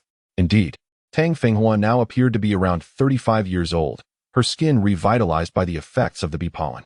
She turned to Long Batian and said, "Is it possible to send someone to the palace to inform Jingya? I have not seen her since awakening, and I have been anxious to see her now that I am well." Long Batian replied, "Very well. I shall dispatch someone immediately to notify her and ensure that the midday meal is prepared more lavishly." Meanwhile, the atmosphere in the Shimin family's hall was tense. Shimin Jun knelt on the floor, his eyes vacant. The primary members of the Shimin family were present, and Shimin Chue Xiao declared, "This incident has arisen due to this wretch. Therefore, I announce that he shall be placed under house arrest, forbidden to leave, awaiting his fate." Noticing the silence among the crowd, he continued, "Our Shimin family is now at a critical juncture. Who would have thought that the old scoundrel from the Long family would break through to the divine level? This is an immense misfortune for us. Consequently, for the time being, we must adopt a low profile, avoiding conflicts with them and gradually regaining our strength. We have suffered significant losses in this gambling affair, so we must economize on family expenditures moving forward. Is that understood?" Hearing the family head's orders, the members responded, "Understood." Shimin Chue Xiao concluded, "All right. You may all leave. I wish to be alone for a while." With that, everyone exited. In the Ouyang family, Ouyang Jia sat at the head of the table, surveying the principal members of the clan. "You are all aware of today's events. What are your thoughts?" At that moment, Ouyang Xiong's son, Ouyang Jian, spoke up, "Father, the situation is decidedly unfavorable for us. Long Outyin is manageable, being merely a 6th-level warrior. Although talented, he poses no immediate threat to the Ouyang family. However, Long Batyan is a master of divine caliber, which presents a significant disadvantage to us. Therefore, we must consider how to address this predicament." Ouyang Yin added, "I believe we should focus on recuperation for now, avoiding any conflict with the Long family and waiting for the right opportunity, as our strength currently pales in comparison." Listening to their perspectives, Ouyang Xiong remarked, "Indeed, we must maintain a low profile and refrain from provoking the Long family, gradually managing our affairs." "Very well. Everyone may return now." As the various major forces reacted to the outcome of the duel with astonishment, their responses varied. The allies of the Long family rejoiced, while their adversaries found themselves in a precarious position. In the imperial palace, Emperor Xianyuan Ming was receiving a report from a cloaked figure, with Long Outnin seated beside him. Upon concluding the report, Xianyuan Ming remarked, "I never anticipated that young Outyin had concealed his prowess so well, having reached the 6th level of strength and gained the favor of our ancestors. Clearly, I have not paid him enough attention. Empress, we should arrange a time to visit your family. Moreover, the old marshal has attained the divine level. This is indeed momentous news for our Aolong Empire." Long Jing responded, "Yes, it is indeed time for us to pay a visit. It has been far too long since I last saw my father." At that moment, A guard announced that a representative from the Long family had come to seek an audience with the Emperor and Empress, leaving them somewhat perplexed. Nevertheless, they instructed the guards to admit the visitor. The figure entered and bowed, saying, Long Yi pays respects to your majesty and to her majesty the Empress. His aunt was taken aback, for Long Yi held a high status within the Long family and typically would not attend to trivial matters himself. Thus, she said, Rise and speak. What is the matter? Long Yi said, Your Majesty. It is as follows. The head of the family has instructed us to inform your majesty and the Empress that the matriarch has awoken and expressed her longing for the Empress. Therefore, she wishes to invite the Empress to return to the Long residence. Upon hearing this, Long Jing immediately lost her regal composure. Her face filled with urgency as she exclaimed, What did you say, Long Yi? Mother has awakened? Is this truly the case? Long Yi affirmed, Indeed. The matriarch has been awake for several days. However, her health had not yet stabilized, which is why we refrained from notifying you. Now, her health has completely restored, and the head of the family has sent someone to inform the Empress. Long Jing, overcome with excitement, turned to the Emperor and said, Your Majesty, did you not mention earlier that you were going to the Long residence? Now that Mother has awakened, shall we not go together? The Emperor, equally elated by news of Tang Fenghua's awakening, replied, Indeed, let us depart immediately. There is no need for ostentation. We can go discreetly to avoid unnecessary trouble. A few capable guards will suffice. Long Jing responded joyfully, Excellent. She then turned to Long Yi and instructed, Very well, Long Yi. Please return and inform father that we shall be leaving shortly. Long Yi replied, Yes. Long Yi takes his leave and exited the room. Long Jing then added, Your Majesty, please arrange for someone to bring Hong Tian along as well, so he may greet his grandmother. I am certain Mother will be delighted. The Emperor responded, Indeed. That is most appropriate. I shall have someone notify him shortly. However, I find it quite puzzling who possesses the capability to lift such a formidable curse. The Pope was unable to do so. It is indeed a mystery worth inquiring about. Long Jing listened, equally perplexed. Chapter 50. The reunion of mother and daughter. Time swiftly approached noon, and the Long family bustled about in preparation. Long Aoyan conversed in the hall about the day's accomplishments when Long Aoyue interjected, Aoyan, since you've won so much money this time, shouldn't you treat us to a celebration? And what about the pendant you promised me last time? Long Aoyan responded, Rest assured, I'll cover everyone's expenses at tonight's auction as a celebration. As for the pendant, I'll give it to you tomorrow morning. I've been too busy these past few days to arrange it. Upon hearing that he would treat them tonight, everyone was filled with excitement, each contemplating what treasures they might purchase. Long Aoyan discerned that he might incur significant expenses this evening. Just then, a messenger announced the arrival of the Emperor and Empress, prompting them to rise in greeting. To their surprise, the Emperor and Empress were dressed rather casually. Unlike their usual formal attire, accompanied by the third prince, Xinyuan Hongtian, Long Aoyan and his party first bowed to the Emperor and Empress, who replied, There is no need for excessive formality. I have come not as an emperor, but as a son-in-law to visit my esteemed mother-in-law. He then approached Long Aoyan's grandparents and bowed respectfully. He rose and continued, Congratulations, mother-in-law, on your recovery. I brought Jinger and Hongtian to pay their respects. The grandmother responded, It brings me great joy to see you all. At that moment, the Empress stepped forward, kneeling and weeping. Mother, Jinger is unfilial. I should have come to see you sooner. Tang Fenghua quickly helped the Empress to her feet, saying, Jinger, do not blame yourself. At that time, I was unwell and did not wish to cause you worry, so I refrained from telling you. Now that I am well, I had your father send word. The Empress nestled into Tang Fenghua's embrace, exclaiming, Mother, I truly missed you so much. I am overjoyed that you have recovered. Tang Fenghua, hearing her daughter's words, felt immense joy and remarked, I owe it all to Aoyan. Without him, I might still be in slumber. But let us not dwell on that now. I will share more later. At this point, Long Aoyan's cousin, Xinyuan Hongtian, approached and knelt before Tang Fenghua, stating, Grandson Hongtian pays his respects to grandmother and congratulates her on her recovery. Tang Fenghua beamed upon seeing her grandson and said, Good, good. What a fine young man you have become. I did not expect Jinger's child to grow so well and so distinguished. Long Batian then interjected, All right, everyone, please take a seat. Let the servants bring in the feast. We shall celebrate today. Soon, the servants presented an array of sumptuous dishes, filling the table with delightful delicacies, creating an atmosphere of abundance.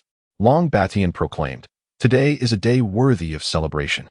Firstly, our family is reunited. Though Jing Tian and Patian are absent, we are nearly complete.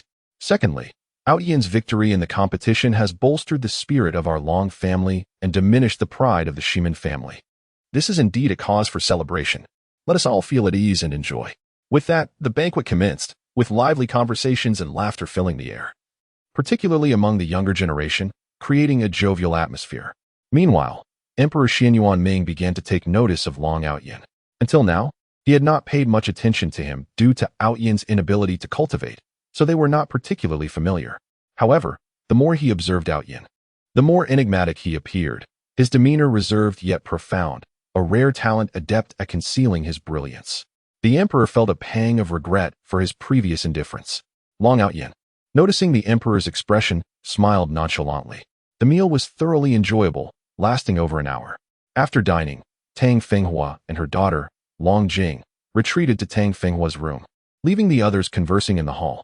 At this juncture, the emperor remarked, "Father-in-law, in addition to facilitating the meeting between the empress and mother-in-law, I wish to extend my congratulations on your ascension to become the 7th divine master of the continent.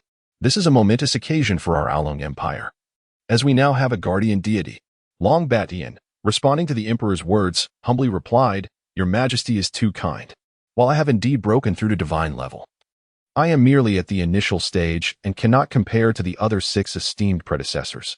I am still quite unremarkable by their standards." The emperor considered this and said, "While that may be true, congratulations are still in order, for divine level and saint level are entirely different realms. Furthermore, I believe that one day you will surpass them." Long Batian acknowledged the emperor's sentiment. "Thank you for your good wishes. Now that I have reached divine level, it is time for me to step back and dedicate myself to the martial arts.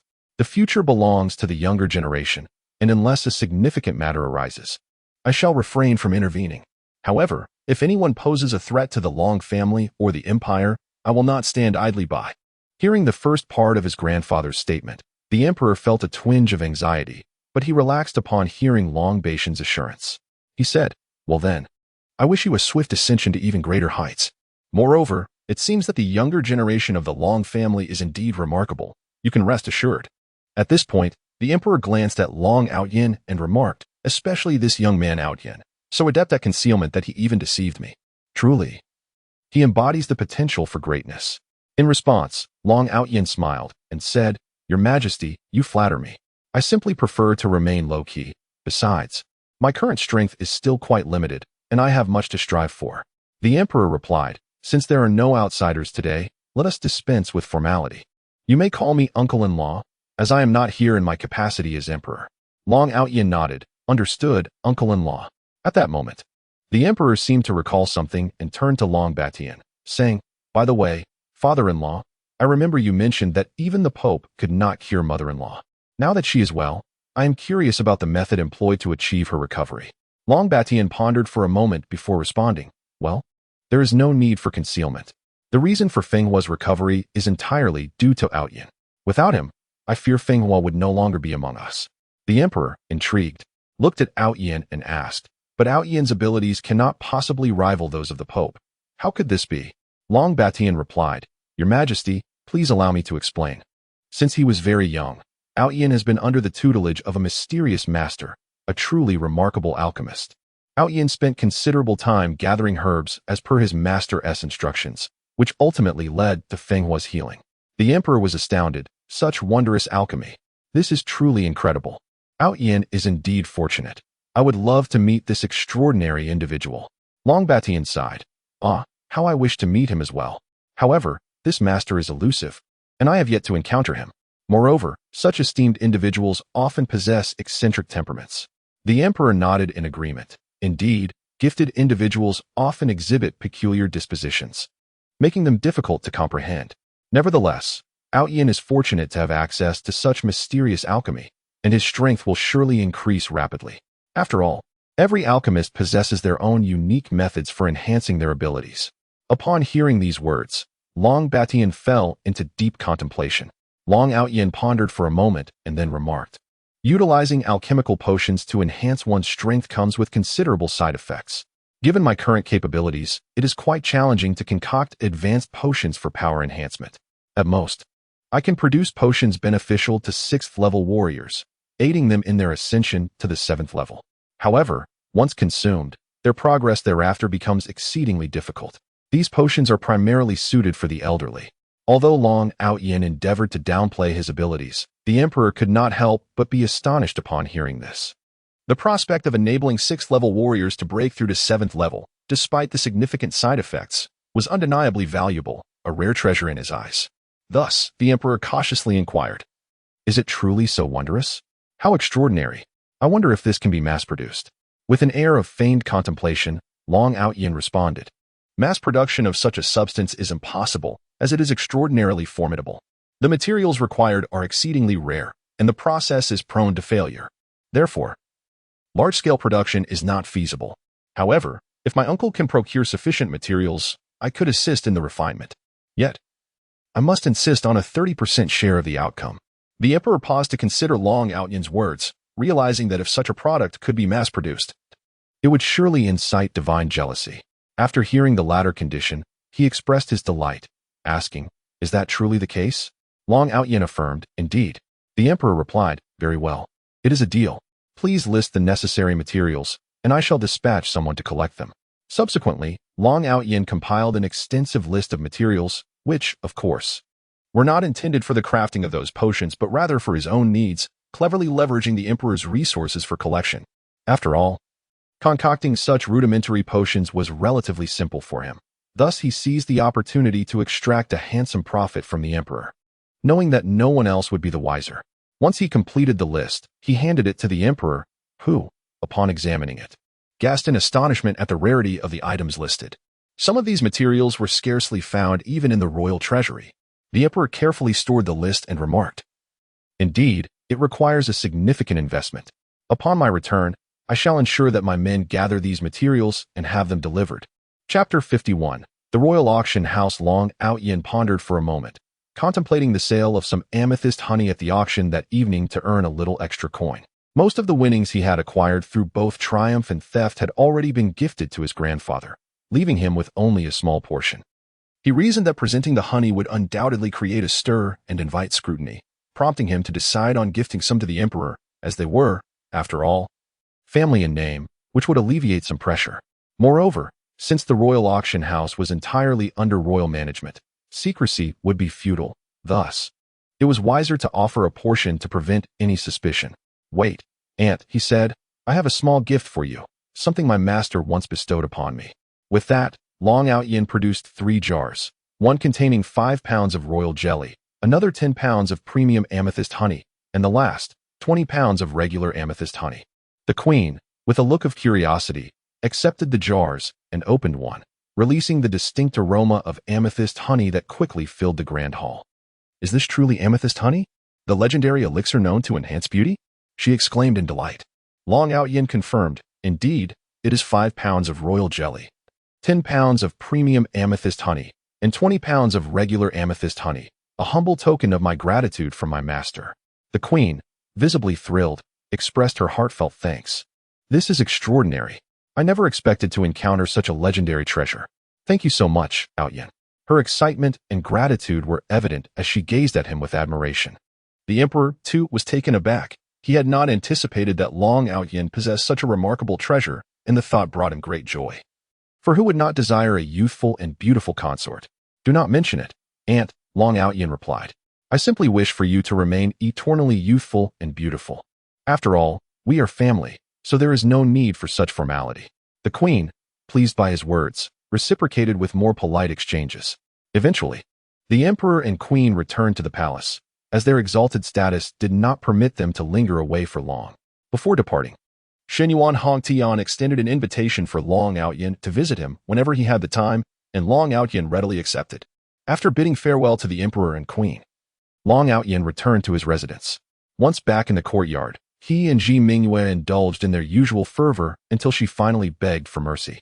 As they lay in bed, Ji Mingyue nestled in Long Outyin's embrace and said, "I'm sorry, Outyin. I can never seem to satisfy you. Am I so useless?" Tears welled in her eyes. Long Outyin quickly reassured her, "Silly girl, what are you saying? You are anything but useless.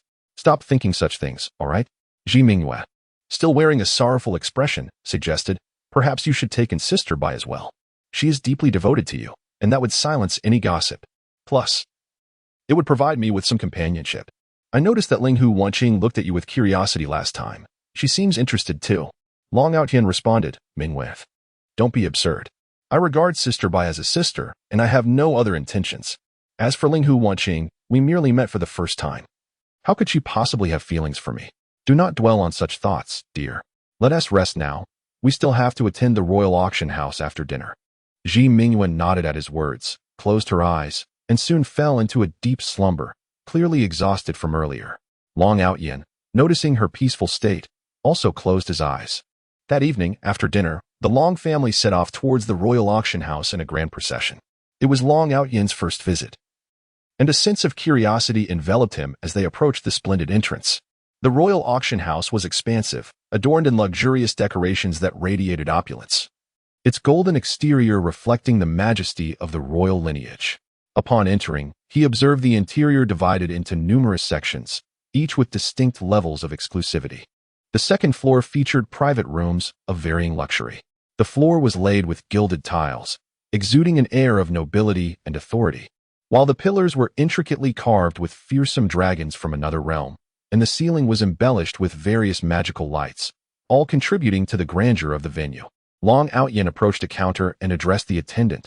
"I have items for auction. May we discuss them elsewhere?" The attendant, upon noticing Long Outyan's opulent attire and noble demeanor, replied, "Please, young master, follow me." He led Long Outyan to a private chamber and inquired, "What items does this young master wish to auction?" Long Outyan produced 6 small jars, stating, "These are 5 jars of regular amethyst honey and 1 jar of premium amethyst honey. Please verify them. I wish to auction these." The attendant, upon hearing the legendary name of amethyst honey, displayed considerable excitement as he opened each jar for inspection. "Indeed, this is authentic amethyst honey. Are you genuinely intending to auction these items?" he asked. "Yes, that is correct," Long Outyan confirmed.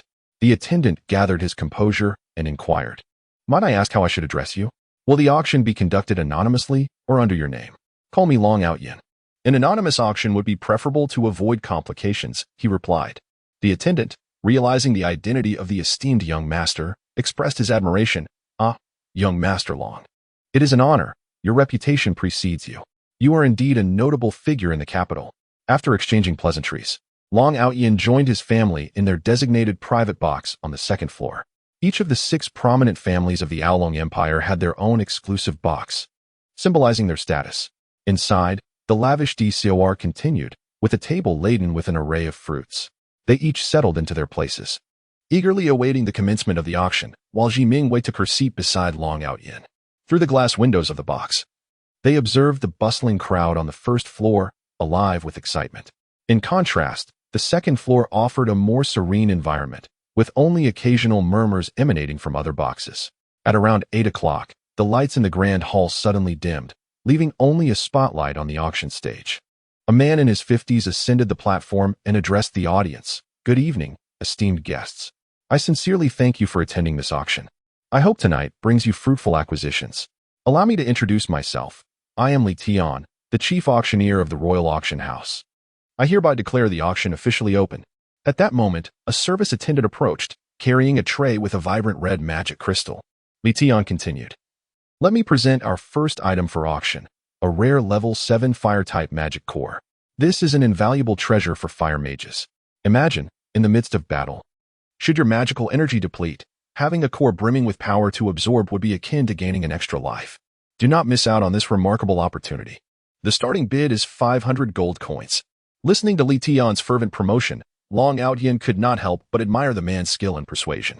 In truth, while a level 7 magic core could significantly expedite the recovery of magical energy, it was merely a one-time use item, rendered useless after consumption, a rather lackluster feature. Typically, magic cores are embedded in weapons to enhance their potency. Although the level 7 core possessed considerable power, it did not garner much attention from the affluent individuals present, as each of them was a person of substantial wealth. However, after hearing Li Tian's words, it was evident that some were intrigued. A rotund man promptly declared, "I bid 600 gold coins." The surrounding crowd sneered at the man's offer, mocking him as a miser. No sooner had he finished speaking than a 30-something sorcerer chimed in. I bid 800 gold coins. The bidding escalated 900, 1,000, 1,200. Ultimately, the magic core was claimed by a fire mage for a staggering 3,500 gold coins. Chapter 52. A fierce contest at this moment. As the first item had been sold, another service attendant approached, holding a tray. Leapt continued. The first item was a top-tier artifact specifically designed for mages. Now, we shall commence the auction for the second item, which warriors present must not overlook. Allow me to introduce. This is an exquisite magical sword forged by a master of the Dwarven clan, embedded with a level 7 wind crystal core. It is extraordinarily sharp. I urge all warriors present not to miss this opportunity. The starting bid is 2,000 gold coins. Let the bidding begin. Long Outyin assessed the sword's quality, curling his lip in indifference. To him, this sword was merely a slight improvement over an ordinary weapon and hardly caught his eye. Nevertheless, for others, it was a prized possession, and soon the auction room was filled with competing bids. 2,500, 2,800, 3,000. Ultimately, it was sold for a staggering 6,500 gold coins. The auction was gradually reaching a crescendo, with rare items being sold at astonishing prices. However, the private boxes on the second floor remained relatively quiet, as the items did not meet their standards. After auctioning over 20 items, Leapt ceased speaking and scanned the crowd with his gaze. Silence fell, as everyone understood that Leapt displayed this expression only when a premium item was about to be auctioned. They all wore expressions of eager curiosity. Leapt, satisfied with their reaction, proclaimed, "The next item is rather special, for it is not an inanimate object, but a living creature." Several staff members brought forth a large iron box, covered with a large cloth. Leapt announced, "I believe you are all curious about this item. Allow me to reveal it to you. I am certain it will pique your interest." With a grand gesture, he pulled off the cloth, unveiling a level 7 wind wolf cub within, which howled incessantly. Addressing the crowd's astonished gasps, Leapt stated, "I believe I need not elaborate further. Indeed, this is a wind wolf cub, and its rarity speaks for itself. The starting bid is 200,000 gold coins. Let the bidding commence." Immediately, the crowd erupted into frenzied bidding, with the price soaring to 500,000 gold coins. At this juncture, a voice from an upper box declared, 550,000 gold coins. The crowd hesitated, recognizing that those bidding from the second floor held high status. Offending them over a mere cub seemed unwise. Another voice chimed in from a different box, 600,000. Upon hearing this, the initially furious bidder from the city guard's box exclaimed, 700,000. "I refuse to believe I cannot secure this." His anger was palpable as he raised his bid by 100,000 gold coins in frustration. Another box leisurely responded, 710,000, seemingly to provoke the irate bidder. Enraged, he shot back, 750,000. Long Outyin, observing the escalating bids, felt perplexed. To him, the wind wolf cub was worth at most 600,000 gold coins, yet the two individuals were driving the price ever higher, which he found astonishing. He turned his gaze to his siblings for clarification. Long Outyin, sensing his brother's confusion, explained, "One of those bidders is the son of the city guard's leader, and the other is the son of the Imperial Guard's commander. The city guard and Imperial Guard have a long-standing rivalry, which often leads to conflicts among their heirs." With this revelation, Long Outyin understood the dynamics at play. By now, the price had reached 1,000,000 gold coins. The irate city guard's son, upon hearing the price, scoffed, "If Lord Wang desires it so much, I shall not contest him. After all, I am but a poor man, unable to compare with you." His words, though seemingly conceding, dripped with disdain. Realizing he had been outmaneuvered, Lord Wang retorted angrily, "I shall remember this, Zhao Jia. We shall see how this unfolds." With no further bids forthcoming, Leapt declared, "Congratulations to Lord Wang for acquiring this windwolf cub. Now, we shall proceed to our next item, a rare treasure indeed. For those of you seeking to win the affections of a lady, pay close attention. Acquiring this item will surely win her heart. This is a violet crystal pendant crafted by a renowned sculptor." Leapt unveiled the two pendants, radiating a splendid purple glow, exuding an air of elegance and beauty. Their exquisite craftsmanship elicited gasps of admiration from the women present, who began to coo and plead with those nearby to purchase them as gifts. In Long Outyin's box, Long Aoyu chimed in excitedly, "Outyin, I have my eyes set on that pendant. You must win it for me, or I shall make you regret it." She raised her tiny fist in playful defiance. To Long Outyen, the pendants, while beautiful, held no significant value. He had far more precious items within his possession. Nonetheless, he found it difficult to refuse Long Aoyue's request, having promised her previously. "Very well, I shall oblige," he replied, contemplating that if necessary, he could forge an even finer pendant himself. At this moment, Li Tian continued, "These pendants are both crafted from premium violet crystals, and I hope no one will miss out on this opportunity, as such treasures are rare indeed. Without further ado, let the auction begin. The starting price is 100,000 gold coins, with increments of no less than 5,000 gold coins.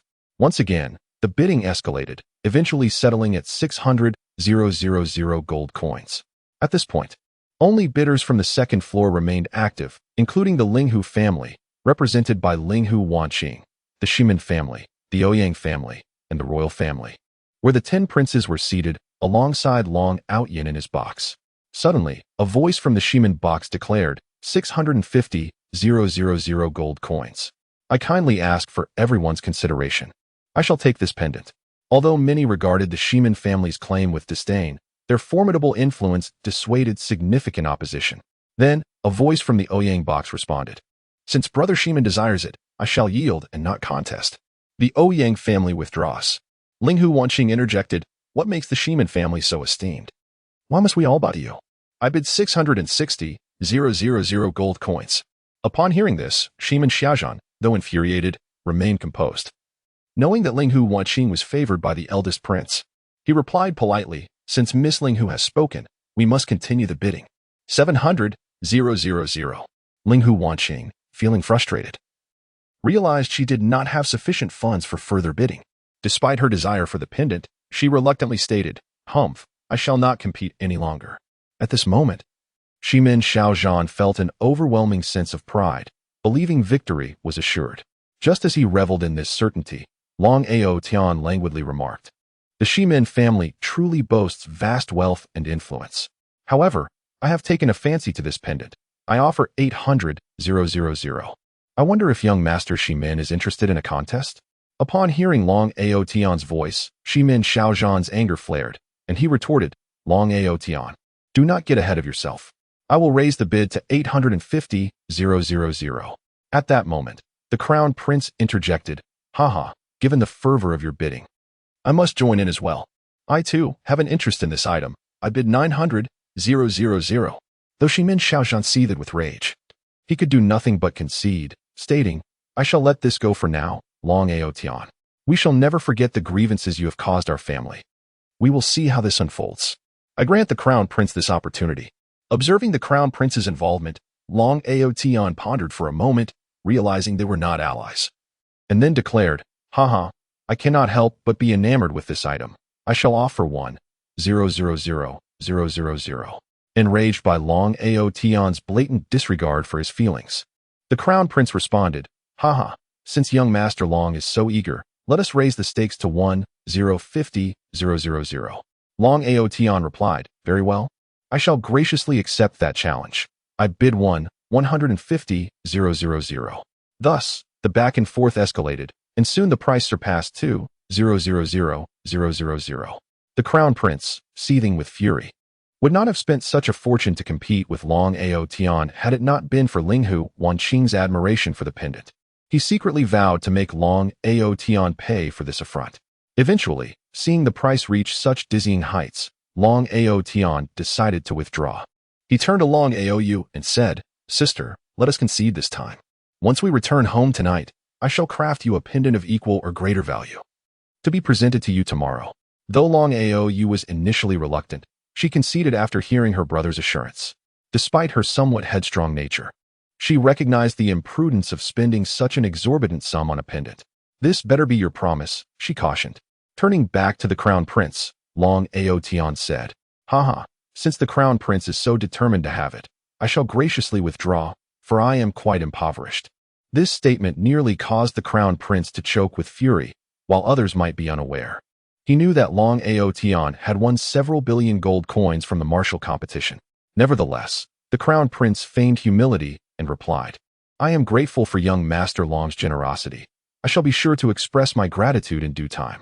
Chapter 53. The mysterious small tripod. After a frenzied round of bidding, the auction entered a brief climax, showcasing an array of exquisite treasures that sparked fervent competition among the attendees. At this juncture, Leapt presented a palm-sized small tripod, stating, "The next item, to be frank, I am unsure of its purpose." It was unearthed from an ancient relic, possessing a quaint design that would make it a splendid addition for collectors of antiquities. The starting bid is set at 200 gold coins. At that moment, Long Outyin felt a familiar sensation and extended his consciousness towards the small tripod.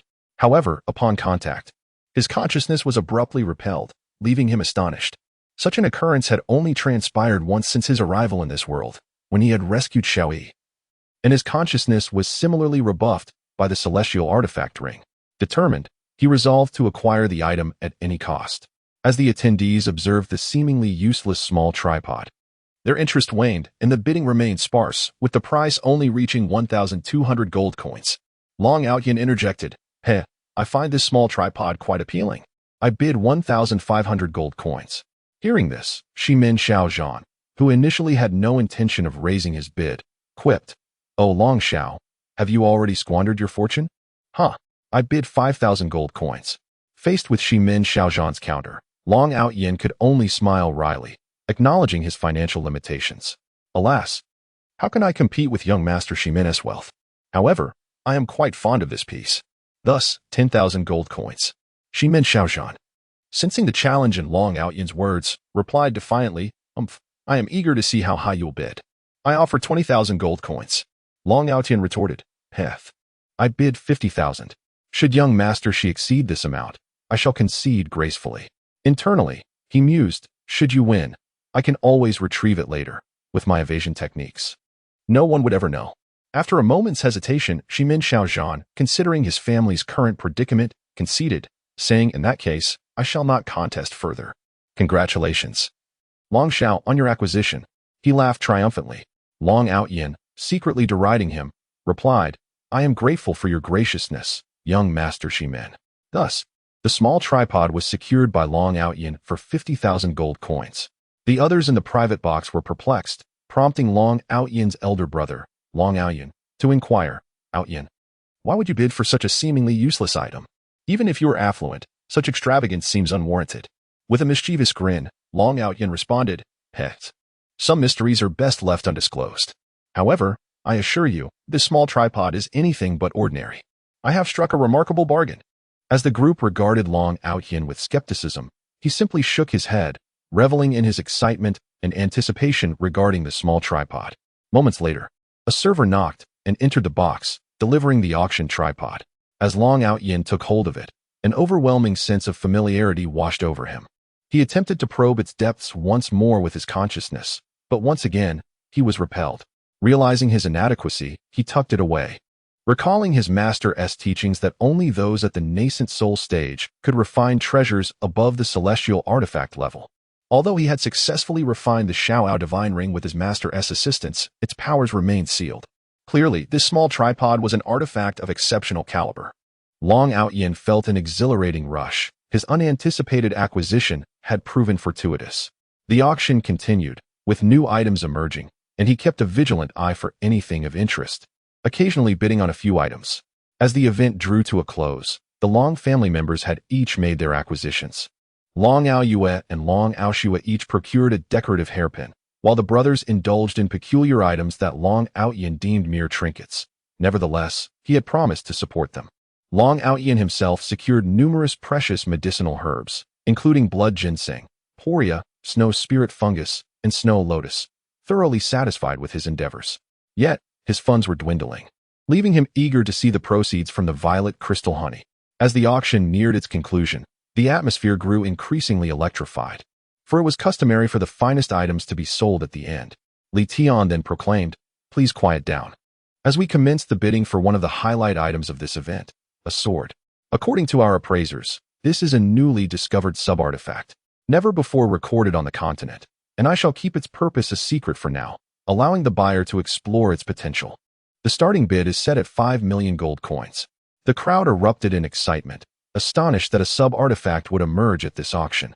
Such weapons represented the pinnacle of craftsmanship achievable by mortal beings, while true artifacts could only be forged by deities. Thus, aside from a handful of artifacts known to exist, there were scarcely more than 20 sub-artifacts on the continent. The revelation of the sub-artifact stirred enthusiasm not only among the attendees below but also within the private boxes above, where patrons steeled themselves for competition. Long Outyin merely cast a glance and dismissed it with 2 words: rubbish. Indeed, to him, it was a trivial item, barely qualifying as a weapon. However, his brothers were eager to acquire it, clamoring for the opportunity. Long Outyin, exasperated, explained, "That thing is hardly a worthy weapon. It's just trash. Why bid on it? I can guarantee you several superior items upon our return." His siblings, taken aback, inquired, "Really, Outyin? You can truly procure something better than this weapon? Do not deceive us." Long Outyin reassured them, "Worry not. I have never boasted without merit. Just wait and see." Recognizing his unique capabilities, the family nodded in agreement. With their concerns assuaged, Long Outyin felt a wave of relief. Meanwhile, the bidding escalated rapidly in the second-floor box, culminating at 30 million before it paused momentarily. Long Outyin was astonished by the wealth on display, contemplating the prospect of a heist. At this moment, Ouyang Yun declared, "I bid 31 million. I ask that everyone show my family some consideration, and I shall repay the favor in due time." Some patrons in the boxes weighed their options and withdrew, yet a brazen voice from the box of the Linghu family interjected, "I have taken a liking to this sword and intend to bid. Why should I owe you any favors? I bid 31.5 million. The voice was unfamiliar to Long Outyin, who had never before encountered it. Long Outyu explained, "This is the eldest son of the Linghu family, Linghu Xiangyu, a quintessential martial arts enthusiast. He is the top student at the academy, aged 21, and his strength is at the pinnacle of the mid-8th level. If he were not accompanied by his pet, I would not stand a chance against him." Nodding in agreement with his brother's assessment, Long Outyin acknowledged the gravity of the situation. Ouyang Yun, feeling incensed by the repeated disregard shown by the Linghu family, declared, "I bid 32 million. At that moment, Li Tian was equally exhilarated. Since becoming the chief auctioneer, he had never experienced such a thrill. He proclaimed, 32 million. 32 million. Is there anyone willing to bid higher? Don't miss this rare opportunity. It is truly exceptional. I hope everyone will not regret their decisions." No sooner had his words settled than the Crown Prince interjected, "I bid 34 million gold coins. I kindly ask for everyone's consideration." Chapter 54. Amethyst Honey. Upon witnessing the interference of the Grand Prince, Linghu Xiangyu felt a twinge of irritation. However, his fondness for the sword prevailed. He proclaimed, "My apologies, but I am in dire need of a suitable weapon. I shall offer 35 million gold coins." The Grand Prince, seething with frustration after several humiliations throughout the day, gritted his teeth and countered, "In that case, I bid 36 million. Noticing the Grand Prince's unwavering stance, Linghu Xiangyu was vexed, realizing that his funds were dwindling. He had initially believed that such a substantial sum would suffice. Clenching his teeth, he declared, 37 million gold coins. The Grand Prince, sensing his opponent's financial strain, smirked and replied, "Ha, I bid 37.5 million gold coins." At this moment, Li Tian, overwhelmed by the escalating bid, fervently announced, 37.5 million. Is there anyone willing to offer more? Going once at 37.5 million, going twice. Seeing the Grand Prince on the verge of securing the item, Long Outyin decided to provoke him further, asserting, "I bid 40 million. The Grand Prince had thought victory was within his grasp and felt a surge of delight, albeit tinged with the realization that it was somewhat extravagant. However, upon hearing Long Outyin's unexpected bid, his expression darkened ominously, as if he could devour Long Outyin whole with his gaze. Li Tian exclaimed, "Goodness! 40 million. Is there a higher bid?" Going once at 40 million. The Grand Prince interjected, "Indeed, the Long family possesses considerable wealth, but I shall secure this sword. I bid 41 million. Before the Grand Prince's words had fully settled, Long Outyin lazily retorted, 45 million. "Alas, I initially lacked funds, but today I have come into some unexpected wealth." The sound of smashed cups resonated from the boxes of the Shimin and Ouyang families, clearly incensed by Long Outyin's words. The Grand Prince, equally infuriated, cursed Shimin Jun under his breath. Yet, his anger bore no fruit. He gritted his teeth and declared, 46 million gold coins. As the Grand Prince's voice faded, Long Outyin casually stated, "I bid 50 million just for fun." The Grand Prince nearly spat blood at this revelation and retaliated fiercely. "Fine, I shall play your game. I bid 55 million gold coins." Without a moment's hesitation, Long Outyin responded, 60 million. At this point, the price had far exceeded the value of a typical quasi-artifact, which usually hovered around 50 million. The current bid had astonishingly surpassed 60 million. Seeing Long Outyin's relentless pursuit, the Grand Prince declared, "Very well, I bid 70 million. Do you wish to continue?" Long Outyin sensed that it was prudent to withdraw, recognizing that escalating the bid further could lead to uncontrollable consequences. Although there was an underlying competition, it was not yet a fight to the death. Thus, he remarked, "The Grand Prince indeed possesses great courage. I hold you in high esteem and concede defeat. Congratulations on acquiring this divine weapon." Ultimately, the quasi-artifact was secured by the Grand Prince for the exorbitant sum of 70 million. Once the item was auctioned off, leapt composed himself and announced, "Now, we shall commence the auction of our final item, a bottle of high-grade amethyst honey and 5 bottles of ordinary amethyst honey. This is a legendary treasure, and I implore everyone not to miss out. We shall begin with the first bottle of ordinary amethyst honey, starting at a base price of 10 million gold coins." Upon learning that it was a legendary treasure, the attendees eagerly began to compete. Individuals from several prominent families hastily exited their boxes, clearly intending to pool their resources for the bidding war. Observing the commotion, leapt deliberately slowed the pace of the auction. It was not until over 20 minutes had passed that the first bottle was auctioned off for 25 million gold coins, as those who had stepped out began returning. The bidding for the remaining 4 bottles of ordinary amethyst honey quickly escalated to prices of 35 million, 36 million, 34 million, and 38.5 million, respectively. Leapt proclaimed, "We shall now commence the auction for the final bottle. This is the first appearance of high-grade amethyst honey on the continent, boasting effects several times stronger than that of ordinary amethyst honey.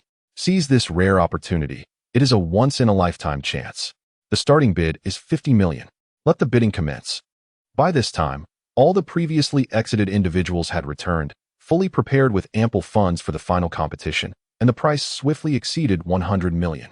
Linghu Wanqing announced, "I bid 110 million. Shimin Xiaozhan quickly countered, "I bid 115 million. Ouyang Yun followed suit, declaring 120 million. The Grand Prince, not one to back down, stated 125 million. Witnessing the fierce bidding, Long Outyin felt a sense of delight, internally encouraging, "Bid on, bid on. The more fiercely you compete, the more advantageous it is for me. Who would want to see their wealth dwindle?" As the price soared, Linghu Wanqing, disheartened, withdrew from the bidding. Ultimately, only Shimin Xiaozhan, Ouyang Yun, and the Grand Prince remained. When Ouyang Yun raised the bid to 180 million, both the Grand Prince and Shimin Xiaozhan conceded, realizing that despite their vast resources, they could not sustain such expenditures. Thus, Ouyang Yun successfully acquired the high-grade amethyst honey for the staggering price of 180 million. Leapt concluded, "I extend my heartfelt gratitude for your support. I declare this auction officially closed and look forward to welcoming you all next time." As Long Outyin and his companions exited the box, they proceeded to the accounting office, where, after settling expenses and earnings, their balance stood at 250 million gold coins. They then prepared to leave the auction house, as the hour was late. Upon reaching the main hall of the auction house, they heard the Grand Prince call out, "Wanqing, I purchased this for you, hoping you will like it." He presented the amethyst pendant set from the auction. Though Linghu Wanqing was fond of it, she replied, "I apologize, Grand Prince, but as I mentioned, we are not close. Please refrain from addressing me in such a manner. Furthermore, this gift is far too extravagant for me to accept. Thank you for your kind intentions, but it is late, and I must return home lest my family worry. Brother, let us depart." With that, Linghu Wanqing took Linghu Xiangyu's hand and exited, leaving the Grand Prince in a state of shock, his plans thwarted once again. Long Outyin and his companions relished the Grand Prince's misfortune and strolled out with confidence, leaving behind a sullen figure lost in thought. Soon, they returned to the Long residence, greeted Long Batian, and each returned to their quarters. Upon arriving in his room, Long Outyin did not rest. He instructed Mingyue, "You should rest now. I will organize today's gains within the ring and conduct a thorough study." Mingyue nodded, "Understood. You should also rest early and not overexert yourself." With that, she lay down on the bed. Long Outyin swiftly entered the carefree divine ring, greeted Xiao Jin, and then examined the training status of his magical beast companions before finding a spot to sit cross-legged and begin his studies. He first organized the items within the ring, sorting various medicinal materials, precious ores, and magical cores. Gazing at his amassed wealth, Long Outyin felt a wave of satisfaction. A multitude of ores lay before him, piled high like small mountains, ranging from ordinary fine iron to cold iron, and culminating in exquisite items like jade fire essence, comprising a significant portion of his collection. Then there are various medicinal herbs, and combined with the herbs acquired from today's auction, this collection of ingredients ranges from second-grade elixirs to 8th-grade potions, resembling a veritable apothecary. For the foreseeable future, there will be no need to worry about the supply of medicinal materials. Lastly, there are several magic cores, the lowest being of 7th grade, while the others were generously bestowed upon his grandfather by Long Outyin. Even so, there is still a small pile, a kaleidoscope of colors that is quite visually striking. Additionally, there are some commendable weapons stored there, with the finest being the legendary dragon-slaying dagger. Chapter 55. The Divine Emperor of Danxia. At this moment, Long Outyin curiously picked up one of the boxes and opened it, revealing a jade slip. He then extended his consciousness into it, and an overwhelming surge of information flooded his mind. Upon organizing the influx, he discovered that this was the exclusive technique of the Danxia sect, the Divine Pill Formula, a method of cultivation that could ultimately reach the pinnacle of the Divine Emperor's later stage. Although it did not surpass the carefree sovereign technique, it was nevertheless a rare and invaluable skill, capable of harnessing the essence of the universe. This technique was based on the principle of alchemy, with a unique approach to pill crafting. The Danxia sect was renowned in the divine realm as the largest alchemical sect, holding a position of great significance. Its prowess in fire control was unparalleled. Even the carefree divine sovereign felt humbled in its presence. Thus, Long Outyin resolved to thoroughly study the alchemical techniques within, intending to merge them with his master's teachings to create a new method of pill crafting. After contemplating this, he returned the jade slip to its box and prepared to examine the contents of another. Taking up the second box, he opened it to find a peculiar orb, its surface emanating a dim glow, exuding an eerie aura. Driven by curiosity, Long Outyin approached the orb with his consciousness, intending to investigate its nature. However, upon mere contact with its surface, his consciousness was swiftly engulfed, startling him into retracting his awareness. At that moment, the orb, disturbed by the intrusion, emitted a ghostly light, and a soul began to materialize from within. The spirit appeared remarkably refined, resembling a scholarly figure, clad in ethereal white robes that lent him an air of grace. As a soul, he seemed somewhat insubstantial. Suddenly, the soul spoke. "Did you release me? Young one, who are you, and how did you come here?" Awakening from his astonishment, Long Outyin realized that despite the spirit's ethereal form, he was not someone he could easily contend with. With reverence, Long Outyin replied, "Respectful senior, I am Long Outyin. By chance, I came into possession of this Danxia cauldron, and, upon blood recognition, I assimilated it, leading me here to discover you." The spirit, upon hearing this, remarked, "How is it that your strength is so lacking, only at the mid-stage of the divine heart? How could you possibly obtain this treasure?" Long Outyin recounted the circumstances of his acquisition, prompting the spirit to exclaim, "So, you mean to say this is not the divine realm? Where exactly is this place? Could it be the realm of cultivation?" Long Outyin clarified, "Esteemed senior, this is neither the divine realm nor the cultivation realm. It is a place known as the Xiantian continent, an independent space not belonging to the realm of cultivation." The spirit's astonishment was palpable as he responded, "What? This is the Xiantian continent? How could that be? Furthermore, how did you arrive here? As far as I know, there are no cultivators in this space." Recognizing the spirit's familiarity with the Xiantian continent, Long Outyin felt no need for concealment. "In truth, I am but a mortal from the realm of mortals. I had perished, but my soul was saved by my master, allowing me to reincarnate in this space for training, which explains my presence here." The spirit was taken aback, exclaiming, "What? Your master? How could that be? It is impossible for anyone without the cultivation of a divine emperor to reincarnate in this space. Could your master be a divine emperor? Pray, tell me his name, perhaps I might know him." After a pause, he added, "By the way, I have yet to introduce myself. I am the Divine Emperor of Danxia, the leader of the Danxia sect." Long Outyin was struck with awe. "So you are the Divine Emperor of Danxia, and you are still alive. As for my master, he goes by the name of Carefree Divine Sovereign. I am not well acquainted with him, having spent little time before he sent me here for reincarnation. The Divine Emperor of Danxia responded, What? Your master is indeed Carefree? I never imagined he would take on a disciple. So many divine beings sought his tutelage, yet he turned them all away. It is quite a surprise to encounter you today. Moreover, my sect has greatly benefited from the benevolence of the Divine Sovereign. We are old friends who often discussed alchemy. After a brief pause, the Divine Emperor continued, In the past, I considered your master a brother. Henceforth, there is no need for you to address me as senior. You may call me Uncle Danxia. He chuckled. Who would have thought our meeting would unfold in such circumstances? Acknowledging this, Long Outyin replied, Yes, uncle. By the way, how did you come to be in this state? Is it due to spatial turbulence? The Divine Emperor of Danxia fell into contemplation long ago. I ventured into the forbidden area of the Divine Realm, the chaotic secret realm, to gather herbs. There, I encountered terrifying spatial turbulence.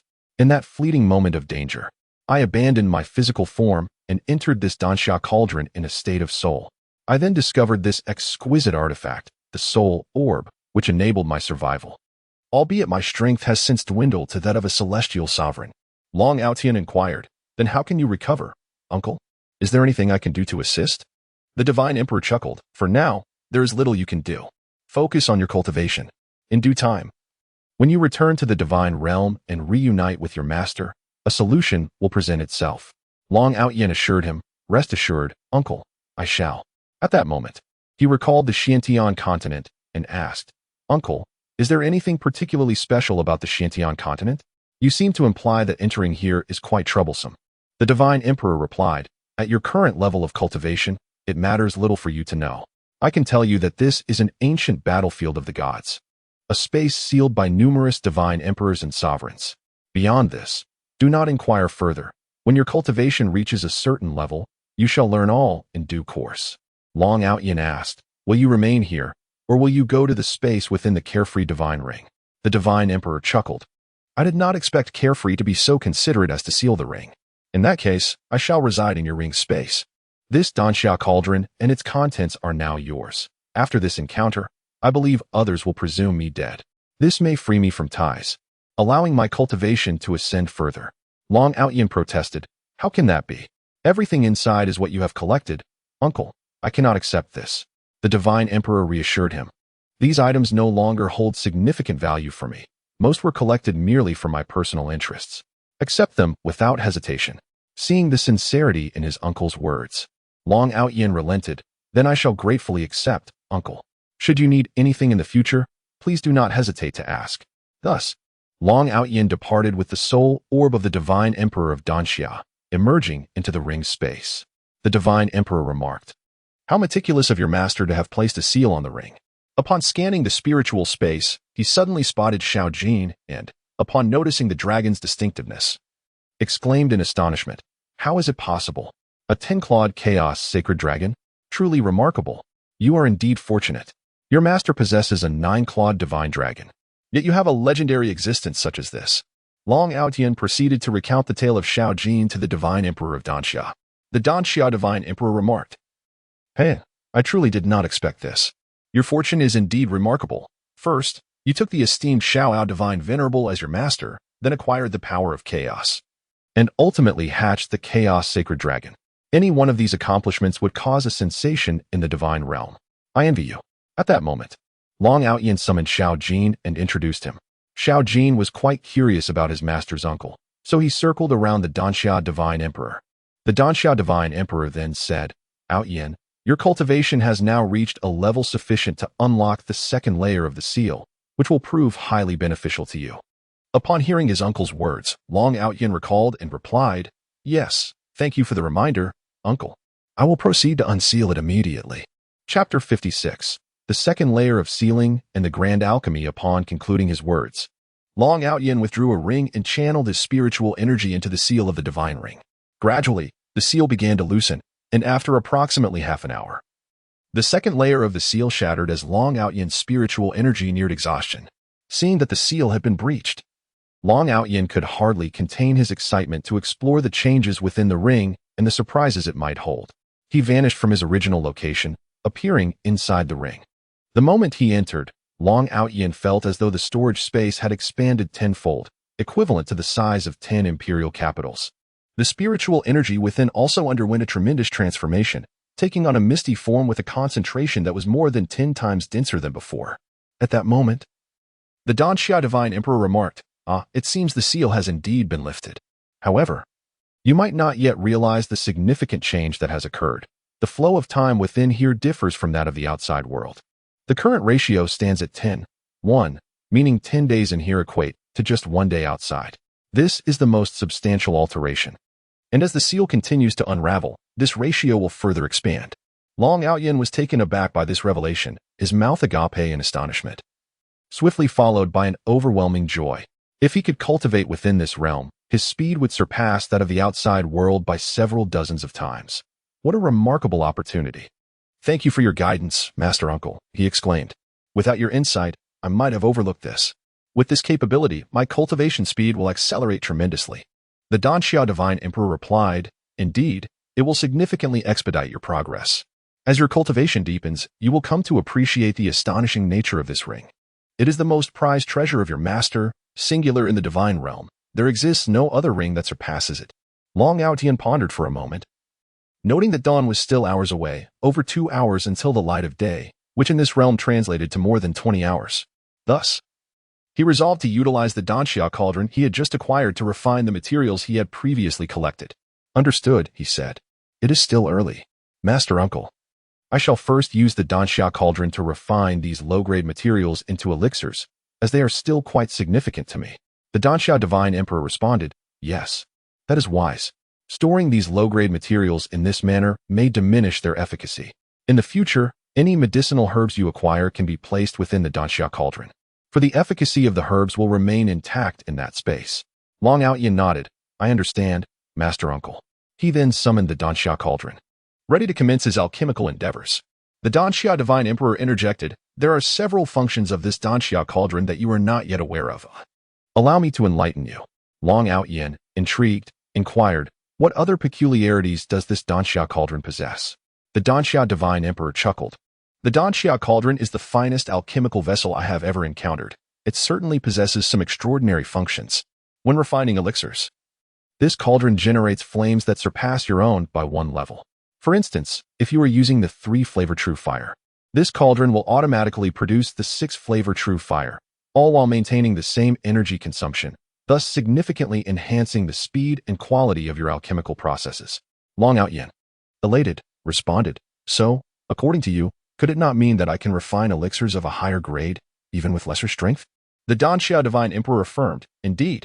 With your current strength, combined with the special flames produced by your master's techniques, you can refine any elixir in the cultivation realm, even managing to produce some low-tier celestial elixirs with relative ease.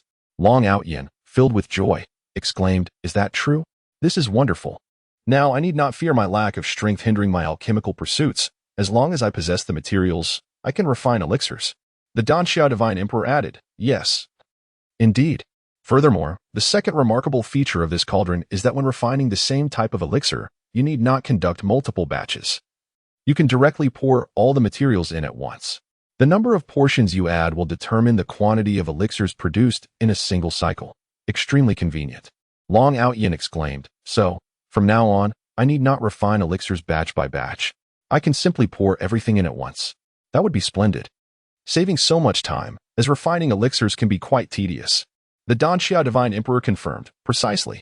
Lastly, elixirs refined using this Danxia cauldron possess a quality several times superior to ordinary elixirs. 1 elixir can equate to several. The Divine Emperor's words sent Long Outyin into a state of bliss. This is truly marvelous. This cauldron is simply extraordinary. With it, my endeavors will be greatly facilitated. Master Uncle, I shall commence my refining now. The Danxia Divine Emperor replied, take your time. I shall return to my meditation with the Soul Pearl. If anything arises, simply use your spiritual sense to notify me. With that, he vanished. Long Outyin began his grand alchemical undertaking. First, he summoned the 3-color spiritual flame. Upon contact with the Danxia cauldron, the 3-color flame evolved into the 6-color heavenly fire, exuding an intimidating temperature. After preheating the cauldron, Long Outyin began to add materials in large quantities, which melted rapidly more than 10 times faster than before. Next, he employed a gentle flame. Long Outyin soon discovered that the Danxiao cauldron was exceptionally adept at controlling the flames, eliminating the cumbersome procedures he had previously endured. When the elixirs neared completion, the cauldron would automatically lower the flame's temperature, seemingly possessing a consciousness of its own. Before long, a batch of elixirs was completed, ready to cool for collection. Long Outyin prepared an oversized jade bottle to store the elixirs, having decided to refine a third-tier qi recovery pill, intended to restore consumed combat and magical energy. As he opened the cauldron, he was astonished to see the elixirs soaring out, quickly filling the jade bottle. Estimating the yield, he realized there were at least 10,000 elixirs, and upon assessing their quality, he discovered the energy contained within was equivalent to that of 2 9th-level warriors, 4 times greater than before. Overwhelmed with joy, Long Outyin felt as if he could hardly contain himself.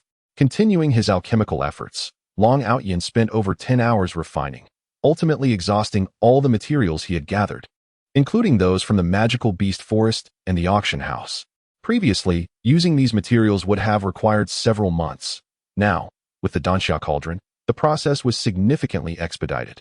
Long Outyin then began to organize the elixirs, and the results were astounding. 50,000 second-tier cleansing pills, the most abundant, which effectively purged impurities from the body with just a single dose. 10,000 third-tier qi recovery pills, 500 fourth-tier essence cultivation pills, which could elevate an 8th-level practitioner to the pinnacle of 9th level. 5,000 fourth-tier healing pills, which could heal injuries rapidly, if not fatal.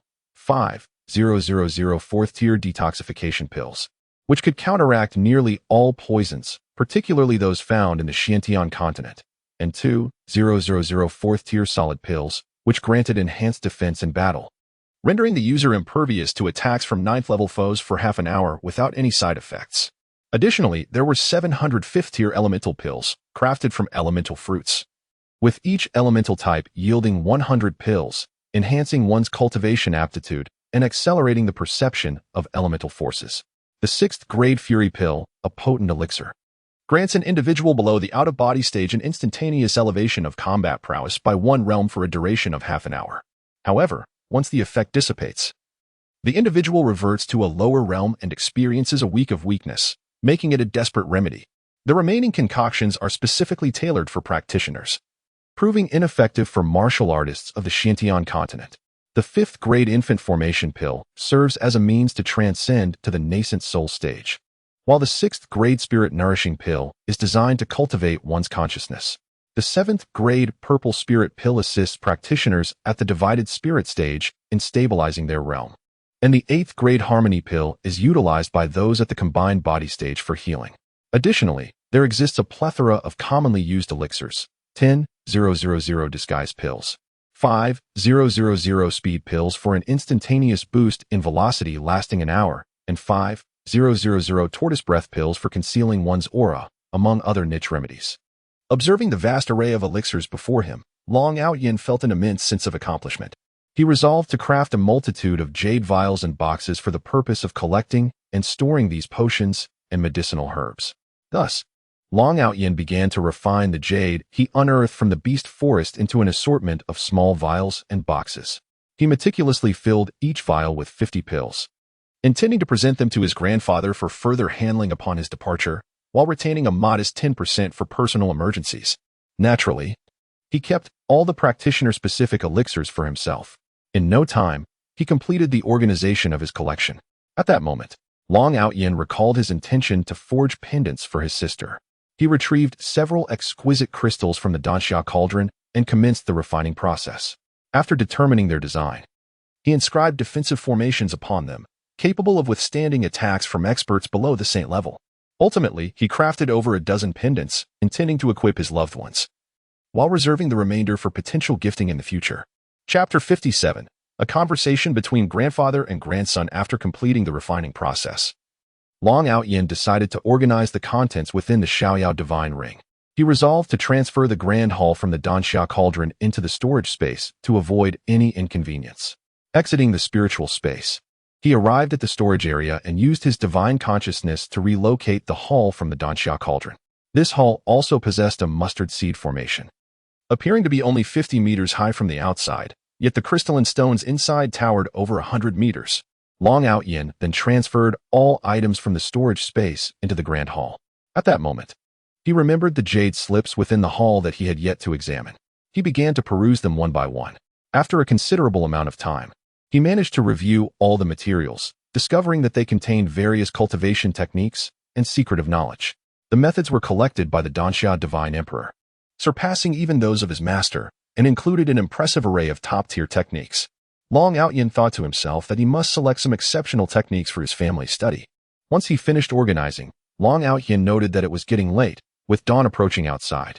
It was time to leave. So he returned to the spiritual space and withdrew the Danxia cauldron into his body. As the cauldron entered his dantian, it radiated a burst of brilliance. Settling beneath a grayish pearl, the cauldron began to emit wisps of gray gas, which were quickly absorbed by the pearl. Long Outyin felt a sense of comfort and a slight enhancement in power as the pearl absorbed the gas, although he could not discern the reason behind it. Not wanting to dwell on it, he swiftly exited the Xiaoao divine ring. Upon emerging from the ring, Long Outyin observed that Ximenju was still asleep in bed, and the sky was brightening. He had no intention of waking her, so he gently exited and made his way to his grandfather's study. He believed that his grandfather would have already risen and would be in his study. Long Outyin intended to present the elixirs to his grandfather, which would swiftly bolster the strength of the Long family. Before long, Long Outyin arrived outside his grandfather's study and knocked on the door. A powerful voice from within called out, "Come in." He pushed the door open and entered. Upon seeing his grandson, Long Batian inquired, "Outyin, what brings you here so early?" Long Outyin replied, "Grandfather, I refined those medicinal materials last night and have come to present these elixirs to you. They will certainly enhance the Long family strength." Long Batian responded, "Oh, let me see what you have. I am eager to discover the treasures you have brought." His eyes sparkled with excitement as he looked at Long Outyin, who handed him a storage ring that he had crafted himself. This ring was an intermediate-grade celestial artifact with a storage capacity equivalent to half an imperial city, offering considerable space and defensive capabilities. By channeling fighting spirit, one could create a protective shield that could withstand attacks from someone one level higher for 10 minutes. However, the shield would dissipate after that, requiring a month to restore. If used by a cultivator, it could resist an attack from someone 2 levels higher for an hour. Long Batian, puzzled, accepted the ring, and Long Outyin explained, "Grandfather, this is a storage ring that I crafted myself. You only need to drop a drop of blood on it." Long Batian did so and immediately felt a connection, understanding the ring's capabilities. Astonished, he exclaimed, "Outyin, you created this storage ring? My goodness, even divine artifacts cannot compare to this. It is truly remarkable." Long Outyin chuckled, "Indeed. Grandfather, this ring is far more powerful than any divine artifact. It is my master's unique technique, a method found nowhere else in the Xiantian continent." Long Batian sighed at this revelation. "I cannot fathom who your master truly is. I once thought him to be merely a super god-level expert. But now it appears he is not so simple." Long Outyin mused to himself, "Super god indeed, but not a god of the Xiantian continent. Rather a deity from the divine realm." He added, "Since that encounter, I have not seen him again. Perhaps he will only appear when my power has increased sufficiently." Long Outyin then recounted the effects of the elixirs to his grandfather, leaving Long Batian dumbfounded. After a long moment, he finally regained his composure and said, "Outyin, are you serious? If this is true, then no one on the continent could pose a threat to our Long family. If anyone has ambitions, it may not be impossible for us to dominate the continent." Long Outyin affirmed, "Indeed, with these elixirs, no force on the Xiantian continent can threaten the Long family. Only the realms of gods and demons may possess such power. However, we must keep this information confidential to avoid unnecessary trouble.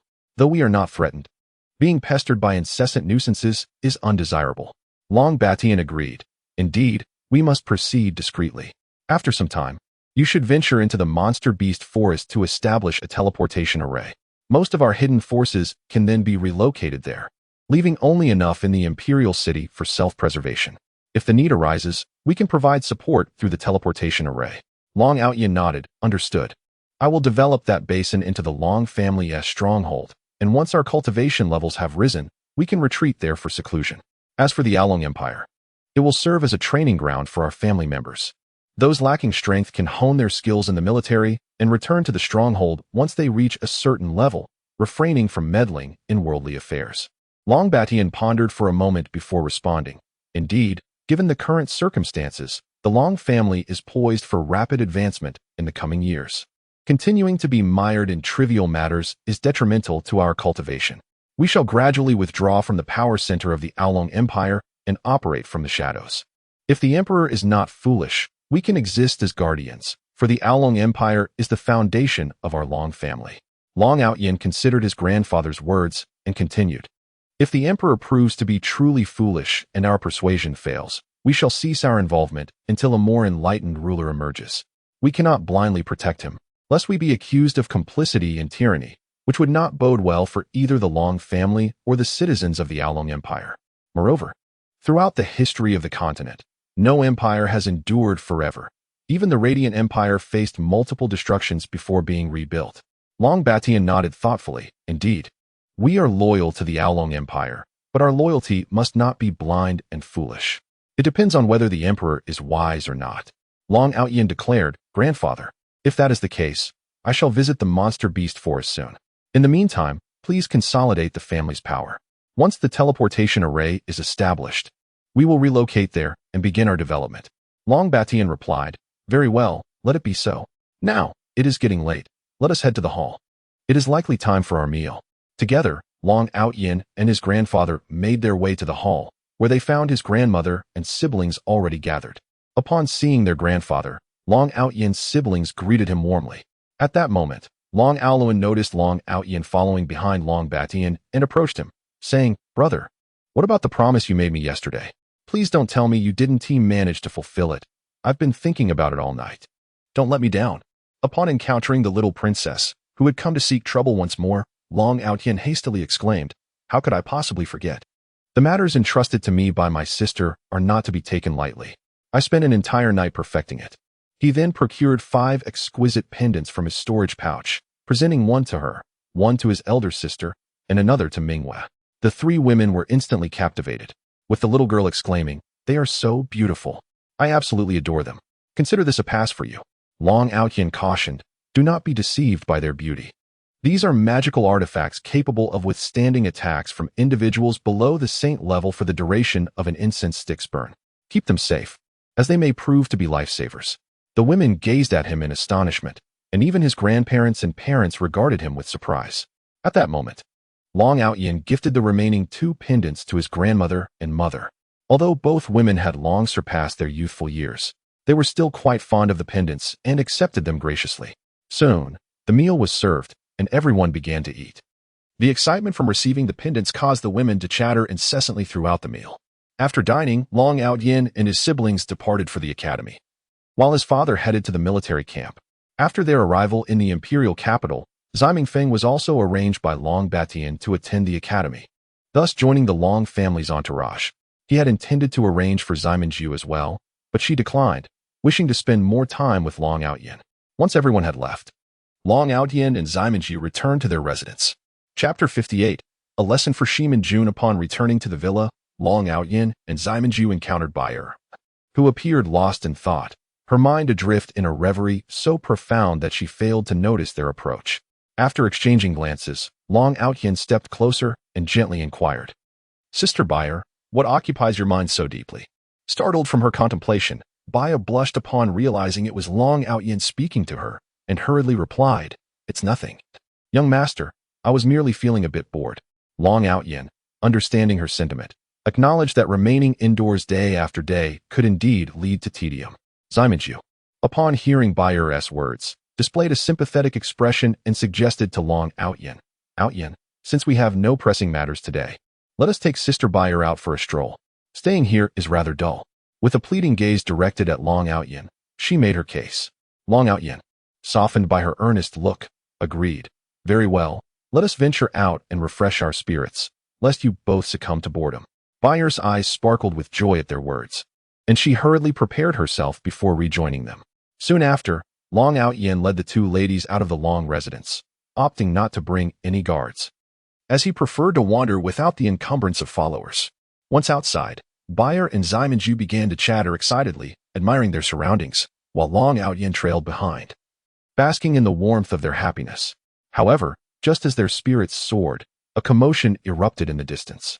Following the ruckus, Long Outyin beheld Shimin Jun wielding a whip, mercilessly striking a beastman slave. The eyes of the enslaved creature reflected despair. It was evident that life had stripped it of hope. Long Outyin realized that rescuing this individual would be futile. He was no do-gooder. The world was unforgiving, ruled by the law of survival of the fittest. Thus, he intended to disregard the scene. Yet, fate had other plans. Shimin Jun, noticing Long Outyin approaching, was consumed by rage.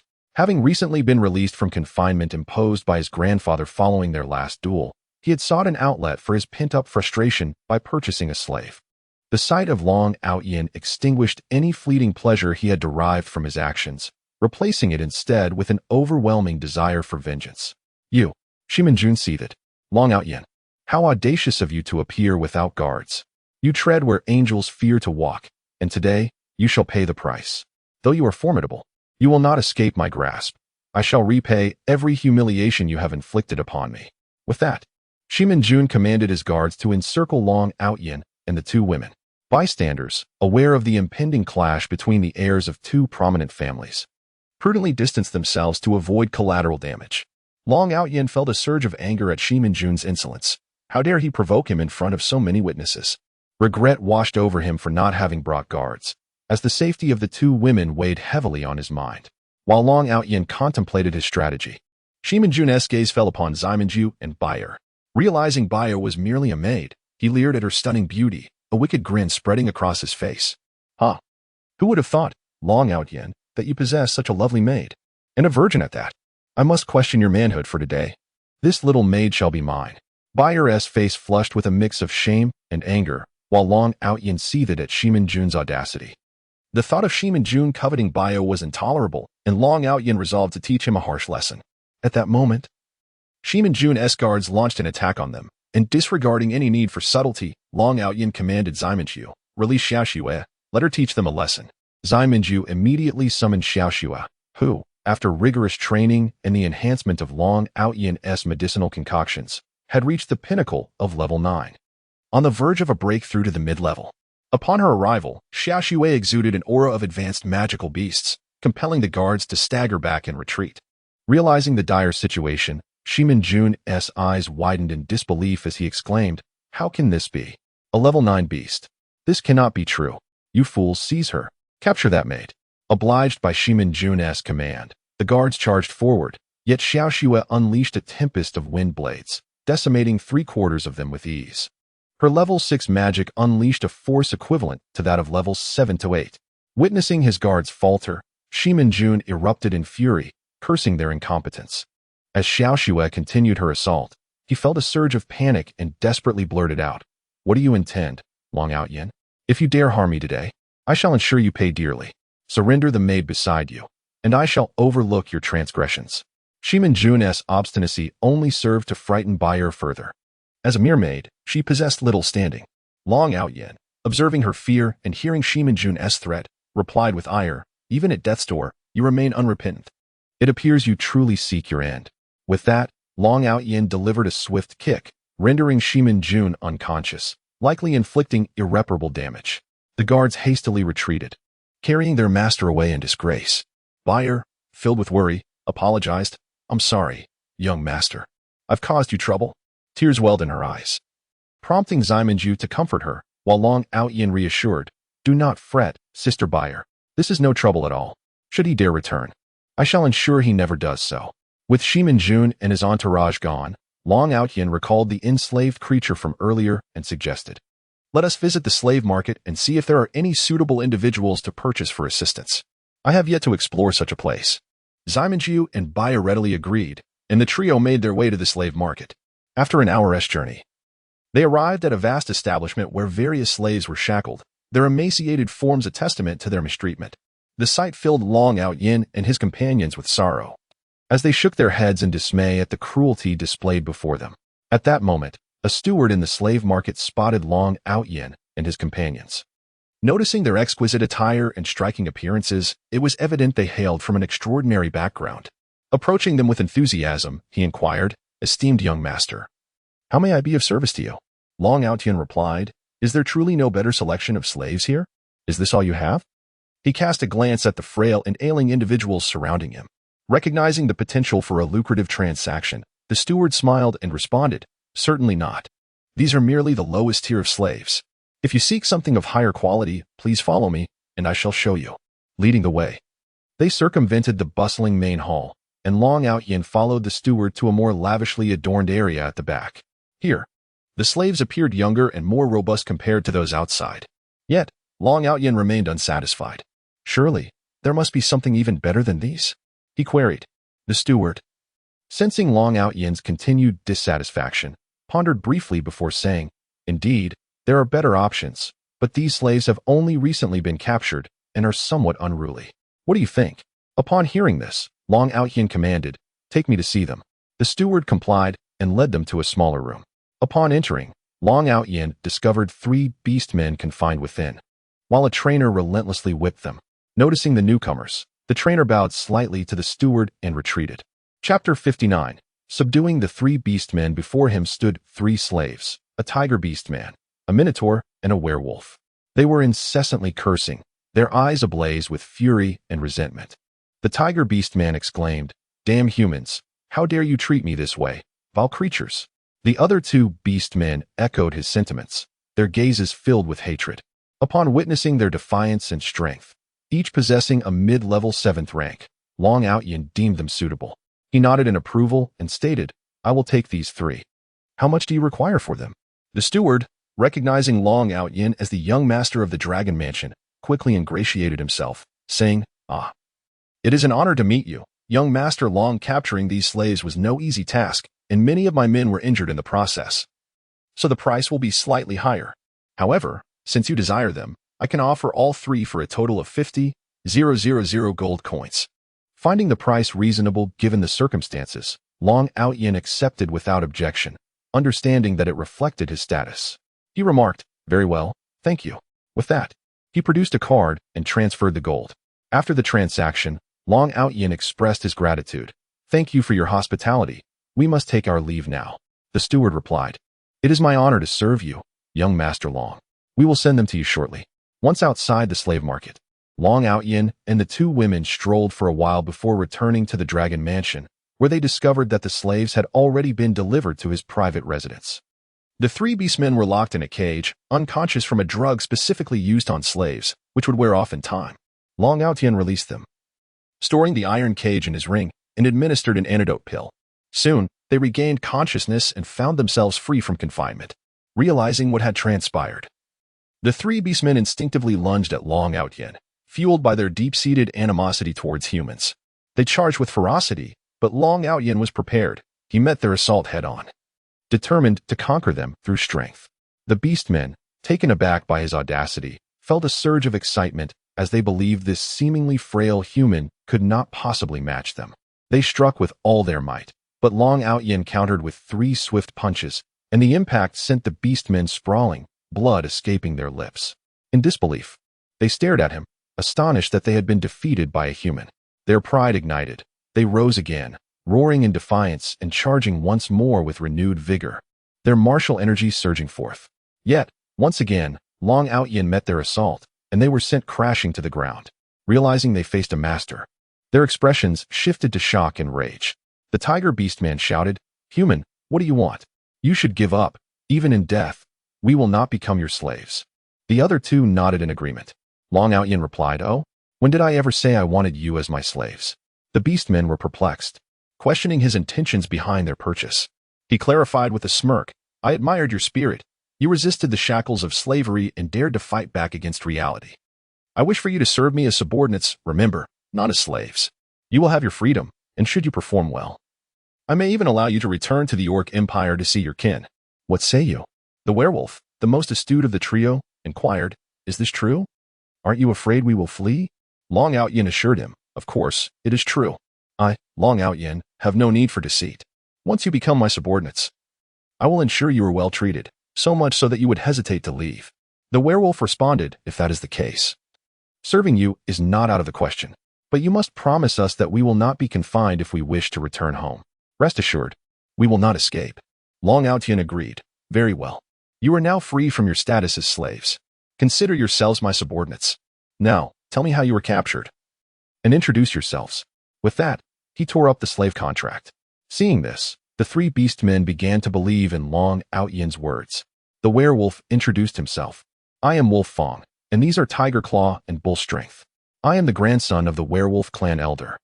While they are grandsons of the elders of the Tiger and Minotaur clans, our clans have always had good relations, and we sought to explore the human empire, only to fall prey to those despicable slavers. Long Out Yin, astonished by their lineage, responded, I had no idea you held such status in the Orc Empire. Very well. You shall follow me. However, your strength is somewhat lacking. I will arrange a special training session to enhance your abilities. The three beastmen felt embarrassed at being deemed weak, especially a mid-level 7th rank beastman. Bull Strength, with a simple demeanor, asked, Young master, how do you train? No one among my clan's younger generation can surpass me in strength, yet you effortlessly sent me flying. What is your true power? Wolf Fong and Tiger Claw gazed at Long Out Yin with curiosity. He chuckled. Well, you may consider my strength to be at the saint level. In truth, Long Out Yin had already reached the level of a divine master, though none were aware of it, and he preferred to keep that knowledge hidden for now. The three beastmen were left dumbfounded, realizing they had underestimated their opponent. Serving as saint-level master was indeed a fortunate prospect. Long Out Yin remarked, All right, I have returned to my senses. There is no need for you to envy me. As long as you diligently assist me, you will undoubtedly reach the sacred level in due time. Now, please consume this elixir. With that, Long Out Yin produced 3 spirit cleansing pills, which were far superior in efficacy compared to previous versions. He added, After you have ingested them, proceed to any of those rooms and take a bath. You will expel numerous impurities from your bodies. He gestured towards the chambers prepared for the servants in the courtyard. The 3 of them responded, Thank you, young master. We shall take our leave now. Consequently, they each found a room to settle in. Once they had withdrawn, Long Out Yin stated, Very well, you all should rest now. After a day of wandering, you must be fatigued. With that, he and Ximenju returned to their quarters. Beer, observing the figures of the two with a glimmer of envy in her eyes, sighed softly before retreating to her own room. Chapter 60. The visit of the dwarven elder. The following day, Long Out Yin awoke from his slumber, feeling utterly exhausted after a day of wandering. He resolved to limit his excursions in the future, realizing that shopping was even more tiring than battle. As he glanced at the brightening sky, he noticed that Ximenju had yet to awaken, so he refrained from rousing her. He dressed and made his way to the courtyard. Upon stepping outside, he observed that Kuang Long and his companions were diligently practicing. Their industriousness brought him joy, for they were his subordinates. As Long Out Yin approached, the trio halted their training and greeted him respectfully, Young master. He nodded in acknowledgement and said, Well done, very industrious. Today, I shall conduct special training with you. As your current techniques appear rudimentary, I have a rather good manual for you to practice. With that, Long Out Yin produced a tome detailing a martial technique he had devised based on the principles of combat energy, which was on par with the unrefined ancestral techniques of the Long family. Of course, the Long family's techniques had since been improved, making any comparison irrelevant. The 3 of them eagerly accepted the book, their excitement palpable, for this technique was far superior to the ones they had been practicing. Generally, the martial techniques of the orc race were several levels beneath those of humans. They relied solely on their formidable physiques in battle. Thus, such advanced techniques were virtually non-existent in the Orc Empire. They promptly knelt, expressing their gratitude. Thank you, young master, for bestowing us with this technique. We will strive diligently to meet your expectations. Long Out Yin replied, Good. I hope you do not disappoint me. From now on, you shall practice here. Should you require anything, simply ask Buyer, and he will prepare it for you. At that moment, a servant from the Long household rushed in, informing Long Out Yin, Young master, the master wishes to see you. He says there are guests. Long Out Yin replied, Understood. I shall be there shortly. You may leave. The servant bowed and departed, leaving Long Out Yin pondering who the guests might be as he hurried to the hall. Upon entering the hall, he was greeted by 2 figures, his grandfather, Long Batian, and surprisingly, the dwarven elder, Alamike. Long Out Yin approached and bowed. Grandson pays his respects to grandfather and elder Alamike. Long Batian gestured for him to sit. Alamike remarked with a hint of admiration, Young Master Long, you truly are a hidden talent. During our last meeting, I believed you lacked martial prowess. But now I see that everyone has been misled by your ruse. Truly, heroes emerge from youth. Long Out Yin humbly replied, Elder, you flatter me. My abilities are trivial in your eyes, I have much to learn. May I inquire about the purpose of your visit? Elamite chuckled. You are too modest. I came to discuss matters with your grandfather, and he wished for you to join us. Long Out Yin cast a puzzled glance at his grandfather, who explained, Out Yin. Elder Elamite is here primarily to discuss a potential collaboration between our Long family and the dwarves. Since the incident with the Sheeman family at the elder's shop, the dwarven alliance with them has been severed, and now they seek to partner with us. Elamite interjected, Indeed, we have deliberated and decided to focus on the Long family, as your strength guarantees the safety of our collaboration. Most importantly, your family's reputation and status give us confidence in this partnership. Long Outian listened attentively. What terms do you propose? Elamite responded, It is quite straightforward. We, the dwarves, will craft weapons, and you will handle their sales, with profits split 50-50. However, we require assurance of a steady supply of food, as we dwarves excel at forging but are ignorant of agriculture. Long Batian turned to Long Outyin. What are your thoughts on this? After a moment of contemplation, Long Outyin replied, I would like to understand the current situation of your race, specifically the population and age demographics. Long Batian nodded approvingly at Outyin's thoroughness. Elamite explained, Our population stands at approximately 2 million, excluding women, children, and the elderly. This leaves around 600,000 able-bodied individuals, of whom 400,000 can forge basic weapons, 150,000 can create intermediate weapons, and 50,000 are capable of crafting advanced weaponry. Basic weapons are typically for standard military use. Intermediate weapons are for elite troops or prominent family guards, while advanced weapons are reserved for secretive military units, such as the Blood Dragon of your Long family. Long Outian mused. Your share of the profits seems rather excessive at 50%. Although you are responsible for crafting the weapons, the entire operation, from management to security, falls upon my Long family, requiring both manpower and influence. We are entitled to a larger share. Perhaps I could offer a secret technique in exchange for a 30% cut. I can enhance the quality of your crafted weapons, provided you agree not to sell them to any forces outside of the Long family. What do you think? Elamite was taken aback. Are you certain your secret technique can elevate our crafting standards? If you can indeed accomplish this, I can assure you that I will represent the dwarves in agreeing to this collaboration, as it is of utmost importance to our race.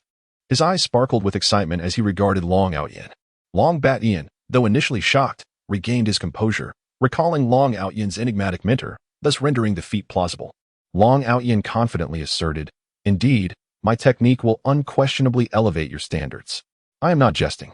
Having observed the forging techniques in this world, he recognized the vast potential for improvement compared to his past experiences.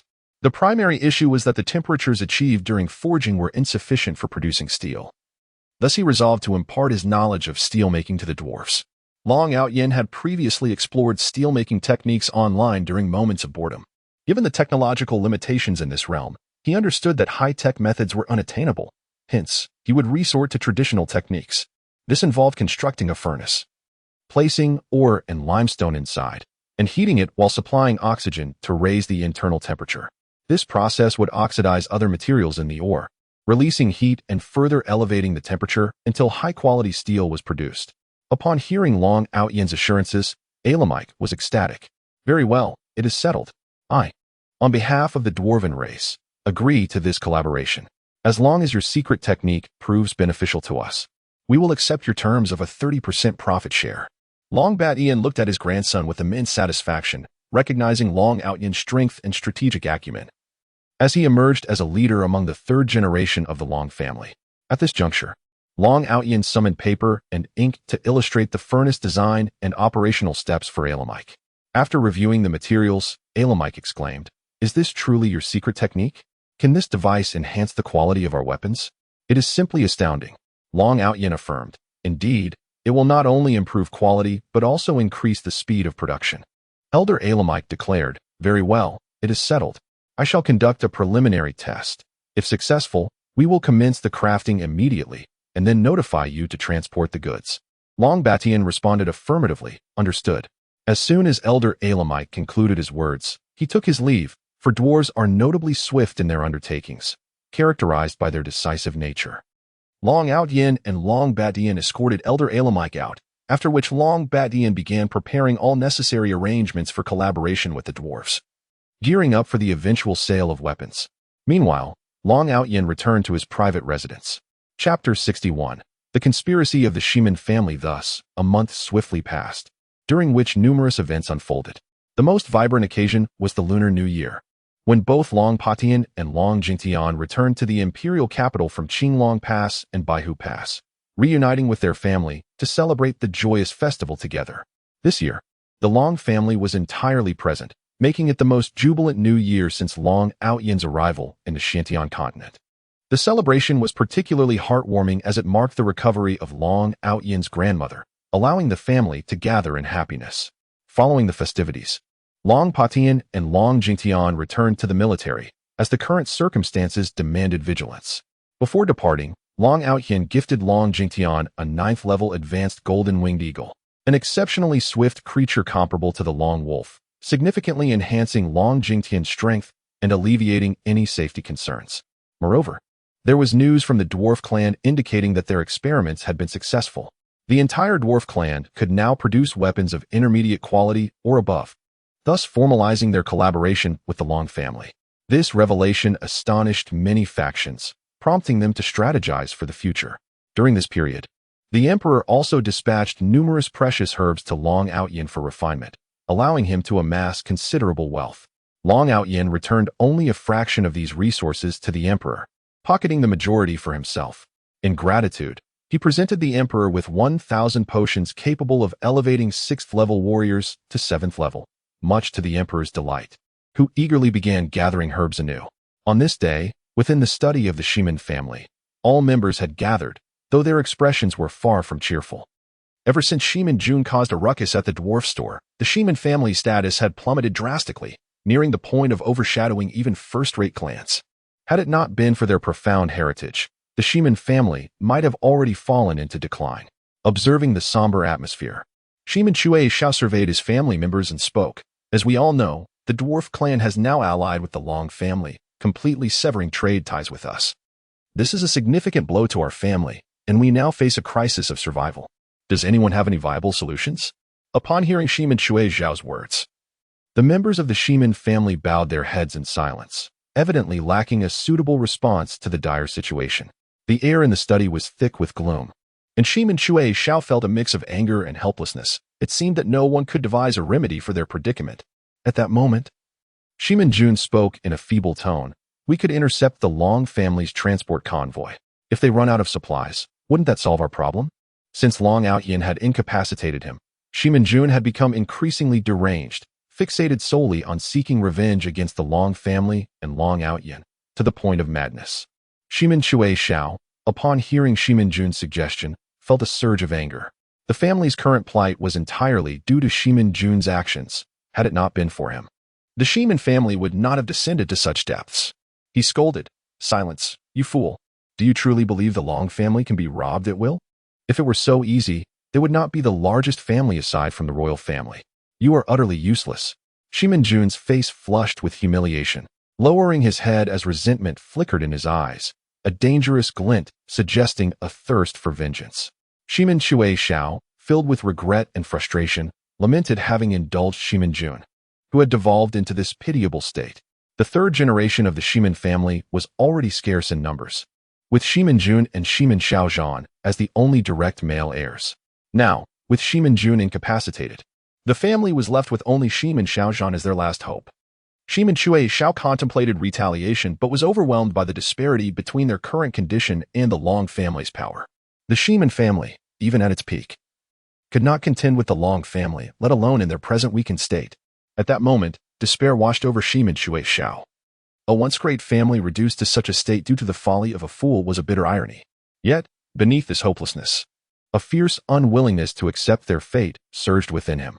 As the saying goes, one either dies in silence or erupts in silence. It was clear that Shimin Shui Xiao belonged to the latter category. A person in a state of madness is the most terrifying. Just as he was about to lose control, Shimin Xiaozhan stepped forward, saying, "Grandfather, I have a plan that could temporarily alleviate our family's crisis." Shimin Shui Xiao, seizing upon this glimmer of hope, responded eagerly, "Oh, what scheme do you propose?" Shimin Xiaozhan elaborated, "We need not confront the Long family directly, as their strength is insurmountable. Instead, we can bypass them and target the dwarf clan, disrupting their collaboration. Upon hearing this, Shimin Shui Xiao felt it was a feasible approach and urged, elaborate on your strategy. Shimin Xiaozhan continued, currently, the dwarf clan resides in the northeastern part of the empire, in the Flame Hills, where their population is not very concentrated. Moreover, the number of skilled dwarves is limited. Aside from a few elders and leaders, the rest, while strong, lack significant combat prowess. We can avoid their formidable warriors and capture the others, relocating them to a secret place to serve us as slaves. Would that not serve our purpose? Shimin Shui Xiao found this to be an excellent strategy. If successful, it would not only harm the Long family's interests but also provide them with a plethora of free labor, achieving two goals simultaneously. He exclaimed, splendid. What does everyone else think? The other members of the Shimin family, upon hearing this proposal, nodded in agreement, expressing their support. Shimin Shui Xiao declared, very well. We shall proceed with this plan. Remember, this matter must remain strictly confidential. Anyone who reveals it will face severe punishment. Now, everyone disperse. With that, Shimin Shui Xiao began organizing the details of the operation, which was fraught with peril. A single misstep could trigger a substantial crisis. Given the dwarf clan's skilled warriors and the Long family's alliance with them, should the Long family and the dwarves unite against the Shimin family, their survival would be in jeopardy. Thus, Shimin Shui Xiao meticulously arranged every detail, ensuring no aspect was overlooked, fearing that any lapse could lead to disaster. He decided to deploy members of the Hidden Kill organization as a precaution, fully mobilizing the Shimin family's elite. Once everything was in place, Shimin Shui Xiao finally exhaled a sigh of relief. Meanwhile, Shimin Jun, returning to his quarters, felt a growing rage within him, his hatred for Long Outyin becoming increasingly uncontainable. Then, a thought struck him. He realized that Bayer held a prominent position in Long Outyin's heart. If he could capture her and leverage her as a threat, perhaps he could deliver a severe blow to Long Outyin. However, Shimin Jun could no longer act humanely. With this thought, a surge of rage engulfed him as he vowed to make Long Outyin pay in blood for his transgressions. He dispatched individuals to closely monitor the Long family, instructing them to follow and capture Bayer the moment she emerged. Initially, Shimin Jun had intended to abduct Ziminju, fully aware that she was Long Outyin's beloved. However, the sight of the snow-white spirit fox he encountered that day compelled him to abandon that plan, leading him to settle for targeting Bayer instead. Chapter 62. The Dwarven Crisis. After the New Year, the Long family experienced a refreshing change, establishing an unassailable position within the Aolung Empire. Having long held military authority, their involvement in the arms trade further solidified their standing. Additionally, the covert expansion and strengthening of the Blood Dragon contributed to a notable increase in the family's power. Although large-scale growth of the Blood Dragon had yet to occur, it had already nearly doubled in size, now boasting over 1,000 members. In recent days, Long Outyin devoted his daytime hours to entertaining Ziminju and Bayer. Once Ziminju had retired for the night, he would enter the leisurely divine ring to commence his cultivation. This routine accelerated his strength remarkably, bringing him close to the pinnacle of the early divine level, with a breakthrough to the mid-divine level imminent. Within his sea of consciousness, the 7 elemental golden elixirs had expanded further, exhibiting signs of potential transformation into nascent forms, a prospect that both surprised and excited Long Outyin. He remained uncertain about the precise purpose of these elixirs, though their consistent provision of magical energy rendered his own reserves nearly inexhaustible. Long Outyin sensed that these elixirs harbored additional, undiscovered capabilities. Meanwhile, the Danxia cauldron in his dantian began to emit a continuous stream of gray energy, which was promptly absorbed by a small orb. As Long Outyin's strength grew, the output of gray energy increased, leading him to hypothesize that it might be chaotic spiritual energy. However, the origin of this chaotic energy within the Danxia cauldron eluded him. He understood that the cauldron's functions extended far beyond what he had witnessed, concealing many secrets yet to be revealed, and its quality was surely not limited to that of an exceptional artifact. Its true classification remained a mystery. While Long Outyin thrived in comfort, the Dwarven clan found itself in dire straits. A pervasive sense of fear gripped the Dwarven communities, as frequent assaults by unknown forces led to the abduction of many dwarves, leaving them unaccounted for. In just 1 month, the Dwarven population had dwindled by nearly 10,000, primarily among the young and able-bodied.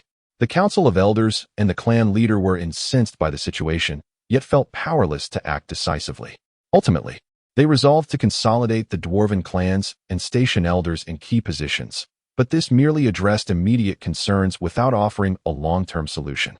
In light of these grave circumstances, the elders unanimously decided that Elder Ailey Mike would seek assistance from the Long family, recognizing that significant losses for the dwarves would also adversely affect the Long family. Thus, Elder Ailey Mike returned to the imperial capital with the collective will of the dwarven clan, intent on visiting the Long family. Simultaneously, the Sheeman family found itself in a predicament. Following the dwarven relocation, capturing additional dwarves had become exceedingly challenging, with the elders firmly in place. Any attempts to exploit the dwarves were fraught with difficulty, as the elders were all at least sacred-level experts, making it arduous to negotiate favorable terms with them. Faced with this dilemma, Sheeman Shui Xiao decisively recalled the members of the Hidden Killers, focusing on accommodating the recently captured dwarves. Given their fresh captivity, the dwarves exhibited considerable resistance, and their famously irritable temperaments rendered the task of appeasing them quite formidable. Upon arriving in the imperial capital, Elder Ailey Mike hastened to visit the Long family. Upon reaching the entrance, he announced his identity and expressed his desire to meet the family head, Long Batian, prompting the guards to relay the message. In his study, Long Batian, upon hearing the announcement, felt a wave of curiosity wash over him. He promptly made his way to the hall, where he found Elder Ailey Mike anxiously awaiting him. Long Batian approached, inquiring, "What brings Elder Ailey Mike to our family? Have you encountered some trouble? Perhaps we can be of assistance." Recognizing the cooperative relationship between the Long family and the dwarves, Long Batian displayed genuine concern. Elder Ailey Mike replied, "Indeed, our dwarven clan has encountered a grave predicament, one of considerable severity." Long Batian's heart sank at the gravity of the situation. "What precisely is the cause? Please share the details." Elder Ailey Mike recounted the dire circumstances faced by the dwarven clan over the past month.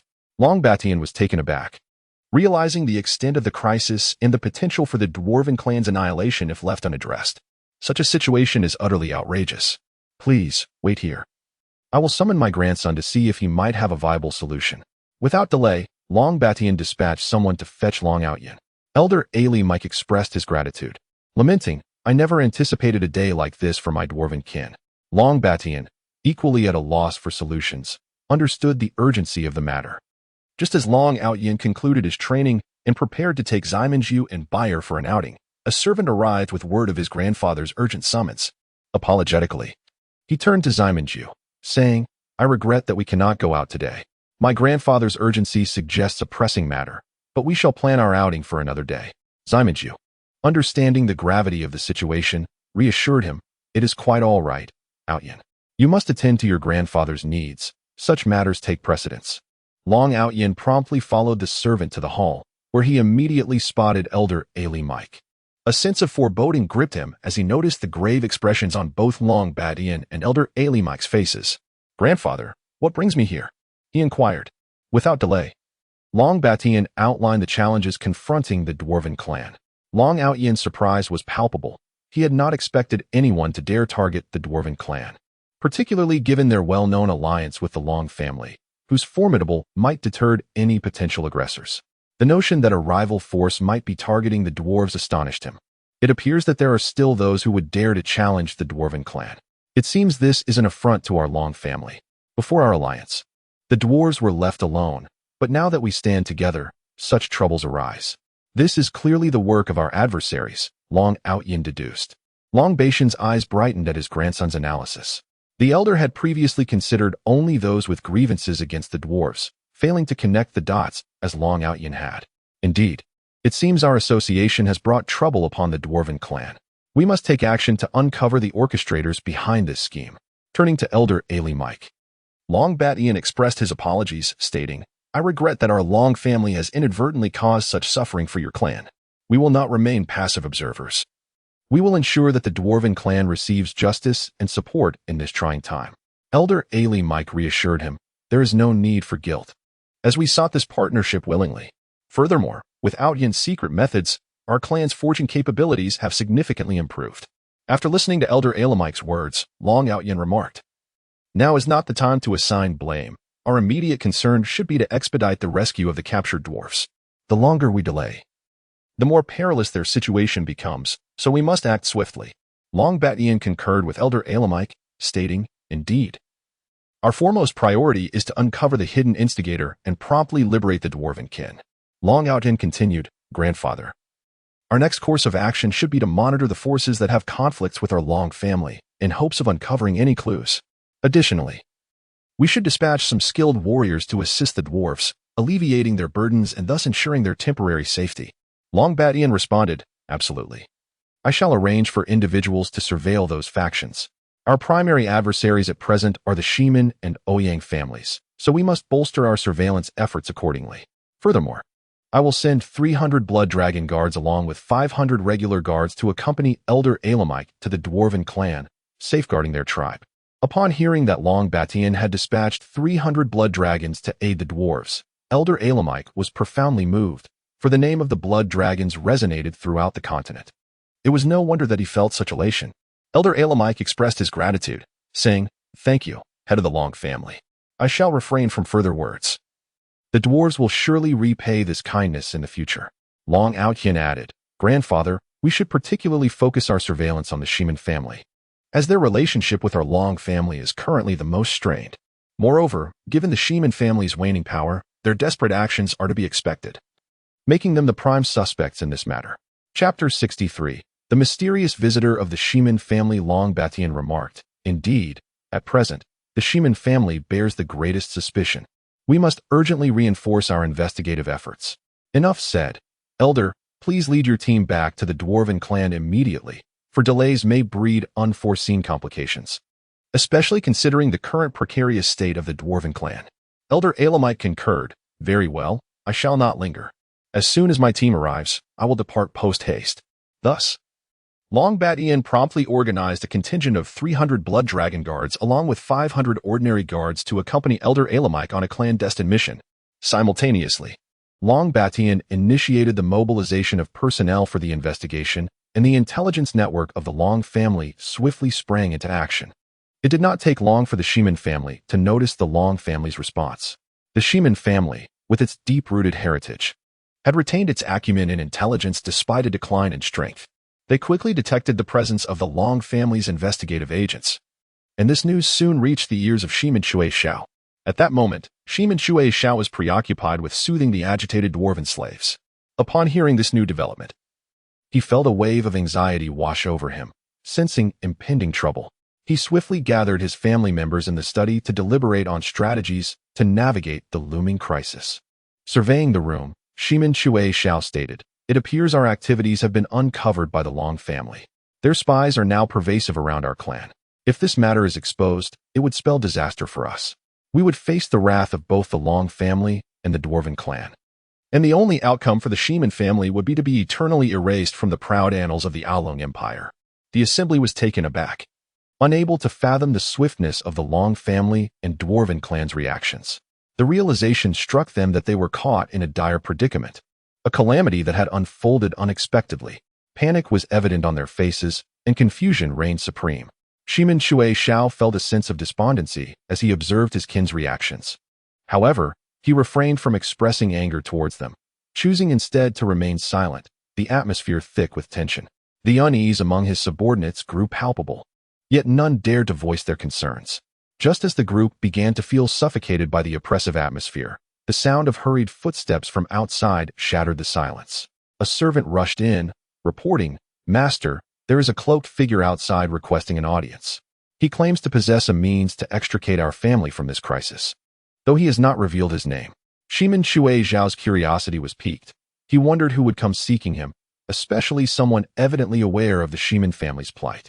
It was clear that this individual had been observing them for some time. Driven by curiosity, Shimin Shui Xiao instructed, "Bring him in. Let him join me in the study. Now, you may all withdraw. I wish to speak with him alone."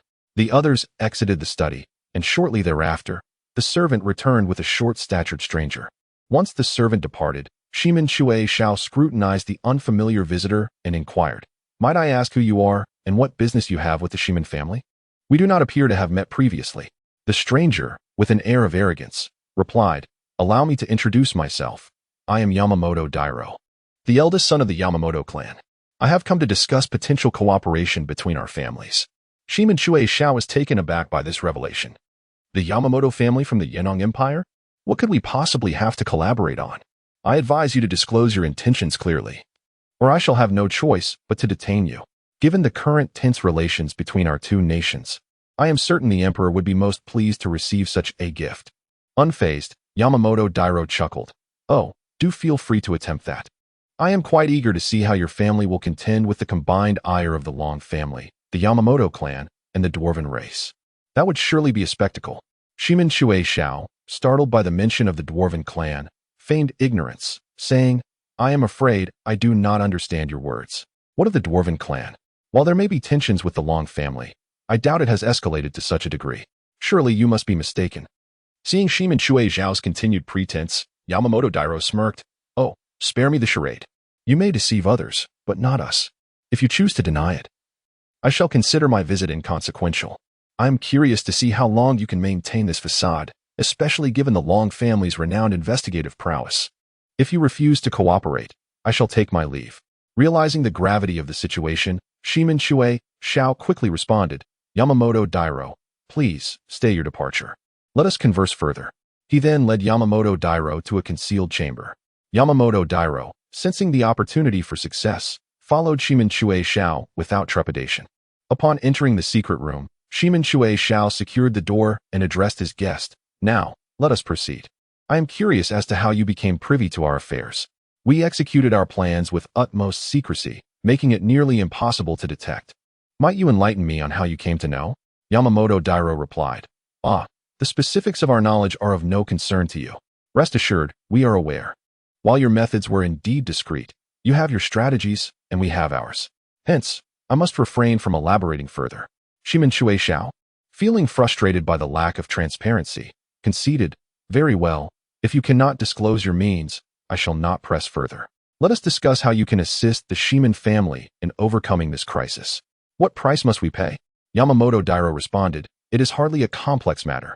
Essentially, it involves a strategy of diversion. You must be aware that our Yenong Empire has recently stationed 800,000 troops at Qinglong Pass, preparing to breach what is deemed an impregnable stronghold. All we require from you is timely intelligence. Once hostilities ensue, the Long family's focus will undoubtedly shift to Qinglong Pass, thereby alleviating scrutiny from your clan.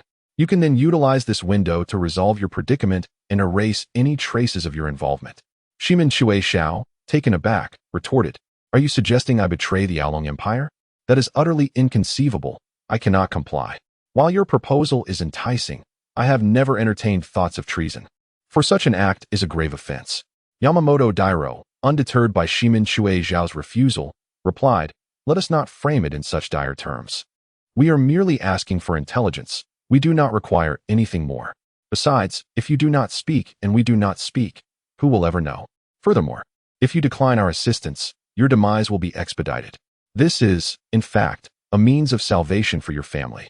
Consider this. If the Shimin family were to vanish, what significance would treachery hold? You must contemplate this carefully. Only by accepting our aid can your family hope to endure. Otherwise, the outcome will be far from favorable. Upon hearing Yamamoto Dairo's words, Shimin Shui Xiao found himself in a profound quandary. From the perspective of his family, acquiescing to Yamamoto's counsel would undoubtedly preserve their lineage.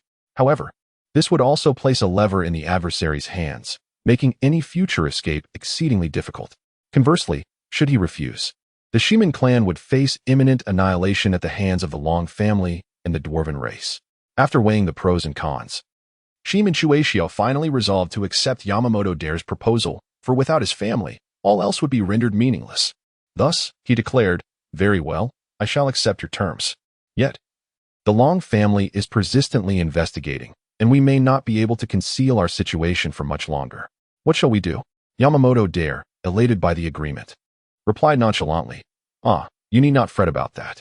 We possess the means to divert the Long family's attention. You should expedite the arrangement with the dwarves, and leave the rest to us. Chapter 64. The Arrangement of the Teleportation Array, Part 1. Shimin Shui Xiao remarked, Very well, I hope you will keep your word. How shall we maintain contact? It is impractical for you to constantly travel back and forth, as it would surely attract undue attention. Yamamoto Dairo replied, Rest assured. We shall utilize special channels for communication. He produced a sound transmission magic array and continued. This is a single-line sound transmission array. We will use this for our correspondence. Should any matters arise, I will notify you through this array. Shimin Shui Xiao accepted the sound transmission array and said, very well. I trust you will assist the Shimin family in dealing with those who are watching us. Yamamoto Dailing assured him, no problem. Since that is settled, I shall take my leave. With that, Yamamoto Dailing departed from the Shimin residence. In the secret chamber, Shimin Shui Xiao felt a tumult of emotions. Although this arrangement could save the Shimin family, it also ensnared them in another trap.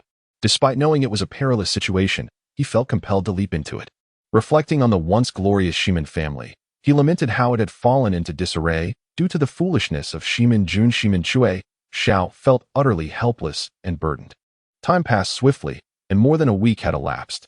During this interval, the Long family had achieved little, as their operatives often encountered inexplicable interruptions just as they were on the verge of uncovering leads. Long Aotian entered his grandfather's study, where he found Long Batian deep in thought. Long Aotian said, "Grandfather, something seems off. The other party appears exceedingly cautious. What should we do?" Long Batian replied, "Indeed, the intelligence indicates that while this matter is undoubtedly linked to the Shimin family, we have yet to obtain concrete clues or evidence, which is quite vexing. Moreover, I have received word from your uncle that the Yin-Yang Empire is stirring again. It seems war is imminent. Those unruly little pests are quite troublesome, and we cannot spare many to investigate." Long Aotian remarked, "Grandfather, I can't shake the feeling that more than just the Shimin family is involved. Their influence and means alone cannot sever all connections so thoroughly.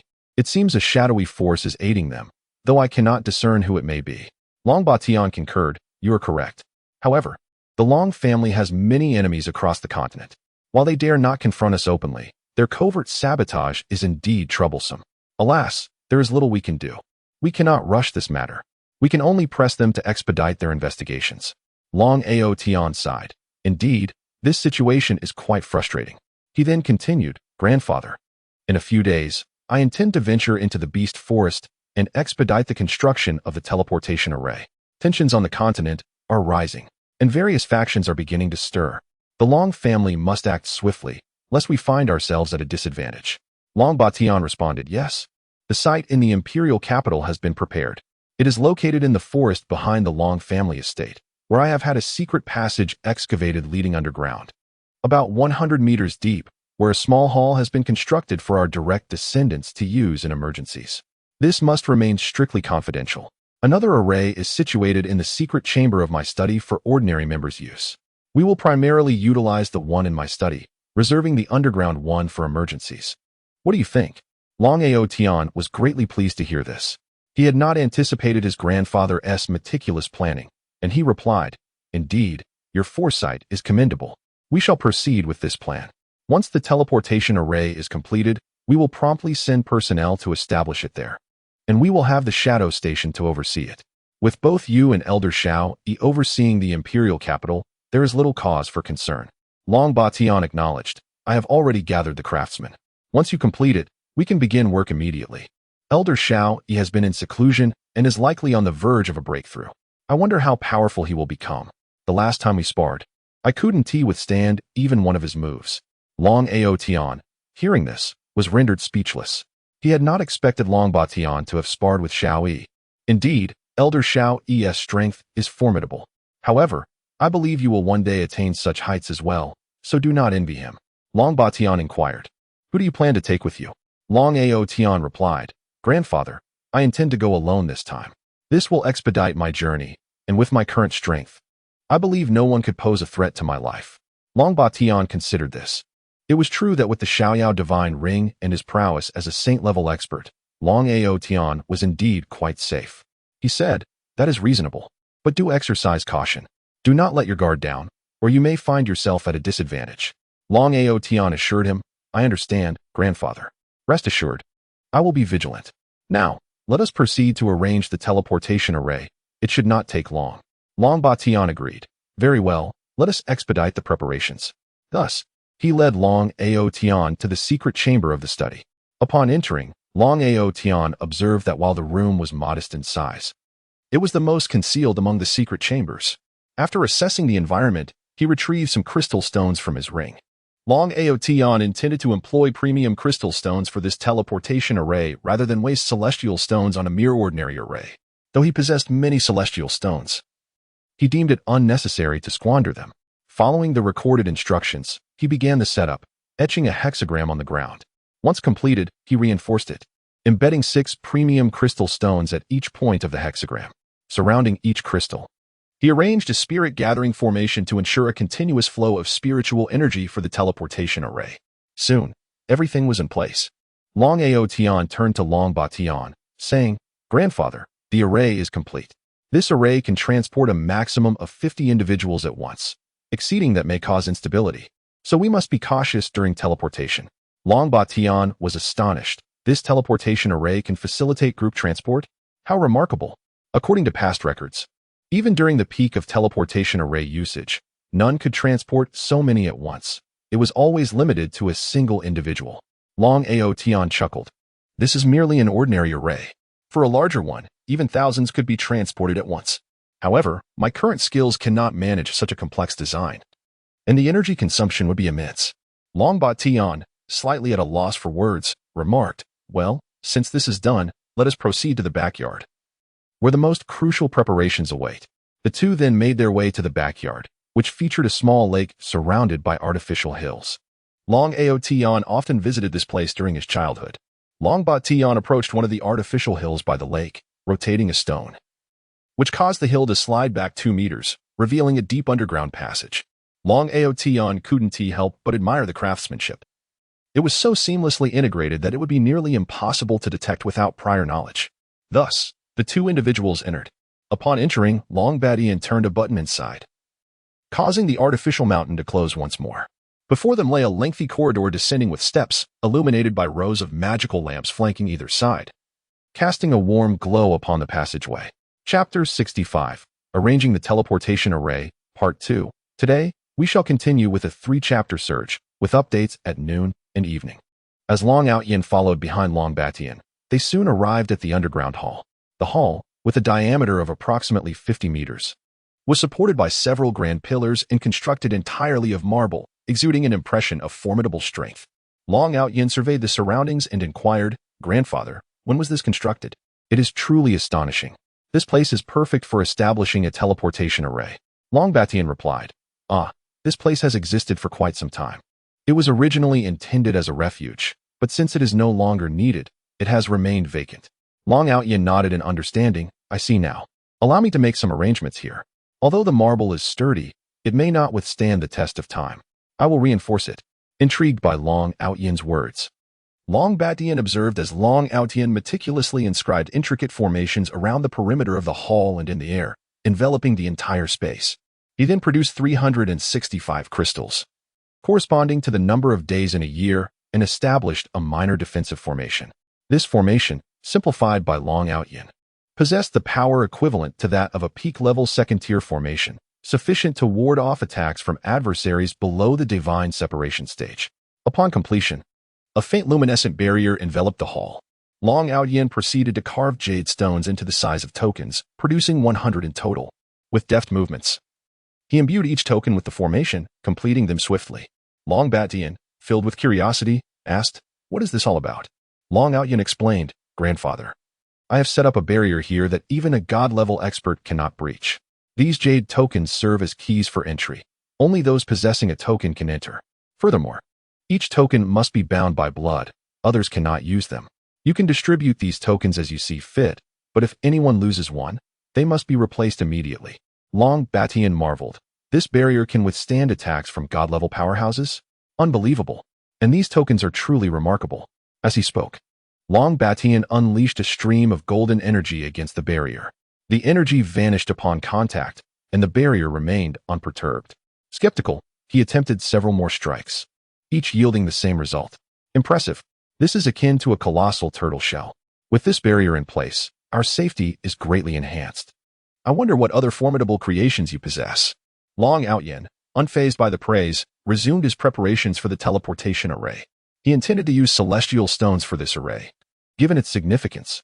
Following the previous design, Long Aotion etched a hexagram array, albeit a considerably more intricate and larger one than before. The surface was adorned with a multitude of mysterious runes that glimmered with an enigmatic radiance. This time, he invested nearly an hour to complete the etching. Upon finishing, he embedded 6 exquisite celestial crystals at the corners and, after a moment's contemplation, he summoned a divine stone to place at the center. Instantly, the array erupted in a cascade of blue light, enveloping the entire formation, with a subtle golden glow emanating from the blue light. Realizing the teleportation array was complete, Long Aotian noted that the addition of the divine stone enhanced the stability and defensive capabilities of the array, safeguarding it against unforeseen incidents. Furthermore, it included a self-destruct mechanism. Long Aotian left a fragment of his consciousness within the divine stone, allowing him to obliterate the array at will, reducing the entire Long residence to ashes, albeit at the cost of severe repercussions to his consciousness. This precaution was necessary. Should an enemy infiltrate, they could escape via the teleportation array. But he could destroy it afterward, eliminating the threat while ensuring the array would not fall into the wrong hands. Long Batian observed, "Is this it? It seems quite different from the last one." Long Aotian clarified, "Grandfather, this teleportation array is far superior. It can transport up to 200 individuals at once and boasts excellent stability, ensuring no mishaps occur. Moreover, it features a self-destruct function." He elaborated on the array's capabilities to Long Batian. Long Batian was left speechless. He had not anticipated such utility from a mere teleportation array. Long Aotian continued, "Both arrays are only single-line, bidirectional teleportation arrays, so they cannot connect with others. I will establish 2 more on the other end to link with these." Nodding in agreement, Long Batian then noticed the crystals Long Aotian had used for the formations and asked, "Aotian, what kind of stones are these? They seem to possess immense energy, yet they do not feel like fighting or magical energy. Their power is substantial yet gentle." In response, Long Aotian explained, "These were left to me by my master. The white crystals contain spiritual energy, while the blue ones are celestial stones, and the yellow ones are divine stones. They harbor spiritual energy, distinct from fighting spirit and magic. You will understand the differences in due time." Long Batian nodded and glanced around.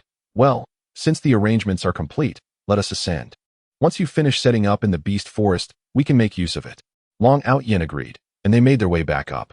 Upon exiting, Long Aotian said, "Grandfather, I shall return now to inform Mingyue that I will be heading to the beast forest shortly." Long Batian replied, "Very well, return and prepare accordingly." Long Aotian then headed toward his courtyard, wishing to spend quality time with Ximenju before an extended separation. Upon returning, he found Ximenju engaged in conversation with Bu. The trio, including Quanglong, had been sent to the training grounds for practice days prior. Seeing Long Aotian, Bu flushed and lowered her gaze. Long Aotian, perplexed, paid no mind and addressed Ximenju. "Mingyue, I will be leaving the imperial capital soon, so let us enjoy our time together in the coming days." Upon hearing this, Ximenju asked, "Why must you go alone this time? Can't you take me with you?" Long Aotian sighed, "I cannot this time, Mingyue. I must venture into the beast forest. And given the current tensions at the borders, it would be dangerous for you. I cannot bear the thought of you being harmed." Though reluctant, Ximenju acquiesced, "Understood. Aotian, please take care of yourself and return soon. I will miss you." Long Aotian reassured her, "Worry not. You should remember who your husband is. Who could possibly harm me?" Ximenju's cheeks flushed at his words, and she playfully retorted, "Who said you were my husband? How shameless." Meanwhile, Bu's expression dimmed upon hearing Long Aotian's impending departure. Watching the playful exchange between the two, she felt a profound sense of loss, yet she recognized her place as a mere maid. Long Aotian remained oblivious to the subtle shifts in Bayer's gaze, yet the observant Ximenju perceived the flicker of disappointment in Bayer's eyes. Empathizing with Bayer's plight, Ximenju felt a profound sorrow in her heart. She recalled the relentless fervor with which Long Aotian had engaged her in their intimate moments, often leaving her utterly exhausted. Thus, Ximenju resolved to assist Bayer, should the opportunity arise. After all, Bayer had shared a deep bond with Long Aotian since childhood, a connection that surpassed even her own feelings for him. The duration of their companionship was a testament to the depth of their relationship, one that Ximenju could scarcely rival. Chapter 66. The first flight with a sword. In the following days, Long Aotian spent his time joyfully exploring the capital with Ji Mingyue, who, whether intentionally or not, brought Bayer along, much to Bayer's gratitude. Long Aotian, of course, offered no objections, and thus the trio traversed every notable attraction in the imperial city. After several days of such excursions, Long Outyin, under the reluctant gaze of his family, embarked on his second journey to the Beast Forest. As he walked alone, observing the bustling crowd around him, he felt a surge of emotions. The last time he departed, he was accompanied by Shadow, but this time he was solitary. Pressed for time due to the urgency of the situation, Long Outyin resolved to quicken his pace. As night fell, he decided to attempt sword flight. Despite being a cultivator, he had yet to experience this mode of travel, which could be achieved upon reaching the Golden Course stage. His previous circumstances had not permitted him the opportunity. Long Outyin had always harbored a yearning for sword flight. In his past life on Earth, he often fantasized about the prowess of cultivators soaring through the skies, dispatching foes from afar. Now, the moment had come, and he felt a thrill of excitement. Though Long Outyin was already a cultivator, his experience was still relatively brief, having only trained for a little over a decade. Thus, remnants of his former life lingered in his thoughts and habits, leaving him curious and eager about sword flight. With this in mind, he sought a secluded spot and cast an invisibility spell upon himself. While it was true that individuals on Xintian continent could fly upon reaching a certain level of cultivation, he had never attempted sword flight before. To avoid complications, he decided to remain hidden. He summoned the Zifeng flying sword, which emitted a faint purple glow, subtly tinged with gray, a result of his recent refinement after breaking through to the mid-stage of the Divine Heart. At this point, the Zifeng sword had reached the level of a premium spiritual weapon, elevated 2 tiers above its original mid-grade status. Long Outyin could have used the Danxia cauldron to refine it to the level of a celestial weapon. However, the requirements for wielding such a weapon were exceedingly high. The spiritual energy within him could hardly sustain the lavish demands of a celestial sword, preventing it from manifesting its full potential. Thus, this premium spiritual weapon was the highest grade he could currently utilize, as it was his inaugural attempt at sword flight. Long Outyin meticulously reviewed the flight techniques provided by the immortal sovereign. Finally, he discovered a method for sword flight titled Flowing Light Sword Shadow within the Carefree Dominance Sutra. This technique encompassed both flying and attacking with the sword, promising to enable him to traverse space at incredible speeds, surpassing even instantaneous movement. It was an invaluable technique for survival, allowing for silent, instantaneous strikes against adversaries, while also possessing capabilities suited for stealth. The Flowing Light Sword Shadow comprised 9 tiers, corresponding to the 9 levels of the Carefree Dominance Sutra. Currently, Long Outyin had reached the 2nd tier, which afforded him a speed superior to that of contemporaneous cultivators, equating to that of a mid-stage practitioner drawing their sword. After confirming he had overlooked nothing in the technique, Long Outyin focused his thoughts, and the Zifeng flying sword appeared beneath him. Following the recorded flight method of Flowing Light Sword Shadow, he initiated his ascent. Initially, due to nerves and unfamiliarity, he wobbled precariously, feeling as though he might fall at any moment. His speed was only marginally faster than his previous use of magic. As he continued to fly, he gradually became more adept, ultimately mastering the technique and achieving considerable speed. He estimated that at this velocity, he would reach the Beast Forest in just over a day. However, Long Outyin had no immediate intention of heading there. He wished to check on the pieces he had set in motion in the Black Dragon Mountains and pondered their development. Thus, he resolved to fly to the Black Dragon Mountains first, planning to devise his future strategies. As he soared through the skies, gazing down at the mountains and cities below, he was engulfed by a profound sense of dominion, a feeling of overseeing all existence. This perception stemmed from his elevation and cultivation, as he had risen from an ordinary person to the pinnacle of martial prowess on Xintian continent within a mere decade. Gazing at the starry sky, illuminated by the violet moonlight, Long Outyin marveled at the bizarre beauty of the stars. He recalled the words of the Danxia Divine Emperor, who had mentioned that the Xintian continent was merely a sealed space, with the stars in the void trapped in chaotic currents, seemingly calm, yet fraught with peril. Filled with curiosity about this land, Long Outyin pondered what secrets lay hidden behind its tranquil facade. Was it merely the ancient battlefield of the gods? What had sparked such a cataclysmic conflict? He could not fathom it, and the Danxia Divine Emperor had merely stated that enlightenment would come with higher cultivation. Thus, Long Outyin's intrigue remained, contemplating what mysteries lay beneath the calm surface of the Xintian continent. After a prolonged period of reflection, he shook his head, dismissing these thoughts. For him, the foremost priority was to enhance his strength. Pondering these matters served no purpose at present. He transformed his curiosity into motivation for cultivation, realizing that only through increased power could he unveil the secrets that intrigued him. As he continued on his journey, he admired the scenery below. The once mighty mountains now appeared as mere mounds of earth, while the once broad rivers resembled strands of silver. The forests appeared akin to the grassy meadows he had previously traversed. Soon, Long Outyin arrived within the vicinity of the Black Dragon Mountains. He ascended to a considerable height on his flying sword, observing the Black Dragon Mountain range, which resembled a coiled black dragon, winding endlessly. After confirming his direction towards Tianyi Peak, he noted the time. It was still early, around 3 or 4 in the morning. Thus, he resolved to wait until dawn to seek out Bloodwing and the others. Finding a secluded spot on a nearby hill, he set up an array to replenish his expended spiritual energy. After such a long journey and being his first experience of sword flight, he had depleted about a third of his energy. Sitting down, he focused on recovering his spiritual strength while awaiting the break of day. As he absorbed the surrounding spiritual energy, he directed the flow of his internal energy, cycling it through his body until, after 36 rotations, he successfully replenished his spiritual energy, feeling a slight increase in capacity, which brought him joy. Upon opening his eyes, he found that dawn had arrived. The sun peaked over the horizon, casting a golden glow over the Black Dragon Mountains, which shimmered under the newly risen sunlight, blanketing the landscape in a layer of golden sand. Exuding an aura of tranquility and mystery, Long Outyin exhaled a deep breath, inhaling the crisp air of the forest, feeling every pore of his body open up, enveloped in an indescribable sense of comfort that he relished immensely. He pondered to himself, no wonder the legendary sages preferred seclusion. No wonder the cultivation sects chose to establish themselves in remote, mountainous valleys, far from the clamor of humanity. Subsequently, Long Outyin rose to his feet and made his way down the mountain, intent on seeking out Bloodwing and the others to inquire about their recent developments and progress. Chapter 67. A new Bloodwing. Upon arriving at the foot of the mountain, Long Outyin made his way towards Tianyi Peak.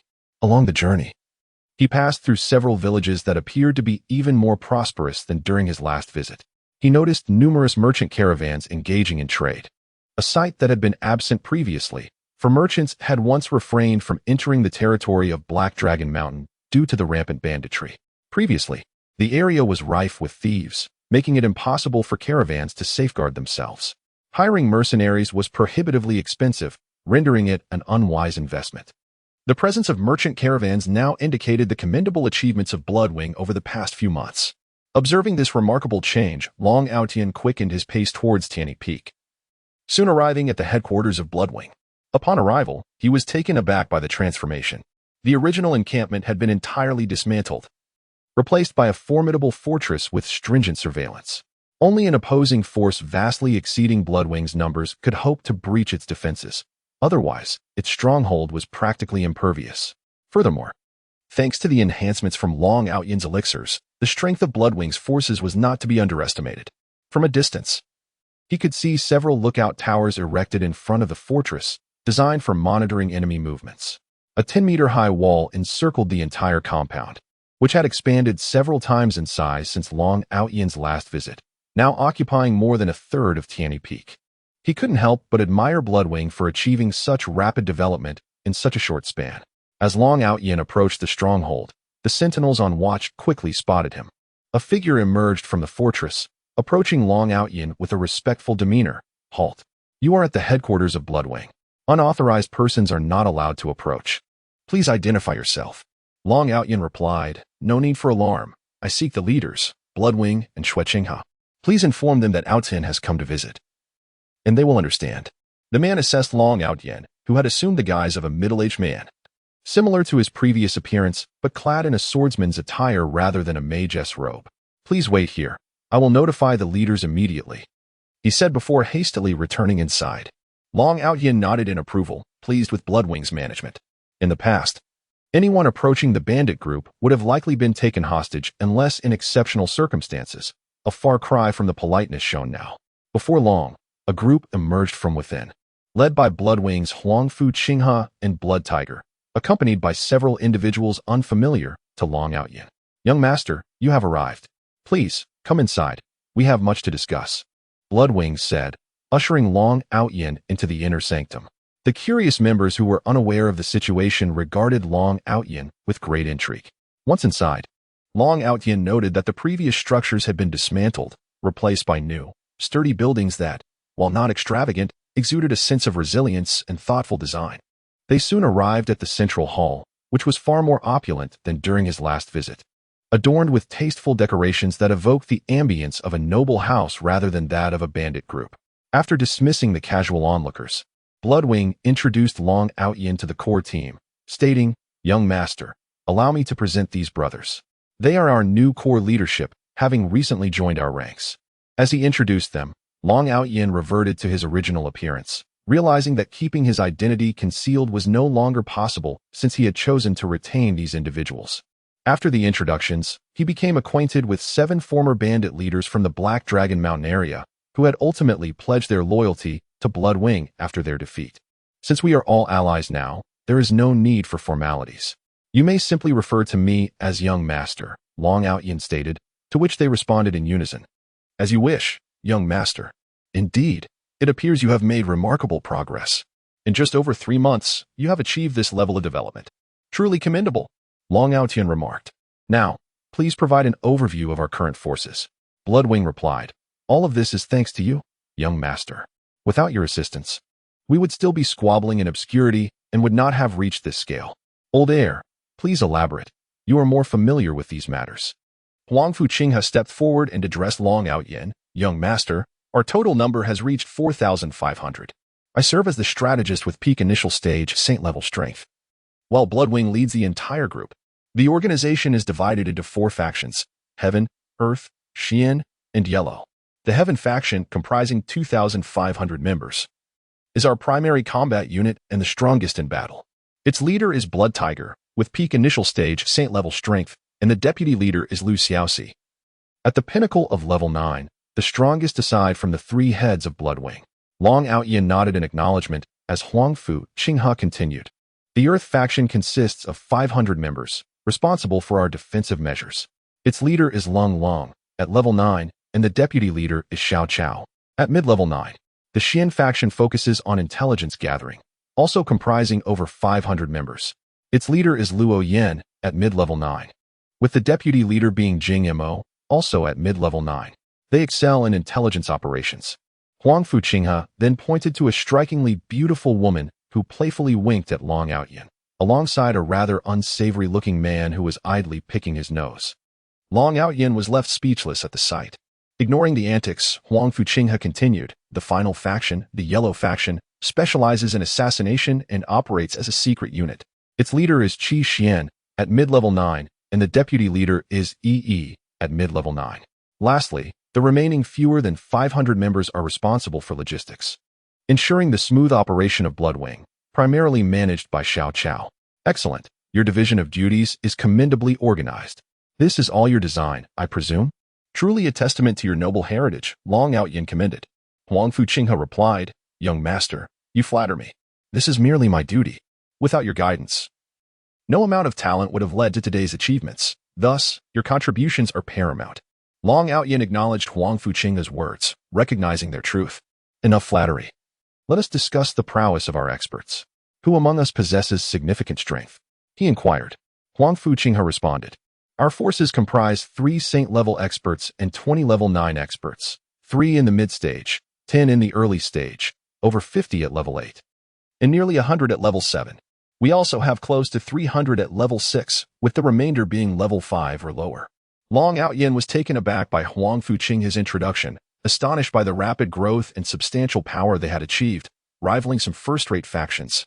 However, there remained a considerable gap when compared to the top-tier forces, as the time frame was still too brief. Nevertheless, the extent of their development was beyond Long Outyin's expectations. He remarked, "I truly did not anticipate that within just over 3 months, you would elevate Bloodwing to such a status. This is remarkably impressive." Chapter 68. Generous rewards continuing, Long Outyin remarked, "By the way, I have just shared our situation. Now, could you enlighten me about the circumstances of the other brigands on Black Dragon Mountain?" Upon hearing Long Outyin's inquiry, a glimmer of pride flashed in Shui's eyes as he spoke eagerly. "Young Master, it can be said that our Bloodwing clan now dominates Black Dragon Mountain. The other brigand groups have either been annihilated or have submitted to us, and those who resisted have been forced into hiding elsewhere. Currently, we control the vast majority of the territory on Black Dragon Mountain. Furthermore, we have decreed that any merchant caravans passing through our domain must pay a certain protection fee. In return, Bloodwing not only refrains from plundering them, but also guarantees their safety. After a moment, Shuei continued. Initially, they were skeptical, but as time passed, news of our policies spread swiftly among the caravans that began to pass through here. Gradually, more caravans arrived, leading to a burgeoning prosperity in the area. Upon hearing this, Long Outyin comprehended the reason behind the presence of merchant caravans during his arrival. It was indeed the transformation of Bloodwing's policies that attracted them. He could not help but elevate his assessment of their efforts. If trade could flourish here, the Empire would likely diminish its scrutiny and oppression of this region, thereby alleviating the pressure on Bloodwing. Observing their performance, Long Outyin felt an immense sense of satisfaction today. He had never anticipated that a spontaneous strategy he had devised would yield such substantial rewards. Determined to properly reward them, he resolved not to let his diligent brothers feel disheartened. Excellent, Long Outyin declared. The implementation of this policy has been commendable and will undoubtedly prove advantageous for future development, significantly reducing the pressures from the Empire. I am exceedingly pleased with your performance, and thus, I have decided to bestow a generous reward upon you all. For your efforts have been formidable. Turning to Shuei, he inquired, I suppose none of you possess any magical beasts at the moment? Indeed, young master, Shuei replied. None of us have magical pets. Currently, high-level magical beasts are difficult to capture, and the lower-tiered ones are of little use, hence our lack of magical companions. He cast a puzzled glance at Long Outyin, unsure of the purpose behind the question. Very well, Long Outyin said. In that case, let us find a spacious and secluded location. I happen to have some magical beasts that possess commendable strength. They could enhance your capabilities. The Bloodwing members were astonished, never expecting Long Outyin to offer them magical beasts, and judging by his tone, these creatures were no trifles. Their astonishment was mingled with curiosity and a flicker of joy, eager to discover what sort of pets Long Outyin would present. Soon, they arrived at a vast training ground behind the stronghold, finding an unoccupied area. Long Outyin surveyed the surroundings, nodded, and began to distribute the magical beasts. First was Shuei, who possessed the highest strength. Long Outyin summoned a Howling Moon Wolf King, a mid-tier level 9 magical beast, renowned for its balanced speed and power, a formidable creature among its kind. It also had a unique ability, akin to the Wind Wolf King's evolution into the Howling Moon Celestial Wolf under the moonlight. It could evolve into the Howling Moon Wolf Emperor, significantly enhancing its power to the initial stages of a sacred beast. Their eyes widened in astonishment as Long Outyin produced a pet from his storage ring, an artifact of legend, scarce across the continent. The sight of such an artifact on Long Outyin's hand astounded them, and what pleased him most was their lack of greed, a rare quality amidst the inhabitants of the continent, who would typically covet such treasures. Shuei and the others were utterly taken aback, realizing the magnitude of Long Outyin's generosity. A mid-tier level 9 magical beast approached the strength of a human sacred-level being, instilling a sense of awe within them. Yet, they soon shifted to anticipation. Shuei, filled with gratitude and excitement, declared, Young master, I am but a simple man and cannot express my appreciation eloquently. Your kindness today will be etched in my heart. Should the occasion arise, I shall not hesitate to plunge into the fray for you. Long Outyin chuckled lightly. Ah, we are all brothers here. There is no need for formalities. Huangfu Qinghe, however, had deeper thoughts, as Long Outyin had once confided in him that should their power grow, he would seek vengeance for Huangfu Qinghe. At the time, Huangfu Qinghe had held little hope, aware of the dark powers that lay within the shadows. Yet today, witnessing Long Outyin's offerings, he felt the chance for revenge had expanded significantly, realizing just how formidable the Long family truly was. In a moment of fervor, Huangfu Qinghe proclaimed, Thank you, young master, for your cultivation. I vow to dedicate myself entirely to your cause henceforth. Long Outyin merely nodded, assisting him in binding the magical beast to a contract. When it came time for the others, Long Outyin wasted no words and summoned 7 magical beasts from his ring, 3 earth bears, descendants of the earth bear lineage, with potential to evolve into earth bears, 3 flame lion kings, and finally, a snow fox, all at the pinnacle of level 9, poised for a breakthrough.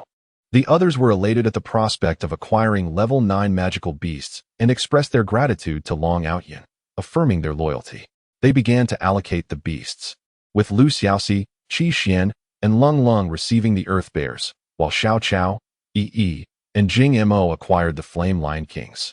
The sole female, Luo Yen, naturally opted for the exquisite Snow Fox, her eyes sparkling with delight upon its reveal, and no one dared contest her choice, knowing it would be unbecoming for a man to claim a fox as a beast. As everyone finalized their contracts with the magical beasts, their faces radiated excitement. This day marked the pinnacle of joy for them, as receiving their long-desired magical companions surpassed any material gift. Given their frequent battles, higher strength translated to greater chances of survival. Noticing their enthusiasm, Long Outyin cautioned, "All right, everyone, let us temper our excitement. If you all continue to perform well, I assure you, I shall not forget your contributions. My principle is to reward merit and to impose strict penalties for failure. I hope you all remember this." Upon hearing Long Outyin's words, the group swiftly composed themselves, suppressing their exuberance while still revealing glimmers of excitement in their eyes. Upon witnessing this, Long Outyin remarked, "Very well. Everyone, please attend to your respective duties. The support for Bloodwing relies on all of you. Bloodwing, Blood Tiger, and Qinghe, I would like you three to remain.